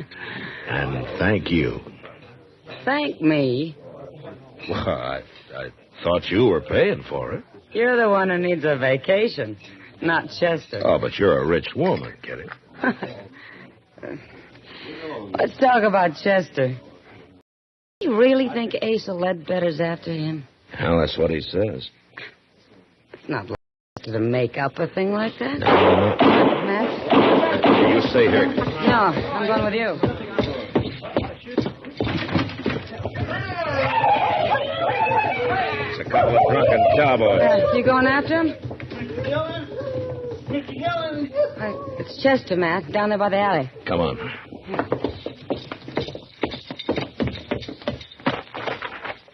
What's the matter with his arm? Looks like he's been hurt. Yeah.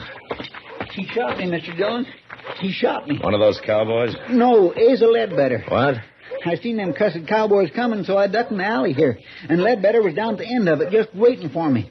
I think he just hired them fellas to set up a commotion so he could get a shot at Here, me. let me see that arm. Bullet went right in. Here, Mr. Dillon. It didn't break nothing, though. Ah, Chester, you've been hurt worse than this a dozen times. Now, look, if you ducked in the alley, you were probably facing the street, weren't you? Yes, it was. All right, then Ledbetter wouldn't have been behind you. The bullet entered from in front. It was him, I tell you. Or the wild bullet from those cowboys. You think I'm lying? Well, I think you're worrying yourself into seeing things. I'm going up to Doc's, if I can make Now, it. wait a minute, Chester. Where's Ledbetter staying? Well, he told me the Dodge House, Matt. All right, I'll go talk to him. Sure. You go talk to him. How many times do I have to be shot around here before anybody believes me?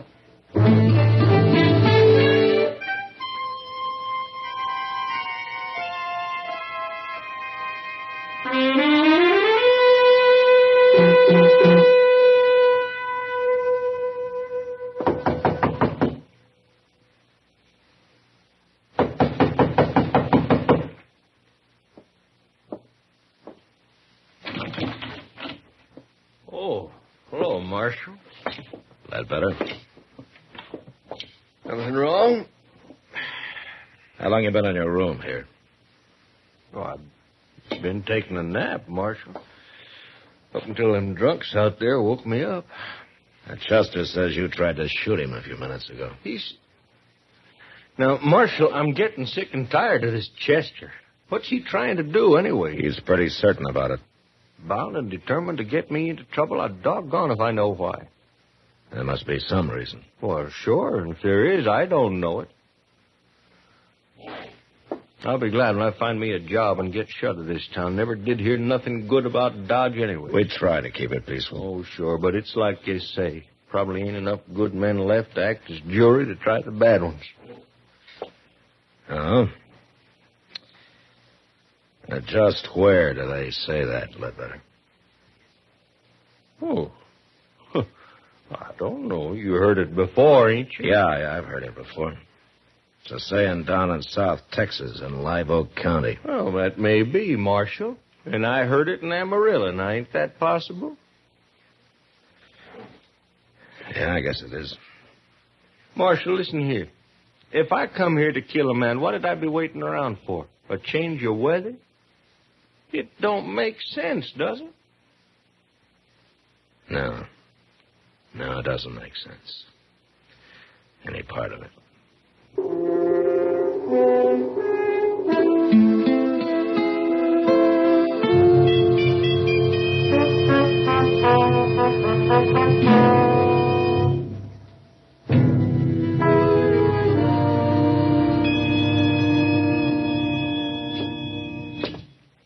How does it look, Doc? Well, it's just a scratch, Matt. A scratch? I suppose if I come in here scalped, you'd say the barber just give me too tight a haircut. Now, Chester, be brave, boy. Yes, see. There we are. In a week, you'll never know you got hit. Well, it's a mercy it wasn't my gun arm. Chester, I told you Asa Ledbetter was in his room the whole time. You mean he told you? I asked the desk clerk on the way out. Then he was lying, too. Chester, how long since you've had a good night's sleep? Now, Doc, don't you start that. Well, you admit you didn't actually see Ledbetter in that alley. But next time you'll see him all right, won't you? Yeah, whether he's there or not. Have you finished doctoring my wound? Oh, now, wait a minute. Getting mad won't help you. Well, maybe it will. Well, where are you going now? Who cares where at I'm going?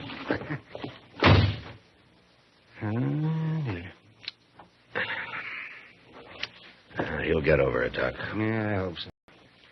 The only thing I can figure is that he's got this Ledbetter mixed up with somebody else. Yeah. But it'd certainly help if he'd say why he thinks he's after him. Because... Matt? Yeah, what is it? Come over here at the window. Huh? Quick. What's going on? Look, down there in the street. That's Asa Ledbetter. And Chester's standing there about to shoot him. I'd better hurry, Doc.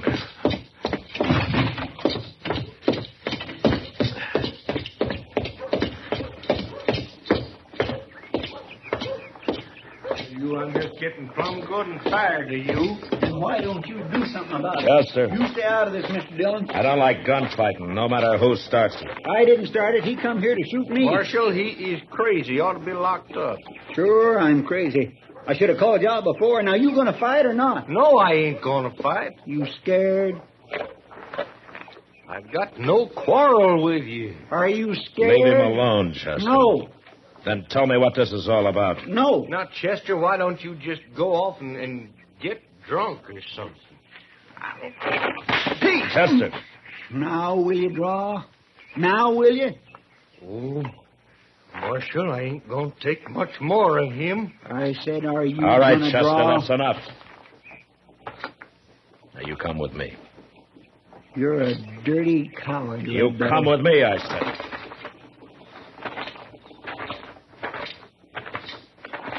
You're with him, ain't you? You and Doc and everybody. Maybe you are crazy, Chester. Sure. Oh, sure.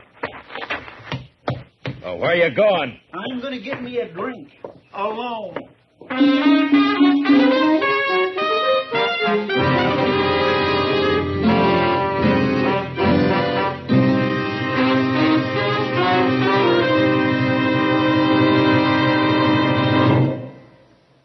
Say, where are you listening to Gunsmoke? In your car? Getting ready for dinner? Oh, I see. Just relaxing in your favorite easy chair. Well, I'd say you're in a good spot right now to really enjoy a Chesterfield. You see, Chesterfield packs more pleasure because it's more perfectly packed. It stands to reason. A cigarette made better and packed better smokes better, tastes better. And Chesterfield is more perfectly packed by Accuray. This electronic miracle removes human error in cigarette manufacture. So Accuray Chesterfield is firm and pleasing to the lips, mild, yet deeply satisfying. Yes, Chesterfield gives you something no other cigarette can give you. Chesterfield packs more pleasure because Chesterfield's more perfectly packed. To the touch, to the taste. Chesterfield packs more pleasure because it's more perfectly packed. Buy Chesterfield. Mild, yet they satisfy the most.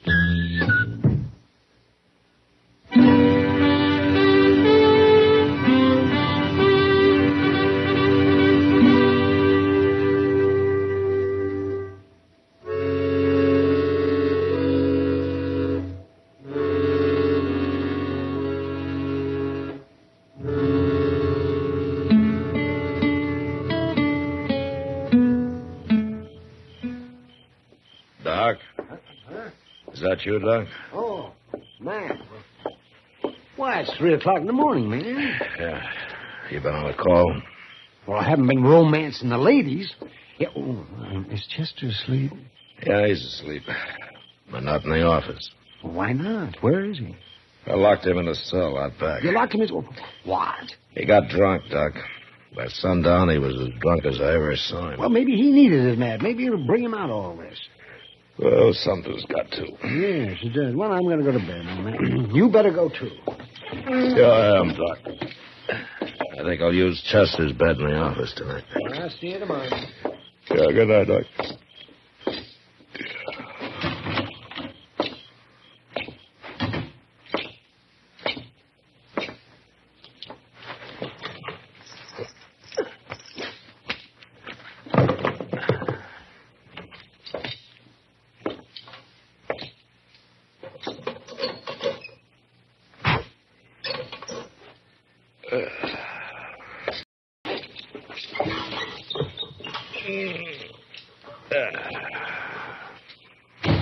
Don't move, Chester. This here's a shotgun. All right, now get off that bed and get over to the window. Go on.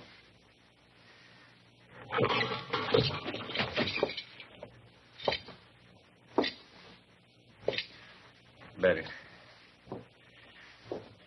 I'm going to sit down here and light the lamp now. But you just stand steady. The shotgun's right across my knees.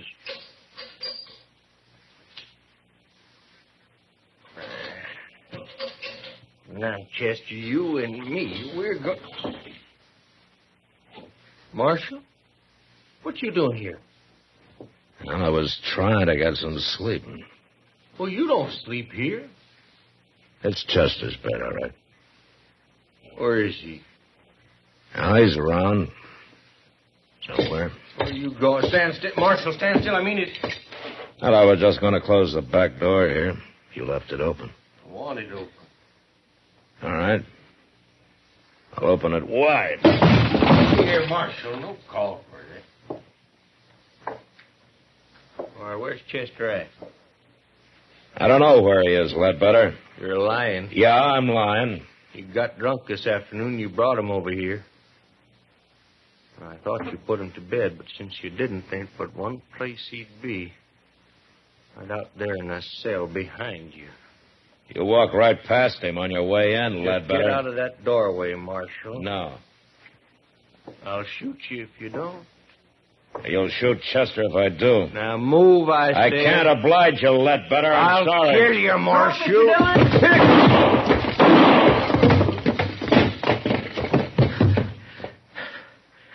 Don't shoot again, Chester.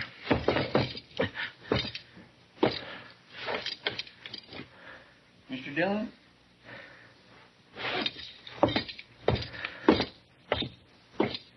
Is he dead? Yeah. You hit him in the head with the first shot, Chester. Pure luck. I heard you kick that door. It woke me up. So I wonder anything could wake you up tonight. Well, I don't feel so good, but I ain't drunk no more. Say, you got me locked in here. Yeah, I thought of that, but I forgot to take your gun away from you. That was mighty careless of you, Mr. Dillon. Well, it doesn't matter now. You knew I had it. You were going to let him shoot at you so as it'd wake me up and I'd have a chance at him.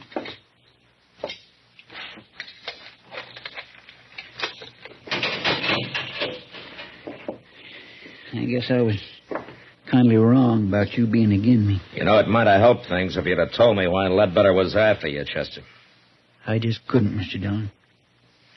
Oh, why? It had to do with a lady. Oh. She's dead now, but I didn't want nobody talking about her. saying her name. Nobody. Can you understand that? It'll be daylight soon, Chester. Let's go brew up some coffee, huh? Thank you, Mr. Dillon. Thank you.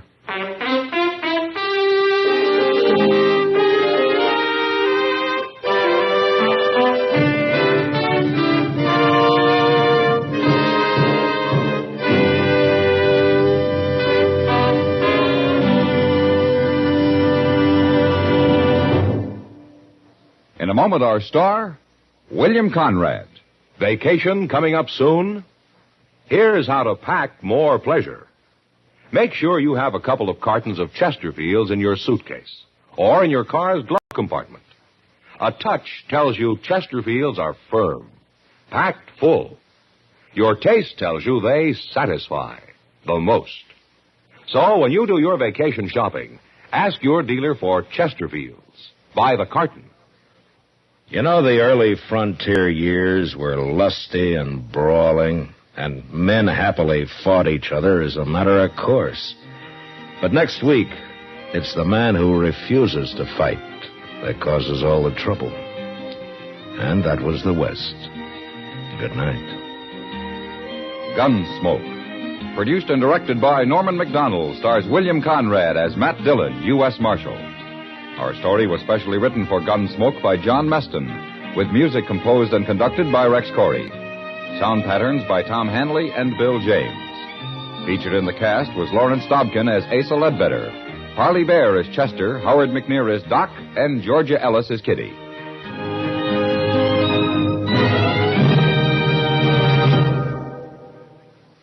Live modern. Smoke L&M. Live modern. Change to L&M. Yes, have an L&M. No other cigarette you can buy, plain or filter, gives you the full, exciting flavor you get through the pure white L&M Miracle Tip. Through the modern Miracle Tip, L&M tastes richer, smokes cleaner, draws easier. So light up, free up, let your taste come alive.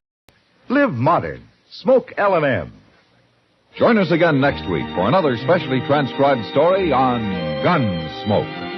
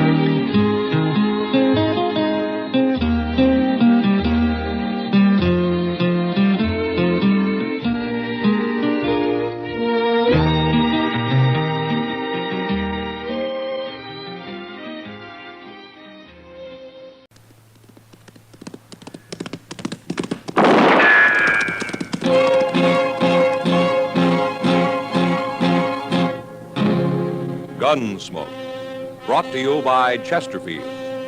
Chesterfield packs more pleasure because it's more perfectly packed, thanks to Accuray. They satisfy the most. Around Dodge City and in the territory on West, there's just one way to handle the killers and the spoilers, and that's with a U.S. Marshal and the smell of gun smoke.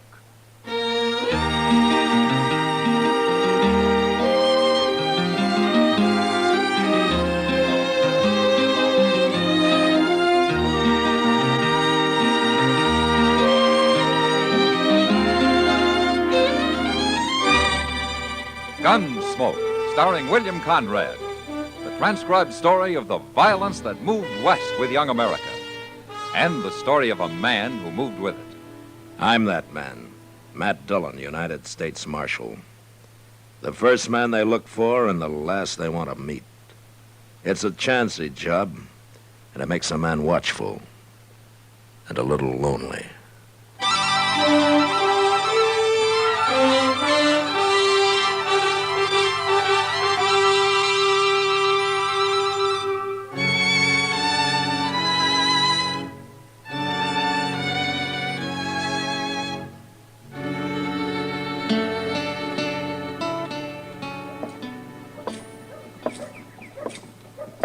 Oh, morning, Kitty. Well, you're out early today. I'm a working man. I have to keep regular hours. Then what were you doing at the Long Branch at 2 o'clock this morning?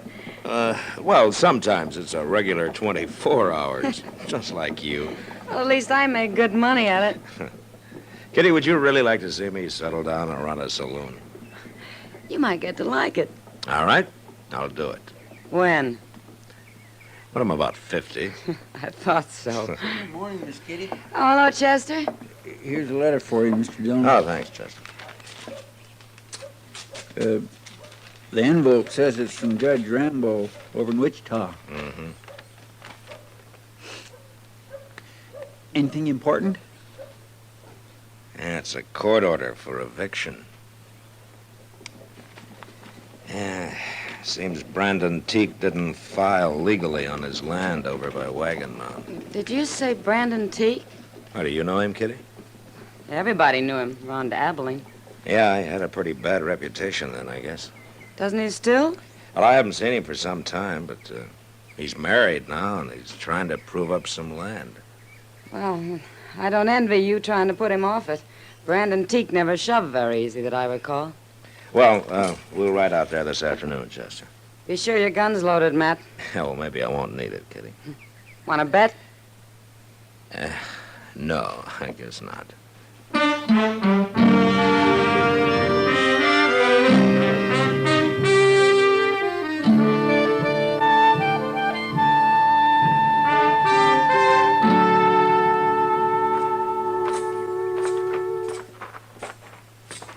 You ask me, Teague's gone and built himself a mighty nice place out here, Mr. Dillon. Yeah, he's doing fine.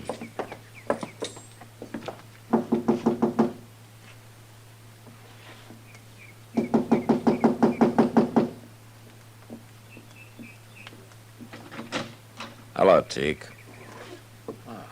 Hello, Marshal. Chester? All right, Teague. What brings you out this way?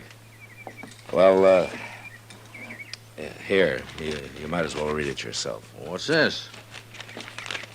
Court order. Immediate eviction. What's this all about, Marshal? I got my deed to this place. Yeah, but you failed to register it at the land office, Teague. Nobody told me about that. I'm sorry. You'll be a whole lot sorry you try to put me off this land, Marshal. Brandon, who are you talking to? You stay inside, Sarah. It ain't nothing. Well, then it won't hurt if I come out. This is my wife, Marshal Dillon and Chester Proudfoot. How do you do, mister? Ma'am? Is there trouble, Brandon? They say we got no legal right to this place, Sarah. I didn't register the deed or some fool thing. Oh, No, no. don't you worry. Ain't nobody gonna move us off, law or no law. It's a court order, Teague. I ain't wore a gun since I got married, Marshal, but I can sure go put one on. We're going to have a child, Marshal. Most any day now. And we ain't moving. We ain't starting over again. Oh, if we have to, we can do it. I'd rather die and see you go to fighting again, Brandon. Now you think on it. It's a hard thing for a man to swallow, but I can't go agin her. I ain't putting on my gun. Now, why don't you go in and tell her that? When'll I tell her we got to get off the place? Oh, there's no hurry. What about that immediate eviction? Well, I'll be responsible for that. I guess I ought to be grateful to you. No, Teague, not to me. Well, goodbye. Bye, Marshal. Chester. Bye, Teague.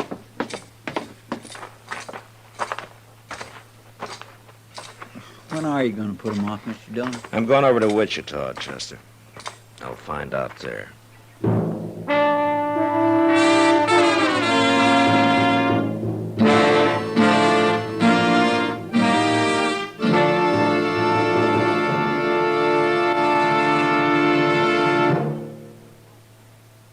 You've heard Bobby Haggard whistling it on radio and television. Right now, a country-style version. Okay, partners?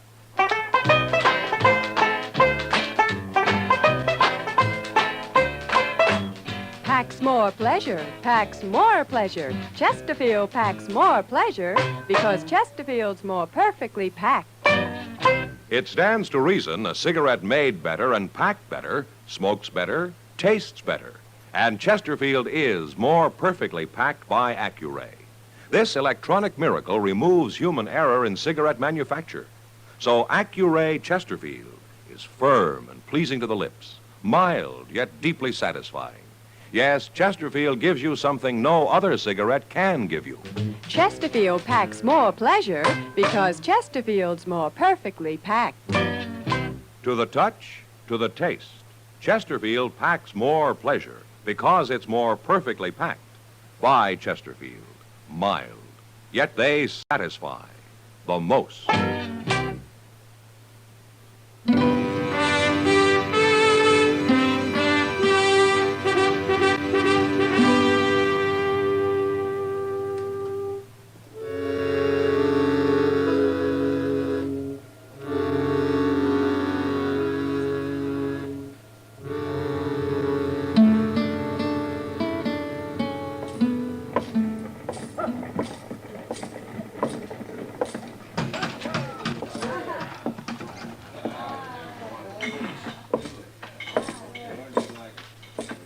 Hello, Judge.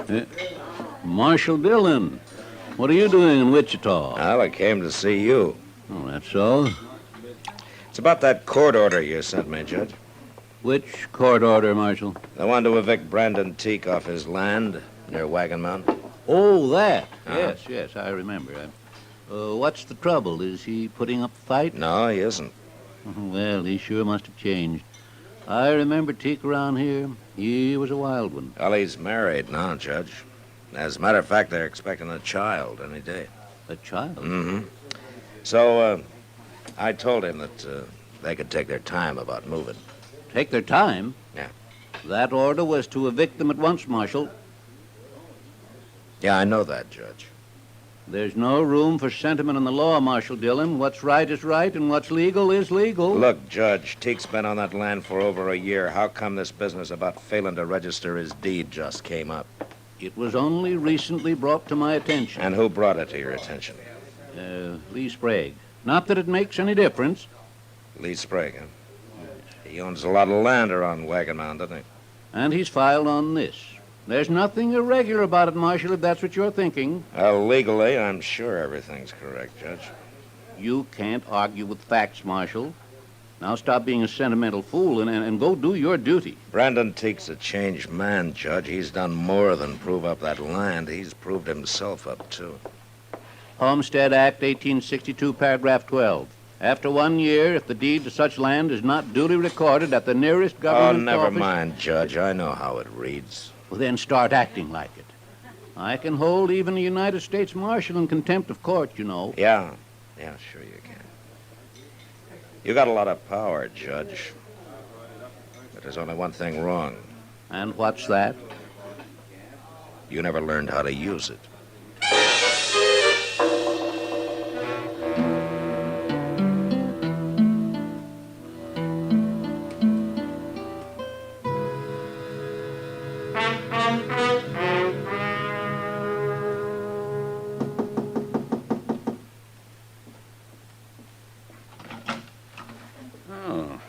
Marshal Dillon. I want to talk to you, Sprague. Come in. Thank you. How'd you know I was in Dodge today? I found out.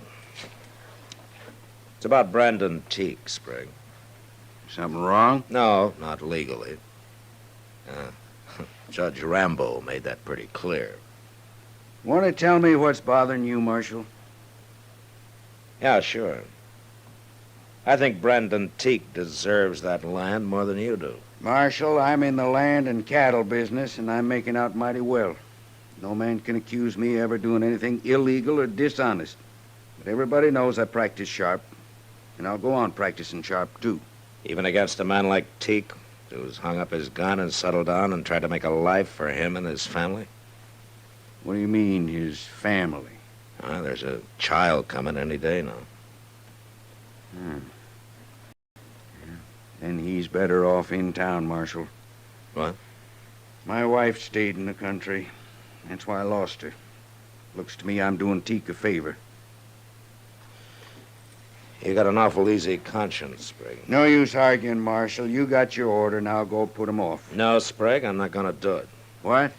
I couldn't hold my head up if I had any part of the kind of law you and Judge Rambo want.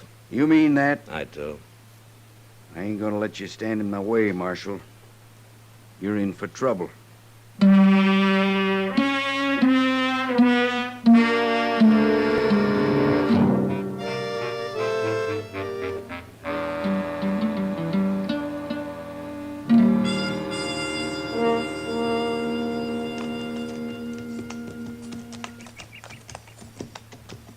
It's Brandon Teak and his missus both talking to that fellow, Mr. Dillon.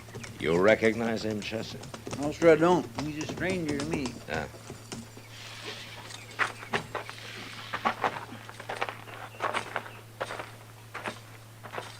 Looks like they're all head up over something, don't it? Yeah.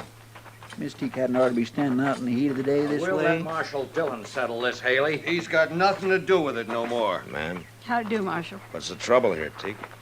You told me there was no hurry about our leaving, Marshal. Wait a minute.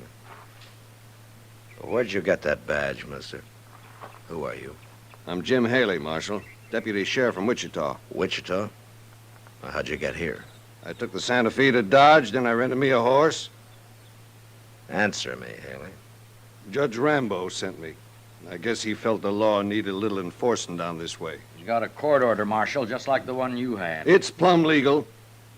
And I want you people to pack up and be out of here by tomorrow. Just a minute, Haley. I can take care of him, Marshal. No, Brandon, there'll be no fighting. Now, Sarah, You ain't gonna do nothing except move, Teak, and right now. No. Woman, you let go my arm! Sarah!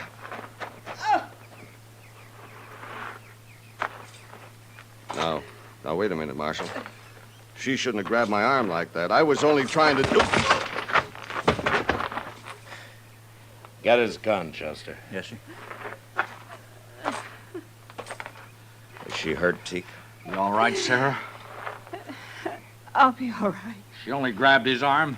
He's gone and hurt her, Marshal, flinging her off like that. Chester. Yes, sir. Jump on your horse and ride for Dodge, huh? Tell Doc to get out here. Fast.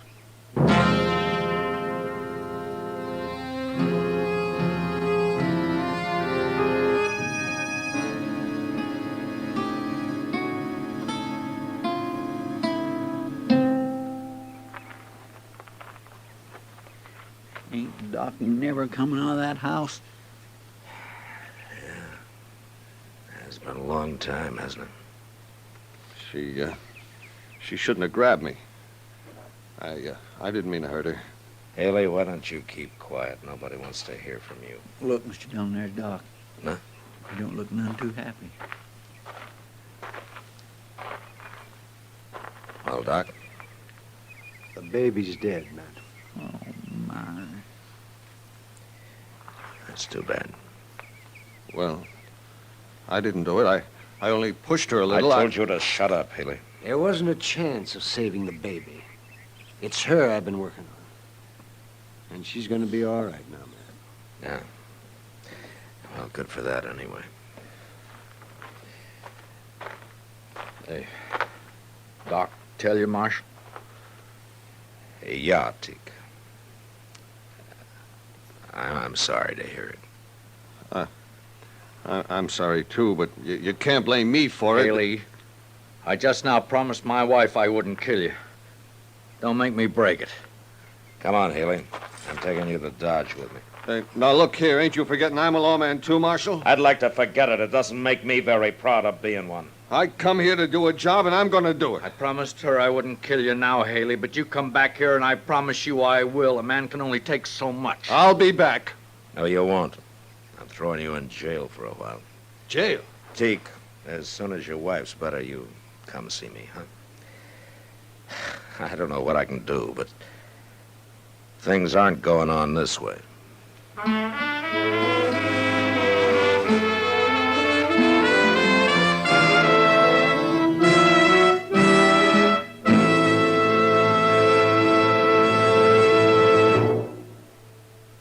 Where are you listening to Gunsmoke? In your kitchen? Getting ready for Sunday supper? Maybe in your living room, relaxing? Or out driving? Say, be sure and watch the road. But remember, there's pleasure ahead when you smoke Chesterfield. When you satisfy yourself with Chesterfield's better taste and mildness. It stands to reason. A cigarette made better and packed better smokes better, tastes better. And Chesterfield is more perfectly packed by Accuray. This electronic miracle removes human error in cigarette manufacture. So Accuray Chesterfield is firm and pleasing to the lips, mild, yet deeply satisfying. Yes, Chesterfield gives you something no other cigarette can give you. Chesterfield packs more pleasure because Chesterfield's more perfectly packed. To the touch, to the taste, Chesterfield packs more pleasure because it's more perfectly packed. By Chesterfield. Mild, yet they satisfy the most.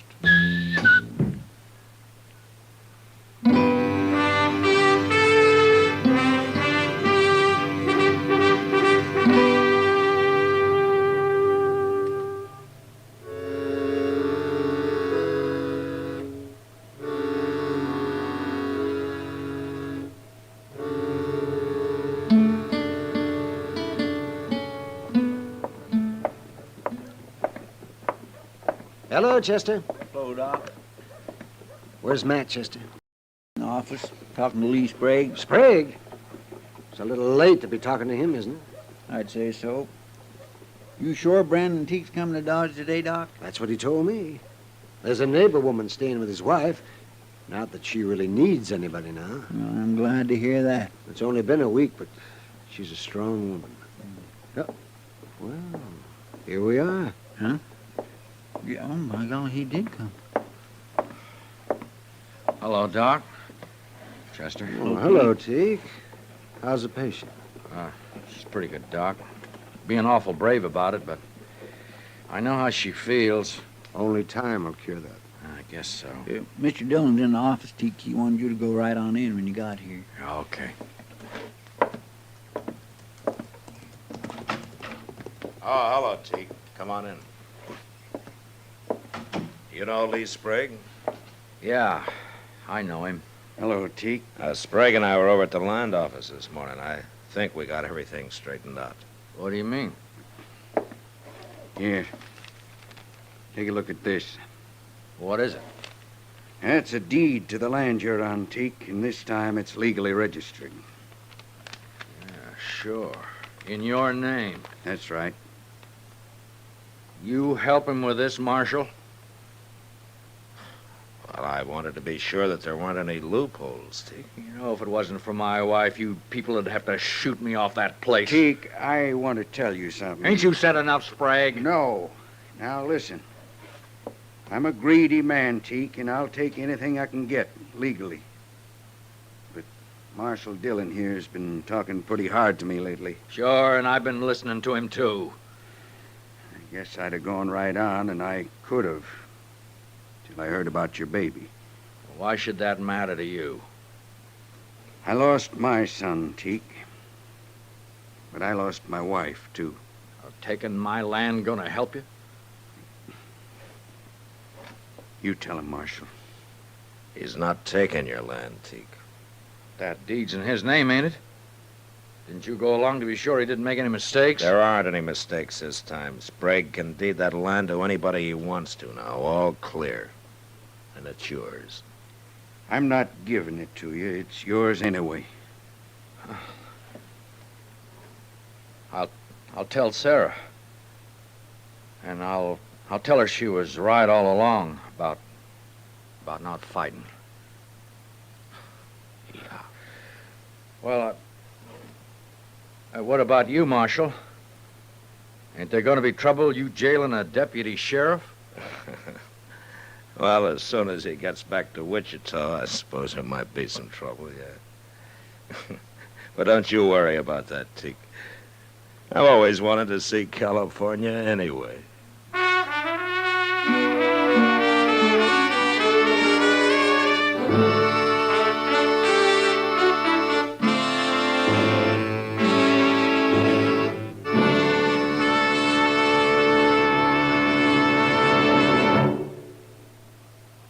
a moment, our star, William Conrad. What's your idea of vacation pleasure? Mountains? Seashore? Lake? Wherever you go, here's an idea for your smoking pleasure. Take along a couple of cartons of Chesterfields. Chesterfields are firm, packed full, give you full-time flavor that's bound to make whatever you're doing more enjoyable. Vacation bound, buy Chesterfields by the carton. Mild, yet they satisfy the most. You know, on the frontier, a horse thief was often caught and hung because someone else's brand was on the animal he'd stolen. But next week, a man is hung because his horse has no brand at all. But that was the West. Good night. Gunsmoke. Produced and directed by Norman McDonald, stars William Conrad as Matt Dillon, U.S. Marshal. Our story was specially written for Gunsmoke by John Meston, with music composed and conducted by Rex Corey. Sound patterns by Tom Hanley and Bill James. Featured in the cast were Joseph Kearns, Vic Perrin, Helen Cleve, Paul Dubov, and Will Wright. Farley Bear is Chester, Howard McNear is Doc, and Georgia Ellis is Kitty.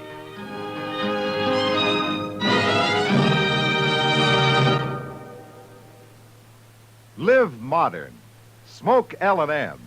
Live modern. Change to L&M.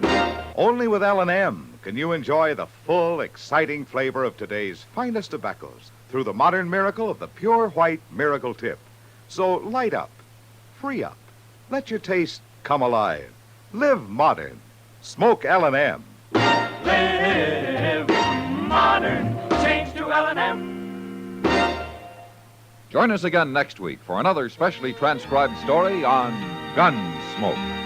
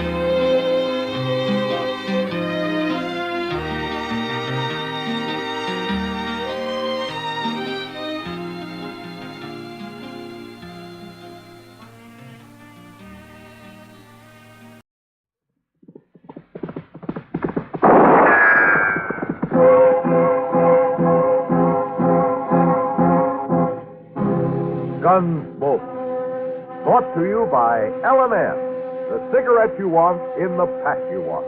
Familiar standard pack and new crush-proof box. Live modern. Smoke modern. Change to L&M.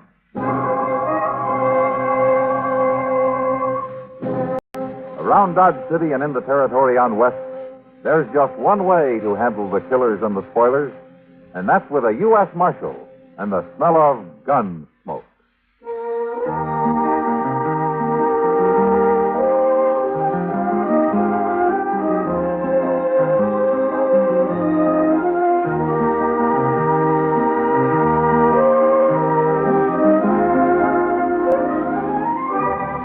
Gunsmoke, starring William Conrad.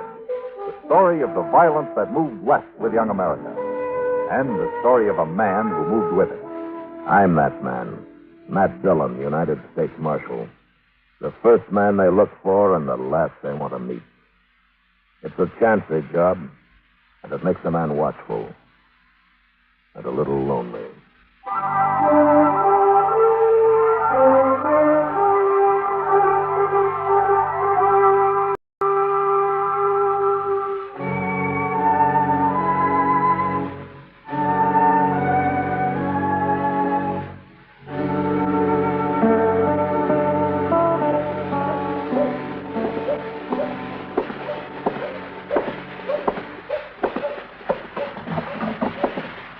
Morning, Miles. 17 minutes, Matthew.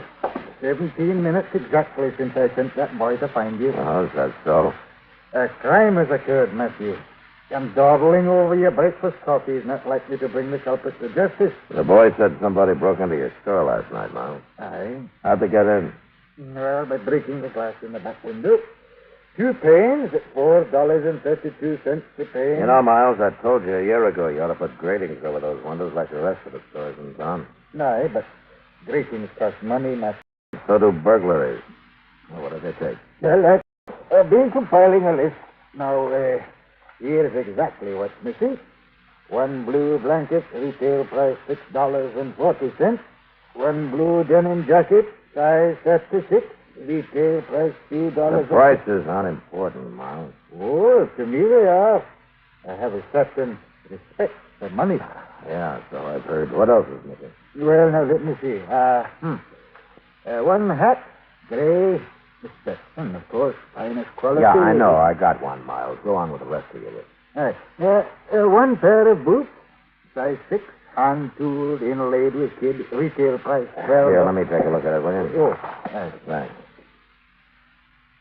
2 flannel shirts, 5 pounds slab of bacon, 3 pounds of dried beans, pound of salt, box of matches, a skillet. Looks like you've just grub staked somebody, Miles. I expect you to recover each and every one of those items. Oh, I'll try to. 1 canteen, 1 hand axe, 2 pounds of cheese, and 1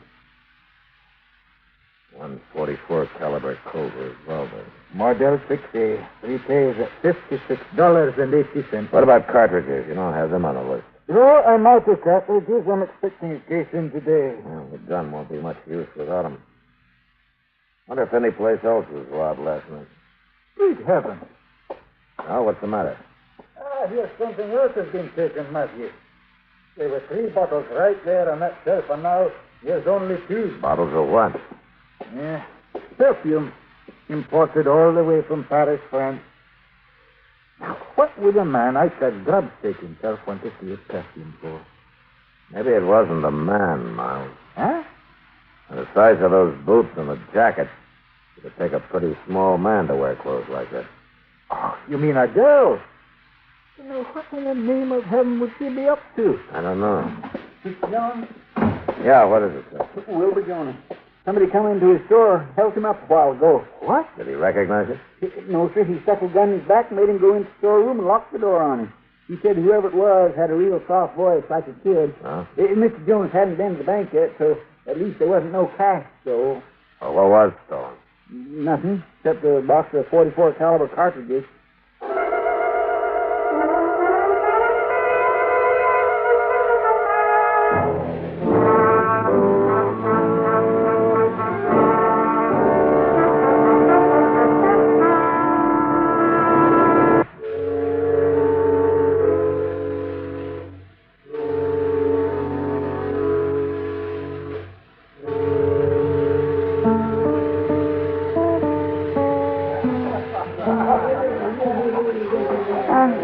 Let me smell that perfume again, will you, Matt? Yeah, sure, Kitty, sure.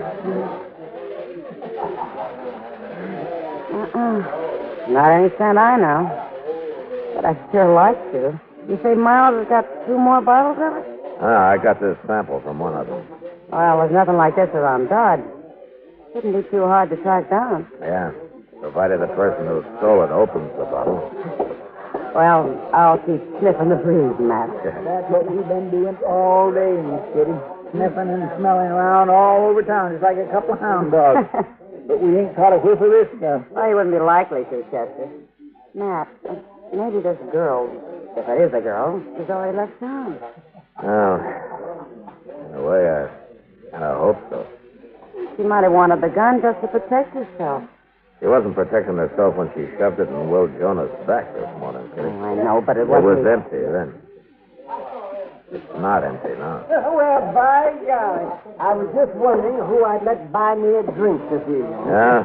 Well, as far as I'm concerned, Doc, you're still wondering. What's the matter? Well, good evening, Kitty. Hello, Doc. Yes, good. Hello, Doctor. Oh, say, I understand somebody borrowed a few things off of old man McTagg last night. Yeah, they did, Doc. Oh, they did, huh? Crime rampant. and the local law inhabits a saloon.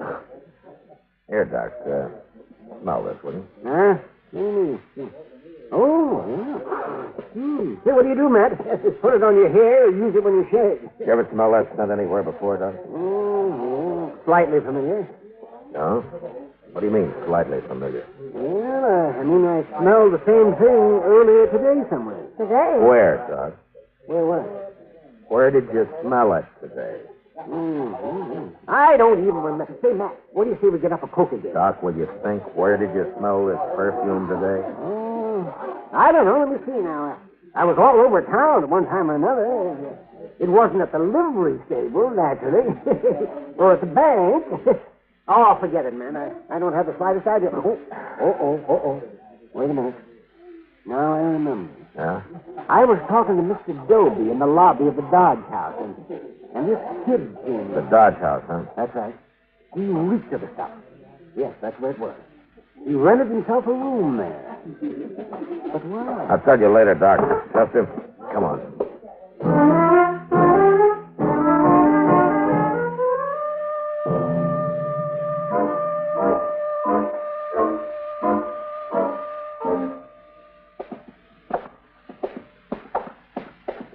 It's next door on the left there, Mr. Dillon, according to what Mr. Doby said. Yeah. Just be careful of that water picture. You reckon he'll put up a fight? Or she will, or whichever? I don't know, Chester. All right, go ahead and knock. Let's get clear before the door opens, huh?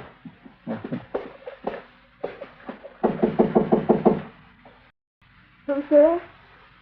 I fetched you some drinking water. Leave it out there in the hall.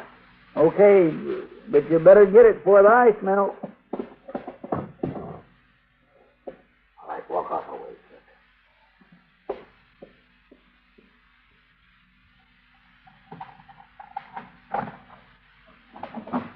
Get your hands up. You're under arrest. What? Chester, come here, take the gun. All right, get back in the room. No use getting the whole hotel stirred up. I ain't done nothing. You got no call to arrest me. Inside, I said.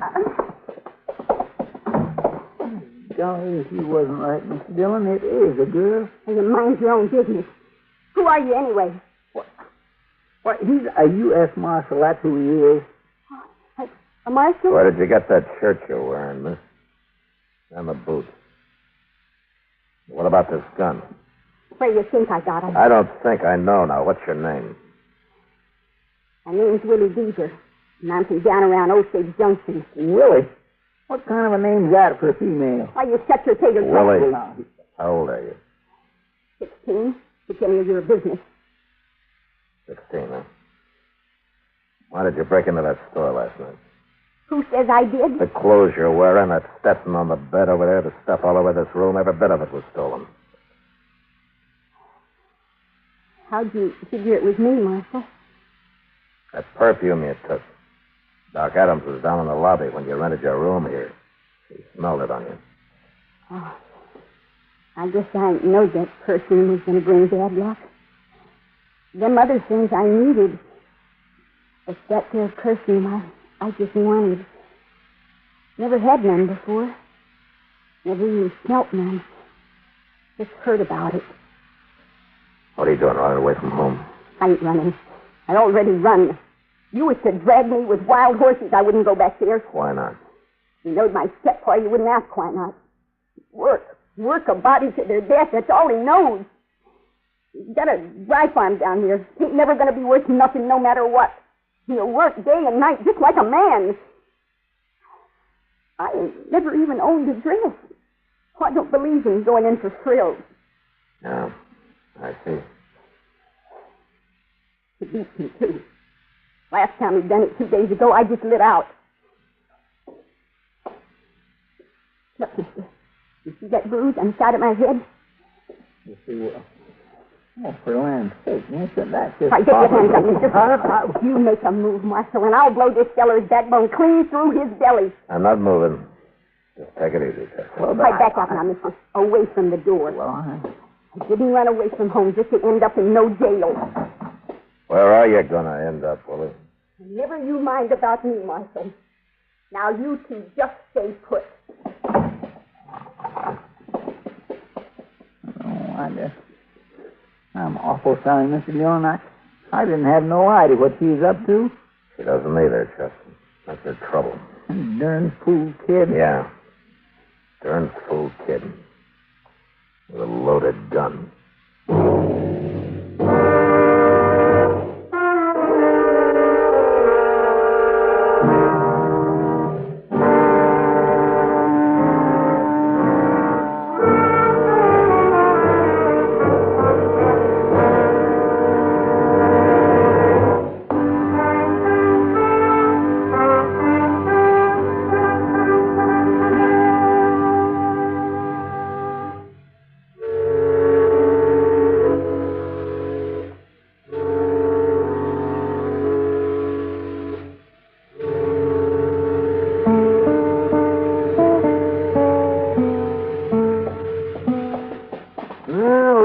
Now, Matthew, this shirt's not been worn. Won't have to discount it, at least.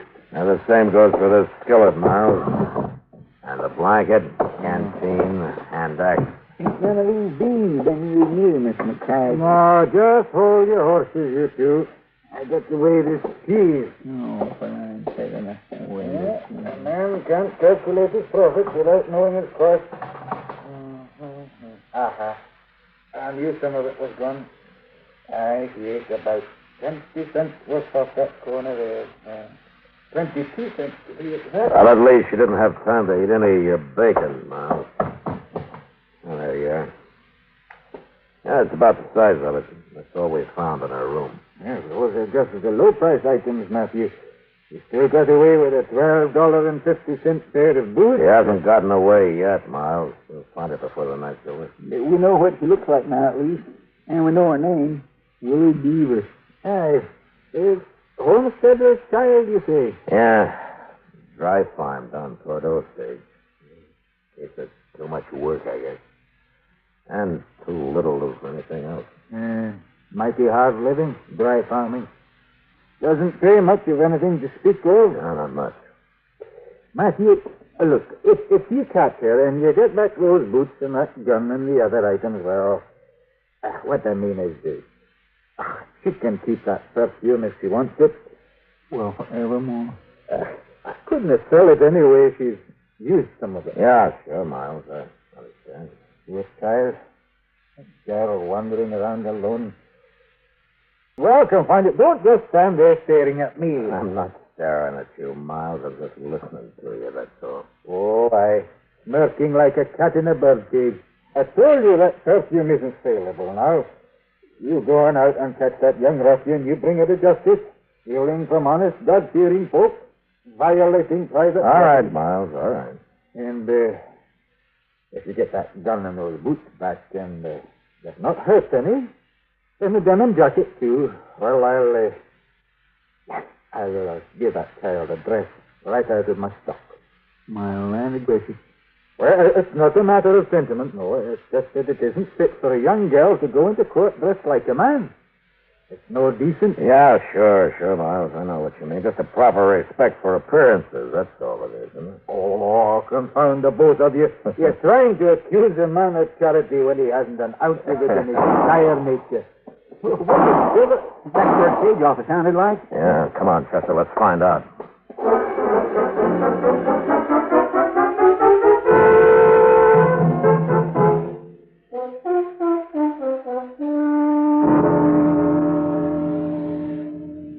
So help me, Marshal. I didn't know.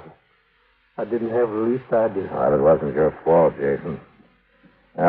Chester, did you send somebody to find Doc? Yes, we did. The Dyson boy went fetching Mr. Dillon. That note was a girl. I just opened the safe and let her have the money. I wouldn't have shot no girl. Not if I'd known. It couldn't have been expected in our Jason. So, that bandana over her face, dressed like she was, pointing that gun just as rock steady as any man I ever seen. Yeah. And you know, I always keep my gun stuck right between the safe and the desk, just in case of something like this. So I made like I was going to open the safe, and... You sure, Mark? Are you sure she's dead? Yeah, I'm afraid she is. killing a girl. I never done nothing so bad in my whole life. So help me, Marshal. I didn't know. Look, anybody else would have done the same thing. Now, it couldn't be helped. It's done, and blaming yourself won't undo it. Now, look, why don't you go outside a while and get some fresh air, huh? I reckon maybe I'd better. I reckon I'd just get outside a while. Old Jason's broke up pretty bad over there. Well, I guess most anybody would be. Damn, poor young'un. Well, she paid for it, sister. Well, there's no point leaving her there on a dirty floor. Let's lift her up on the counter. All right. Let me get her shoulders. You know, she wasn't lying. She has got a bruise on her head. I guess her paw did beat her, all right. Poor little thing. All right. Let's lift her.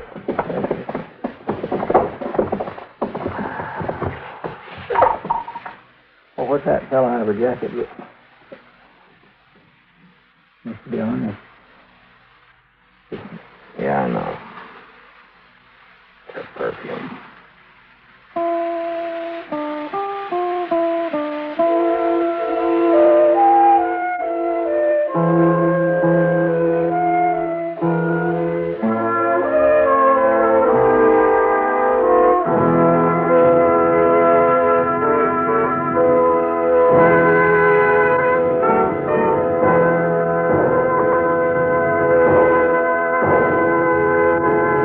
You know, on the frontier, even the roughest of nester families had to scratch awful hard to tear a living out of the dry, parched earth.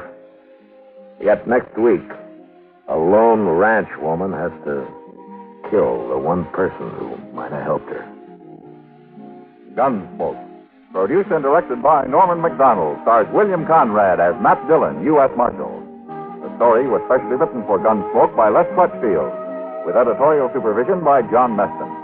The music was composed and conducted by Rex Corey. Sound patterns by Tom Hanley and Bill James. Featured in the cast were Ben Wright, Sammy Hill, and Lawrence Dobkin. Harley Bear is Chester, Howard McNear is Doc, and Georgia Ellis is Kitty.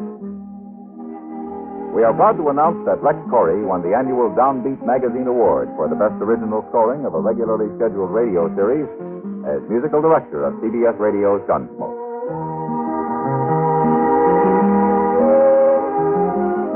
Join us again next week for another story on Gunsmoke. This is the CBS Radio.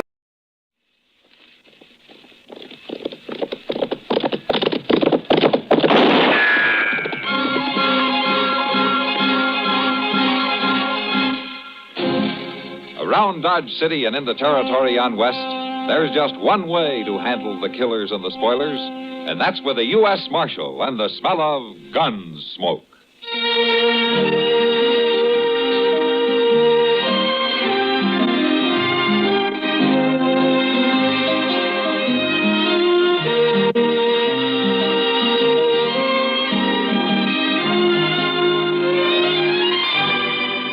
Gunsmoke, starring William Conrad, the story of the violence that moved west with young America, and the story of a man who moved with it. I'm that man, Matt Dillon, United States Marshal.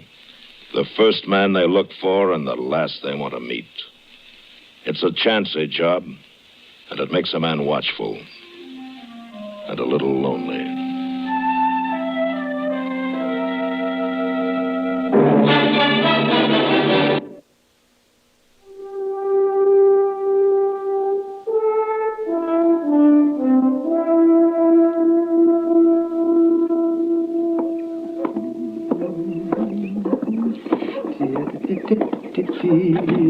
Oh, Matt.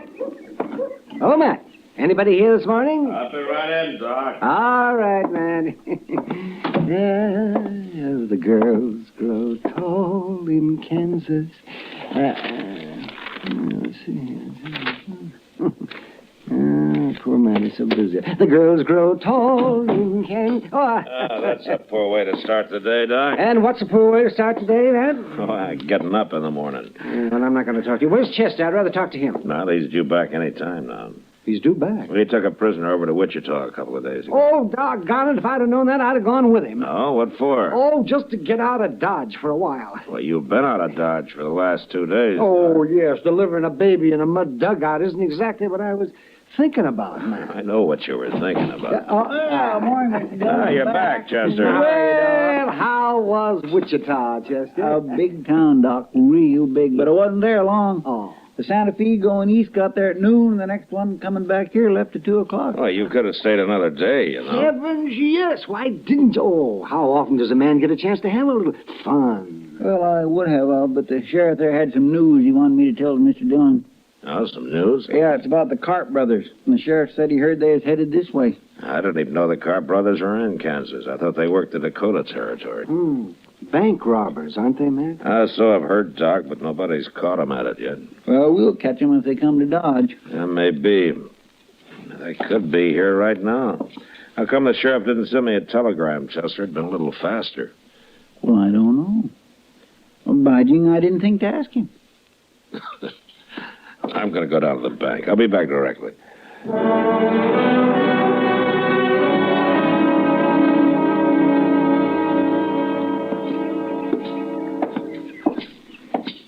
Good morning, Kitty. Oh, hello, Matt. You're up early this morning. I went to bed early last night. Oh, where you headed? Delmonico's. I heard they got some fresh eggs in. You're spoiled. But I'll go with you if you like. As I could find, Matt. Well, I got to see Mr. Bodkin at the bank here first. Why don't you go on ahead and I'll join you, huh? Well, how long will you be? Oh, just a couple of minutes. Oh, well, then I'll wait in the bank for you. Okay. But if you're longer than a couple of minutes, you can find me at the restaurant. I'm feeling pretty healthy this morning. You ought to go to bed early every night. If I did, I couldn't afford breakfast. The place is deserted. You must be the only people up in Dodge. Except for the cashier. Maybe you ought to wait till after breakfast, Matt. No, Kitty, I'm afraid this business has waited too long as it is.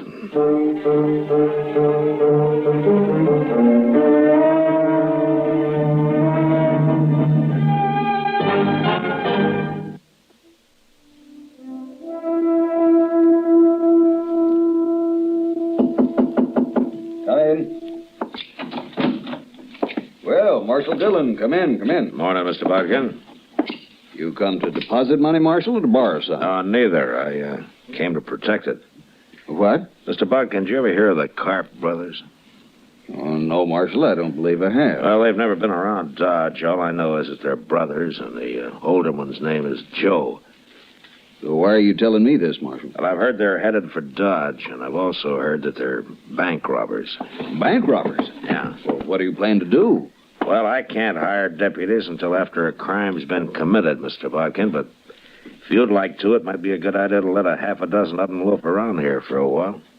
Certainly, Marshal. I don't mind a little expense. What's that? That's them now. Where's my gun? Don't shoot or we kill the woman. We're not shooting. You've killed the cashier. Hank, get around there and start filling that sack. Okay. All right, lady. You walk in front. Either one of you tries something, she dies. He's coming this way, Marshal. Shoot him. Don't be a fool. Kitty's in the way, and besides, he's got a gun in her back. They're robbing my bank. Will you shut up? Yeah. Well, I'll be. I caught the marshal himself, or I will have as soon as I get his gun. Now, don't move, no. I'm not moving. It's the first time I ever disarmed a lawman. Feels good. Joe Carp? How'd you know my name? Well, I heard you were headed this way, Carp, but I didn't hear it in time. You sure didn't, Marshal. That's your brother you came in with? What difference does it make? Look, take your money, Carp. Take it, and I'll ride out with you. Nobody will bother you. No, Matt. Shut up, Kitty. Oh, I see. Nobody will shoot at you if I'm along. Not while we're in Dodge, maybe, but we'd be followed. All right, then take me with you as far as you like. No, Marshal. We'd be followed anyway. I got a better idea. We're taking her. Kitty. Don't do it, Carp. Of course I'll do it. The first sign I see we're being chased, whoever it is going to find Kitty laying right in the trail, fresh killed. And if you don't think I'll do it, I'll tell you something. First person I ever killed was a woman. So don't let nobody follow us. Nobody else will follow you, I promise you that. I hate to lose such a pretty girl. Matt, it's all right. Sure, Kitty. Come on, Joe, let's get. You go in that office and sit down, Marshal. Hank's got the money ready and we're leaving. So long, Kitty. So long. Hey, Marshal, if I do shoot Kitty, I promise you one thing. What? I'll do it with your gun.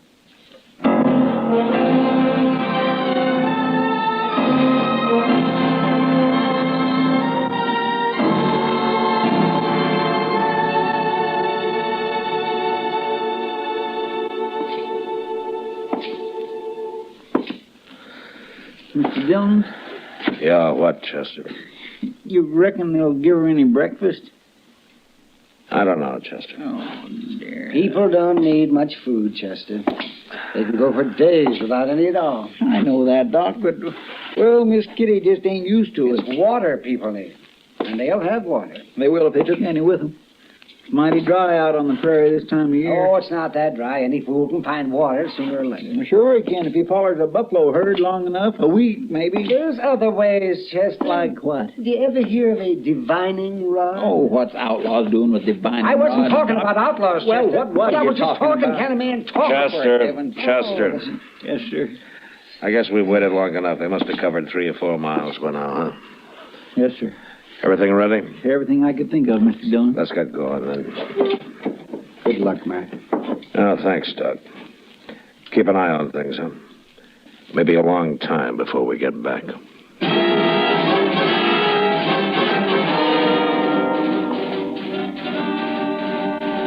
From the bank window, I'd watched the Carp brothers ride north out of Dodge. So Chester and I started in the same direction. And on the other side of the Arkansas, we picked up their trail and followed it easily all morning. But we were careful to stay far behind them and out of sight, although we probably could have run them down in a few hours. That was the hardest part of it, forcing ourselves to hold back and go slow. Mr. Dillon, you think Carp would really do it? Do what, Chester? You know. Do you? Yeah. Oh, my God. Chester? Yeah? Look up ahead there, on the ground. Mr. Dillon. Let's go see who it is.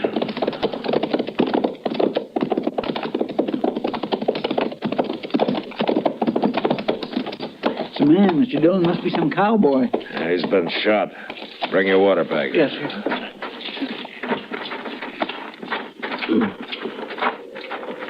He's still breathing. Yeah. Here, let me have that. You want a drink? You thirsty? Drink. Some water. Here.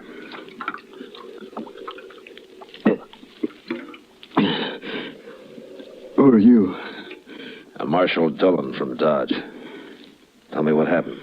Marshal? And I was right. Right? Them 2 men and that girl. Hold my head up, Marshal. Yeah. There you are. Is that better? I'm full of blood, Marshal. They hurt me bad. Yeah. My name's Blaine. Well, what happened? Them 2 men, Marshal. You're after them, Mitch. I'm after him. I seen them in the road up, and then I asked them who they was. And they didn't like that. No. I knew something was wrong. That girl and all, but I ain't no gunman. They shot me right out of my saddle, both of them at once. We'll get him, Blaine. If that's any help to you. It don't matter now, but that girl shouldn't be with him. Could you hear him? Did they say anything? Something about a cabin. A cabin? Look, Blaine, my partner here, Chester, he'll stay with you. Sure, I will. I'll take care of you, Blaine. Thanks.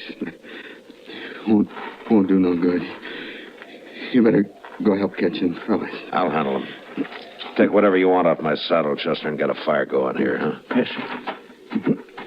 You're going to be fine, Blaine. So long.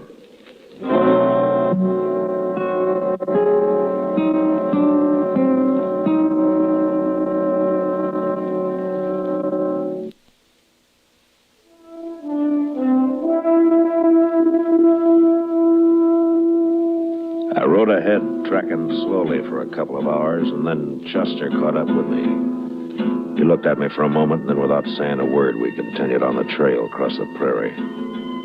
We traveled in silence until dark, and then we saw a cabin. I couldn't chance going up to it, so we unsaddled and turned our horses loose and crept into a little draw about 100 yards away and got down and waited. And we waited all night. Dawn came, and the sun, hot as ever. Ain't they never coming out of that cabin, Mr. Dillon? Sooner or later, Chester. Look, they got a fire going now. Smoke coming out of the chimney. Breakfast, I am so hungry. Well, a man could get along without food, Chester, like Doc said. Well, at least Miss Kitty's gonna get something to eat. Yeah. Mr. Dillon, what in the world are we gonna do? Right now, there's nothing we can do but sit here and wait and keep quiet. You know what'll happen if they find out we're out here. I know. But I ain't thinking about it. Hey, you better get back down now. I'll stay up here where I can watch. Yeah, but they can see you, Mr. Dillon. No, I got a little bunch of buffalo grass in front of me. It's enough. Yes, it sure is getting hot. Just be sure and keep your voice low. I will. You know, if it wasn't for them in the cabin, it'd be awful peaceful out here, wouldn't it? Yeah, it would. Mr. Dillon? What? Rattlesnake. She's behind you on top of the hole, about 5 foot back your head. Chester. Yeah. Whatever you do, don't move. She's a pretty big one.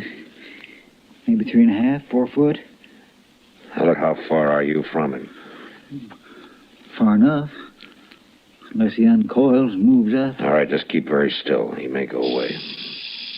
He ain't about to go away. Did you just move? My hand, just a little. Well, don't do it again. Mr. Dillon, he's stretching out. He's moving. What? Which way? Toward you. Steady now. He stopped. He's coiling again. Chester? Yeah? If that snake strikes at me, don't yell. They'll hear you at the cabin. Just start thinking now. If he strikes, you close your eyes and stop breathing. Do you hear me? Well, I'll try, Mr. Dillon. Well, you do it. You understand? Yes, sir. He's looking. You must have. I got my rifle aimed at him. Would you stop it? Would you get your finger off that trigger right now? Well, I can't sit here and just watch that rattler If you strike. shoot Kitty, you'll die. Don't you know that? I didn't move, Mr. Dillon. Honest, I didn't. Wait a minute. Wait a minute. I got an idea. What? Chester, you chewing? What? Chewing. Chewing? Oh, tobacco? Yeah. No, sir, but I got a fairly fresh quid in my shirt pocket. Okay, we'll chance it. Get that quid into your mouth, but do it slow and as steady as you can manage it. Once you start moving your hand, don't stop. You understand? All right, go ahead. Okay. I already got my fingers in my pocket. There it is. Slow and steady now. I'm trying. Here. It's in my mouth now. All right. Now, juice it up, huh? Get a big mouthful. I am. All right, Chester, I've heard you brag about how good you can spit. Can you hit that rattler from there? Mm-hmm. Maybe. Okay, do it. But I only got one shot. I can't make it. I just can't do Wait it. a minute, Chester. You got a mouthful. Yes, sir. All right. Take your time now. Move and make him look at you, and then you sputter him right in the eyes. Okay. Go ahead. Snake? Hey, Snake. Look. I got him, Mr. Dillon. I got him. He's leaving. There he goes. He's gone. It worked.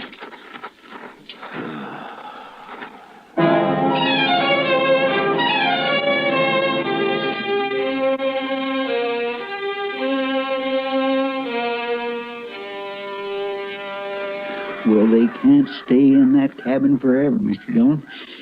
They'll die of the heat cooped up in there. It's only about 10 o'clock, Chester. Oh, my. I hope they gave Miss Kitty some breakfast. Chester? Look, the door's open. Are they coming out? Get your rifle. Take it easy now. It's Miss Kitty. Yeah. Joe Carp's behind her, and there's his brother. They're all outside now. What are we going to do? You're going to have to kill him, Chester. You mean just shoot them down from here, cold-blooded? Well, how would you want to do it? I'm ready, Mr. Dillon. All right, then take the one on your side. I'll take Joe. Miss Kitty's standing awful close to him. Yeah, I know she is. When I say hold your breath, you do it. Then you count to yourself 1, 2, 3, and then fire. I'm set. All right. Hold your breath. All right, come on, let's go, Chester.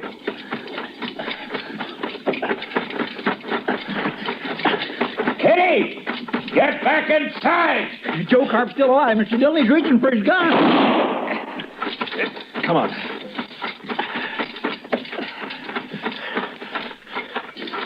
They're dead. They're both dead now. Okay, Kitty.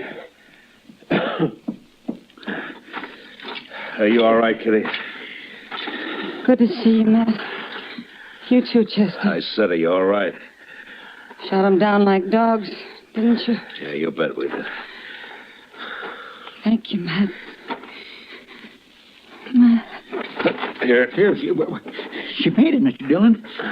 It's a good thing you caught her. Yeah. I'll carry her inside, Chester. Come on, we'll get some breakfast going. They probably didn't feed her after all.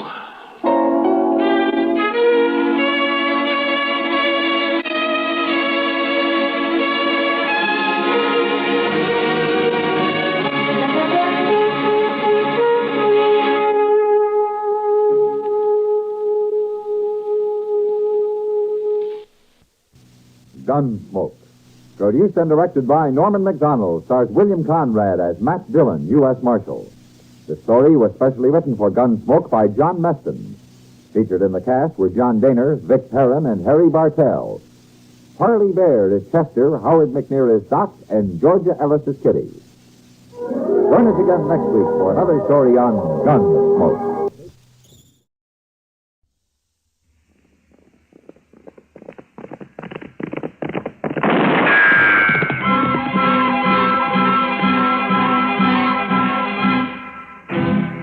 Around Dodge City and in the territory on West, there's just one way to handle the killers and the spoilers, and that's with a U.S. Marshal and the smell of gun smoke.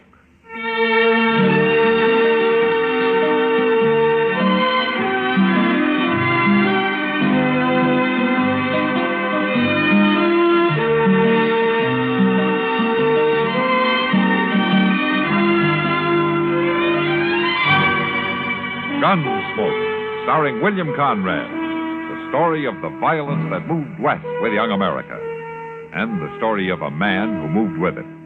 I'm that man, Matt Dillon, United States Marshal. The first man they look for and the last they want to meet. It's a chancy job, and it makes a man watchful and a little lonely.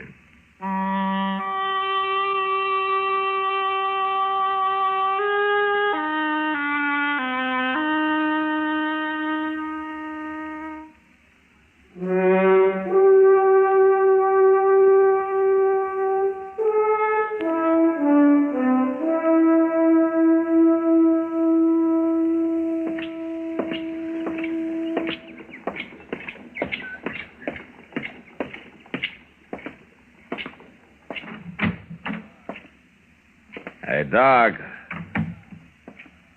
Hey, Doc, you up?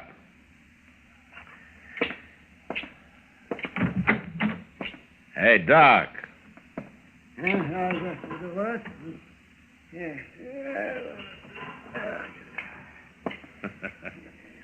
You gonna sleep your life away, Doc? Yeah, what's the matter? What's the matter, man?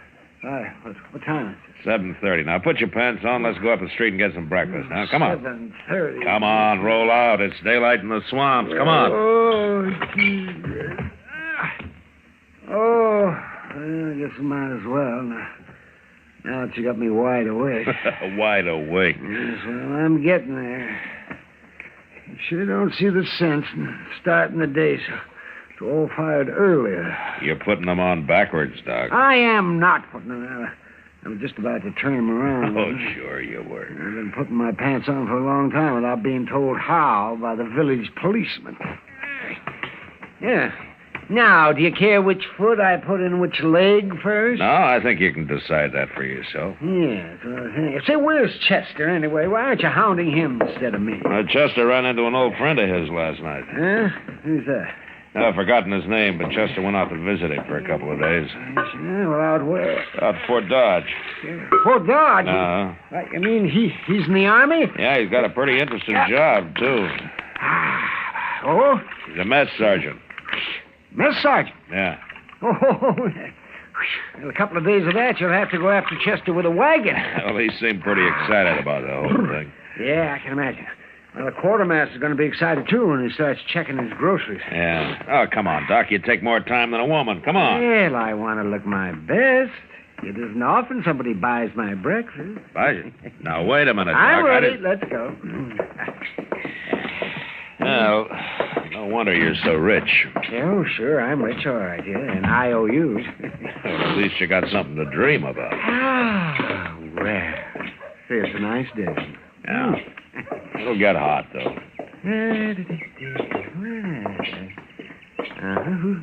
Who's that woman driving the wagon? It looks like Hank Rutger's wife, huh?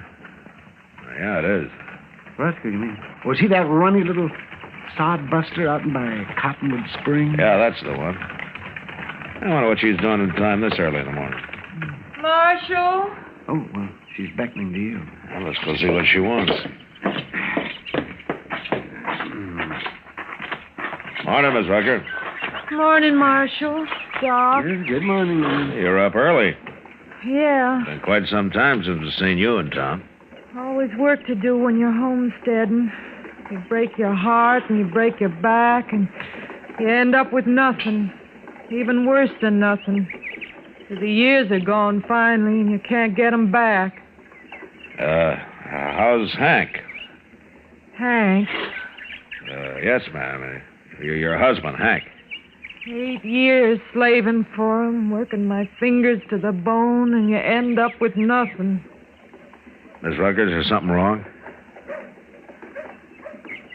Miss Rutger, I said, is there something wrong? I heard you. Hank's in the back of the wagon there, under that tarp. What? Here, Doc, I'll pull the canvas back. All right. Well, he's dead, Matt. Yeah. Shot in the back.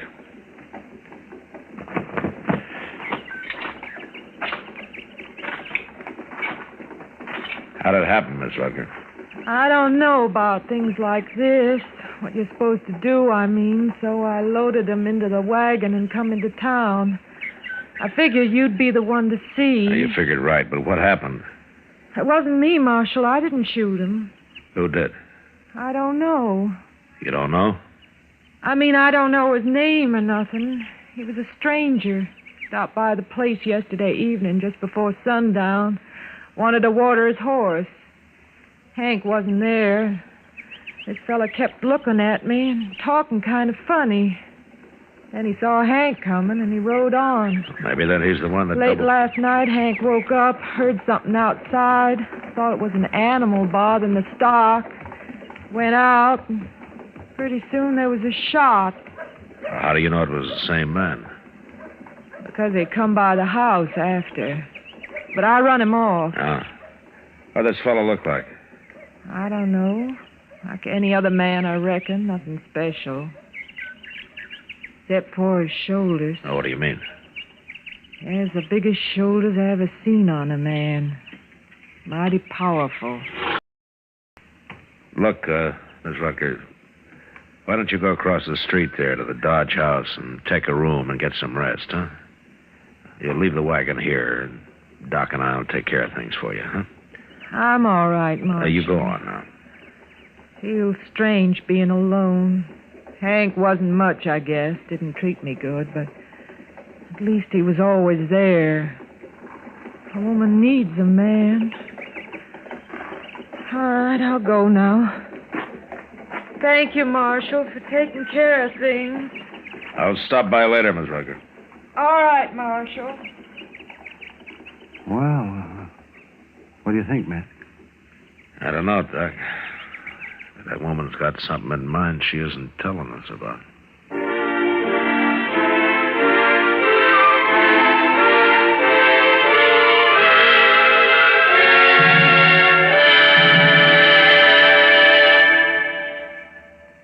Well, here's our expectant father, the memory expert.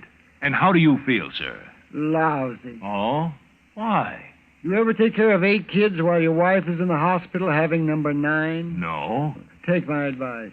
Don't. I haven't had a good night's sleep in days. I think my kids are part sponge. Oh, really? Why? Well, they drink enough water to irrigate a desert, and mostly in the middle of the night. Well, at least you don't have to worry about your wife. She and the baby are getting good treatment at the hospital, and thanks to Medicare, there won't be any expensive bills for you to pay. That's what bugs me, man. Why? It's such a bargain. You know no woman can resist a bargain. If your wife is bargain-minded, better get the pamphlet on Dependents Medical Program fast.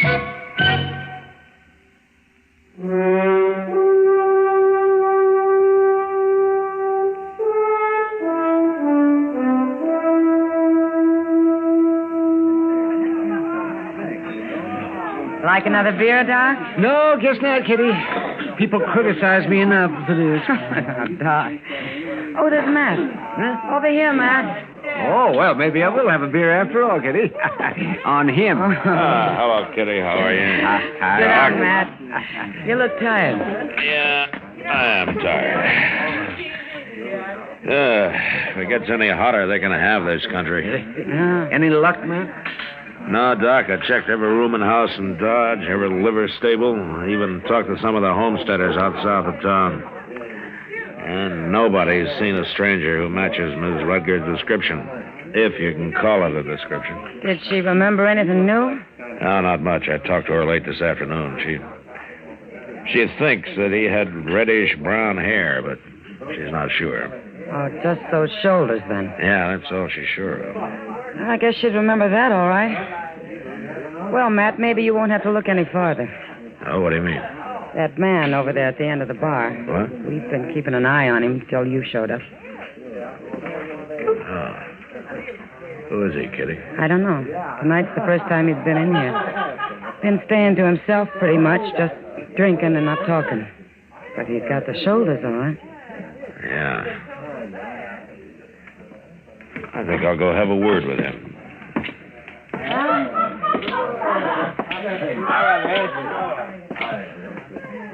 Evening, stranger. Evening. You're new in town, aren't you? I don't remember seeing you around before. You feel like gabbing, you better find somebody else, mister. I would if it was a matter of pleasure. My name's Dillon. I'm the U.S. Marshal here. That's supposed to bother me? It bothers some, others not. And I'm one of the others. What's your name? Logan. And is that all? Just Logan? Bull, they call me. Bull Logan. When did you hit town? Today. Just going through. Oh, from where? Out west, different places. Why? What difference does it make? None, maybe. You mind taking a little walk with me? Where? Across the street. Here, I'll carry your gun for you. What's the idea? You arresting me for something, Marshal? No, I'm just asking you to walk across the street. What's over there? A woman. You trying to get me into some kind of trouble? Logan, if this woman recognizes you, you're in plenty of trouble. Now, come on, let's go.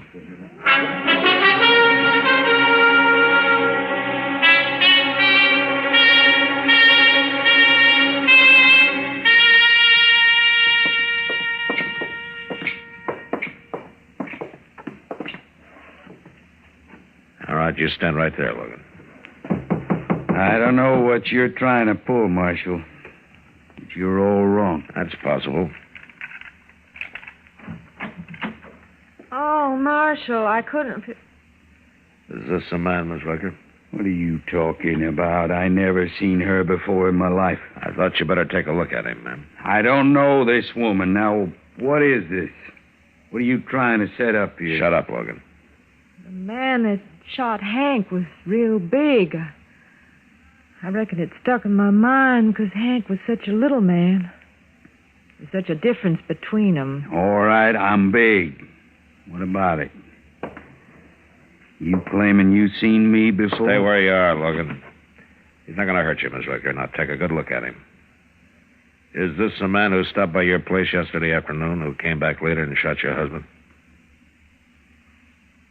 Well? No, Marshal. It ain't him. It's his shoulders, that's all. But other than that, he don't look nothing like that fella. I never seen this man before in my life. Look, if you're scared of him, don't be.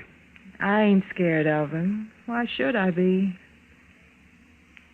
He ain't the same one. Well, you satisfied, Marshal? All right, Miss Rucker. Thanks anyway. I'm sorry to have bothered you. I'm going back out to the place in the morning, Marshal. There's things to do. And I think that fella's got clean out of the country by now. All right, man. Do I get my gun back now? Yeah, here you are, Logan. Thanks. Be seeing you. Pleased to have met you, man. Good night.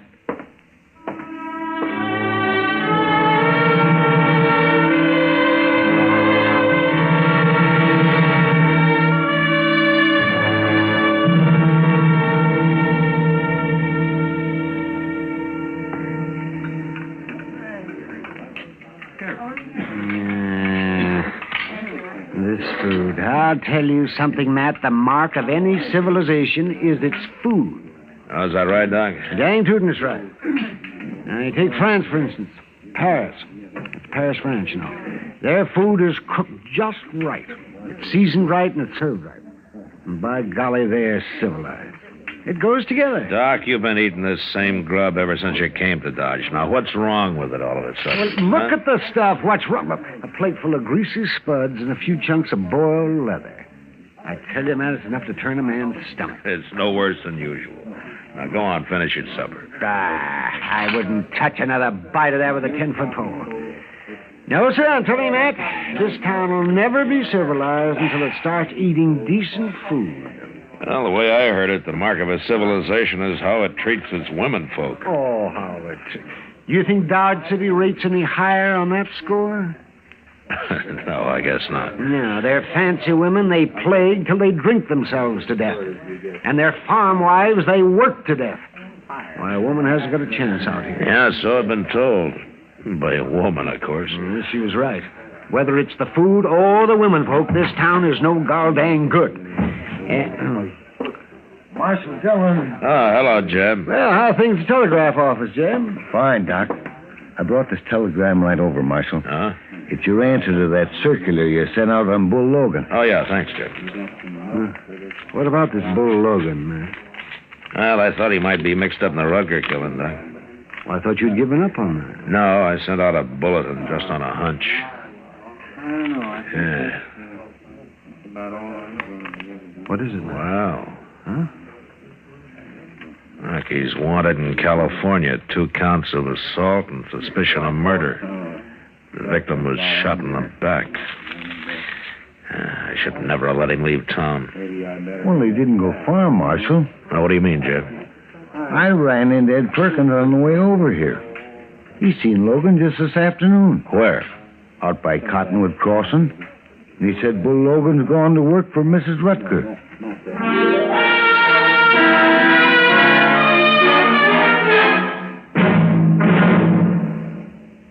Another visit with Joe and Daphne Forsythe.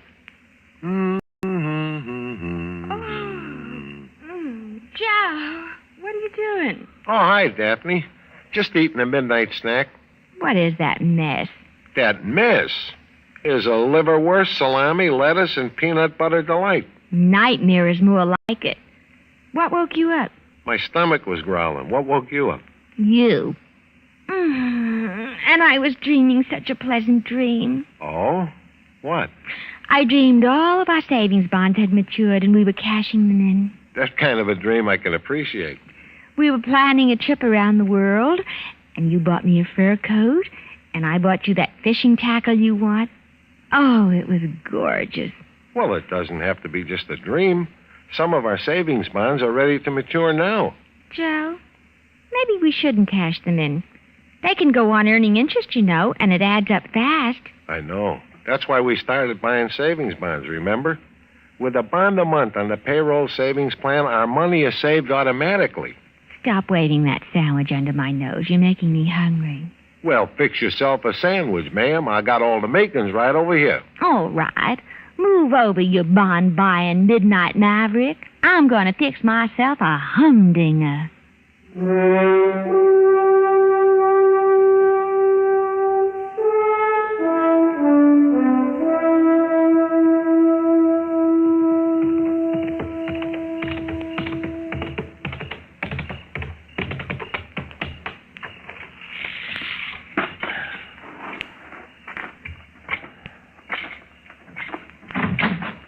Who is it? Who's there? It's Marshal Dillon, Miss Rutger. I'm sorry if I scared you. No, you didn't. I just couldn't figure who it was. Nobody comes here at night. It must be kind of lonesome since Hank was killed, huh? Well, yeah. Yeah, it is. You managing all right by yourself? Well, I've had some help this week. Oh, some of the neighbors, huh? No. I took on a hired hand to help out. Well, you're lucky to find one. The boys can usually make more work in cattle this time of year. Well, I offered shares on the crop. A woman can't run a place like this by herself. No, man, I guess not. Yeah, a local man, is he? Somebody from town? No. Just a stranger riding through. That's kind of risky, isn't it? Taking on a stranger. Well... What's his name, Miss Rutger? I reckon you already know, Marshal. Yes, ma'am, I already know. And did he tell you that he's wanted in California, maybe other places, too? No. 2 counts of assault, suspicion of murder. Your husband wasn't the first man he shot in the back. What do you mean? It is the same man, isn't it, Miss Rutger? No. When you said you'd never seen him before, you lied, didn't you? Didn't you, Miss Rutger? Yes, I lied. All right, now where is he? He's out in the barn. You stay here, and don't you try to warn him.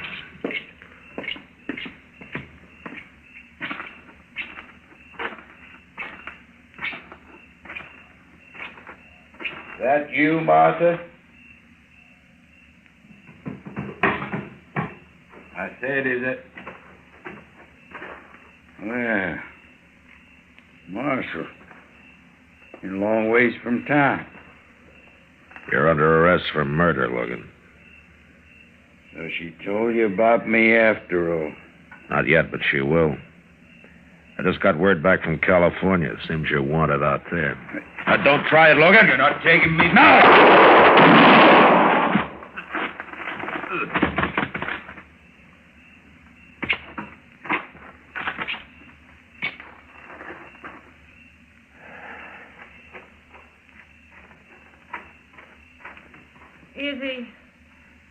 Is he dead, Marshal? Yeah, he's dead. I don't know why I said it wasn't him. I reckon I must have been crazy or something. Just seems such a shame, though. A shame? What was done was done. There wasn't nothing going to bring Hank back. I was left by myself. Bull here was big and strong. Seems such a waste. Him dead, too. I see. I got ground that needs plowing, Marshal. Seed to be planted. Life ain't easy for a woman alone. I don't know, man. Seems pretty easy the way you go at it. You go on back to the house now. I'll take care of things here.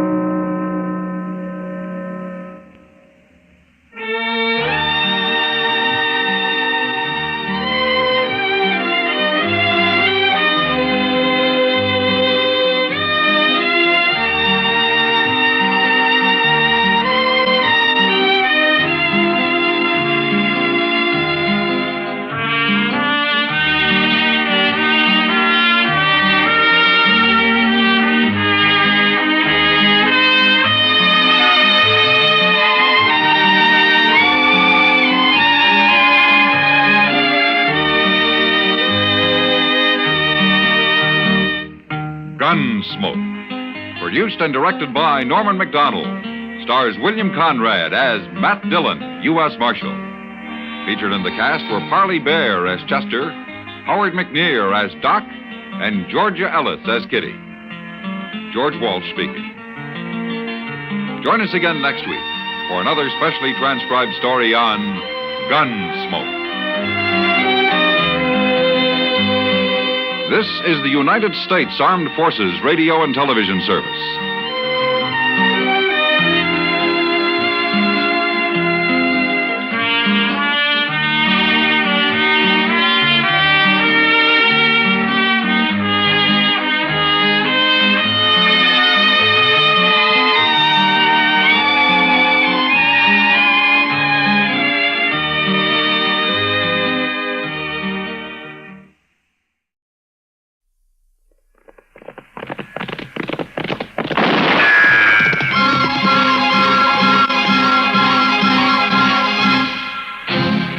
Around Dodge City and in the territory on West, there's just one way to handle the killers and the spoilers, and that's with a U.S. Marshal and the smell of gun smoke.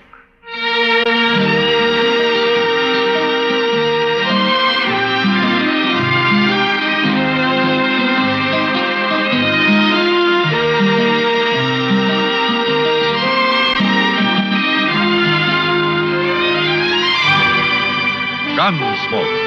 Starring William Conrad, the story of the violence that moved west with young America, and the story of a man who moved with it. I'm that man, Matt Dillon, United States Marshal. The first man they look for and the last they want to meet. It's a chancy job, and it makes a man watchful and a little lonely.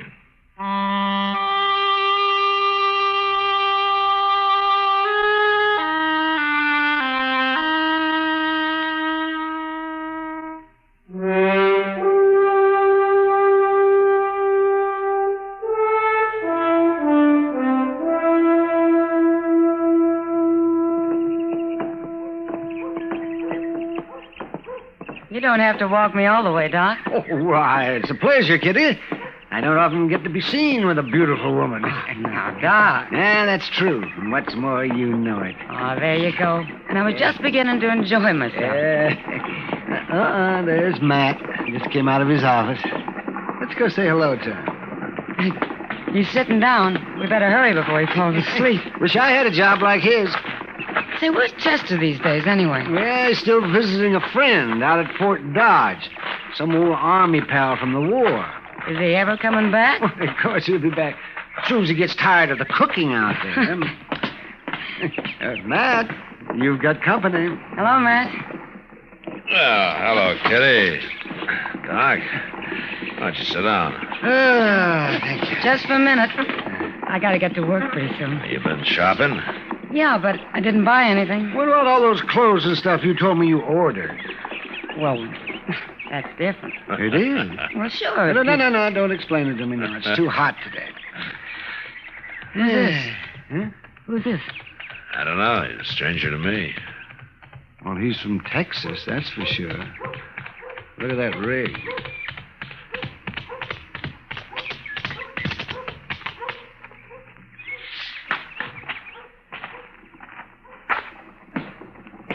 I'm looking for U.S. Marshal. You're wearing a star. Maybe you're him. Sit down, stranger. You Matt Dillon? That's right. Oh. Well, I'm Phil Jacks, Marshal. With a herd of 3,000 San Saba cattle, about 5 days' drive from here. Name of the trail boss is Dolph Quince. Dolph Quince? Well, he was in here last year. Give him my regards, will you? Well, he says for you to ride back with me, Marshal. What? That's all he said. Me to bring you back. Well, can't you tell me what it's all about? It's about Kansas, Marshal. Kansas? We don't like it. Oh, you're running into trouble, huh? We're about to quit driving cattle and turn into an army, Marshal. Yeah. You go get yourself a drink, Jacks. Meet me here in about a half hour. I'll go with you.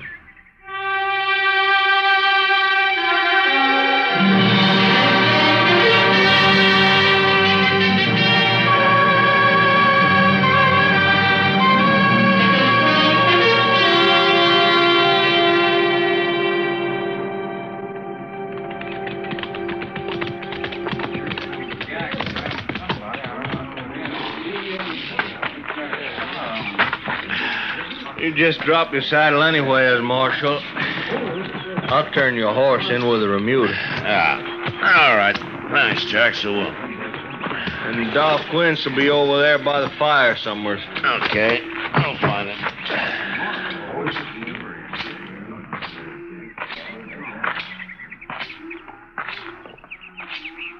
Hello, Dolph. How are you, Marshal? Good to see you again. Hey, it's fresh meat in camp. Ask the cook for a plate. Oh, thanks. I will. Well, now, I'll go with you. I need some more coffee.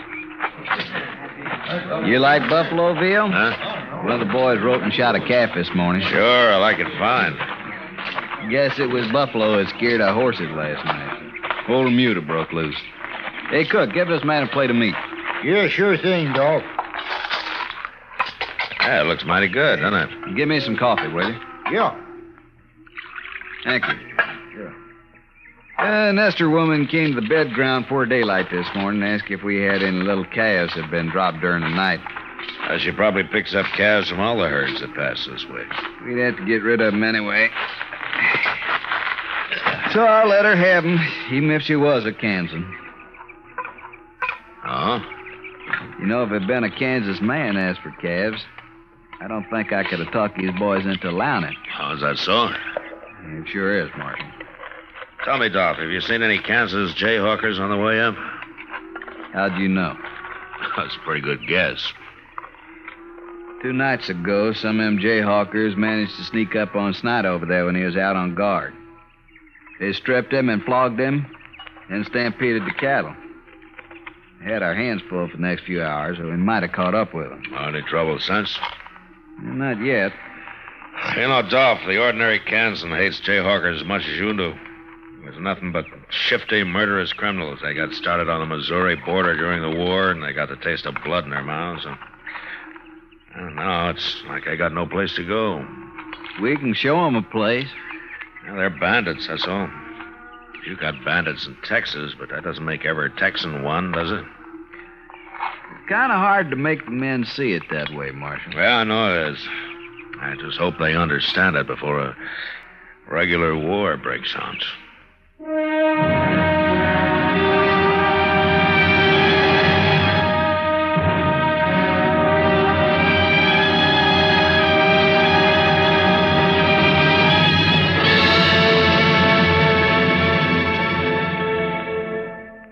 Another visit with Joe and Daphne Forsythe. Overhead, the moon is beaming. Hold it, Daphne, hold it. Oh, hi, Joe. Guess what, honey? I'm trying out for the operetta. As what? A singer. You could have fooled me. I was just practicing one of the songs. Well, I don't think you quite fit the role. Why not? Well, if this version of the Student Prince is like the version I know, that particular number is sung by a tenor. Oh, Not that you don't come close, but I think you better stick to being a housewife. but I want to be a singer. Daphne, honey, a singer you'll never be. I could take lessons. Yeah, but lessons cost money. Money better invested for us in savings bonds. You and your old savings bond. I can't help it, honey. I just can't get over the way those savings bonds pay off. $4 for every 3. That's what I call an investment. What good do they do me now? A lot. The money we put in those bonds every payday helps keep America strong and protects you and me. No bonds, maybe no operetta. Ever think of that? I still want to be a singer. Well, when those bonds start bringing in the green, if you still want to sing, they'll pay for the lessons and more. Good.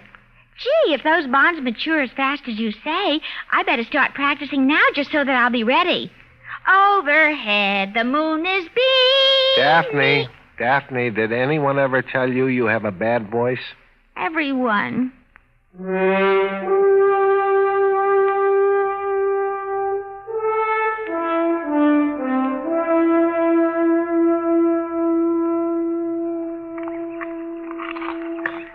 Hello, Dolph. Marshal. Jax. Join you if you don't mind. Sit down, Jax. I've been sitting here drinking coffee, complaining to the marshal about our welcome in Kansas. Yeah. I heard the trail drivers buying off them jayhawkers, $2-3 a head. Now, let's see, 3,000 cattle. It cost us... I'm paying nobody nothing. Well, they ain't asked us yet, but I'll kill the first one I see anyway, so... Marshal, one reason I wanted you to come down here was to ride with us a few days. Get to know the boys a little. You're in a bad temper, and when they hit Dodge, they're going to be looking for Kansas scalps. All right with you. I figured you would. See, Marshal, the way we look at it, the good citizens of Dodge are out to fleece us anyway. And on top of that, they hire gunfighters to shoot us as soon as we kick up our heels a little. Now, all in all, it makes for a bad feeling. There's some misunderstanding on both sides, I guess. Yeah, you and I know that. But they they don't. Dolph, I near forgot. What? Stranger just rode up to the Remuda over there and asked for a job. I told him to eat first. Where is he? Well, I'll go get him. Say, Dolph, I'd like to stand a guard tonight. Oh, there's no need for that. Well, if I'm riding with you, I'll do my share of the work. All right. You go out with the second watch. Rango will give you a night horse. Thanks. Here he is, Dolph. This here's Dolph Quint's trail boss. Mr. Quince. Quince will do. Well, my name's Studer. Carl Studer. You lost? I don't know what you mean. Well, you know we're only 4 days' drive out of Dodge. I was wondering, could you use a hand? For 4 days? That'd help. You must be awful hungry. I thought maybe you'd be driving past Dodge. I'm not. But we'll feed you from here to Dodge if you work. I won't pay you anything, though. I haven't got the money. I don't need a hand anyway. Fair enough. Hey, by the way, where are you from? Colorado. And you ain't a Kansan? No. Good. Maybe the boys won't tear you apart. You'll be on the third watch tonight, Studer. All right. He's the sort of man spends his whole miserable life just looking for salt pork and sundown. Yeah. If that's all he's looking for. What do you mean? Just an old habit of mine, Dolph. I wouldn't be alive if I trusted everybody on first sight. You don't trust this fellow? Oh, he's probably all right. Still, I'd keep him in camp unless it's daylight. I wouldn't put him on night guard. All right. Marshal, I always thought I led a hard life. Till now. I think you beat me. I just get shot at more than you, so... Maybe that's it. Hey, you better stretch out somewhere. You'll be out singing to those cow brutes in 2 hours. Yeah. Well, I'll see you later, Dolph. Breakfast at 4. You find it don't take long to stay all night at this ranch. I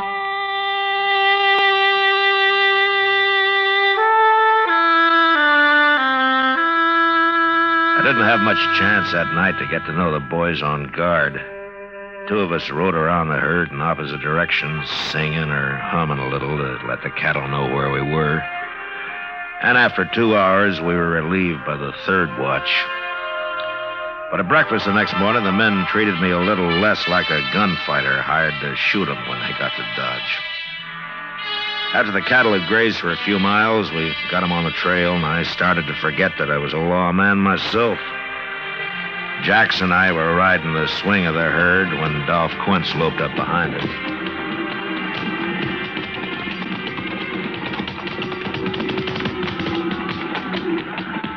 Hey, how's it feel to be a trailhand, Marshal? There's nothing to it if I could sleep all winter like you do. Where would you spend your money? I already offered to trade jobs with him, Dolph. Hey, look, you 2 crossed the Cimarron yesterday. What's it like? Now, the water's gone down. You won't have any trouble. I was also thinking about the sand. Well, it was sound where we were, Dolph. Yeah, then we'll cross right there.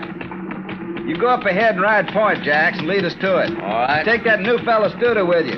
I don't need him. I want him up front where I can see him. Oh, okay.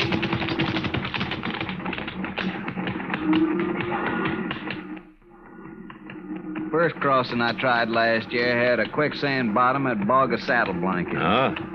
Lose many cattle? 30 head. Couldn't even dig your tails out. You know, Dolph, I sometimes wonder if it's worth it to you, driving cattle up here. Well, Texas is bankrupt, Marshal. War broke us. All we got is these wild longhorn cattle. Yeah, I know. Well, maybe there'll be an easier way someday. We'd starve waiting for the railroad. I suppose so. Anyway, the San Saba herd of yours is the first to reach Dodge this year. The price is pretty high. You ought to profit, about $20 a head. I hope so. Money in your pocket, Dodge could offer high-class entertainment. Almost anything you'd want. Well, the boys will be there. Hey, that's up ahead. Come on.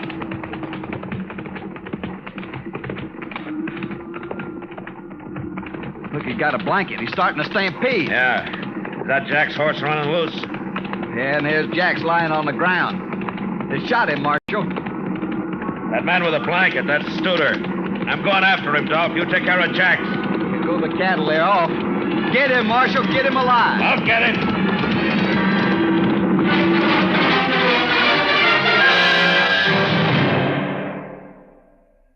Helen. Hi there.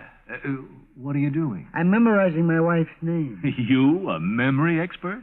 What happened? I called her Joanne. Oh. Yeah, I was nearly a hospital case. Which brings us to the subject of Medicare. I knew you'd work it in somehow. Well, why not? Sooner or later, Medicare comes into the lives of every serviceman and his dependents. Well, you sure got it into mine a lot. Excuse me, I got to get back to my memory work. Hazel. You know, I've got a hunch somebody is going to need medical care real soon. To learn how Medicare helps your family, get the pamphlet Dependents Medical Care Program. Maryland.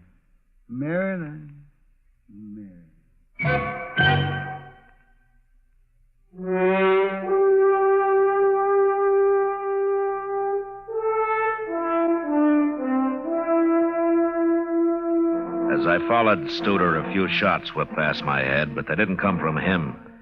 They came from behind a small rise he was headed for. Whoever was shooting was still too far away from me for me to worry about.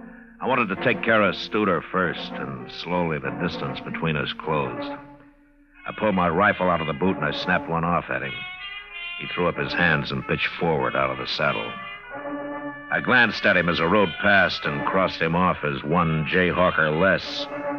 When I reached the rise, I jumped off of my horse and I ran up it on foot, and near the top I got down and I crawled. When I poked my head over, there was only one man in sight. The other jayhawkers, if there had been any, had disappeared. This one was afoot and running for his horse. So I took my time and I put a shot into the cantle of his saddle. Horse bolted and the man dropped behind a rock and lay there. He was only half covered, so I stood up. A step at a time, I started toward him down the hill. That's far enough, mister. Going back. You're in pistol range now. All right, fella, put down and come forward. All I want's a horse. Now I'll get out of here. We won't bother you no more. You sure won't. Just let me on the horse. Listen to me, I'm a United States Marshal. You give up, and I promise you there'll be no lynching. You'll get a fair trial. No. If you don't give up, you're gonna die right where you are. Let me go. I'm warning you. I'm coming after you. No.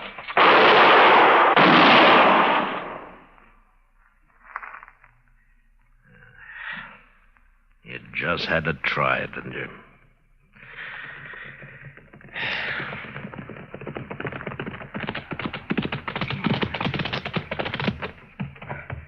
You leave a bloody trail, Marshal. Yeah. I brought Snyder with me. At the whipping they give me the other night, I figured he deserved to be in on this. Guess I'm too late. Looks like the marshal's done taking care of everybody. Be glad you don't have to kill a man, son. I don't think I'd mind, Marshal. Yeah, I know. Tell me, Dolph, how's Jax? Dead. No. Dude has shot him in the back of the head.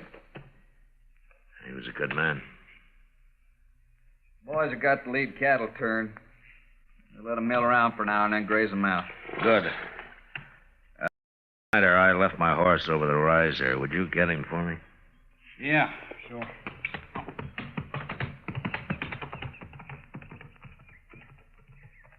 Looks like you walked right down onto this man. Well, I tried to take him alive like you asked. I just wanted to hang him myself. Anyway, I'm glad he's dead. Yeah, sure. Marshal, we'll be burying Jax out here. I'm wondering if you might know how to do it. Maybe a prayer or something? Well, I tried, no? Just get back in.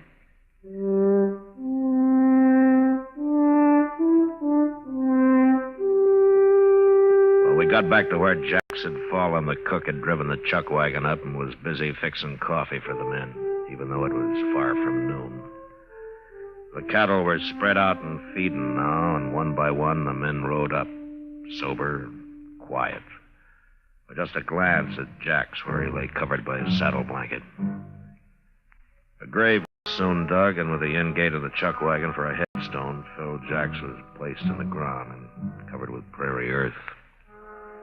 Their hats in their hands, the Texas men had watched the service in silence. When it was done, they turned and walked away.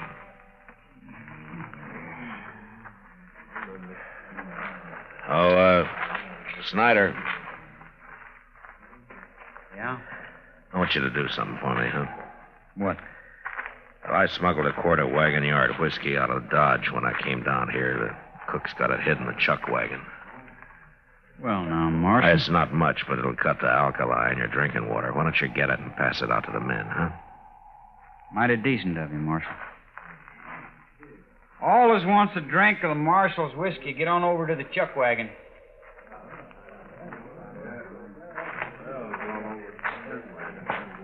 There's times when a drink's good for a man, Marshal. I guess this is one of them. I think Jack should approve. He sure would. By the way, the boys all know how you handle them jayhawkers. Oh? It ain't changed their minds about Kansans much, but maybe they think a lot more highly of the law around here. The kind of gunfighter hired by the law, anyway. That's good. Of course, it don't mean they won't hoorah Dodge a little when we get there. I expect that. Sure. Come on, we got a drink coming out of that bottle, too.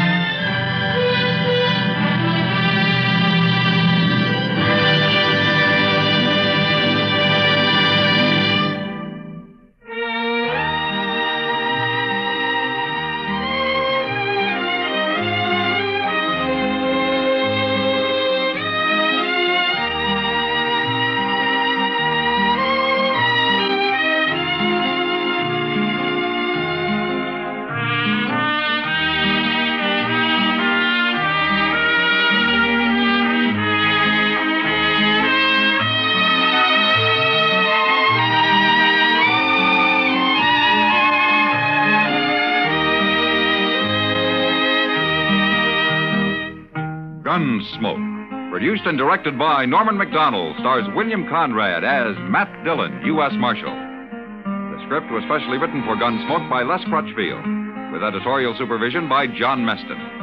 The music was composed and conducted by Rex Corey. Sound patterns were by Ray Kemper and Bill James. Featured in the cast were Parley Bear as Chester, Howard McNear as Doc, and Georgia Ellis as Kitty. George Walsh speaking. Join us again next week for another specially transcribed story on Gunsmoke. This is the United States Armed Forces Radio and Television Service.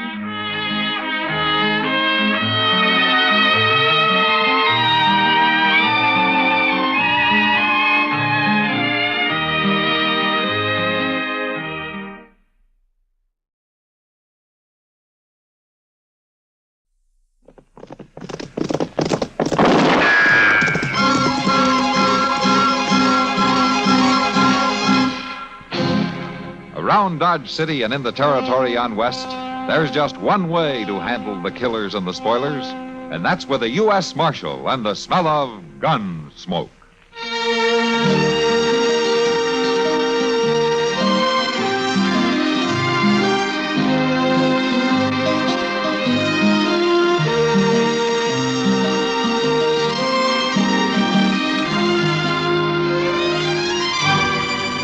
Gunsmoke, starring William Conrad, the story of the violence that moved west with young America, and the story of a man who moved with it. I'm that man, Matt Dillon, United States Marshal. The first man they look for and the last they want to meet. It's a chancy job, and it makes a man watchful and a little lonely.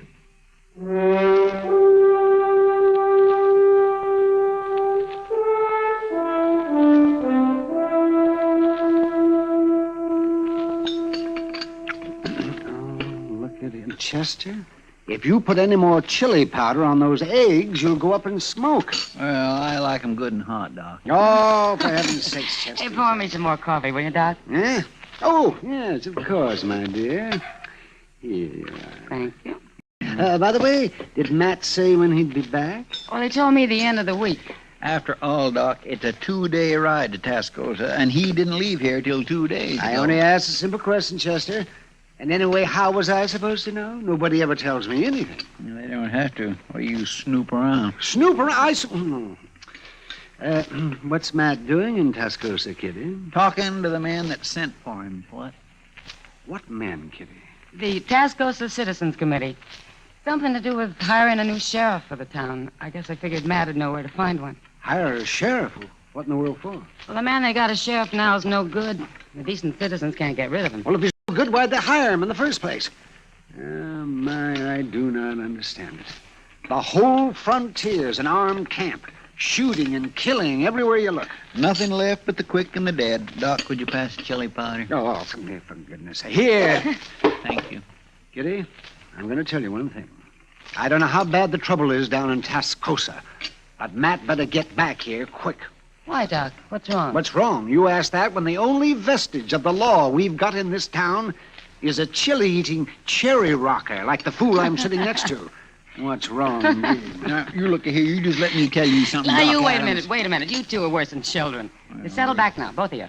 Have some more coffee. Well, maybe just a little dab, but that's all. It's a caution what happens to some people when they get out in polite society. Oh. Drink your coffee, both of you.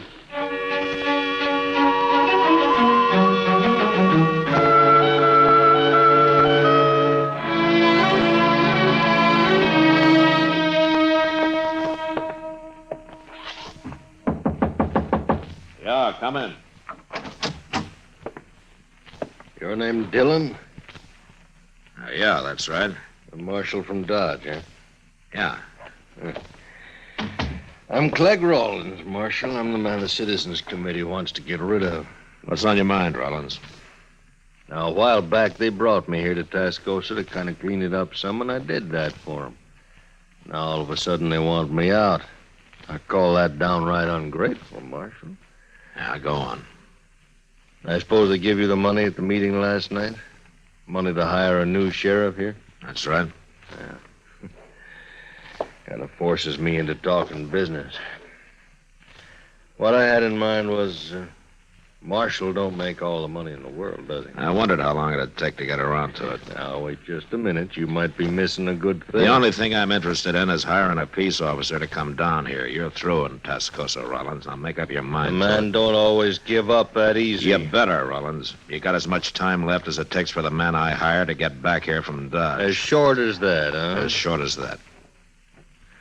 Dillon, you know there's an awful lot of prairie between here and Dodge.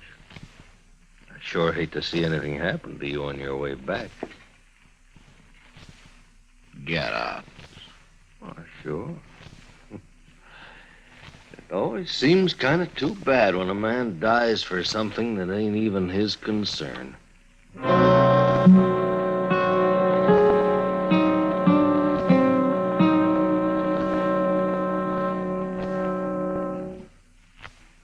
This is Bill Goodwin.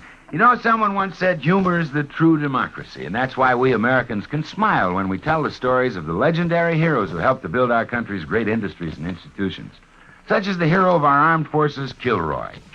Since the beginning of World War II, Kilroy has popped up everywhere from Africa to Australia, from Kwajalein to Korea. Every serviceman claims to have met him. Some say he's tall and thin, some say he's short and fat. He's an Air Force pilot, Army infantryman, a Navy Seabee. He was on Guadalcanal and climbed Mount Casino. He walked through Berchtesgaden Garden and stormed Heartbreak Ridge. But more than that, he's the spirit of the courage and the valor of the American men in uniform who accomplish the impossible and reach objectives which are unobtainable. They proudly say, Kilroy was here.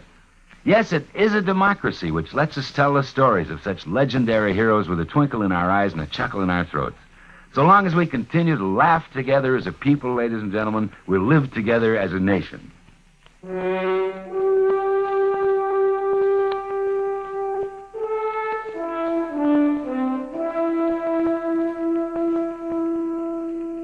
next morning, I was in the saddle before dawn, and by the time the sun was up, I'd covered a good 15 miles. A slight breeze blew apart the dust puffs my horse raised, and I knew it'd be hard for anybody to follow me. And for the same reason, I knew that somebody could track me without being seen. About noon, I stopped in the shade of a grove of cottonwood to rest my horse. I was easing his cinch a little when I saw a rider coming up fast. I pulled my rifle from the saddle boot and I waited. And I put the rifle back. I've got to talk to you. Please. Well, all right, ride on in. It's a long way out on the prairie for a lone woman. Can I have some water? Water? Sure. There you are. Thanks. Thanks a lot. You haven't said what you're doing out here. I followed you from Tascosa. You followed me? If you'd seen me sooner, you'd have sent me back, and I can't go back. Just who are you, miss? Stella Harkney. I'm one of the girls at the Overland Saloon. You're lucky. I might have shot you riding up on me that way. It was the only thing I could do, follow you this way. Besides, I didn't think you'd ride out so early. That's just why I did. I know all about you, Marshal, and I know why they sent for you to come to Tascosa. That's so? How? I'm Clegg Rawlins' girl. You're Rollins' girl. That's right.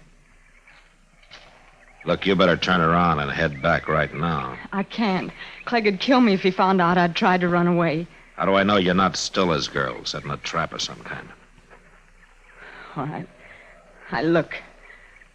Look at my shoulder. He put those marks there. You think I'd stay with a man like that?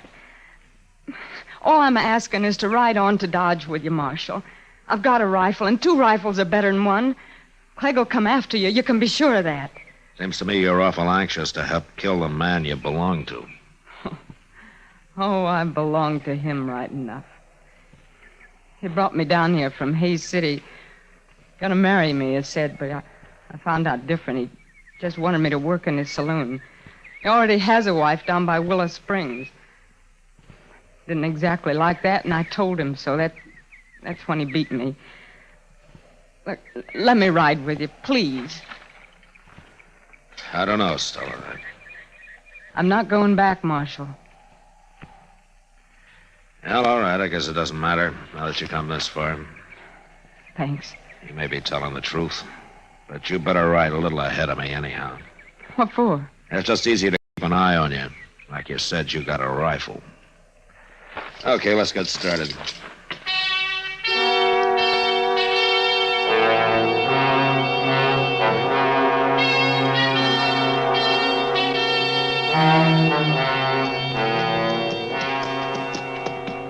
You pretty tired, Stella? I'll make it. There's a nester's cabin not far from here. If we can find it before dark, maybe he'll put us up for the night, huh? Sure feel good to walk around. Yeah. You saddle weary? Well, dance hall girls don't do too much riding, Marshal. Get up! Just lie still now. Don't make a move. Where are they? Where did they shoot from? It's off to the left somewhere, I think. Yeah. They're probably in that clump of box elder over there. Dirty cowards. I can't get them from here with a 6-gun, and I can't get to the horses for a rifle. Look, if we play dead, maybe we can draw them out. Marshal, I'm sorry. Just lie still and don't talk. Yeah, here they come. 2 of them. Just hold still now. I've seen those men before. They work for Clegg. Stella, when I give the word, you yell as loud as you can, huh? Scream. It'll throw them off. You ready? All right, now.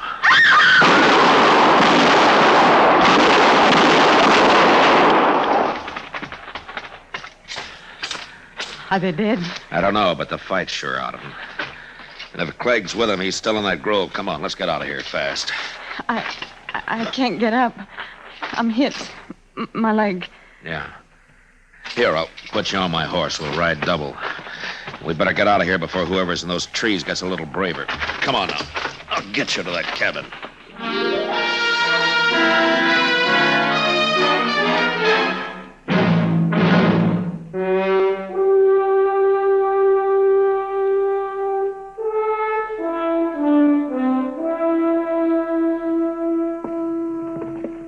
There you are, miss. You just lie back now. By morning, you'll be fit as a fiddle. Thanks, mister, but that coal oil you poured on my leg like to set me on fire. Well, that's the best way to clean a wound there is, Stella. Less than it's whiskey, of course, but that would be pure waste, wouldn't it now? You two can afford to make light of it. It's me who's got the bullets. Well, I'm going to have to feed my pigs. Having company like this has thrown me clean off schedule. I'll be back directly. Marshal? Yeah. Having me along's caused you a lot of trouble. Slowed you down. Clegg is probably going to ride into Dodge ahead of you. He'll be waiting there. Oh, why there? 'Cause he's no good with a rifle. He needs a 6-gun on a town street. Well, maybe he won't try again, Stella. After all, there are other towns for him to take over. It's more than that, Marshal. It's a lot more, now that he knows I'm with you. He's a jealous man. He's crazy jealous. And now he'll think there's something between us. Between you and me, I mean. Well, let's not worry about that now. You just better get some rest. Foolish to think you might have any feelings about me, isn't it? Not knowing me any longer than you have. Now, Stella, I told I don't you. suppose any man could take to a woman he'd known for only one day, could he? Look, Stella, you get some sleep. We've still got a long ride to Dodge, huh? Yeah. I'm sorry, Marshal. Good night. Good night.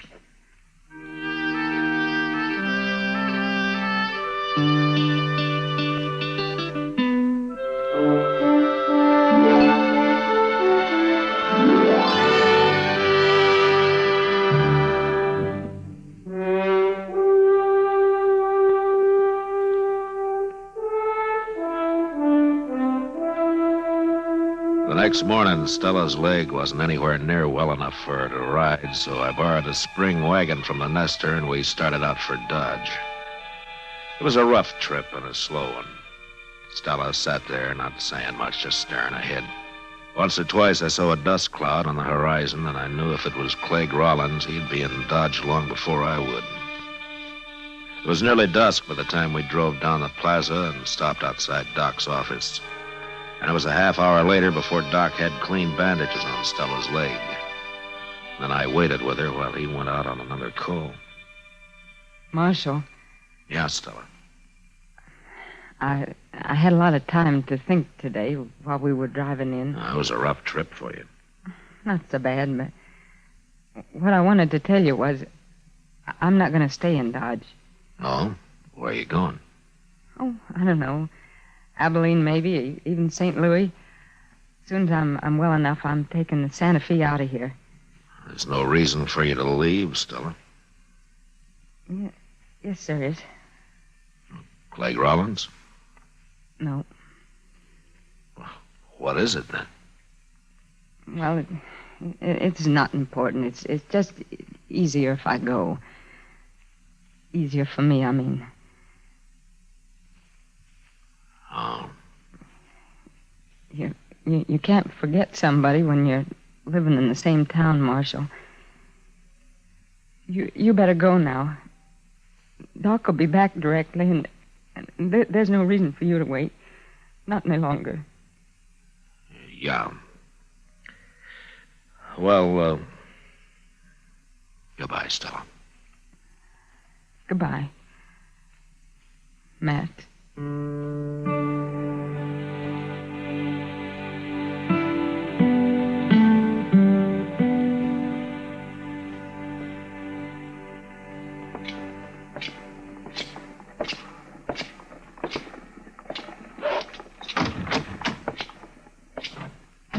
Marshal. Hello, Rollins. Been waiting for you. Oh, the last time you sent a couple of your men to do the talking. I don't know what you're saying. Oh, you're two riders who tried to dry gulch me. I hope you buried them, Rollins, because I didn't have time. I come here to tell you and me can still work things out. You didn't get me killed, so you still want to buy me off. Any man can use money. The government pays me. Not as much as I could. Listen, Rollins. So far, I got nothing personal on you. Nothing I can prove, anyway. Now, if you're smart, you'll saddle up and ride out of here and keep away from Tascosa, too. We'll see. Meantime, Marshal, how was Stella? Yeah. I'm telling you, Rollins, you get out while you can. Sure. Sure.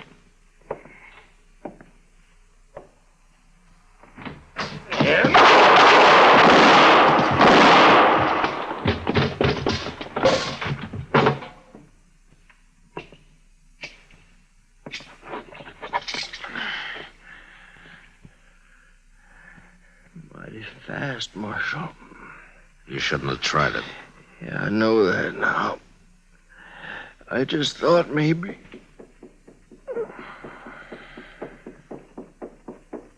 Mr. Dillon? I seen it. I seen him back out the door. What happened? Who was he? Oh, There's a man named Rollins. What'd he do? He didn't want me to send a new peace officer to Tascosa. Well, that ain't much of a reason to die, is it? He figured it was. Look, Chester, you go tell Doc about this, huh? I got some business over at Delmonico's. What you gonna do? Well, Doc told me there's a man I want to talk to down there. Who? An ex-buffalo hunter I'm going to ask to take the job of peace officer in Tascosa. Who is it, Mr. Dillon? Slim Trent? No, it's somebody who just got into town a little while back.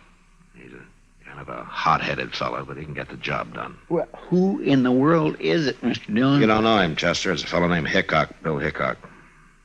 If you want, you can come over and meet him after you get Doc. No, I don't care about meeting no Bill Hickok. I was hoping Slim Trent would get the job. I'll see you later, Mr. Dillon. Yeah, sure.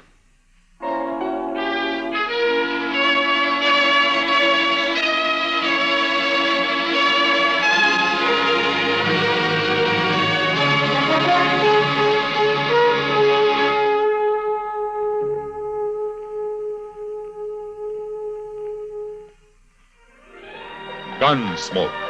Produced and directed by Norman MacDonald, stars William Conrad as Matt Dillon, U.S. Marshal. The story was specially written for Gunsmoke by Mr. MacDonald, with editorial supervision by John Meston. Featured in the cast were Virginia Christine, Lawrence Dobkin, and John Daner. Harley Bear is Chester, Howard McNear is Doc, and Georgia Ellis is Kitty.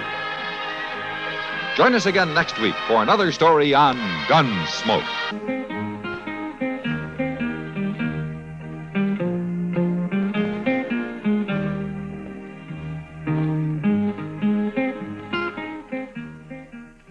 We pause now for station identification.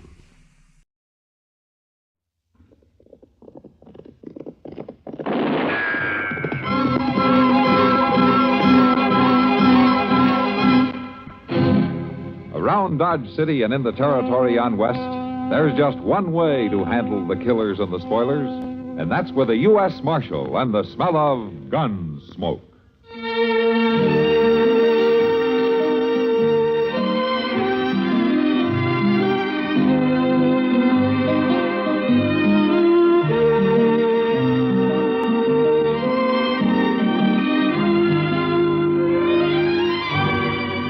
Gunsmoke, starring William Conrad, the story of the violence that moved west with young America, and the story of a man who moved with it. I'm that man, Matt Dillon, United States Marshal. The first man they look for and the last they want to meet. It's a chancy job, and it makes a man watchful and a little lonely.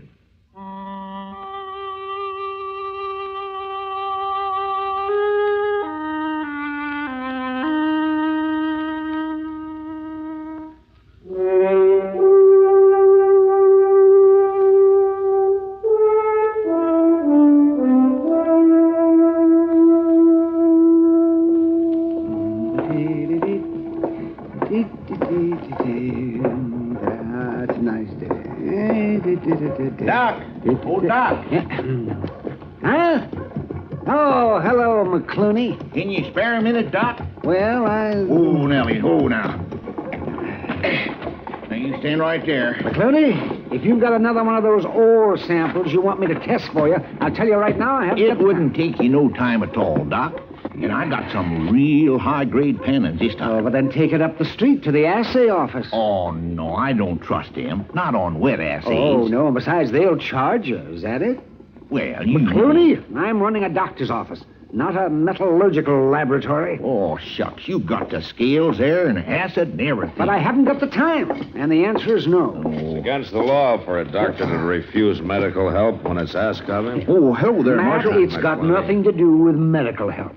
McClooney here wants me to test another one of those sacks of pyrites he drags in out of the hills. It ain't pyrites. It's gold. I've run a half a dozen of them for you in the last 3 years, and every one of them was pyrites. Well, you might have used some bad acid or something. Oh, bad acid. Why don't you take the stuff over to the assay office? Because they'll charge him for it, that's why. And he figures I'll do it for nothing. Well, I'd pay him for it, Marshal, if I had any money. When did you ever have any money, you mangy old fool? Mamie. Marshal, Those Doc, dogs. Well, I don't so know. you finally come sneaking in out of the Rockies, did you?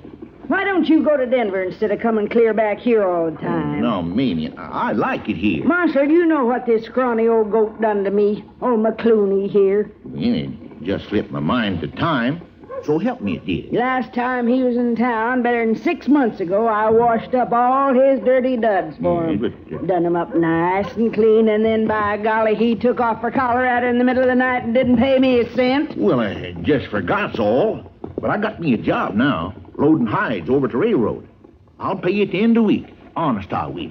And I suppose you've got every stitch you own dirty again now, and you probably think I'm going to wash them for you. Well, it's mighty kind of you to offer, Mamie. Oh, for the love of... All right.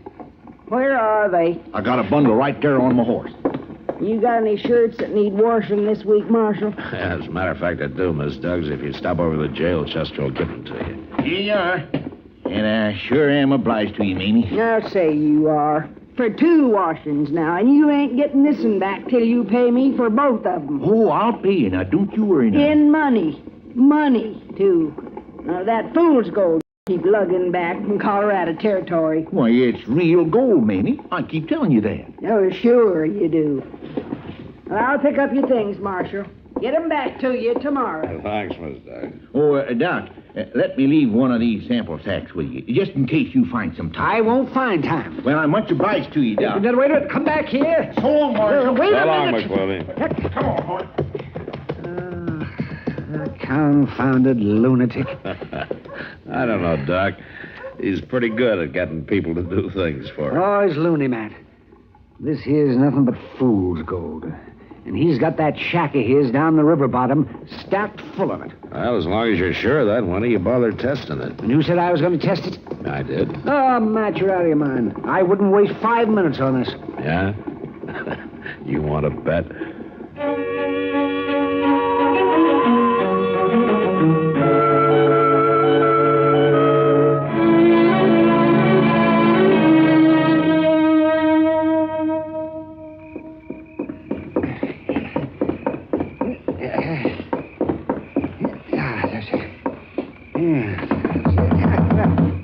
Matt, wake up. Matt? What? What is it? What's the matter? Yep. Is that you, Doc? Of course it's me. Open up, Matt. Oh, all right. All right. Don't knock that door down. Yo, what is it? What's the Matt, matter? I just went over to old Pop McClooney's shack to take him the results on that assay I run for him. Oh, what's all the excitement about? You find gold? No, of course not. It was just pyrite, same as the others.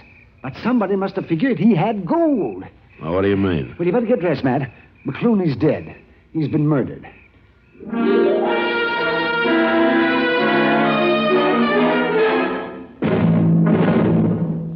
Another visit with Joe and Daphne Forsythe. Joe, Yeah, Daphne. look at this story about savings bonds in the paper. Yeah? What about it? Do you think that's the best way to tell people about savings bonds? Why not? Look, see, it says here that savings bonds are a guaranteed investment. Right now, they pay off at the rate of $4 at maturity for every $3 invested. You're not convinced? Mm-mm. Why not? No salesmanship. No salesmanship? What more do you need to know? Why, right now, more than 8 million Americans are buying saving bonds regularly through the payroll savings plan. So? So what? That's what I say. So what? Now, look, Daphne, if millions of Americans are convinced that saving bonds are their best investment, not only financially, but for the future of their country, what the heck is bothering you? Well, I think they could sell a lot more with salesmanship. You know, slogans and jingles. Listen, if you're spending more and saving less, try a savings bond. Oh, boy.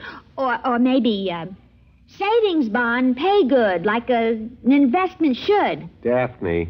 You get a lot to like in a savings bond. Interest, earnings guaranteed. Wow. Well, did I sell you? Yeah, but I forgot what it was you were selling. Savings bond. I'll take 100. Oh, Joe.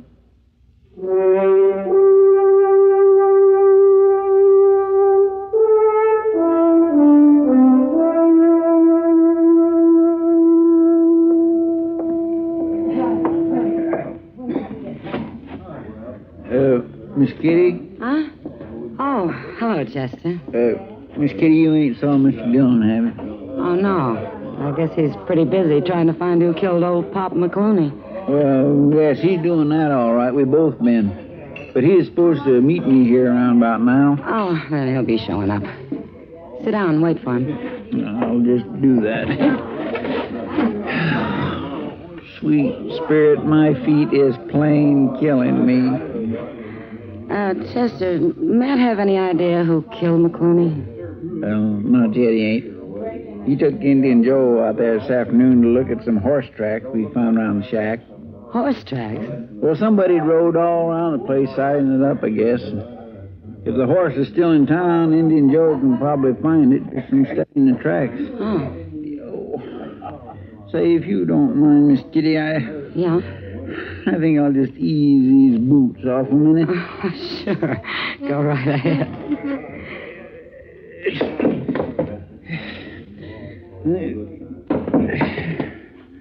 Oh, my, that feels good. You know, it's a shame, Chester. Old Pop was nice, even if he was a little crazy.